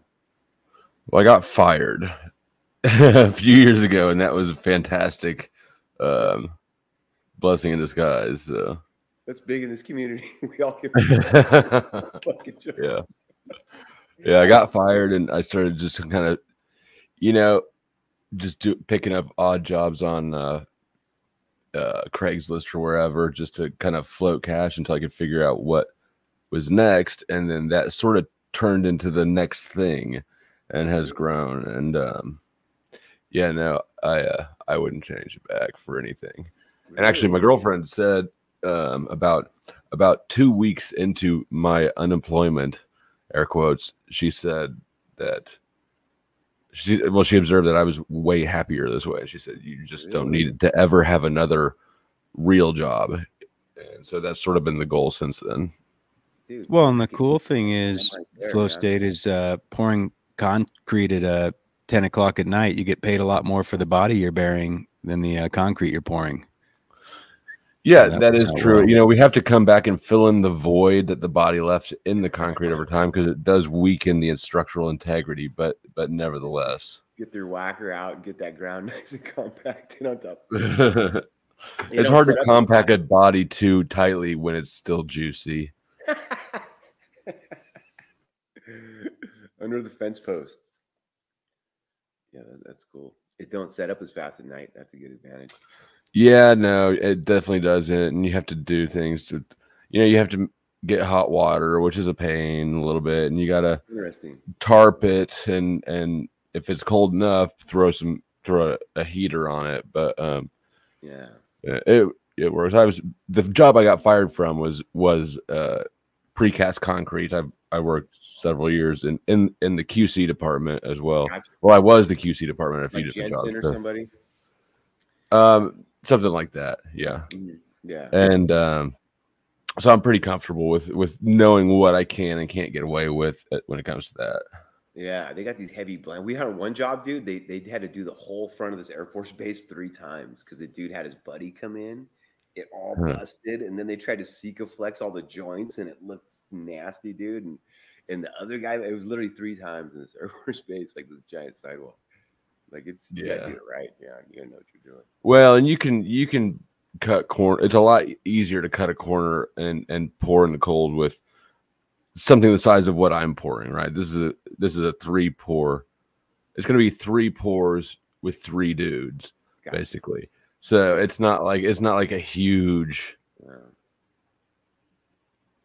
piece of concrete. Then when you get into something too big, you've just got timing issues with everything. Oh, dude, yeah, it's nuts.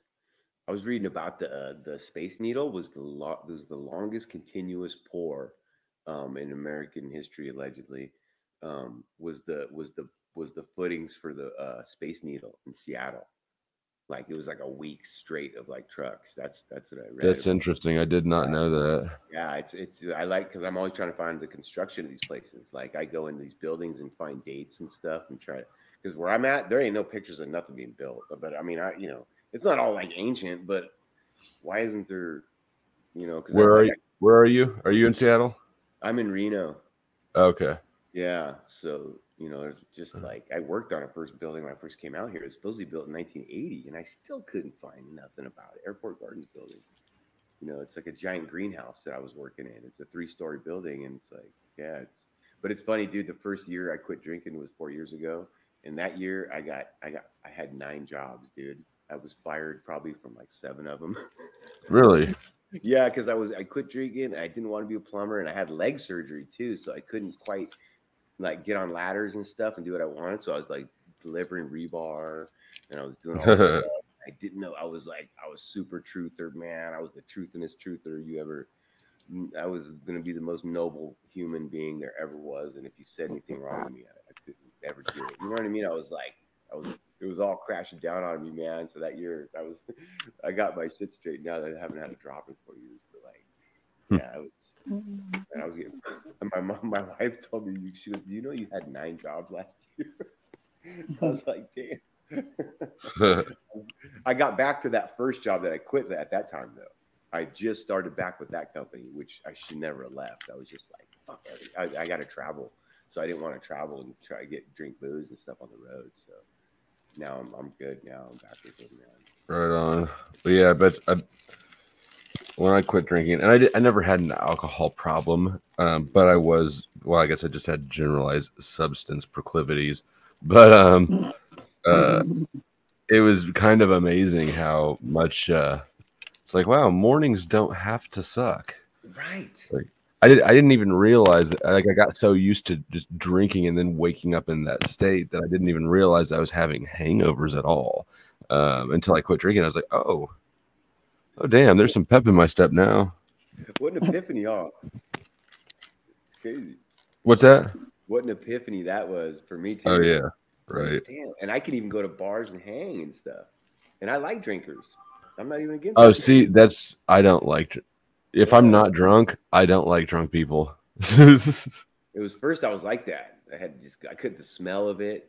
Now I got guys at work. The guy at work tells me he don't drink, and I'm like, bro. He goes, I quit drinking. I go, when? Tomorrow? I could smell him from across the fucking room and shit. Yeah. Oh, wait a minute. And I've noticed it's interesting that there's a lot of recover. I'm doing air quotes again. Ooh, somebody's feeding me back big time. That's my microphone. I think that's my co-host. I've muted you. But yeah, I think there's some there's some dopamine fix on YouTube that people find as a substitute, it seems. Absolutely. I definitely put one thing down and picked one thing up. And I know that, you know, and that's cool. But what I do is like I take my camera, my GoPro, and I go out in the forest and find stuff, man. Instead of sitting in a bar, I'll go out, man. And because I know I'm a physical type of person. And so like a lot of the stuff escapes me. I'm trying to kind of get my head wrapped around a lot of things, but the physicality of this world, I understand completely. And I get out there and film it. And I love being here, man. I don't want to go to heaven or nothing, man. I love this place. You know what I mean? Like I do know what you mean. I've often thought that perfection sounds boring. Yeah, right. Good way. Well put, dude. Well put. I'm gonna steal that one forever. And I did just sub to you, and I every live stream, people who join the panel, I link their channels in the description box afterwards, so that people can go back and find whoever they were talking to or listening to. Appreciate it. So you'll be there, and I'm gonna have to go back to the stream I slept through and figure out. Oh wait, nobody was here that I didn't let up. So never mind, that'll be easy. That's funny. I got on. I go, I wonder if he's awake or asleep, or is he? So I just was chilling, watching drinking coffee. Yeah. No, yeah, I'd been up for a few minutes, but I didn't want to. I mean, it seemed like they were having a good conversation, and so I just kind of stayed quiet, let them have it. Well, that's your show. I've been wanting to come on, but when it's good, I don't bug show. Like I won't come on and disrupt a good conversation on anybody's show. I'd rather get in the chat and just right. You know, especially if I don't got nothing to add or whatever. But yeah, I definitely respect that. I feel that too. But I recognize that I have sort of a whatever you did with that. We gotta. That's what I'm asking.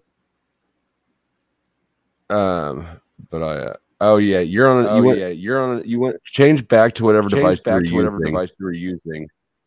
Android has a bad echo.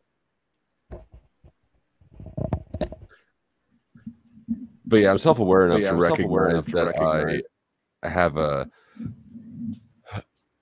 a disruptive personality. Right. I can feel that definitely. Okay. For sure. Because you have to be that way. Some people have to be that way. Me too. Yeah. Some people have to be aggressive, and in life, and not everybody, but some people.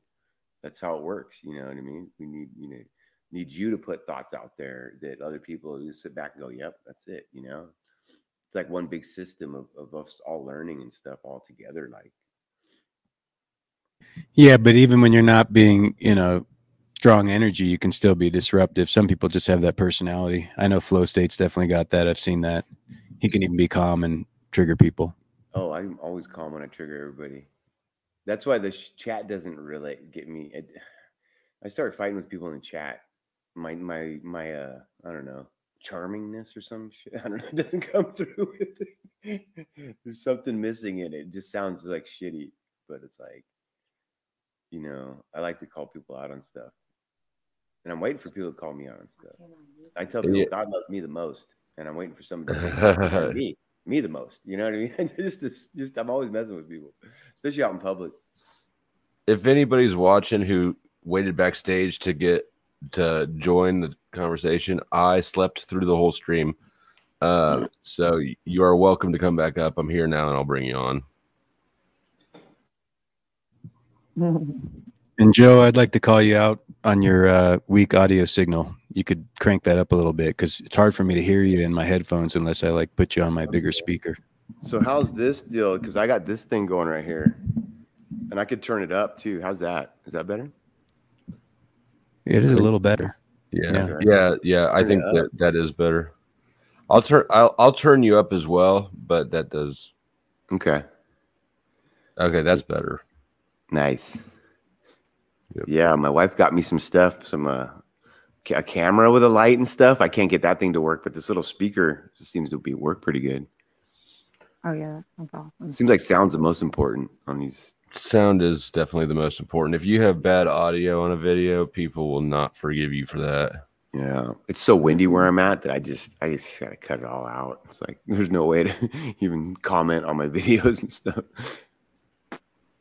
I bet the issue with mine was the mic on the headphones is interfering with the actual microphone. And we're going to turn you up as well. Did you get a good sleep in? Did you get a good nap in, Flo? I got great sleep. Yeah, I don't know if you heard earlier. I kept setting my alarm, right? So I fell asleep and I kept setting my alarm after that every hour or two so that I could come shut off the and stream. shut it down. Yeah, but every time I did, I came over and started listening for a second. I was like, fuck it, they're cooking. I'm going back to sleep. And so now here I am. It's morning time. I haven't been at my own 9-hour stream like at all. And awesome. So I'm on my way home. So hiking you did back a up. great job though, Nikita. you had us go. You're very entertaining, bro. Well, good. I'm happy that you're entertained. I fell asleep too, though.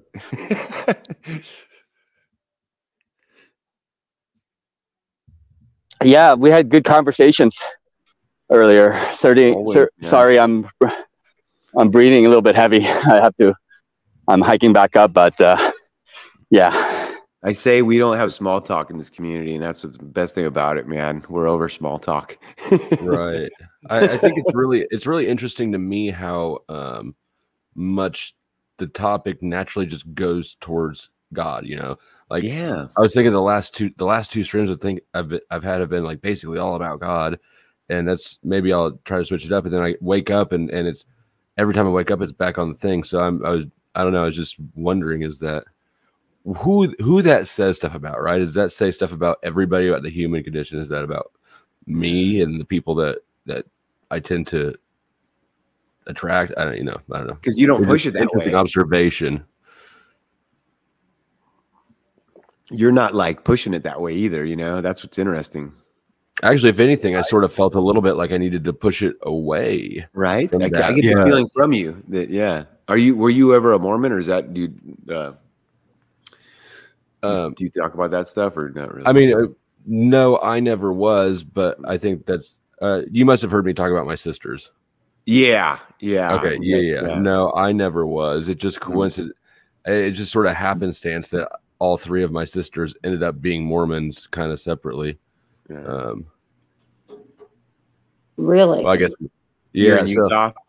I didn't know that. That is interesting. So I was raised with one sister that I knew of. I have a younger sister, and she married into the Mormon church. But when I was like 28 or so, I learned that I have two older twin half sisters that I didn't know at all, and they were raised Mormon in Salt Lake City. And I've still only met one of them, actually. But yeah, that's fascinating. It really is. Yeah. Identical twins or fraternal twins? Fraternal. Yeah, it must be a trip. So if Flo ever goes missing, then if what? Then we know if you ever go missing, or Church. one of your kids ever goes missing, like some radicalist shit, we know where to start looking.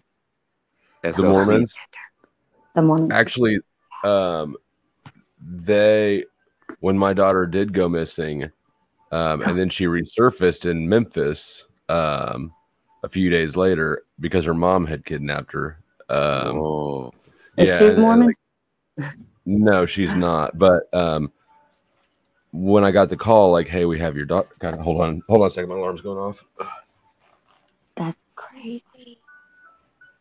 Yeah, that's kind of messed up. Yeah, trippy stuff. These family stories trip me out.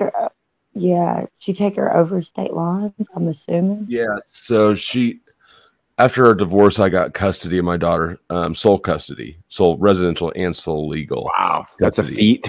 All right. Well, I did it twice, actually. But her mom this was when she was probably 5.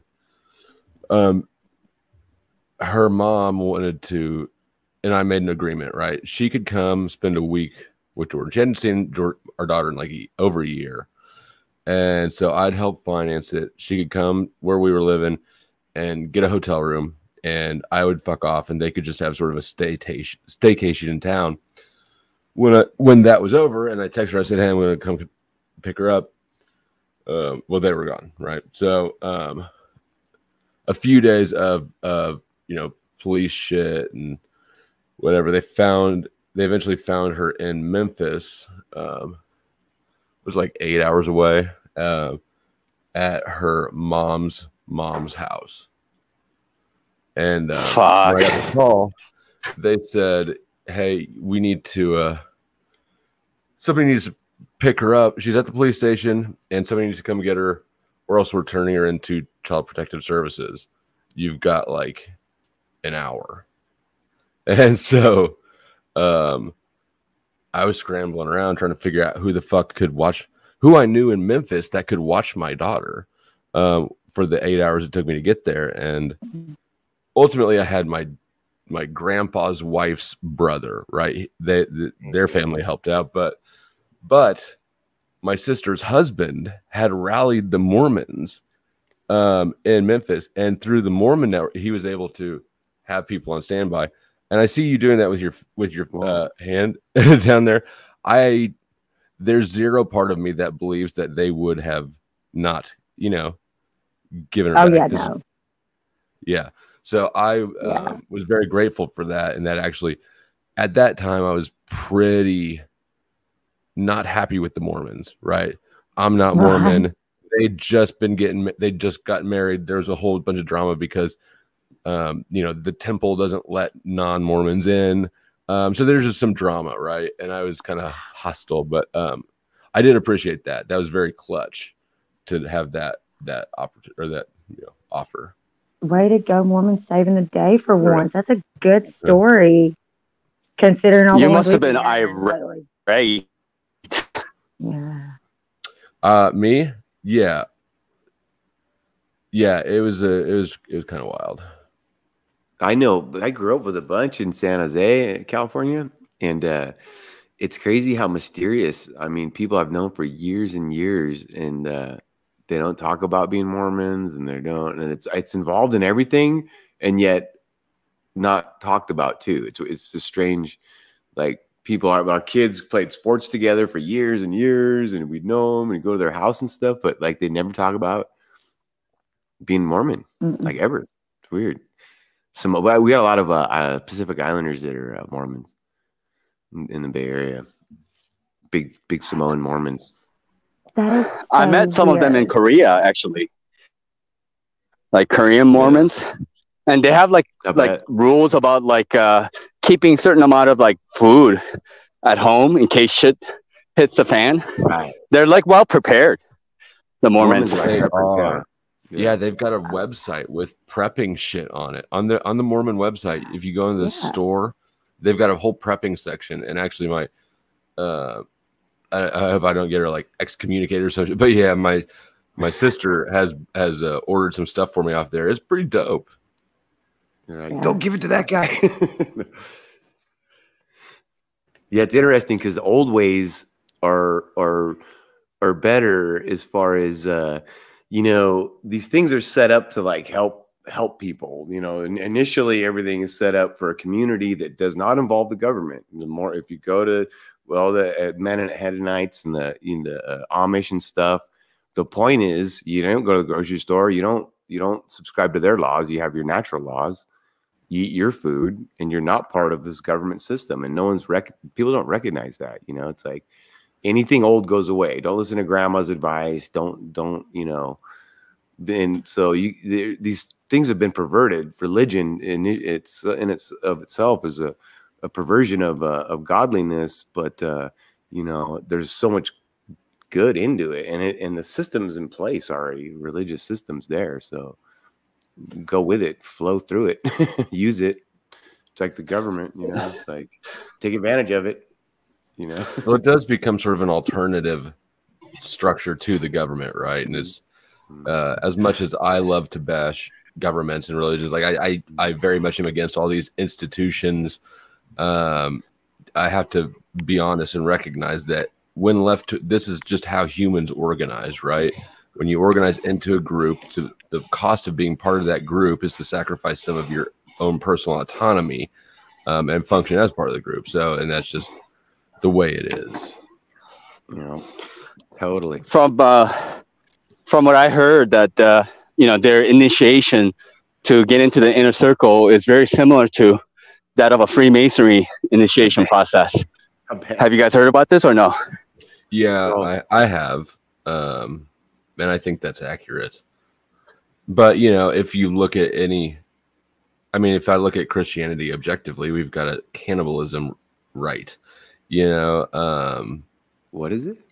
Cannibalism, the The sacrament, holy cookie. Drinking the blood of Jesus. Yeah, right, blood right. too. You know, and yeah. So yeah, I get that explained to me all the time by people. I'm like, dude, what is up with that? Honestly, like eating. Well, no, you don't get. It's just a wafer, and it's a. I mean, yeah, but it's supposed to be the, you know, the Corpus Christi, The body of Christ. yeah, The body of Christ. the dead body of Christ, the Corpus Christi. I'm like, okay, I don't know, man. I could see that could benefit you if there was, you know, if you can get an actual. No, piece. corpus just means body. I mean, we it's not dead. I thought it was dead obfuscated body. that word. No, in the English language, is a dead body, like a corpse, but like the original Latin, I think it's just a body, as far as I know. It's not like cuerpo or something, like Spanish, like cuerpo or something like that. Like it wouldn't be different. I kind of thought it would be, but kind of a dum-dum. So Corpus delecta Latin would be the dead original. body, I think. yeah. In Latin, it's body, and it doesn't really have any relevance to death. Although, if you're speaking about somebody's body explicitly, there's typically a reason. right. Is the delecti and corpus delecti the death part? I do not know. I'm assuming. It would be interesting to learn Latin. They purposely kept it away from us. Told us it was a dead language and not worth it. So I here's can't the find interesting thing about Latin. I went to a Jesuit high school, and I had no idea the Jesuits were anything besides just some, you know, whatever, just old priests. I didn't know anything about them. And brothers. Yeah, but my high school offered Latin as a language, but you had to be invited to take it. Right. Whoa. Right. Right. Yeah. Whoa. Yeah, you needed to be recommended be by invited? somebody in staff. It was very interesting. It's very interesting in hindsight. So you had to be. What was their criteria they were looking for? Did they make that known? Well, the impression that I'm left with is that there's a certain grade threshold, but I don't know for sure. It could be an inaccurate memory. It could be accurate. I have no idea. Because I didn't give a fuck at the time. I bet it's true. Probably it's probably more of a psychological profile. Well, they're not gonna. The kids from the basketball team they recruited from down the street, they ain't getting invited. I'm sure. You know what I mean? The real Jesuit, the guys that grew up in the church, because those schools are also they get the most talented kids, not necessarily religious kids. Yeah. Right. Yeah. There's definitely a threshold that you for getting into that school. It was a private school. You had to have money. You had to actually like. Do the elders think you're attractive? Huh? The threshold would be: do the elders think you're attractive? There you Be go. the criteria. I don't know that helps your admission. Dick. There's definitely it was the best high school for a lot of sports in the Kansas City area. Yeah, they all are, man. The Jesuit high schools. And the entrance, I thought the entrance exam it was objectively more strenuous to get in this high school than when I got into college. Yeah. Bellarmine in San Jose is the same thing, and these are where all the pro athletes come out of too. All these high schools, it's very rarely they come out of public schools. Latin is the official language of the Vatican, by the way. So I can't find No. I said I was mistaken. Latin was a course that was offered to anybody. You could take Latin. Anybody could take Latin. Greek is the one that you needed to be recommended for by the Latin professor. Okay. Yeah. Yeah, I can't find a free course on it anymore like I used to. interesting because Greek is what the Gospels are all written in. You know, isn't Greek an upside down language? That in Aramaic. I don't think there's That in any Aramaic. gospel written. Is there a gospel? I don't think any of the Gospels are written in Aramaic. Not no, yeah, that was the you're language right. spoken by Christ. Which I think is just an interesting phenomenon. However you want to interpret it, that the Gospels that's by a Jew in the Jewish religion in the Jewish region, and everything's written in Greek. I think that there's probably some information or some understanding you could glean from that if one was so inclined. So much confusion in religion. You know, you're taking part of the Bible, you're putting it in Somalia. You know, you got stuff like that you're talking about. Just like it's so convoluted, man. Like it's crazy.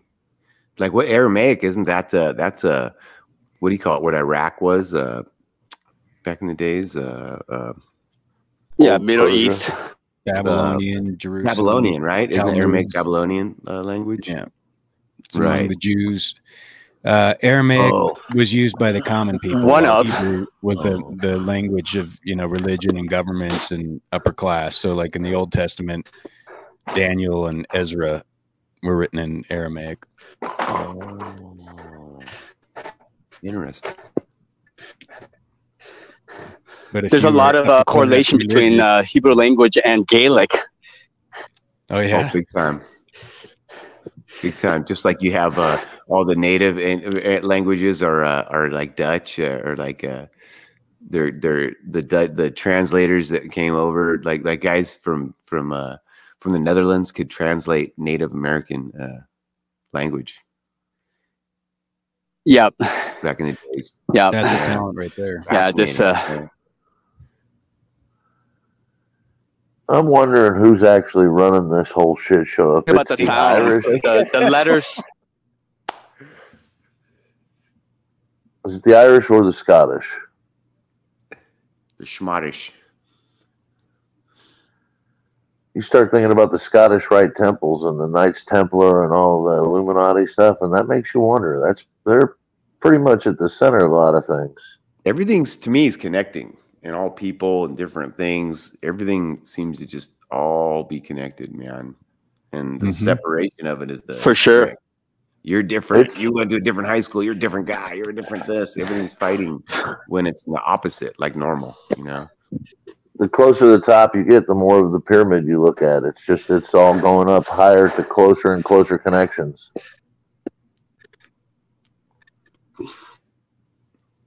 Who runs this shit show? Flo, you should know. You were a banker.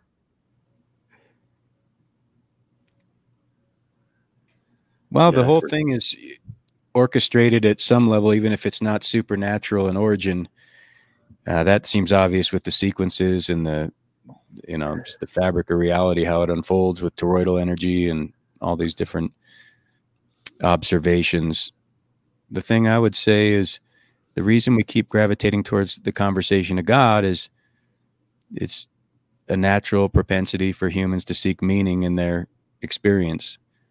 And especially when you have the whole world, like fucking direct energy weapons and, the shit you see going on with the shenanigans in the financial system and the economics and war and all this. It's like, okay, so am I just a rat in a cage, or is there something more substantial here that I should be gleaming from this? And so people are constantly trying to frame that up and figure out, how do I articulate this and what's the real meaning behind it?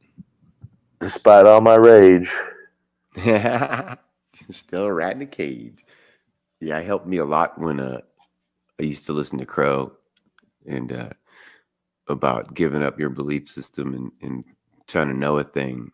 And that's what helped me quit drinking, helped me kind of get my logical mind going from one step to the next. And that's what ends up to God to me, is ultimately everything kind of, is like, well, what about this and what about that? Well, we ain't gonna know. We can only know what's on our realm, what's here, what we can deal with. And, a lot of things is like, I'm cool with it, man. Like, we'll find out later and stuff like that. but it's like, you know, I don't know. Logical conclusion is that it had to be created. That's just where I came from. With no, I'm not mad at any religion or anything, so I kind of have a unique perspective where I'm like, you know, we didn't even talk about this stuff, spirituality, growing up at all. Yeah. So I'm like, yeah. Too much design component is ingrained into nature and of humanity as well. So, and the way biology works. So if there's a design, there has to be a designer. That's the thing. Yeah, the tornado in the junkyard theory. Yeah, made a Ferrari. Yep. Kind of tough, right? That was the Russian mathematician. That dude, Flamenco, if he was a real guy or not, but dude could do some math. It's unbelievable. But what really baffles me the most is how fragile we are, and yet how fucking intensely powerful we are. I mean, we can put our mind. Look at Dick. Dick's over here building houses. We're incredibly able and capable. Right. It's just a matter of putting. I break my finger, I can't work. We have not seen these houses that Dick is building. But I've seen plenty of other people yes, we build have. houses. Okay. All right, fine. We have. Okay. Look, I was just looking for a toe hold in the shit talking. Apparently that one's not it. No, I mean, Dick, you can obviously see he's a craftsman, okay? And, you know, whether he's a finished carpenter or not remains to be seen. I'd like to see more of his work. But he's just a badass motherfucker. That's the bottom line. Go. Dick, anybody with a name like Dick, I get it. You're a badass. I go around job sites. I go on live sometimes. He's a hard-ass motherfucker. That's right. Yeah. Man's man. I demonstrated soldering the other day on whose channel was it? Somebody else's channel. I was live during the day. I clicked on real quick. I'm like, hey, check this out. So I showed him I was soldering copper, just for the fun of it. Show people stuff they can do. You know, a lot of people are hurting for cash. Yeah, in the community, and it's laying Hey, around. Flow State. Sorry to interrupt, but the comment you just put up, true story. I was supposed to pick up and drive Gary Busey from one place to another. He saw me and turned and fucking booked. Thought I was either John Goodman or related to John Goodman, as if they had a beef or something. Refused for the rest of the week when he was in town to deal with me at all. Couldn't even get near him to take a picture. The guy was fucking spooked. So that is an interesting story, but it was definitely not worth interrupting. Well, I just saw it wasn't going anywhere. I mean, just, like I have the comment on stage or on screen. It was. I hear you, but it was kind of weird. Little senile, getting old. It happens. It happens. I got a name like Dick. What do you mean? So, it's hard. You have a name. We love you, Scott. Last name is Richard. Oh, that's right. I remember you saying that. You tried to tell me like a much more belabored, long, agonizing story like you just did, but much more painful to listen to. I have a tendency to be verbose because I really want you to get it. Yeah. It was brevity is the soul of wit, Scott. Brevity is the soul of wit. I'm a writer, so I tend to find writer's license in any and everything I say or do. It doesn't work the same with speaking. I try to keep it as brief as possible because people's attention span is not long. Their problems are not my own. No, it is your problem though. Yeah, if you're trying to communicate with them and you want them to understand, then you definitely have incentive to be brief. If I want them that's to why understand. you're so dysfunctional, Scott. You're not seeing the problems that you're facing. You're not dealing with it head on. You're just obfuscating and ignoring the 800-pound. Am I facing them? Am I causing them, or am I leaving them in the dust? You're avoiding the conversation right now entirely. Yeah, I mean, not so much. You just justified interrupting people and then going on for a long time because you're a writer and you want to communicate and you want people to understand. And then the next breath you said that it's not, you don't care if they understand and it's not your problem. Well, you're just justifying whatever it is you're doing without actually thinking about what you're trying to do at all. I think writer's license would indicate you don't really care whether they understand perfectly or not. It takes it off the page a little bit and out of the norm. So you're communicating just for the purpose of When I write, to be honest, Dick, I'll be honest and tell you that a lot of things are a little ambiguous on purpose so that they've reached more people potentially with their own meaning to be derived. So it's do you a want them to purposeless understand endeavor. or not? Got it. I just want, since he doesn't really care if people understand, I turned his mic down to 2 so he can talk to himself. I'll turn you back up, Scott. I'm just proving a point. That's pretty funny, though. Like, since it doesn't matter, you know, you can just speak into the abyss. Your mic's back up, Scott. I can still look sad, though. Oh, yeah, you can. You can. It looks like a sad John Goodman. He was fucking Roseanne Barr. What do you think?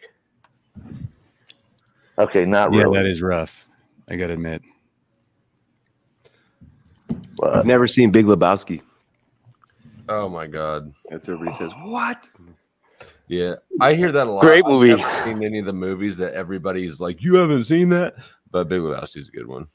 Yeah, I will, though. Not because I don't want to. I just haven't gone around.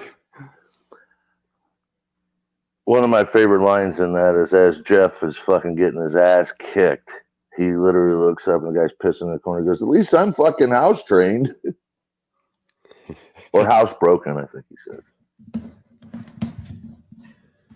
You have to Great drink lines every all time over. he says a Caucasian. That's the game. Every time Big Lebowski says a Caucasian, then you have to drink. Did you salute me, Dennis? I don't know who you're talking to, but if that salute was at me, salute back to you. I've kind of, well, of course I've been ignoring the chat. I've been asleep for basically the whole stream.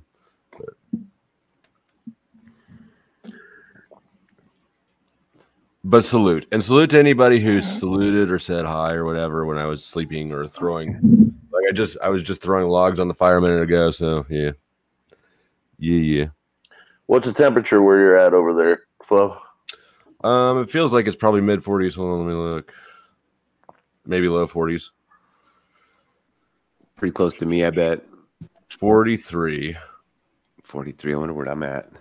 I was in the hot tub last night at 30 degrees. That was kind of fun. Yeah, look within. I haven't been here all night. Like little Barbie right there has held down the stream. She was the first one to show up and she's still here. I heard Notch was holding it down earlier too. Yeah. Yep. Yeah. For a little while. Well, I mean, the people who, and Dick too, because like I said, I've been asleep. I woke up a few times and came back and checked and added, but most of the people have been here. I haven't been around to add people to the stream. I was walking the dogs, taking care of some morning ritual stuff and listening to stuff about John Deere tractor and diesel stuff with you, Dick, and another guy that was fascinating. I didn't have the screen on, so I couldn't tell who it was, but it was some pretty cool information. Told me information that I didn't know. That was Ken, who is AKA EBT. Mr. Miyagi. EBT. Who's AKA Thomas Aquinas. But yeah, you're probably talking about EBT, who's substantially more intelligent. It was really intelligent. He was well informed. He was a mechanic, obviously a diesel mechanic, it seemed. Yeah, he knows everything about diesel engines. It's ridiculous. He's a John Deere mechanic. Very cool stuff. But he does have a ton of knowledge. Well, I'm not gonna say that. He's a very smart person. Yep. I sometimes wonder about the company he keeps. Like, you're too smart for toilet bowl. The fuck you doing hanging out with this dude? I was gonna ask you if you know that dude. Like, what's that dude's name? Toilet bowl Earth. Yeah. I don't know. How do you recommend that? Hey, listen to this dude. He's good, isn't it? What's his name? A toilet. Like, well, I've never recommended him to anybody, and it's not because of his name. Yeah. He's pretty much a Bible thumper, isn't he? Oh shit! It is 11/11. Mm-hmm. And I'm over there under the fridge. I'm a life path 11. I was born on the 11th, so nice. I rock. So I is my rock mom. 11. My I better buy a son's lottery 11/18. ticket or something. My son's Do you remember- 11/18/92. It's kind of interesting. Do you remember the movie The End when Burt Reynolds trying to kill himself over and over again? Dom DeLuise. No. No. He went One of into the his first movies I ever saw. He The went worst into one? his. It was great. No, not he said first. It's a great okay. movie. If you haven't seen it, Flow State, spend a couple hours watching the end. It's a fucking great movie. But I can't forget this, and I acted it out, redid it in a play for school one time. But the section of the show where Burt Reynolds goes and tries to raid his parents' medicine cabinet to look for a weight off himself, and his father's doing paint by numbers, and he's just over in the corner, and he's going 11, 11, 11 all day long. I've just been painting 11, 11. I forgot about that. That's funny. It was fucking hilarious. That poor old man, he was just tired of the number 11. And at that point in my life, I was probably 11. And, you know, the movie was probably rated R. But I love that movie. Dude, every morning I get ready for work is like the Hooper. Remember Hooper, the very beginning of Hooper? Yeah. That movie? Dude, that's me when I get ready for work. Getting gear on. Layers. That's funny. Wow. So you guys are easily amused then, huh? Easily. Simple, Dick. Easily. Just put a movie on and these guys will just zombie thrown out into gelatinous blobs of nothingness staring at screens. I haven't seen that movie for, I don't know, as a kid. It was one of the first movies I ever seen. Then wasn't Christy McNichol his daughter in that movie? Probably. She was in everything back then. But I'll say this one thing, Freedom Grower, there was quality stuff back in the days. They got you programmed on good stuff. You know, they can make good stuff. Always, always, always. You know, like Braveheart or something. That's a great flick, man. There's no way around it. Absolutely. Yeah, you know even what I the mean? weed was better back then. They actually had real skunk terpenes and, you know, diesel Well, and shit. it was bad, then it got really good. Then it got, yeah. I remember the first time we saw some real bright green bud. That was probably like 89 or 88 A lot of or it 89. came from the bag seed. It just needed to be grown right. Put it in some Yeah, good California, Humboldt, you know. That's where we were right underneath there growing up. Yep. Can do no wrong, but pretty much. We used to drive up to Oregon. The movies became homogenized cultivars of propaganda programming, and so did the food, and so did the weed. But my mush brain is when I'm watching sports. I can't. It's hard to shake, man. It's hard. Well, for stop me. watching it. Yeah, don't put my eyes on it. Simple as that. Yeah, don't turn it on. Do something Sell else. your TV. So I got 5 of my. I live with 5 adults, and I'm a grandfather, and I got both my kids, and we got a TV in the bathroom. I would have a revolt, dude, if I threw the TVs away. I just leave. I got family that watches that shit. We go to their house, they throw on fucking bullshit Fox News or whatever. I might watch it for 5 minutes, but if they're gonna keep doing that, I'm out of there. That I won't. That was done years ago. News. Once that thing blew up in Palestine, that giant warehouse that was the mushroom cloud that went from it. That was the last thing I've seen on the news. I said, nope, that's it. I told my wife, I go, this is what this is going to say right here. This guy's going to walk around. The mayor of whatever Lebanon. It was in Lebanon.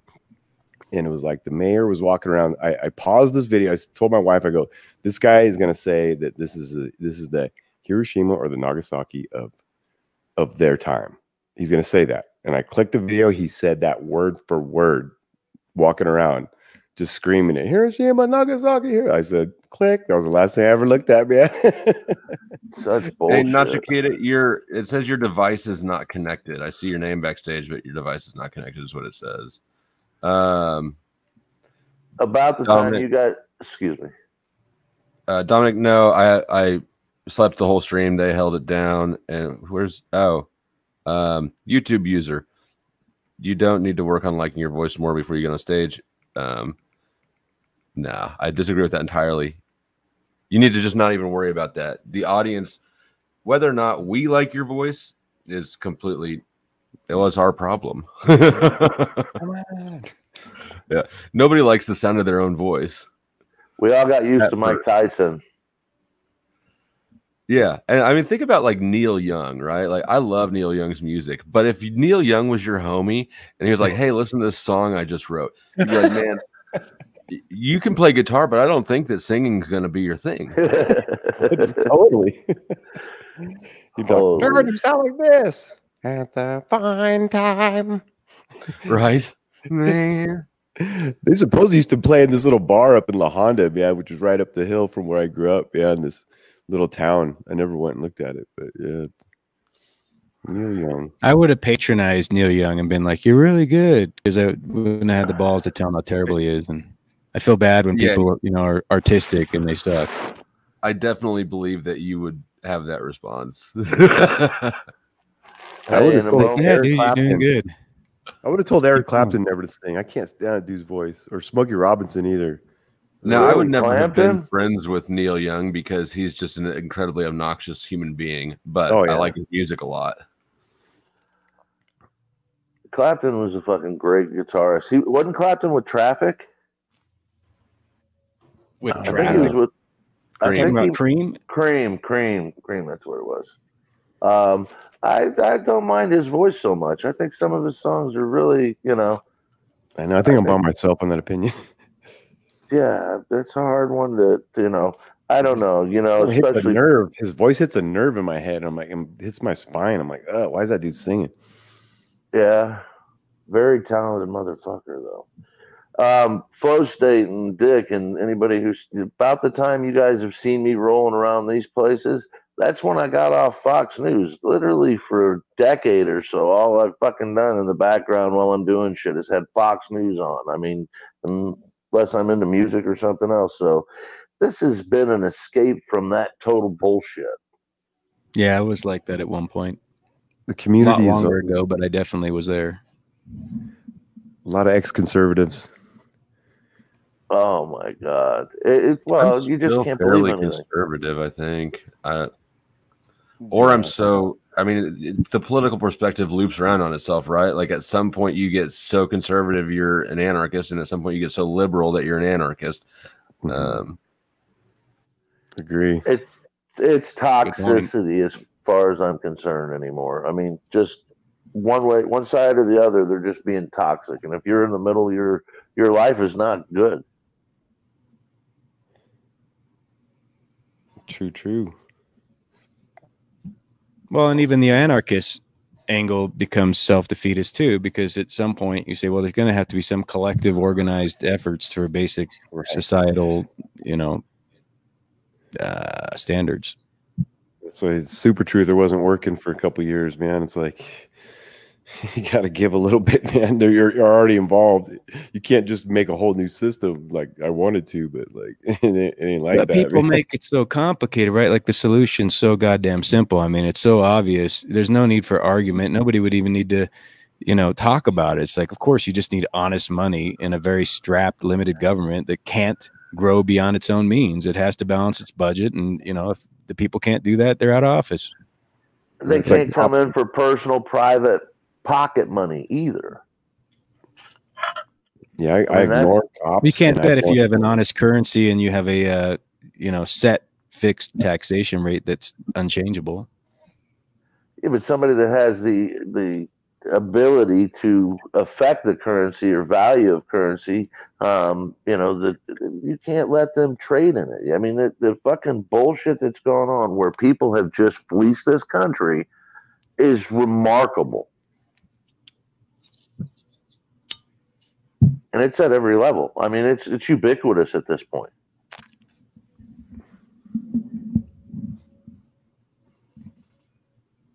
Are we talking about the welfare state?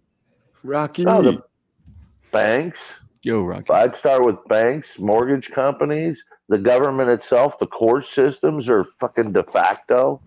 They're creating bonds, creating debt. Scott, I'm gonna if you start talking about shit that I know about and you don't know about, I'm just warning you. Like, it's a friendly warning, right? Like you're gonna. Do you realize when you went to prison? Okay, there was a bid bond, a surety bond, and a performance bond created. So you're just gonna dive straight into it. Okay. Stop! I'll stop it. No. You're fine. We can go wherever. I'm just telling you. Corporate. You know what you're doing. You're a big kid. corporations are the biggest welfare recipients. Okay, so Roger. Scott, tell me about how many bonds were made. SF 24, 25, and I believe 26, and then there's 274, 275, and 272. I think those are numbers. I don't understand what you're referring standard form. Just look up standard form 25 and 26. You'll see that they're part of the whole process. You have the bid bond, performance bond, and surety bond. I don't want to get into the whole thing. I've studied plenty of it to know exactly how to turn it around. I'm looking into the IRS. It's forms that you have to file on them that they're not filing themselves, like I think a 3949A. And then you should even ask the courts for the W-9. They all have a W-9 because they have to pay their taxes, meaning they're not .gov. So then what do you think? Like, I think that we're living in an illusion. I think that the fucking Wizard of Oz is the judge sitting up there pretending to be a judge. He's not a fucking judge. He's an administrator of a bankruptcy. I think our nation has, for a long time, been bankrupt. It's a captain. Yeah, I get a question though. Could any of that happen without money manipulation? Well, the only money, and this is, this is where Flow State is going to fucking get off on me, and I'm gonna get off on you for that phrasing. I mean, this is where Flow's going to get a little bit hard on me, Dick. The only money there is the account balance. When you're holding dollars, that's debt, okay? And then when you're holding any instruments, that's the instrument. That's the negotiable instrument. So none of that comes together to be actual money until there's an account balance. What I know is you. money? The account balance. It's the bank account balance. No, what is real money? You said none of it's real money. It's just an account balance. What is real money? If you look at 12 U.S.C. 411 and 12 U.S.C. 412, 12 U.S.C. 411 tells you the nature and obligation of the Federal Reserve note. 12 U.S.C. 412. No, that's not what I'm asking you. We know about Federal Reserve notes. What is real money? What would be the account balance? There is no money except for the account balance. If the government issues the bond, how do they pay you a return on that bond if there's no manipulation of money? Maybe I'll ask it that way. There's always manipulation of money, but the return is if you want to, this is what I actually so put they a note couldn't to Paul. even issue a bond then. Did they issue bonds prior to us going off the gold standard? How did they pay the bond? If they didn't have what they're doing is they're securitizing. They're turning the bond into security, and then they're creating notes that'll be a later date, paid off on a later date. So everything that we're using is really promises to pay. They're notes. If you look at 12 U.S.C. 412, it tells you what the perceived money is. Anything with your signature on it. Even if you're in jail and you write a fucking letter to the judge and you put your signature on a piece of toilet paper, they can fucking securitize it because we're all back. Is just false. I think it's just not true. Are they called? How do they pay you, Flo? How do they get the? That's what I don't get. Like, where does the gain come from other than money manipulation? I mean, the money manipulation is definitely a game. Inflation. I mean, the inflation is just theft, right? So yeah, having the central bank system is a game. It just doesn't work the way that Scott's explaining it to work or trying to explain it. It's about confidence, is it not? Like as long as people are game for sure. Yeah, but it's a con game. But it's also Notch, go ahead. No, not Scott. Notch, go ahead. No, real quick. It's to me, it's a matter of confidence. Like people are still confident that it will buy them things. They can sell things in whatever. Money is very loosely defined thing. So as long as that confidence is there, but I understand where you're coming from, Scott, is that there's this arbitrary like central banking. They can just kind of print as much as you want, and that is not like real. We as like people, human beings on the ground level, we have no control over that. But yet we still rely on money to buy and sell type of deal, right? So it's real on the ground level, right? But it's not real on that another level when they can just print as much as they want, and then you get inflation, and then eventually hyperinflation, et cetera, right? Money has two features. As far as the definition of money, it's a medium of exchange and it's a store of value. What we have with the dollar is that it's a medium of exchange. Yes. Money used to be controlled by how fast you can get gold and silver out of the ground. It was tangible wealth. And now you can just print it. But it used to be how much did it cost you to get gold and silver out of the ground? It created industry. Now it's just there's security. They're saying that you owe the money notes that is basically debt money. It's debt money, and we've incurred the debt because we have a social security number. So you gotta stop using their numbers to identify yourself. And I mean, you have to. That's not really reasonable. It's not really practical, though. Like, you need social security numbers. It's not practical. So you got to learn to live in the world, but try not to be a part of this bullshit. I mean, you got to know you're in the world, not of it. You got to know who you are before you know anything. Who the fuck are you? Correct. And I don't know that anybody has the answer to that entirely. Flow State, let me ask you a question. You said you worked in the banks, right? And you had mortgage notes, correct? Right. And you know Federal Reserve notes are promises to pay because they're notes too, just like a mortgage note. So how does But you're not. But you need to hold on. Don't just dance past that, because they're not necessarily promising. Who's promising what to pay, right? So every dollar is borrowed into existence. So yes, the federal government does owe the Federal Reserve debt on that. 12 U.S.C. 411 clearly states it's the nature and obligation of the Federal Reserve note, and it's not even supposed to be touched by us. It's for the Board of Governors of the Federal Reserve banks and their agents. When I go and look at these things that people like you and Wizard reference, these codes, without exception, they're always taken out of context. No, bring it up and read it yourself, please. Scott, you read it first, right? Before, and then if you think you understand the context, Scott, shut the fuck up and let me finish. Shut the fuck up. If you read it again and you think that you have the proper context, tell me and I'll bring it up. But if I bring it up and I find that instantly you're interpreting it out of context, I'm going to kick you off the fucking panel. So do your due diligence one more time and just make sure that you're not reading it out of context. It's I'm reciting it from memory right now, Flo. Okay. I'm reciting it from memory. Scott, you don't want to do that. What am I looking up here? 12 U.S.C. 411, 12 U.S.C. 412, which became, I want you to look up something after that, which refers to all this. But look at 12 U.S.C. 411, the nature and obligation of the Federal Reserve note, and what you're supposed to be doing with it. Nothing.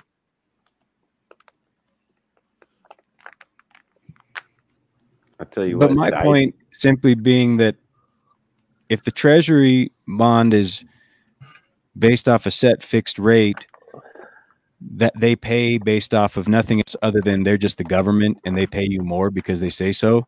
So they're essentially guaranteeing inflation all while doing something that could never take place without high levels of market manipulation and money manipulation.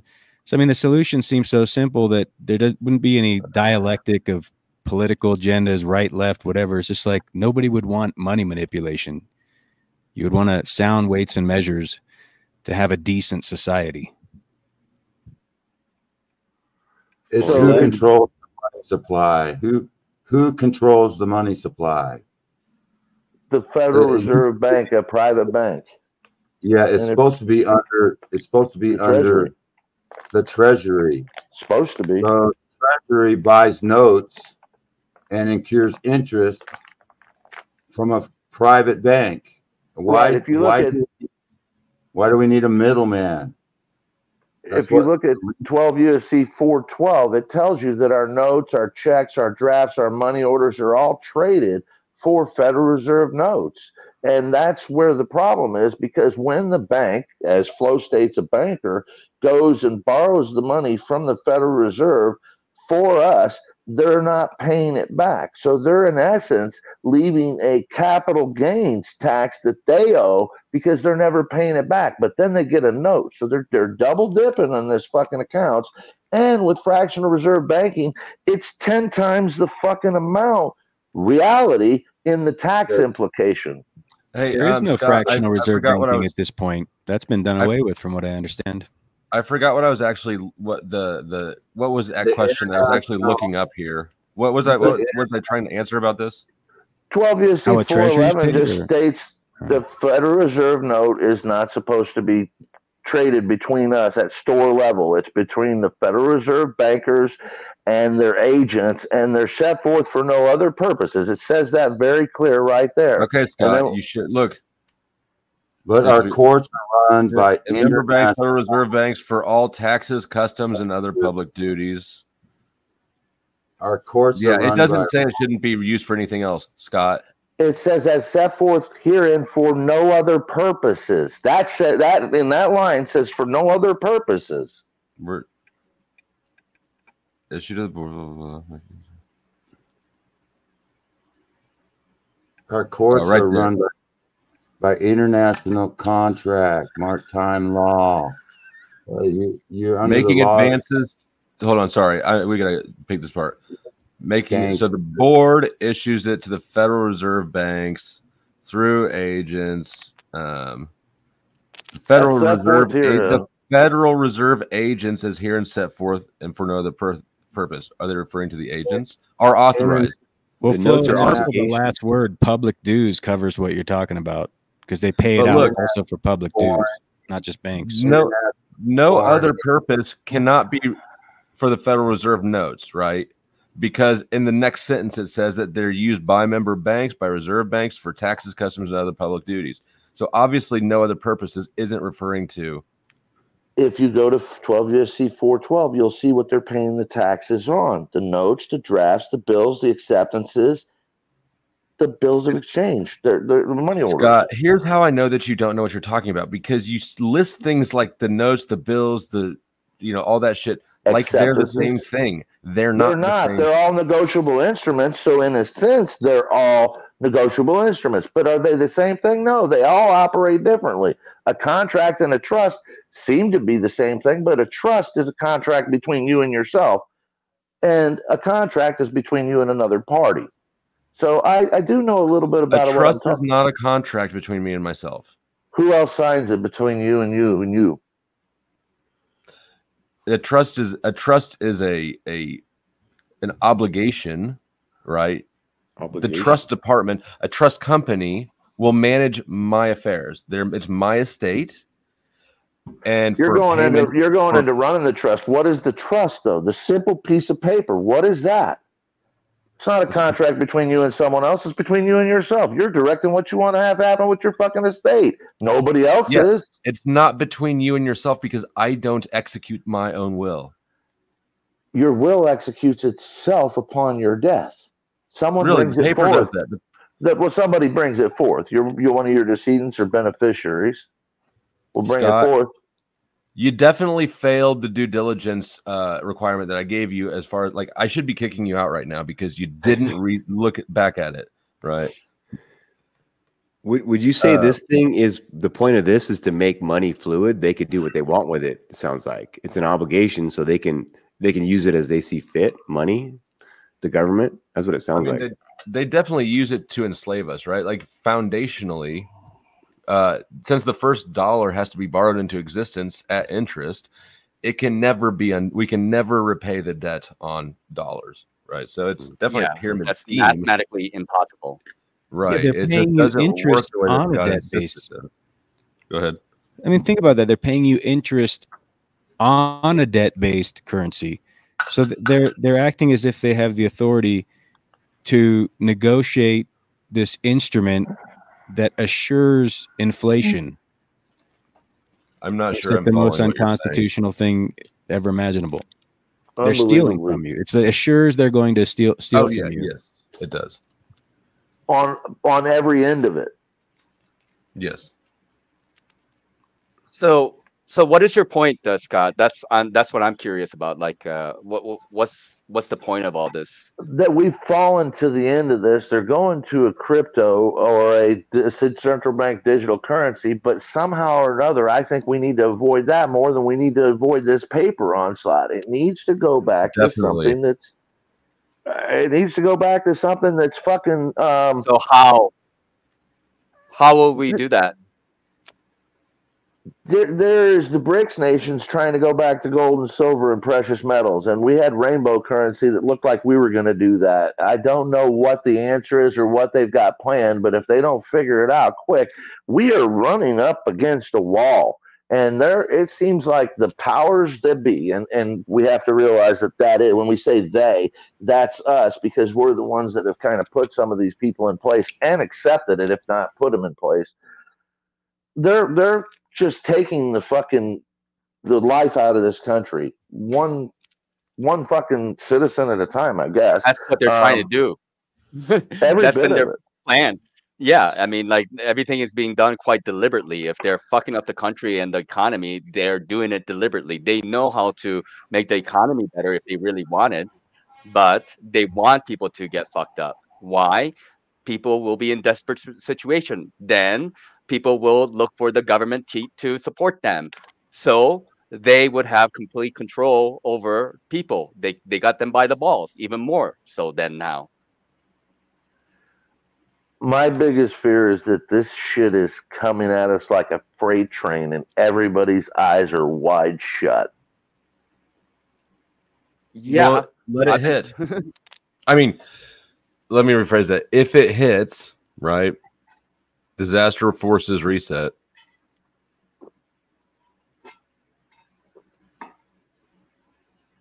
I don't think it'll be as bad. What the dollar does is, in my opinion, is it's just a wealth extraction tool. It just siphons off the value or the wealth from the country.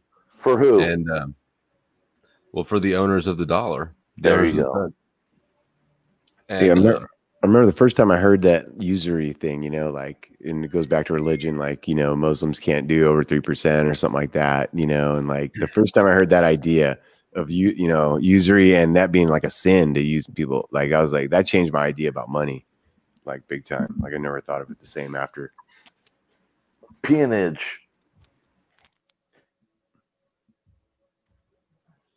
The sad state we're in where the banks, I mean, this isn't different, Flow State, than when Christ went into the temples and turned over the fucking tables. The money changers are no different today. The banks are the same thing. That's who he went. Christ died because he went up against the church and the banks. That's why. Well, and the problem with usury is it's a moving target, so it's got no, specific, definitive example of what it is. So, if you looked at what we're in now, the forefathers supposedly of this nation would have said we're in a usury state currently. Yes, we're the cash flow source and the collateral, ultimately. But the people running the show would say that's an incorrect definition. So it's insane.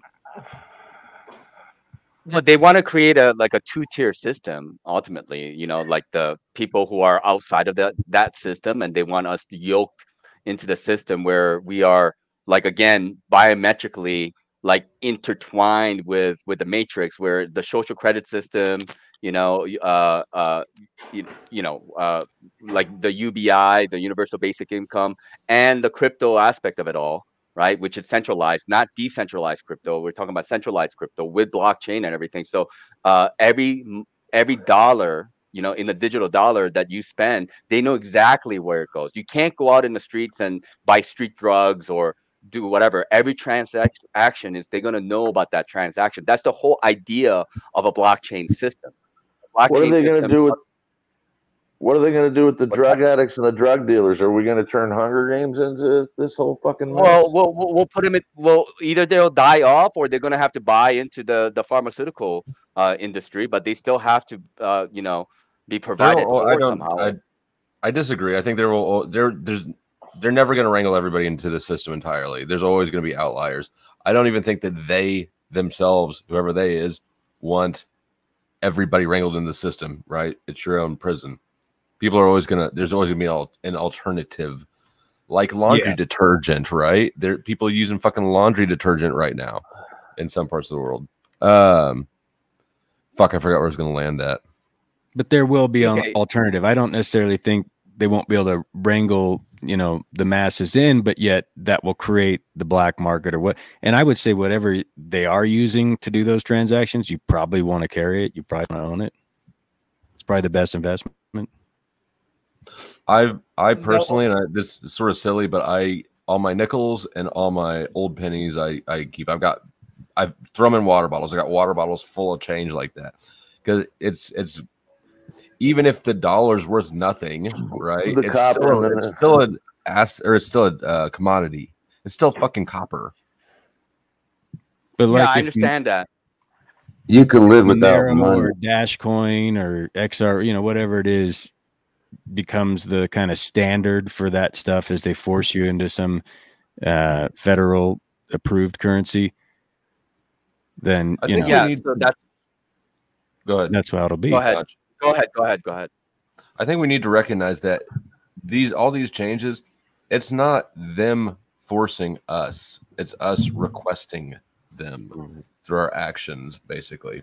We don't want the end result, but guess what? We all swipe cards only.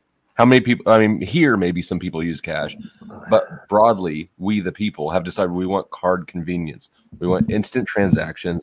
We want centralized control is what that you need for that. Oh, sorry.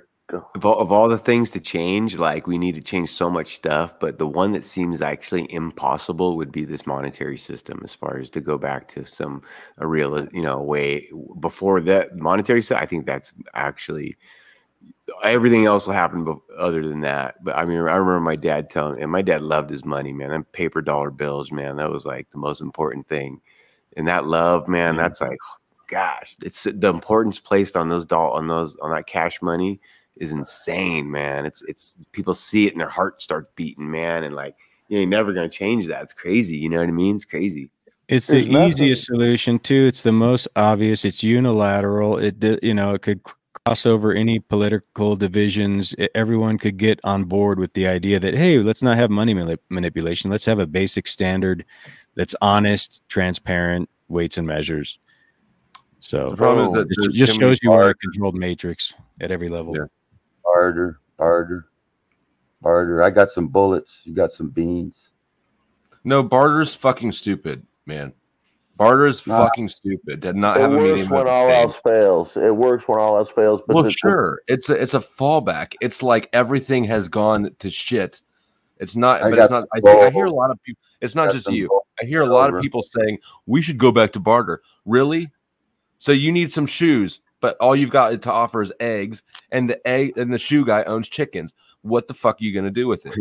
Barter is retarded. If you propose barter as an alternative to money, you're retarded. Full stop. Retarded barter. They need to go back to the gold and silver system, the currency backed by something of sustenance, because when it's backed by nothing but a promise, your promise is only as good as far as I can see you. I agree with that. Barter's not an alternative. Gold and silver is money in and of itself. People say it's not that hard to make shoes, man. Jeez. You could use of course crypto though, that's, you know, unmanipulatable. That's decentralized. I mean, as long as it's transparent, it can be manipulated. It works just fine. Start a cottage business. Start a cottage business. I got the most valuable thing there is. Do Americans even know how to make shoes anymore?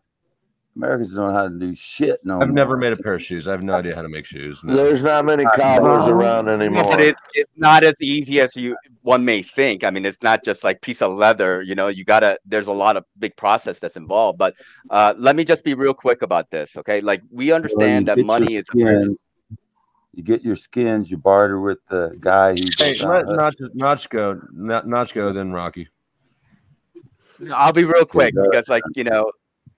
I'll be real quick because, like, we understand that money is like a central thing. Like we've heard the Rockefeller said before that like they don't care about policies as long as they control like the economy of a nation, right? Then they can do whatever policy that you want.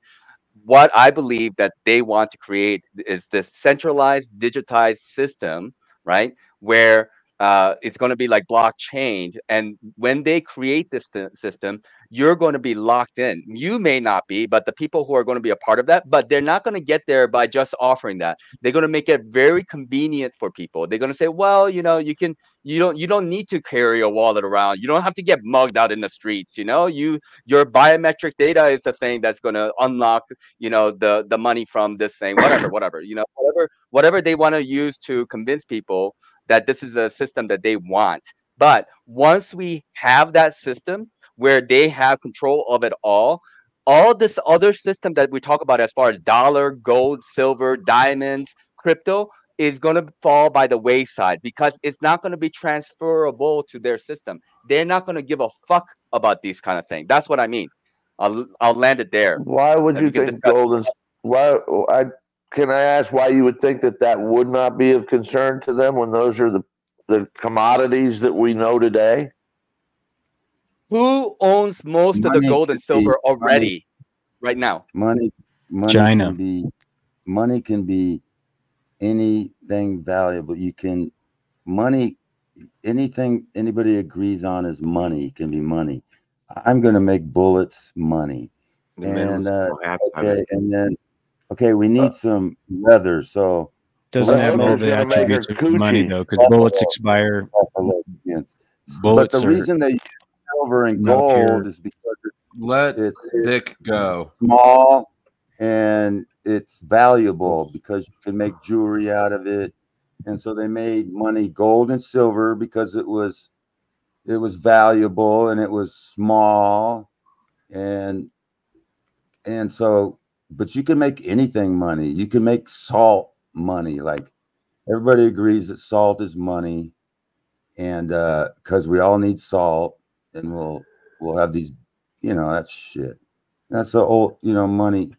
But now we're in the digital age, and they got all this but it's like credit. People don't even know what they're talking about. It's like bullets are black powder. Black powder is next. It's like, I don't know. Anyway, that's Dick talk. Never mind. I don't even know what to say. I lost my point. But it doesn't have the attributes of money, but I mean, it's fine. Whatever. It's like if you want to use tulips and go tulip mania, have at it, see how that works out. There's time-tested, true, proven strategies for how to have balanced weights and measures that have worked perfectly fine until we had some kind of emergency, supposedly, that we had to take ourselves off that standard. And apparently we're still in that emergency state. So go figure, your government never solves a problem. They just create more. Yeah, commodities, like oil. Speaking of tulips, hookers have been making their tulips and their punani currency for millennia. I stayed away from the joke, the plant your tulips joke. It was an easy one. But the truth is that has been a currency since before currency. So it's not currency; it's commodity. Depends on how salt they're is trading a it. commodity too. That's Depends why on who's trading it. What? Depends on who's trading it. Use the reason that gold is such a good money is because it is a luxury. It's not a necessity.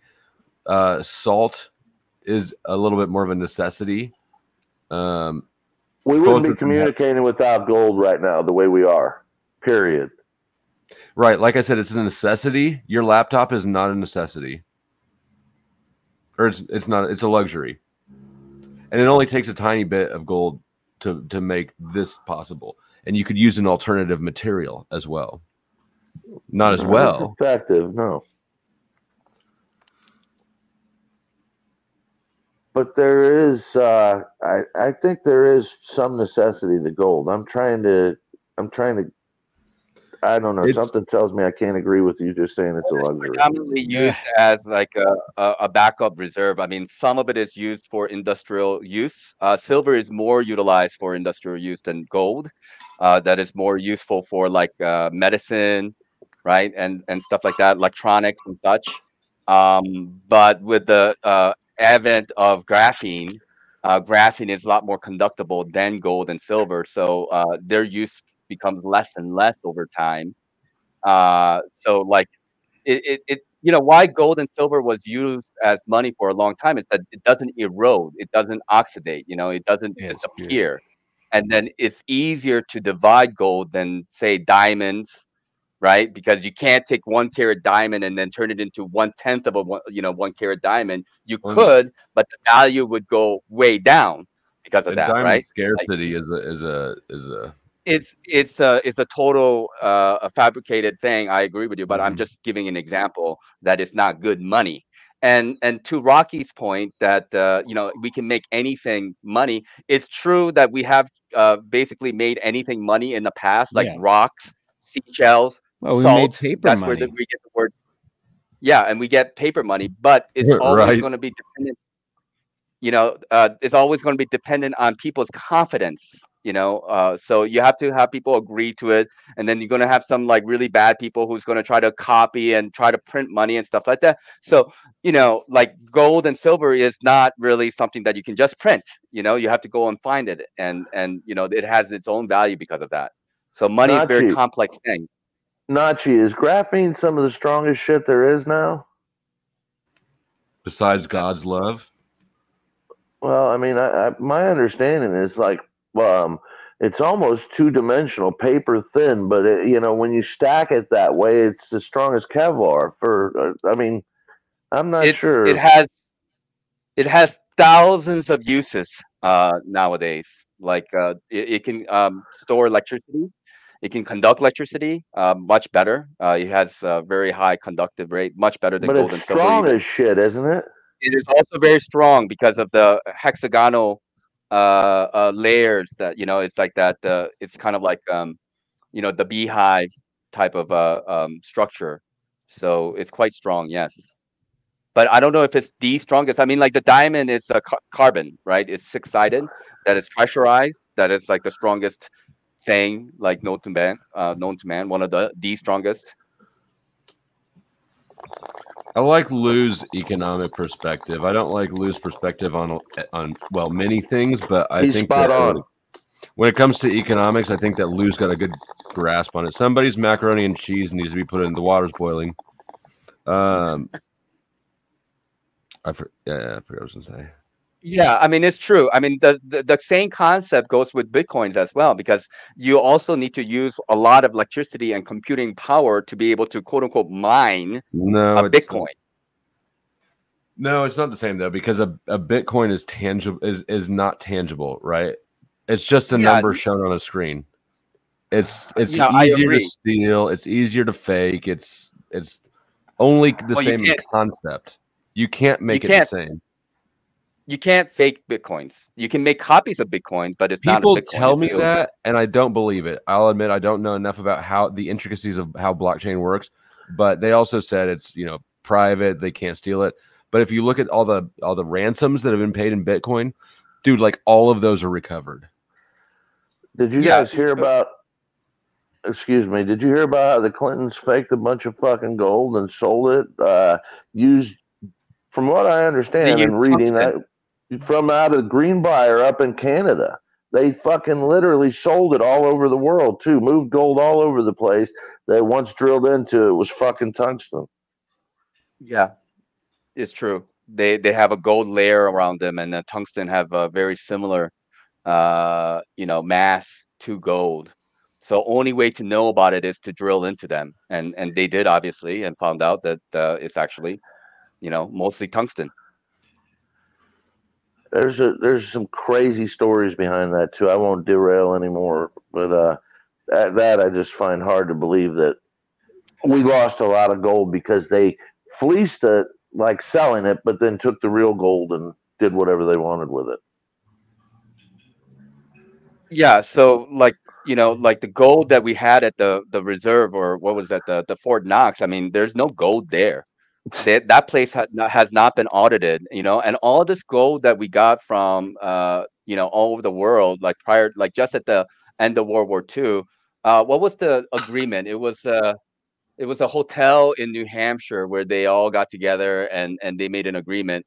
I forgot the name of it, but that agreement where where everybody got together and they basically said, okay, the United States dollar is the Federal Reserve, or the not the Federal Reserve, but it's the world currency. Basically, they all agreed to it. It was back in 1944 when they did that. The petrodollar. Jekyll Island, talking about? No, Jekyll Island was in 1912.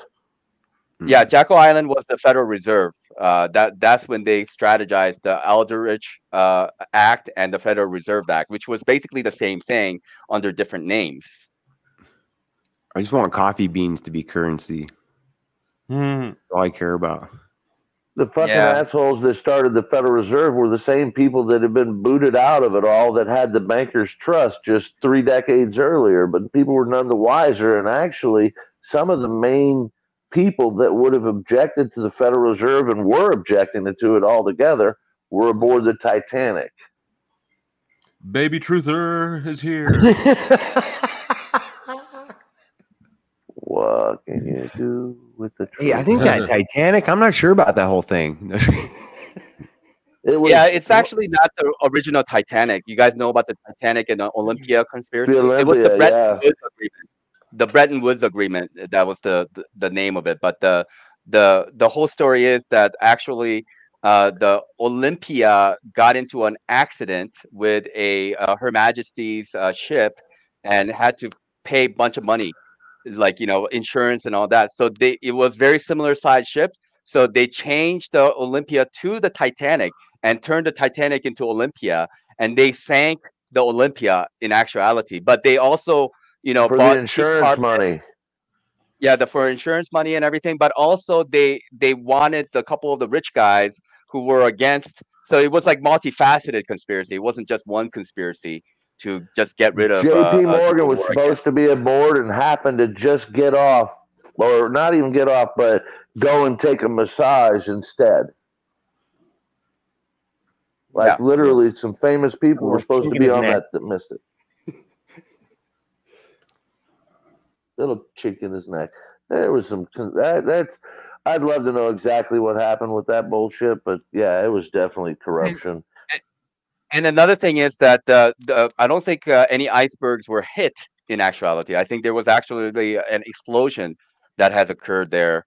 They created like an explosion. So the iceberg thing is kind of like the story, another narrative that they wanted to tell everybody as like so. So it makes it seem like it's just an accident rather than it wasn't, because if it was just an explosion. The binoculars were literally hidden and stored in a locked cabinet for traveling at night above normal speed, trying to make New York within a record time. Are you kidding me? I mean, it's like you're talking about things that may or may not have even happened at all. Could be totally made up of whole cloth. There's some logs about some of that stuff where they had, with the binoculars or something, some documentary I watched about that where that was proven that they got didn't have. No, that there was written by man. I can't remember exactly how it shook down. But it might be. I don't know. I'm just saying, keep it in mind always that you could be totally made out of whole cloth and more like an idea, Oh yeah, definitely. That's like the band. What song was the band playing as they continued to play? There's accounts. The reason why, you say logs or anything. There were accounts. There were firsthand accounts because several people did survive. Several. They wrote stories. Gotcha. So in a roundabout way, they talked to me. I just listened. Bro, you're the talkingest motherfucker on this panel. What do you mean you just listen?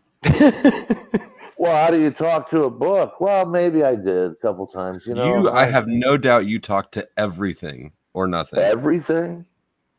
Do you talk to yourself when you're home alone? Do you talk? No. Well, to the dogs, yeah, absolutely. I talk to the dogs.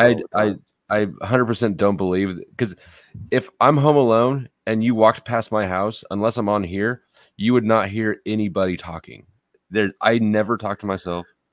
I don't talk to animals. I You don't might talk to hear things. some cussing and shit like that. If I drop something, you might hear me blame it on a spirit. Oh, fucking thanks I for think that. that you talk. I'm speculating here, but of course, I totally believe what I say when I say that you are talking to yourself. No, You talk to never do yourself. that. Nope. You don't never ever do talk that. to yourself. I write songs, so I mean, I do recite a lot of things if I am in that mode of writing something. But so in my head, yeah, I would say that reflection and talking to myself in my head is something I've become, naturally accustomed to. Especially when I get in that mode of creativity. But Interesting. Interesting about that song that you mentioned of the Titanic. It's the name of that song is called "Near My God to Thee." That's the name there of you that go. song. And then there's other people that said it was something else. But that's No, that's it's the one "Nearer that My God to Thee." Yeah, the one that they were playing when it went down, when the ship went down. Right. That's the Right. one. Yeah, that's the one. That one. Flow State, you don't talk to dogs? I don't have dogs. I'm gonna show my psychopathy here a little bit. Dogs are kind of annoying.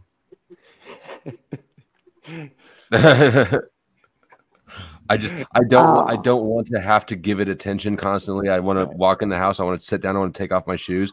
I don't want to pay an attention tax at the door. I don't want your hair all over my fucking toothbrush. That makes sense. Yeah, it does.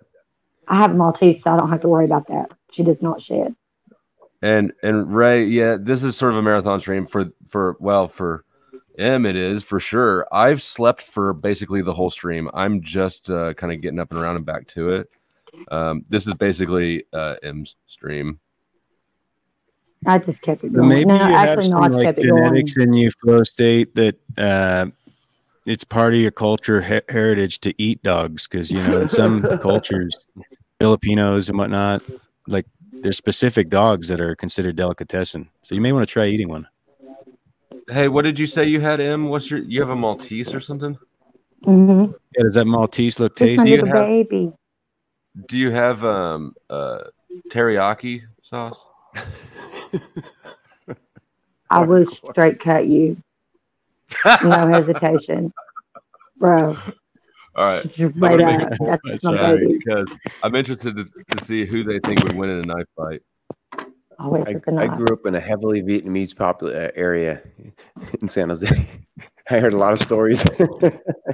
Cats and dogs weren't fucking frequent passing, were they? My buddy went to school and he came home and his uncle cooked his dog and he said he cried, but then he ate it and it was yummy. That's fucked up. That's what he told me. This far, I'm not going to It sleep was right nice now. knowing you. I mean, It's we gotta had be this better than conversation Impossible before Burger. That's all I can say.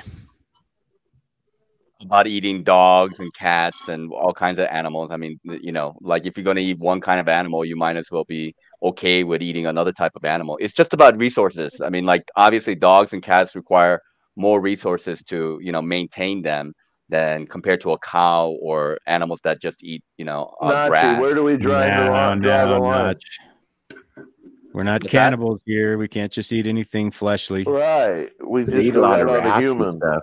Big old rats and stuff in Asia. Like they say they cook them real good. Yeah. That's what they do. Oh. Yeah, that's you can keep the rat casserole recipe. I'll probably pass on that one. Thanks. I don't eat any carcasses. That's you guys. Where's Lubass when you need him?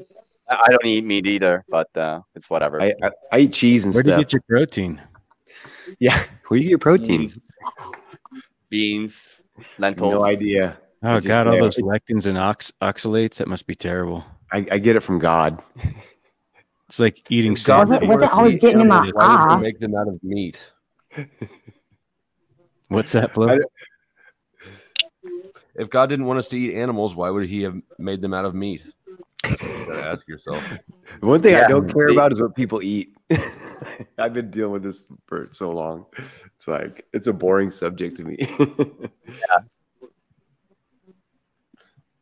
But it's interesting for me. It's a philosophical line. Like, where do you draw the line? Like if we as humans ever created like a factory farming where we say, okay, some people really enjoy eating other human beings, but like we won't give them any cognitive function, but we will grow the body for them, you know, and then and then would that be like, would that be okay now? Like, because like they won't be able to feel anything, like, and then like, are we like providing a service at this point? Like, what's going on? Like, Can you where's the grow like a line? giant Trump that I could eat, like a or a?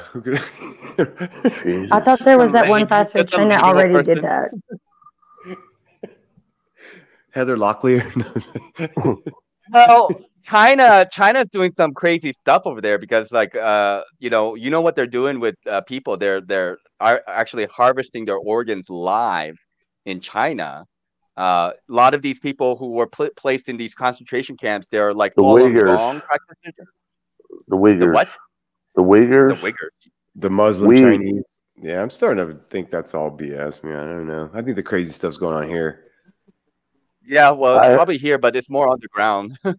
Over there, it's like They're like, look anything at China, goes, look at probably. it. It's so Chinese. And you're like, really? I don't know, man. It's like people are people, man. Whatever that means. Yeah. Their medical system is way better. They can cure people of sickness. They're allowed to. Did but, anybody like, see the bodies exhibit? Yes, actually, I have.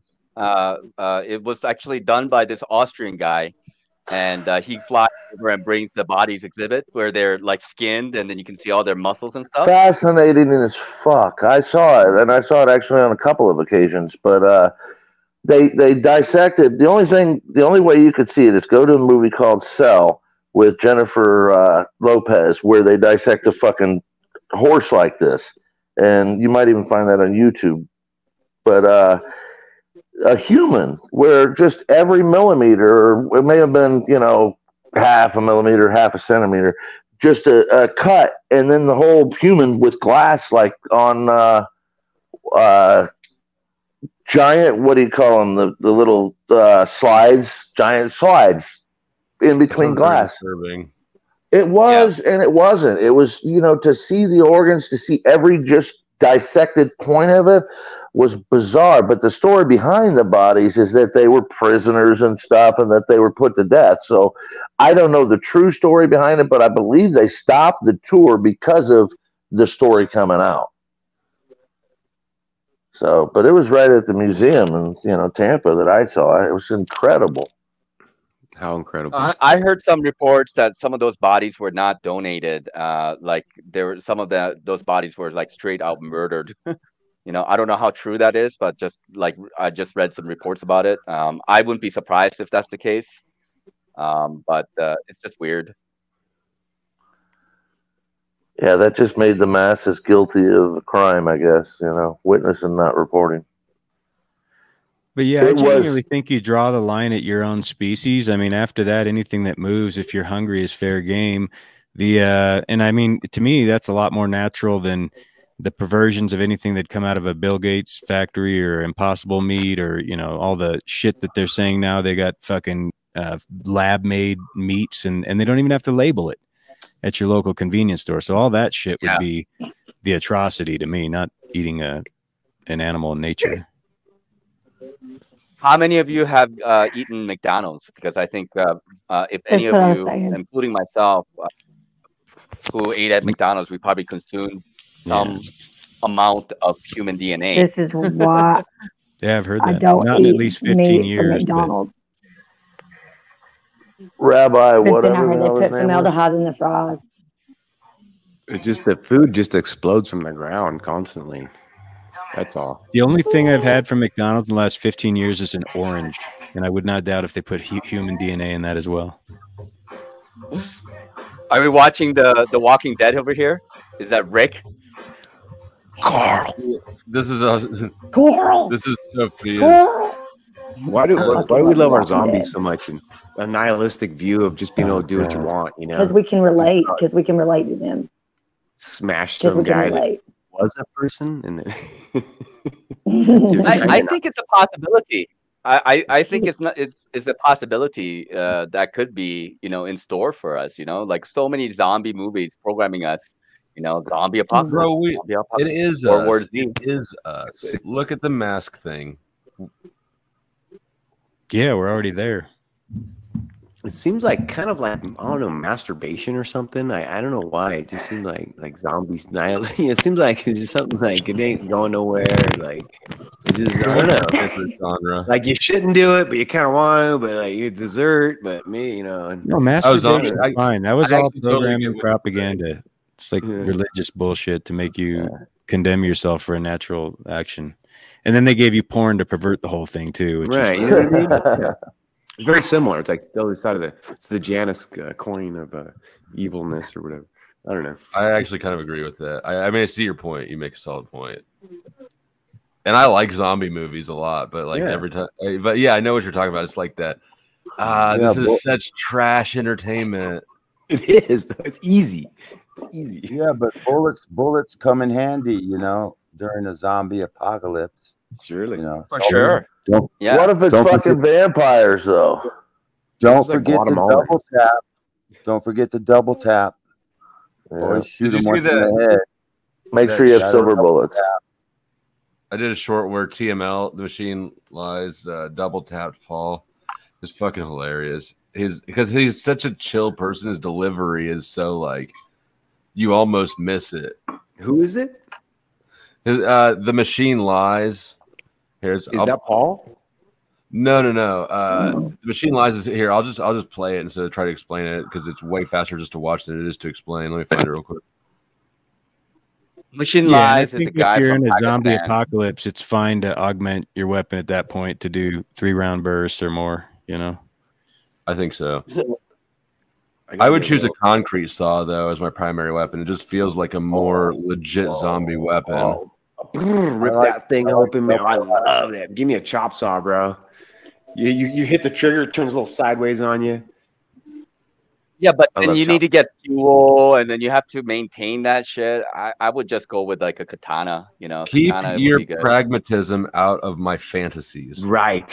See, this is the problem of you press. gotta think about it in a realistic I way. noticed Come this on, with man. you guys. Like there's a part of you that can't wait for destruction and breakdown of society, so you can go out and No, name that's and not kill true. everything. Flo does not get to It be is on the true. post-apocalyptic It is true. I've seen that in all the survival team. He would non-meat get us eaters. They're all killed. like, "Man, I can't wait to eat a slave or eat Lubass or eat, something like." What is it? What do I want to do? I want to eat it. You wanted to like- take your like- chop saw and go out and like just cut things up randomly, and it'd be a great weapon. Would find joy I'm just in that. preparing myself for that possibility. That's all. I'm not, that's what I want. I don't want it. He's locked and loaded. He's ready. Everybody wants that on some level, right? There's that part of everybody. Beans, bullets and beans, bullets and beans. Violence and like beans. instead of like Get ready. Yeah, I guess I Get don't ready- own this knife just get for ready to whittling. go You live know? in the bush. Get ready to go live in That's the bush. a knife. How's That's your a bush knife. feel? Yeah, that's a useless hunk of shit. You're gonna stick Hard that to in get something in that you ain't gonna get it out. You're gonna use it once, it's gonna break. Well, it has one good use. I could lop a limb pretty easy with this thing. I mean, I Right. don't Well, think it'll get that would stuck. be It'll get too stuck difficult there, with and you won't be able to pull it out. deal. And then the zombie will get you. That's the reality of violence. How's a Violence zombie going to get me? You don't know violence- how trained I am. I could have a Kubaton that I can use like Violence, not use as violence nunchucks. is not good. People, think it's on a movie. Anyway, But the don't mind me. reality- I'm just going to clean my teeth here. There you go. I mean, Nunchucks would be a lots of horrible uses. weapon for zombies. violence is good to know how nice. to do.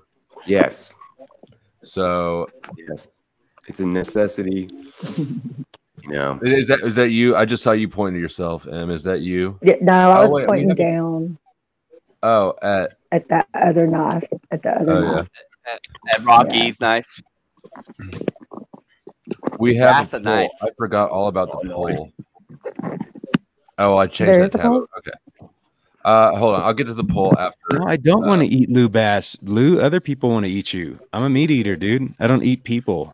I draw the line. We already discussed this. I draw the line at my species. I'll eat everything else. What? We eat a giraffe. I need some fresh pussy, Brian O'Shea. Anybody who That's in limited calls supply. a live call-in show, a broadcast, it's kind of like calling a telethon, Elusive. a fucking Broadway musical. But it's Hey, are not you really. taking shots at me subliminally? No. I like I didn't mean like anybody who actually says the word. I'm just saying that, the awareness factor, self-awareness, Double tap back of the head. Anybody who calls it.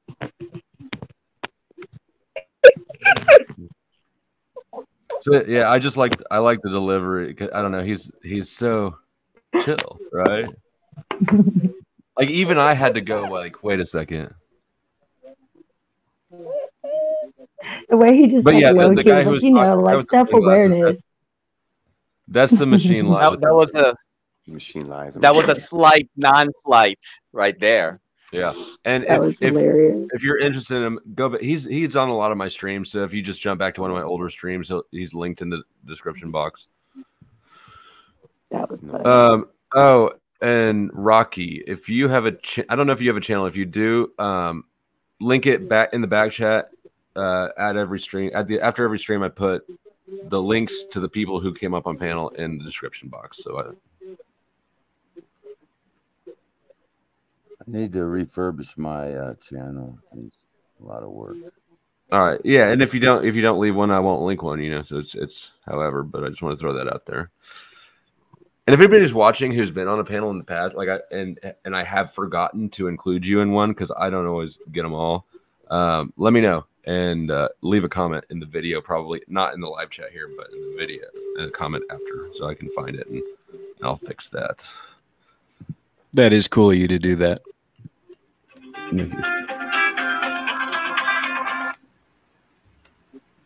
Bruh. No.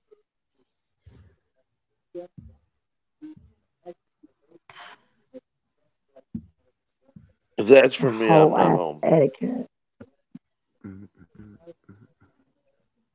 How Somebody got rude. background noise going on. Like, you guys hear that? Yeah, it's me. It's my TV. Oh, okay. Yeah, that's probably. I'm assuming that's probably what you're hearing. Yeah, I think that's right. Yeah. So Notch, when did you stop eating meat, and then you're vegetarian now, so you eat eggs and cheese?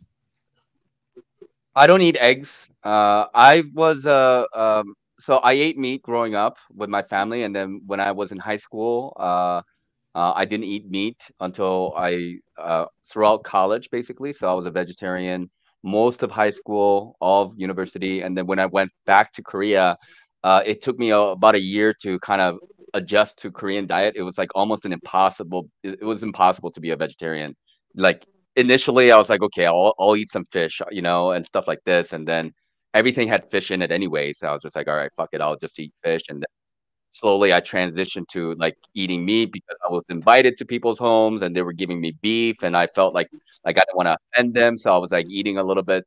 And then later on, like about a year later, I was like full on eating meat. I was just like, I don't give a fuck. So I ate meat for about 10 years until I left Korea. And then once I finished my travels from Mongolia and Tibet and China, and then once I went back to Nepal back in 2014, I became a vegetarian again. So I've been a vegetarian, but back then I was consuming eggs, but now I don't consume eggs. But that's more of a Vedic like monk diet that I'm on now with like not eating eggs, but I eat cheese, not a lot, And you but don't every eat once in any a while. fish now, huh? No fish, no fish, no eggs. Where are you Yeah. from, bud? What's that? Where are you from? I'm South Korean American, but I live in India. Oh yeah. But so you're cool. telling me if we were in the tropics and I just caught some fresh ahi right out of the ocean and started grilling that up on the I'm barbecue, on my way, Dick. that wouldn't entice you? Probably not. I Right. mean, like depends on like what. I mean, I will eat meat if I have to. Like if I'd rather like not starve if that's Yeah. possible. I mean, I'm not stupid, Dick. Some But good if I fish can avoid tacos, eating though, meat, made right on the beach. Man, you got man, I was discipline, in dude. Goa. That's impressive. No, but that's discipline. But you're saying it wouldn't even taste good to you, like it's not enticing to you. That's not at all appealing. Oh no! I mean, I think I can understand the appeal. I used to eat a lot of meat, and I used to eat. I love food. I tried food from all over the place, but I have a certain practice that I'm kind of going towards, and then like not eating meat is just part of that, and not fapping off is another part of that. Not watching porn is another part of that. So not drinking, not smoking, Oh, so those kind of like things is another no part of that. fap, period. But, you can't even no fap. fap with like a quick shower or It's not something? that I cannot. I am very capable of fapping if I wanted. It's not that I'm incapable. Of fapping. Yeah. He doesn't masturbate at all ever. But wait, Period. The end. what if it's somebody else's? No, not. I mean, like for years. It's been a couple of years. It's been like that. So. Do you have increased wet dreams as a result? Like, is it? And then I want to go to M. I see that she's kind Are you of worried trying about to get your in on prostate this. at all? No, you weren't leaning forward to say something. No, I just no. I'm good on that. I don't need to know. I mean, I understand that it's a part of it is a part of some people's spiritual growth process to do that, to abstain from all of that. And then some people just do it on different levels, but that's to each their own. Well, Brielle says you're fappable. Notch. Compliment. Which I think that's a compliment.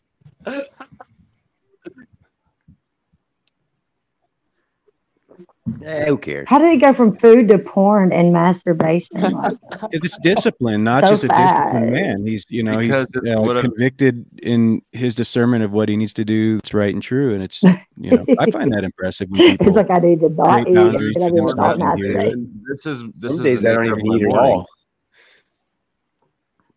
I just. I mean, like it's whatever. Like, it's.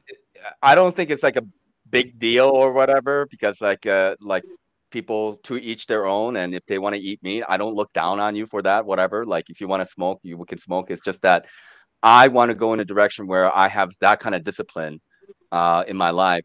Like it's just something like I wouldn't have been able to do it. I don't think if I wasn't like alone in the mountains where I actually practiced meditation for weeks on end, and then I actually met some yogis who were like teaching me like you got to do this kind of breathing exercise. You got to move your chakra.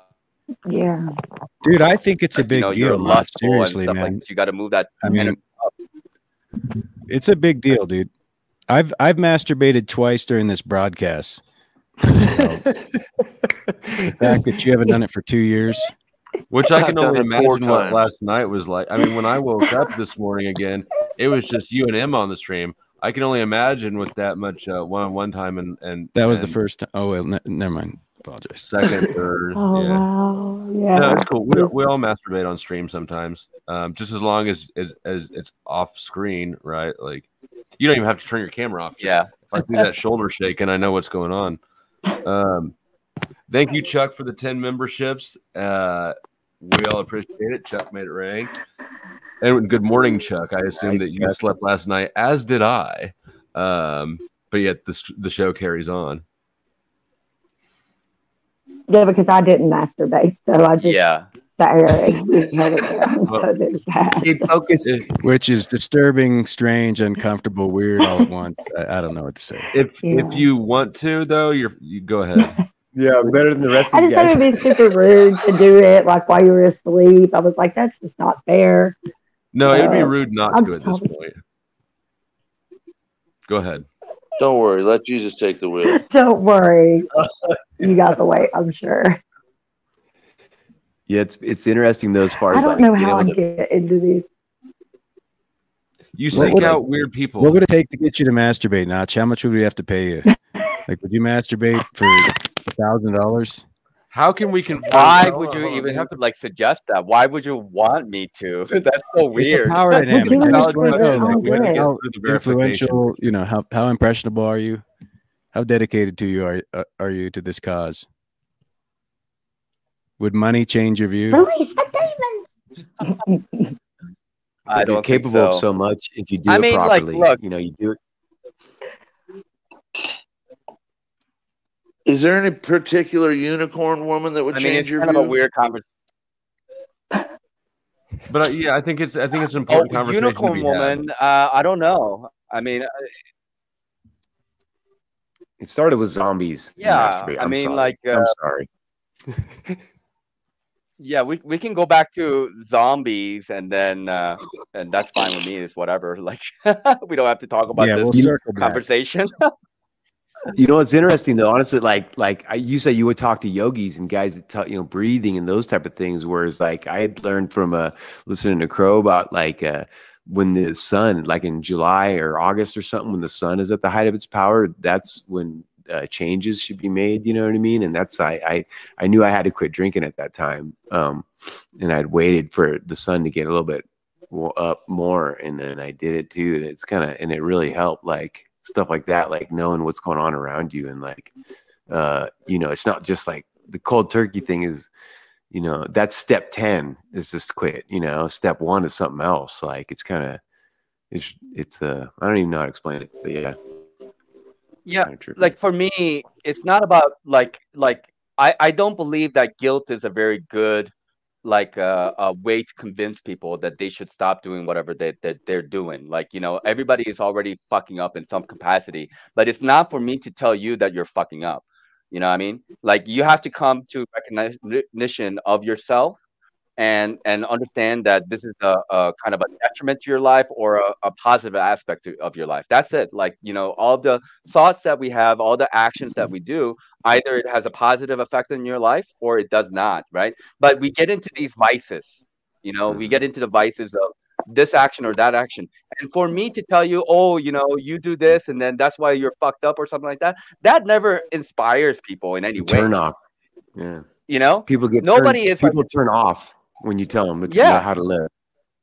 Yeah, exactly. And so like I live my life the way I want to live. I'm not gonna like look down on anybody because they eat meat. I used to eat meat or whatever. So like it's not gonna be an inspiring thing. Like people should understand that what they're consuming, right? Whatever it is.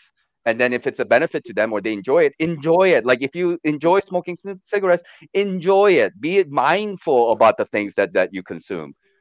Be mindful of the steak that you're eating. Understand that it's coming from an animal who sacrifices life for it. So enjoy that process, but it's not going to be forever. And again, with any kind of tastes, right, including sex, because sex is a kind of taste, you can say, right? It's a kind of a pleasure, right? All those things have a limit. You cannot have sex forever. You cannot eat forever. You cannot smoke forever. There's a limitation to how far you can go with these things, but then don't get dependent on it. That's where the addiction.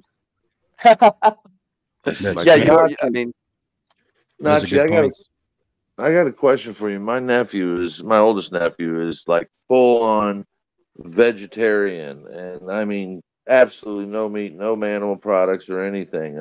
Calls himself the Veggie Lord or some shit. He is a good kid, but he says one of the problems with eating meat is most of the meat that we're consuming is meat that has been put through fucking terror, petrified. So we're eating animals that are scarred, their tissues scarred with fear, and that there's something wrong with consuming that's detrimental to our own existence.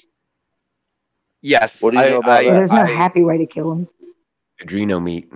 Sure, there is. You put on. Well, have you ever? But they could have lived a happy life by Simon and Garfunkel. It's impossible to be upset when Cecilia's on, or Celia. I'll drop the link. I won't play it. It's entirely different. Come on, to take an elk out of nature that's lived an amazing life in its natural habitat, grazing off the natural grasses, and then reproducing and doing what it does, and then you're thinning that herd if you're doing it in stewardship anyway, just like the natives did with the bison, and that compared to like the conventional corporate fucking tasing the cattle after it's not seen the light of day and been fed a non-natural diet that's caused it to be inflamed and and pain, misery. That's quite different. Just freedom, eat a salad and then you won't even have to like have any type of moral quandaries.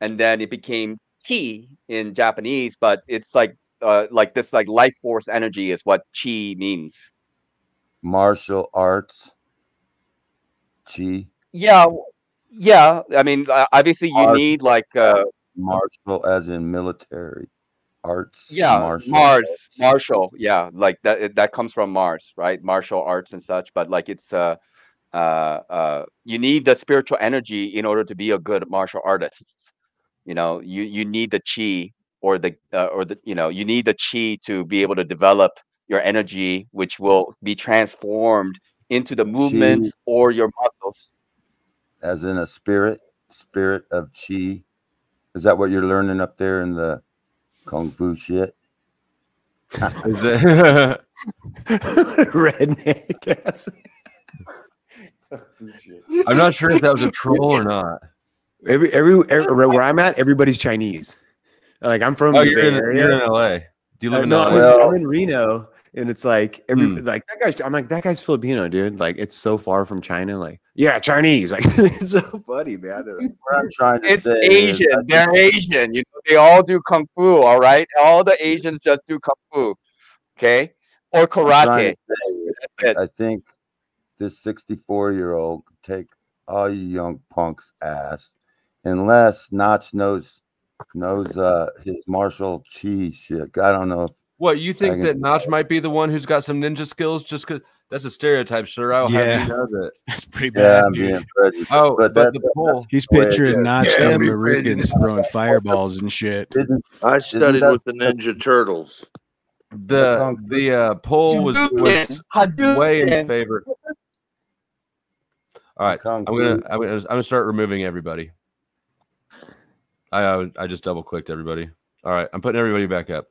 The poll was strongly in favor of. I think I got everybody back. The poll was M. Everybody thinks M would beat me in a knife fight. It was like 77% her, 23% me, or something. And Moose is probably going to get punched in the face. Oh, wait. It's exactly 50-50 as to whether Chuck should meet, when he meets Moose, whether he should shake his hand or punch him in the face. That's amazing. I want to end the poll right there.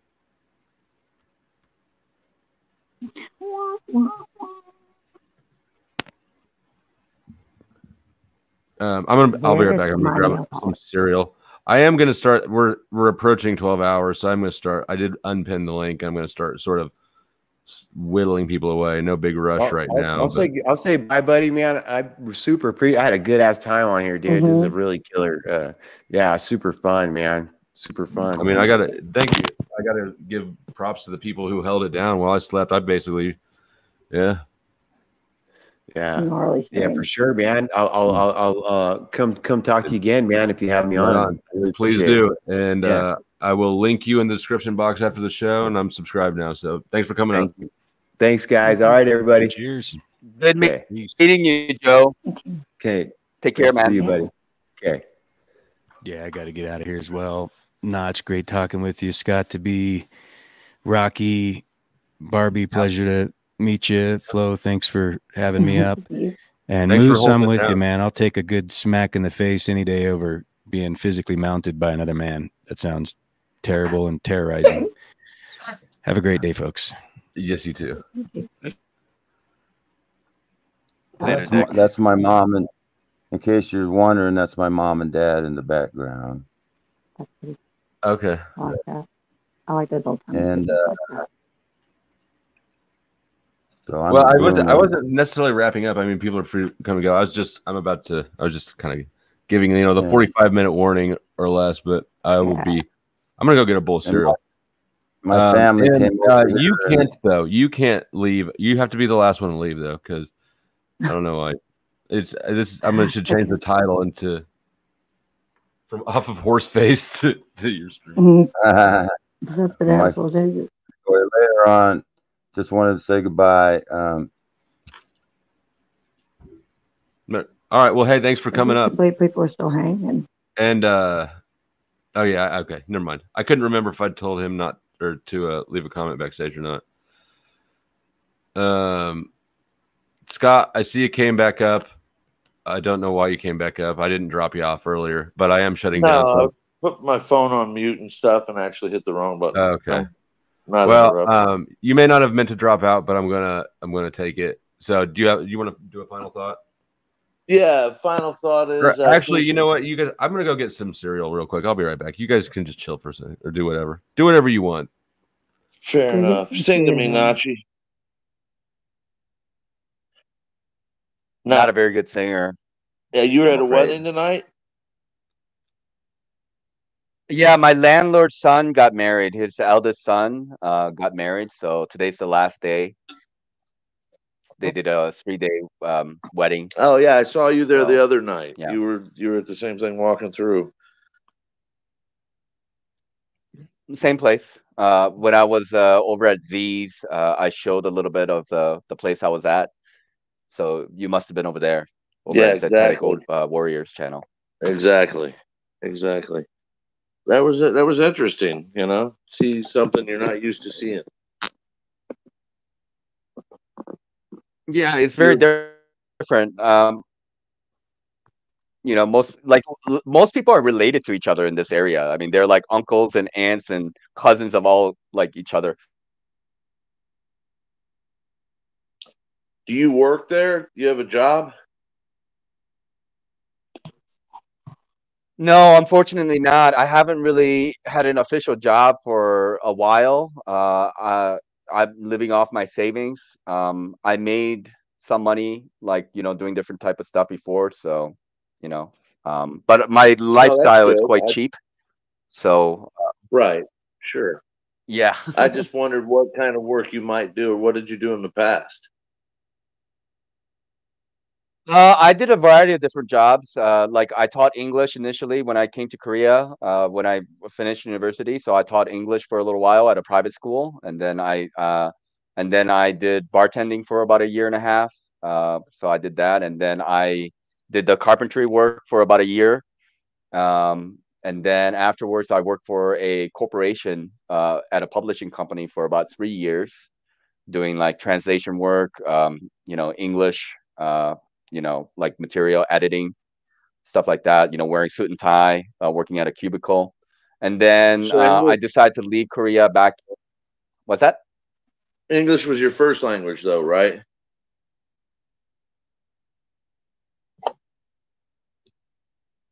Was English your Can't first hear you. language? Was English your first language? Yeah, English is my first language now, but it used to be Korean because I was born in Korea and then I spoke English and then, or Korean. And then when I came to America, I had to learn English when I was about 10, 11 years old. Okay, so English is your second language, so that's how you're fluent in both. No, I don't know. I mean, like I would say I'm intermediate in Korean. That would be my second best language. Oh, okay, And okay. then, I just know a little bit of some other languages. Yeah. I see, I see. So are you going to come back to the States at some point, or is your plan to stay where you're at? I don't know. Like with all the stuff that's going on, I'm not entirely sure how things are going to pan out. I like being here, but something might like force me to go somewhere else. So it's very dependent on like circumstances and opportunities. So I'm kind of keeping things open. I'm not very good at planning. Like whatever I planned in the past never really worked out the way I had intended. So I'm just kind of going with the flow, you can say. Right, right. But I saw you walk around your hut the other day, and it looked like you had, well, I don't know what they call that, the wood that's set up for martial arts for practicing and whatnot. What do you call that post thing? It's a Wing Chun dummy with the two arms, Right. and then another one coming out of the navel. It's called a Wing. That's cool. That's super cool. What happened to the Wi-Fi? Machi disappeared. It's, that side of the globe. The satellite moved a little bit, probably. But that's actually cool. What I was going to tell him, I don't know if you know what, that's a martial arts training thing where they, like Bruce Lee type stuff.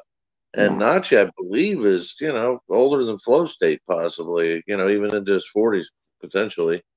Yeah, my dad Nachi, just how old trained are in you? mixed Aren't you martial over arts. 40? I'm 45, sir.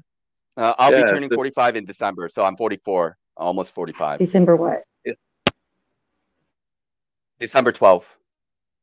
Hey, that's the 12, day 12. after me. Yeah, we Your talked birthday's in about this. December? 12/11 and 12/12. Mine's 12/6. Yep. So, I think Flow my State, you birthday's got a month till your birthday. Correct. You'll be 37? Correct. Any plans for your birthday yet? Nope. I forget about my birthday. I just, after 21, what do you have to look forward to? And even 21 was like, I had a fake ID when I was 15. 21 was not that big a deal either. I feel you. Yeah, I feel you. there was nothing that I wasn't doing at 15 that I was doing it at 15, I'd do it at 21. It didn't matter. That 21 wasn't that significant. Neither was 18. I was already doing everything I wanted to do before then. Like, as far as like what you're supposed to wait till you're an adult to do.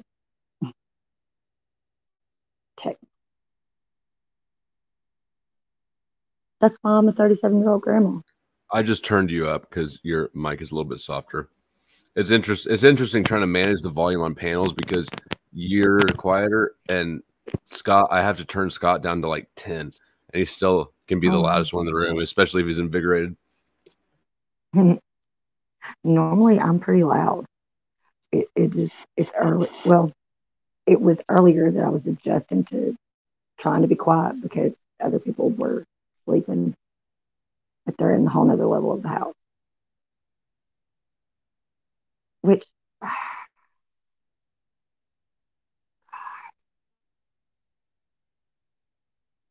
I'm really struggling with not reacting to people lately. I'm working on that. Man, who are you? Who? I think I know who. Just people in general. That one too. Made a whole ass video last night talking about I'm obsessed with him. I'm like, so then why did you sit there, creep up in the live stream? This is what I'm thinking to myself. So you come over there, creep in the live stream, get caught when you start chatting. But I'm obsessed. How many shorts do I have about you, simple bitch? Exactly. So what the fuck are you talking about? But it's like, no, Emma, don't say nothing because that just makes him feel like you do care. I'm like, but then he's making it out like I do when I don't care. I think it's a Canadian thing. Canadians are on some other shit. They are. Every time there's a thing that I have a disagreement with another human being that I literally cannot sort out for some reason, it always comes back to that motherfucker's Canadian. That's why I can't figure this shit out. I can get along with people all over the world. Canadians can't do it. They just don't think the same? Is that it?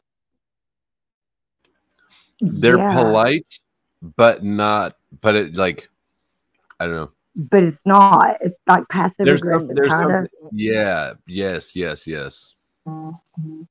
Where are you located, Barbie? Like, which region? Are you like more in the south? I'm in the southeast United States. Okay. I'm not too far from Caucasian Because I think Sasquatch, actually.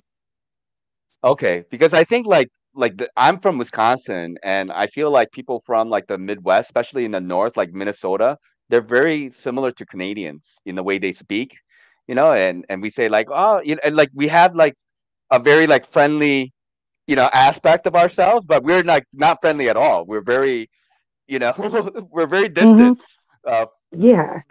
We don't know how to take y'all. I can totally see some Canadian influence in you, Notch, now that you call it out. When he said Minnesota, I was like, oh, I know, but that's damn. like, yeah, some Canadian influence. He's not yeah. Canadian, but I can see his inclination towards like veiled conflict. diplomacy, politeness. You know, these are Right. all like So very, you're, you know, so like you're telling, so like when you steel man somebody's point, sometimes it's passive aggressive. So you're saying is, you're not sure if they're like actually trying to understand what you're saying, or if they're like, what's going on here with that? Well, I mean, you can't take away the cultural influence of me growing up in Wisconsin. I mean, that's, I mean, my language or the way in which I speak is like baked into the cake of how I express myself, Are right? you a So Packers fan? you have to be if you grow up in Wisconsin. You cheesehead. can't be otherwise. You can't be That's why he otherwise. still eats It's the cheese. biggest religion. It's religion in Wisconsin. If you're Did you not a ever own a Packers fan, cheese head? no, unfortunately not. I'd never had a cheese head, but obviously everybody else did. Wisconsin called. They want their card back. Straight up revoked. I mean, I stuck out like a sore thumb in Wisconsin, but I'm so glad I grew up in Wisconsin. Like we drank a lot, we drink more alcohol per capita than anybody else, and we had good food, good cheese, obviously cheddar cheese, and this kind of German, cultural background, German and Polish, a Poutine lot of is a thing brats, up there. stuff like that. Yeah, poutine. Poutine, no. It's No, no, no. not in That's Wisconsin. It's Canada. not. No, I know it's a Canadian thing. I figured it would be more like in his area too, Doesn't especially with cross the the cheese. no, border really. I'm not a big fan of You it. find it at certain no. restaurants. I didn't even know what poutine was until I was in Korea meeting Canadians who had to tell me what a poutine is. Like we That's never how I had know it about it. in Wisconsin. Like Yeah, it's not a thing in Wisconsin. they It's like tried to beer, do it brat. down here and it didn't work. I Don't think work. it's Canadians' version of shit on a shingle. It's not even that, because where I live in Western North Carolina, there is like a bunch of different types of restaurants that you can eat at, and that means extremely diverse. But when they brought Bad Happy here and tried to do the poutine thing, like, nah, we do biscuits and gravy, biscuits and gravy. I don't know what you doing with them Yeah. fries, but we was like, what are they doing? No. But then Taco Bell Must can come be down here and put potatoes in their tacos, and we're cool with that. Like, dead I ass. personally really like Southern like hospitality, their accent, their warmness, they're very direct people down south, like when you get to the north, people get passive aggressive quite more, Yeah, and yeah. there's like there's a little bit of a distance. Bless your Mhm. heart. But Yeah, I That say kind of bless it warmness. a lot. Yeah, yeah. Because Barbie, I'm Like, still trying to honey, figure out if you. Excuse me. Did you say potatoes in your tacos? yes, sir. That's what I said. Potatoes Who else? in the I've never tacos. even heard of that in a burrito. I know I've heard of it, but it's You not can get it in soft shell or hard shell, but they put at potatoes. Taco They're called Bell. little potato. Yeah, at Taco Bell. The nacho They fries, have it at though. Taco Bell. Yeah, they do. It's like one of the dollar items or whatever. It's a spicy potato burrito. It's pretty good. But aside before that, I had never heard of potatoes in a burrito. The fuck? I love eating Maybe I've potatoes. been hibernating. My apologies. Set poutine. Don't do that. Don't I don't know put what them pork poutine over is. my I potatoes. feel like you're trying to say It's poontang, it's which is something I potatoes eat. with country style gravy, like that you put over your biscuits. But they put that shit over their fries with cheese. yeah, they love that. They fuck the gravy up. I mean, it's a drunk food. I mean, like you anything Yeah, greasy is pretty good. yeah. After a hangover, and then you're like, oh man, I need to order me some anything Like greasy. I would order chili cheese fries. That's what we would do in the South. It would be chili cheese fries. Yeah, that's just good.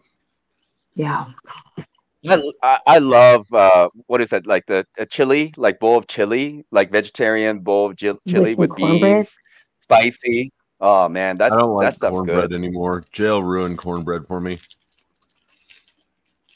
You know how much chili fucking cornbread they cheese and fed us? onions. They fed us so much cornbread. Yeah, that's a fucking cornbread sucks. Honey, I live in Western North Carolina. Like, I love me some pinto beans and cornbread. Like, are you kidding? Oh my God. They've been slow cooking in the damn crock pot all day with some fat back. Oh, shit. Oh, my God. For real. And I don't even care. Yeah, in a couple hours, I will run you out of the room for it, and I don't give a crap. Give me the beans and cornbread. Especially when my mama makes it.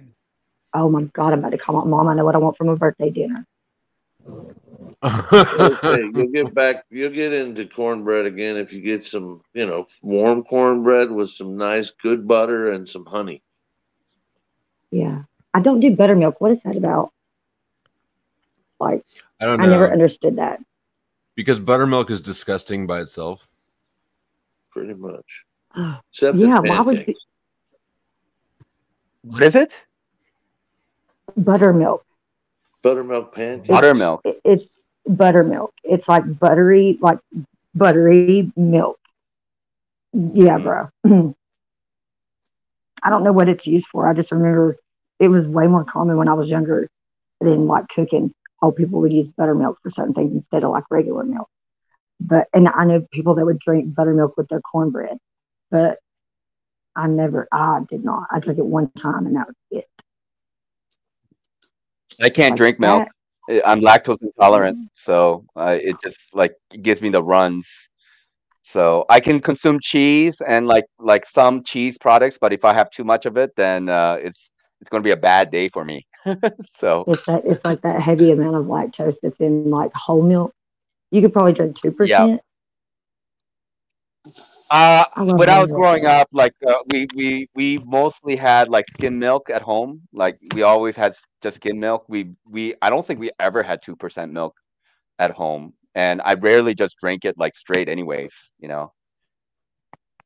So Can you drink we straight always from had a cheese. cow? Not pasteurized, not lactose lactose is sugar basically, so can you have farm fresh milk without the fucking processing? No. It has to be homogenized. Yeah. I mean, I suppose you could drink it, but it would not be good. You would run the risk of There's a getting way really without sick. pasteurizing is what I'm saying, without adding the lactose to it. They have cows here. I could get milk. It's like straight from a cow, like 150 meters away from me if I wanted. I never bothered to ask. They offered me like, hey, do you want some milk? I'm like, no, I don't drink milk. Like, period. I just keep some cheese at home and paneer. Like, this is cottage cheese, like Indian version of cottage cheese every once in a while, but like rarely I consume like dairy products. Like not very You got to often. see if the real Like milk ghee. would bother you. It would probably. I think it would. It would It's probably not fuck got me up. lactose, would it? Have lactose though? Yeah. Cottage cheese Lactose is the only is food milk. that's the texture of throw up. I don't know why anybody would ever make cottage cheese or buy cottage cheese. It's just for protein. It doesn't really have like a lot of flavor, but it's a way to consume protein. It's good protein for me. You know what else is? Animals. Flow State. I went out to Newport Beach, California for a week with Julian Whitaker, Dr. Julian Whitaker, who's a holistic doctor. I mean, very famous for years. And that's one of the things that he had me change was using sour cream on potatoes to using cottage cheese on potatoes, because then you lower your calories, lower the fat, and up the protein intake. Sour cream is also only to be used I love sour sparingly. cream. Yeah. Like, there's nothing grosser than I worked at Applebee's for a semester in college, hated it. But the worst part was like going into the walk-in and getting out those huge vats of sour cream and popping the lid on that motherfucker and just smelling. Oh man, but it's great on tacos. So, and maybe, I mean, it's tolerable in tacos if there's only a little bit. And it depends on what sour cream too. I don't like the thick tub shit, but like Chipotle has that real thin sour cream that's almost like milk. That shit's fine. I like that. Yeah, there's like a Mexican sour cream that I use that's that way. I like it better. Mayo's good in small quantities. It was like popular like after Pulp Fiction, you know, after like the guy went to France and had like like the quarter pounder with cheese, and then they put mayo on everything. Everybody's like, oh, we got to put mayo on our fries now because we got to try that shit. I remember that in high school and university. It's like, we're gonna be cool and put some fucking mayo. We're gonna be like the French, you know. I feel like mayo is like an incomplete condiment, right? Like spicy mayo. If you mix it with sriracha, it's good. If you have Chipotle mayonnaise, that's good. But just like the base white blob is not really for me. It's like egg white and lemon, right? It's basically egg white and lemon. It's like heading cum. Oh, that's so I don't get people disgusting. that eat coleslaw. Like, ugh. What? Ooh. Ugh. Ugh. Ugh. Nope. I'm good. I don't know if I would equate that to that degree, but anyways. I almost just ended the stream right after that because Yeah, on that gold. That is a solid way to end it, huh? All right. Well, good job, Flo. You made it all the way. Is this your longest stream? He's on the phone. I think he said he could handle Nachi, before this. you ever watch Swamp People? Yep. No. What is it? I don't These watch guys TV. that like live on the swamp down in Louisiana near Homa and whatnot, and in the bayou, and they hunt alligators and whatnot. But they bait them with different things. And this morning I was watching a show, actually listening to it, and I heard the guy say they were using goat lung to attract the alligator. Okay. I'm like, oh my God. But it seemed to work. They caught them a couple big ones. I'm like, Well, I mean, if holy it's meat, I mean, why not? And goat lungs doesn't seem like something that people want to really consume anyway. So it's going to be a byproduct of having goat, Sure. right? So Sure. like it would make sense that they would use that for hunting alligators. I mean, any kind of meat would be okay to hunt alligators. I heard alligator meat is very similar to what? Have you ever seen an alligator hunt? on that show. Not in real life. No, I have never seen that show. I don't watch TV. Yeah, if you ever get a chance, just watch it because these guys are going after big old dinosaurs and nothing but a John boat. It's cool. It looks fun. It's one of my bucket list things. Is I want to like hunt alligators. I'd like to go with like RJ and J Paul on a friggin' airboat. Like that'd be just a little slippery deck. I'll watch them do it. I don't want to do it, but it's exhilarating. Yeah, I'd rather get like killed by a tiger if any animal I have to choose, like a tiger or a lion, because they go like directly to your throat, so you're gonna pass out. But like a grizzly bear or would be not my choice, and alligator would not be one of the choices either, because like I think they will twist you up first, so they'll like take a grab of you, and then they'll like rip your legs off. And then a couple of them will come and they'll just like rip you apart. And I think you might still be alive for that whole duration. That would kind of suck. Earlier this year, they had a telephone pole camera that caught an old lady, 82, 83 years old, walking her dog along the fucking creek at a trailer park. Did you see it? I saw that. Yeah, the alligator just came up and grabbed them. Oh my God. I turned it off. I didn't see what happened. Did the dog get away or he went down too? I think the dog was on a leash with the lady, and I think the dog got dragged in with her. But I didn't see what happened afterwards. Like I didn't see the aftermath. Yeah, that was just, I seen that gator come on shore and I'm like, I don't need to see this. My mom here at the house at the time, I'm like, this is, and actually it was tough. You know, I Yeah. couldn't even believe it. You imagine that, because I see alligators frequently.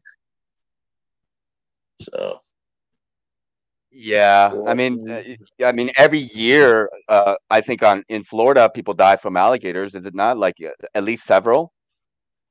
a Right? There are couple, but cases all the your time. animals are the main prey. I mean, you walk your little dog or anything, your kid even down near the shore of a fucking lake or something that has an alligator, even a pond that an alligator skipping through. You're asking for trouble, because that's what they're looking for, is small birds and small animals getting water along the shore. Yeah. So you're just, you're a target at that point. Stay away and you're better off. But yeah, every year somebody's going to get stupid. And the same thing with sharks around Florida, too. Every year, a couple people are going to get messed up by a shark, either, clipped doing their skimboard bullshit. But they're usually little, they're smaller sharks. You don't have, up north, I've heard of bigger shark attacks this year than I had around here. So actually, out on the West Coast, there was one too. Out towards California, I remember reading about. Oh my It's a God, that wild world, I saw a tiger out in nature. I was driving my motorbike in a national park in Nepal, and like in India and Nepal, it's very normal to see cows like sitting out in the middle of the highway, like middle of the street, like, or just they're just plopped down. And you just expect it, like you just see them from miles away, and you just like, okay, I got to avoid this fucking cow. And then from a distance, I saw an animal that was like a size, like it was huge. Actually, it was like a huge ass tiger, but I didn't realize it was a tiger until I got like near to it. I had to slow down. If I kept going, I could have hit it. And I slowed down, and I realized it was a fucking tiger. I was like, "Fuck this! I'm not stopping for this.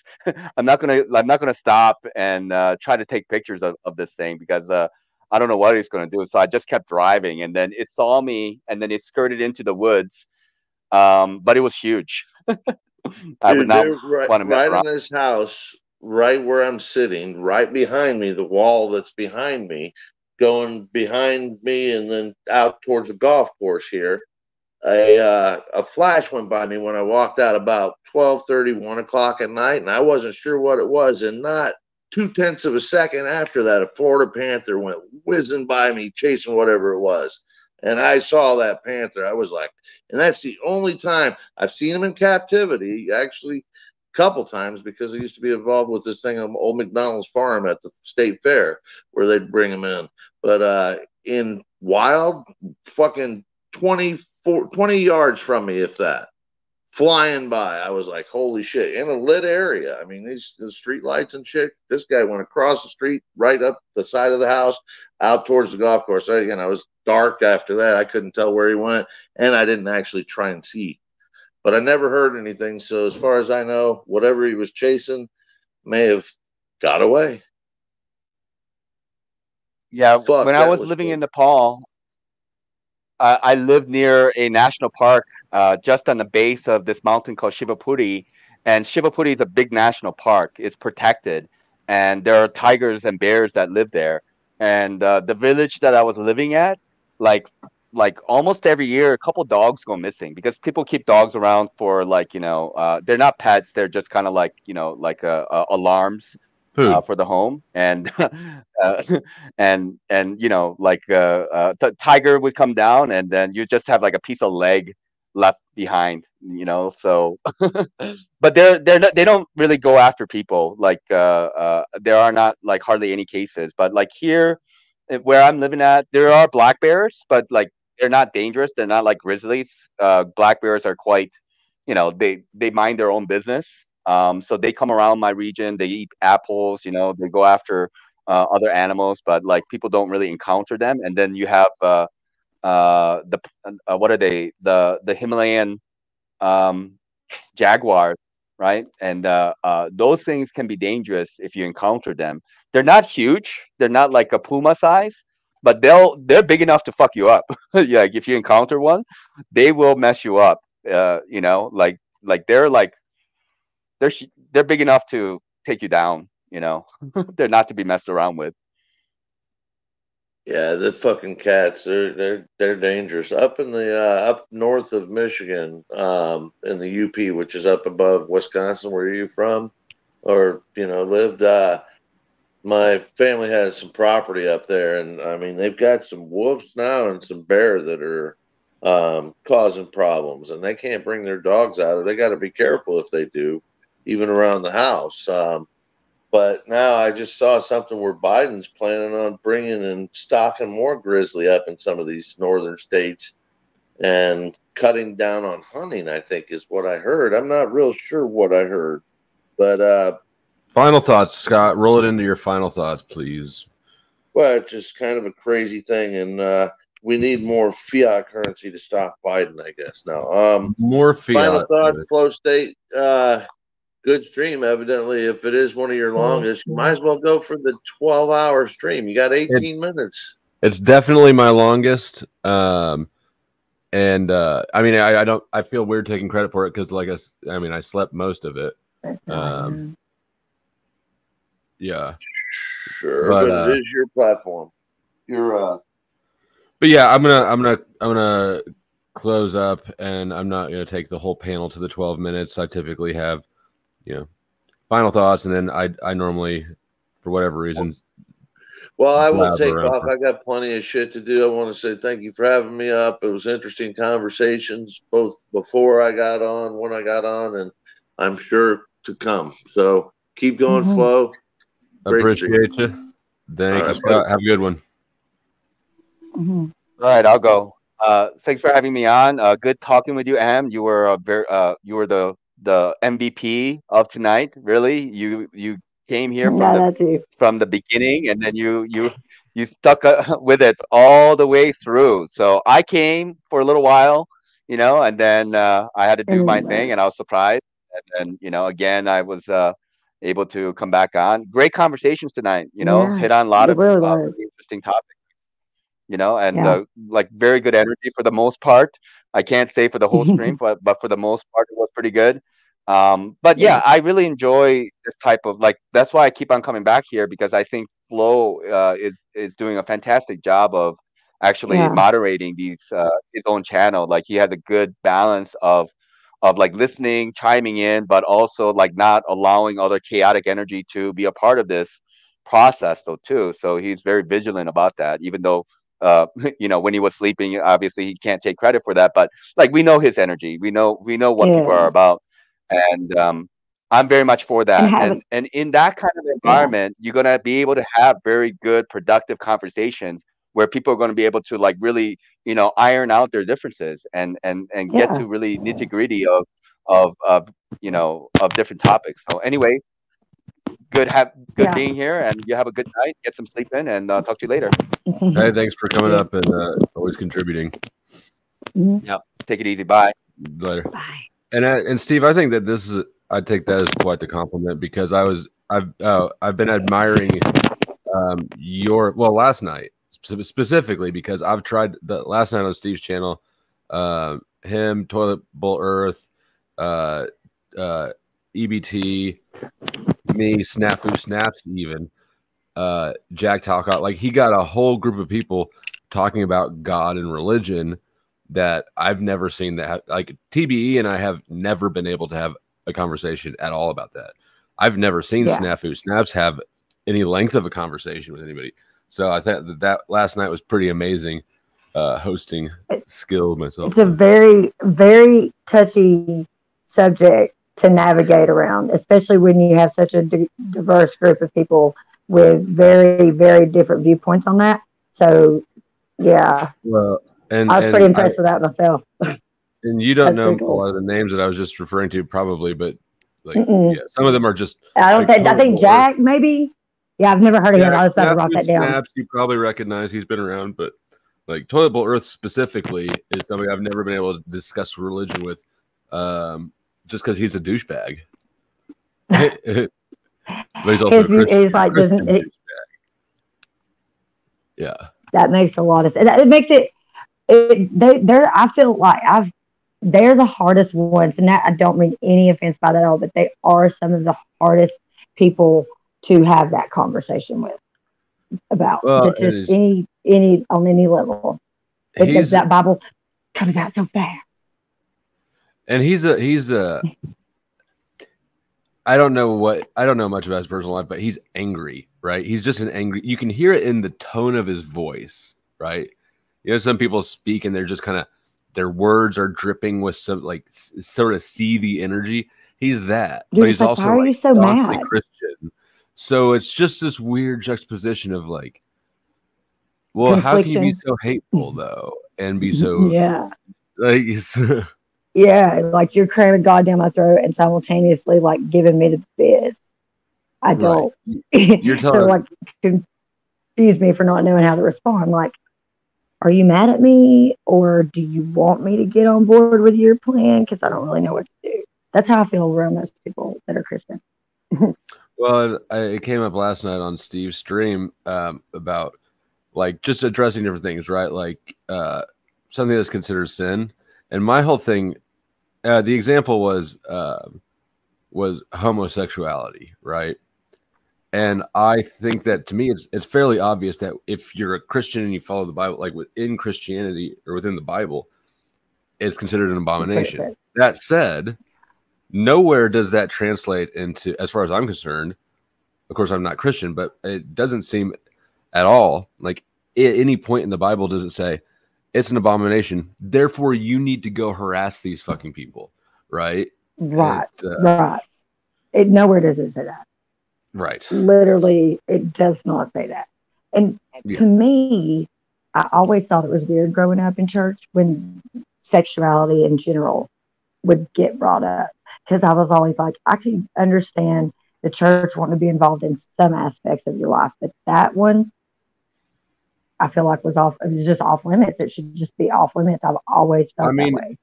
If you're you're like clergy, right? Mhm. And it's against the Bible, I can see how that might be your role if people are asking you that, right?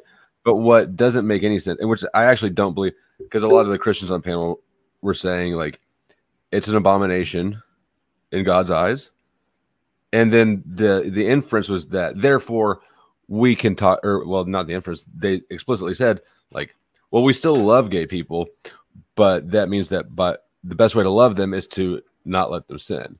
It's like, wait, so you go and you just like, they know, flog them over, right, yeah. You going and being a douchebag to them is not helping save anybody, not at all. So you have to look at what are the results of this behavior, and then you can back build into the incentive. And I think that I'm not going to name anyone specific, but I think that the incentive usually is just to be a douchebag and to hide it behind the color of religion. Yeah. Because they're uncomfortable with whatever part of that in their own skin. So they use that as a mask. Which again, I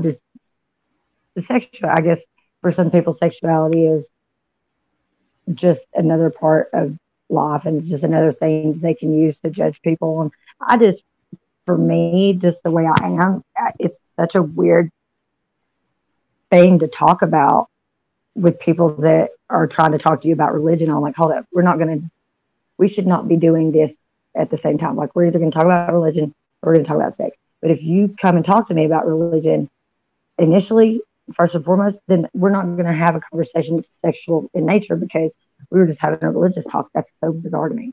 Like, I mean, I know that the two are correlated, but if religion is,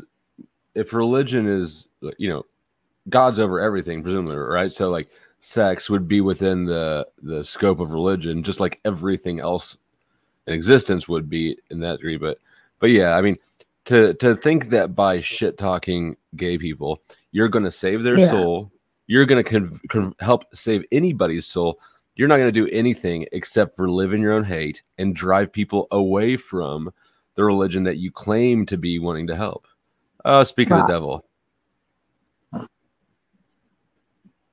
No, you don't Yeah. accost gay people. You're not stabbing them with pitchforks, sure. Yeah. And I'm against the wholesale. And so that's part of the interesting. It's a nuanced conversation. And I'm very much against the wholesale, the cultural push for it with kids. I'm against that being pushed at kids at all. Really, there's no reason to push any sexuality at kids. Yeah. But when you say things like, absolutely not, absolutely no gay people should be allowed to adopt kids ever, Yeah. which is literally verbatim what you were saying. That's fairly hostile. And I also would say that it's not even, I understand the concern. I don't think though that, I think that you have to say that kids are definitely much worse off living in an institution where they have really no parents. They have employees, they have staff. Overseers. So we got to look at the options. Like the war on drugs isn't about do we have drugs or not have drugs. It's about do we have drug use without prisoners or do we have drug use with more prisoners? Likewise, this debate isn't like do we put them in straight families or gay families? It's like do we put them in gay families or in group homes, right? Because obviously there's not enough straight couples to adopt, or else there wouldn't be so many kids in group homes. I personally,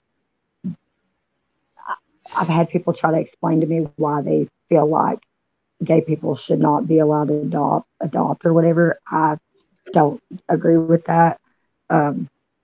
Again, I feel like whether they're two men or two women, I feel like two people, period, are fully capable of making good parents as long as there's certain things that they adhere to and do as a parent. But who are we to say that any one person shouldn't be able to raise a kid because of their sexuality? Those are two different things. Like raising a child and then your sexual preference are two totally different things. And you can be gay around the kid. It doesn't mean that the kid's going to grow up gay. It literally probably is not really going to factor in that much because most people, I think they're gay, will tell you they were born that way. They've known that their whole ass life. I don't actually think that I know enough about what makes somebody gay or not. There's, of course, the born this way claim, but I also anecdotally, I believe my understanding is that a lot of gay men, at least, had SA in their past. And so I really don't know that I know enough to understand whether this is like a trauma response or how much is nature versus how much is trauma response to nurture. I don't know the answer to that really. And I don't think most people do because it's such a taboo area to dig into that I don't pretend to know the answer to that. Yeah, it is really a hard thing to get into because then you have to get in the scope of asking children again about certain things. Kids are going to figure out sexuality on their own. We did that before the age of the internet was readily available to younger ages. So I don't think certain things really factor that much into whether someone is homosexual or not, so much as I really do think that there's a genetic marker that probably factors in more than anything, and then environmental stuff maybe.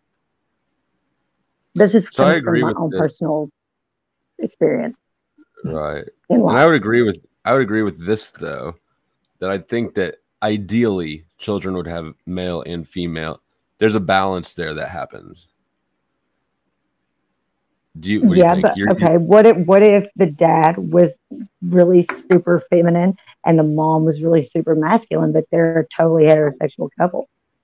There's not that. I mean, there isn't that. Just biologically, we've only got like 2.5 minutes, so I'm trying to rush this. In like personality typing, for instance, I'm into the typology stuff. The thinking feeling dynamic, that is so extreme between the two sexes that the most thinking woman is still less thinking than the least thinking man. So the most feminine man on earth is never going to be a mom.